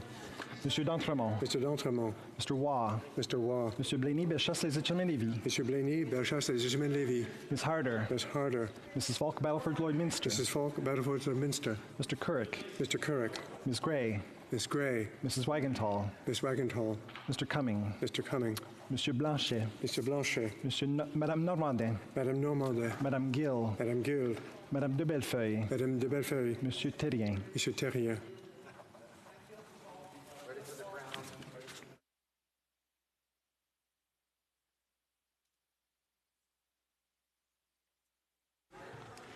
Yeas pour 28, 28. Nays contre 23, 23. Je déclare la motion. I declare the motion carried. En conséquence, conformément à l'ordre. Consequently, pursuant to the order adopted today, the House is adjourned until Wednesday, June 17th, 2020. At the conclusion of the work of the Special COVID-19 Pandemic Committee. Is that it? Je vous souhaite tous une bonne soirée. Have a great. I wish you all a good evening.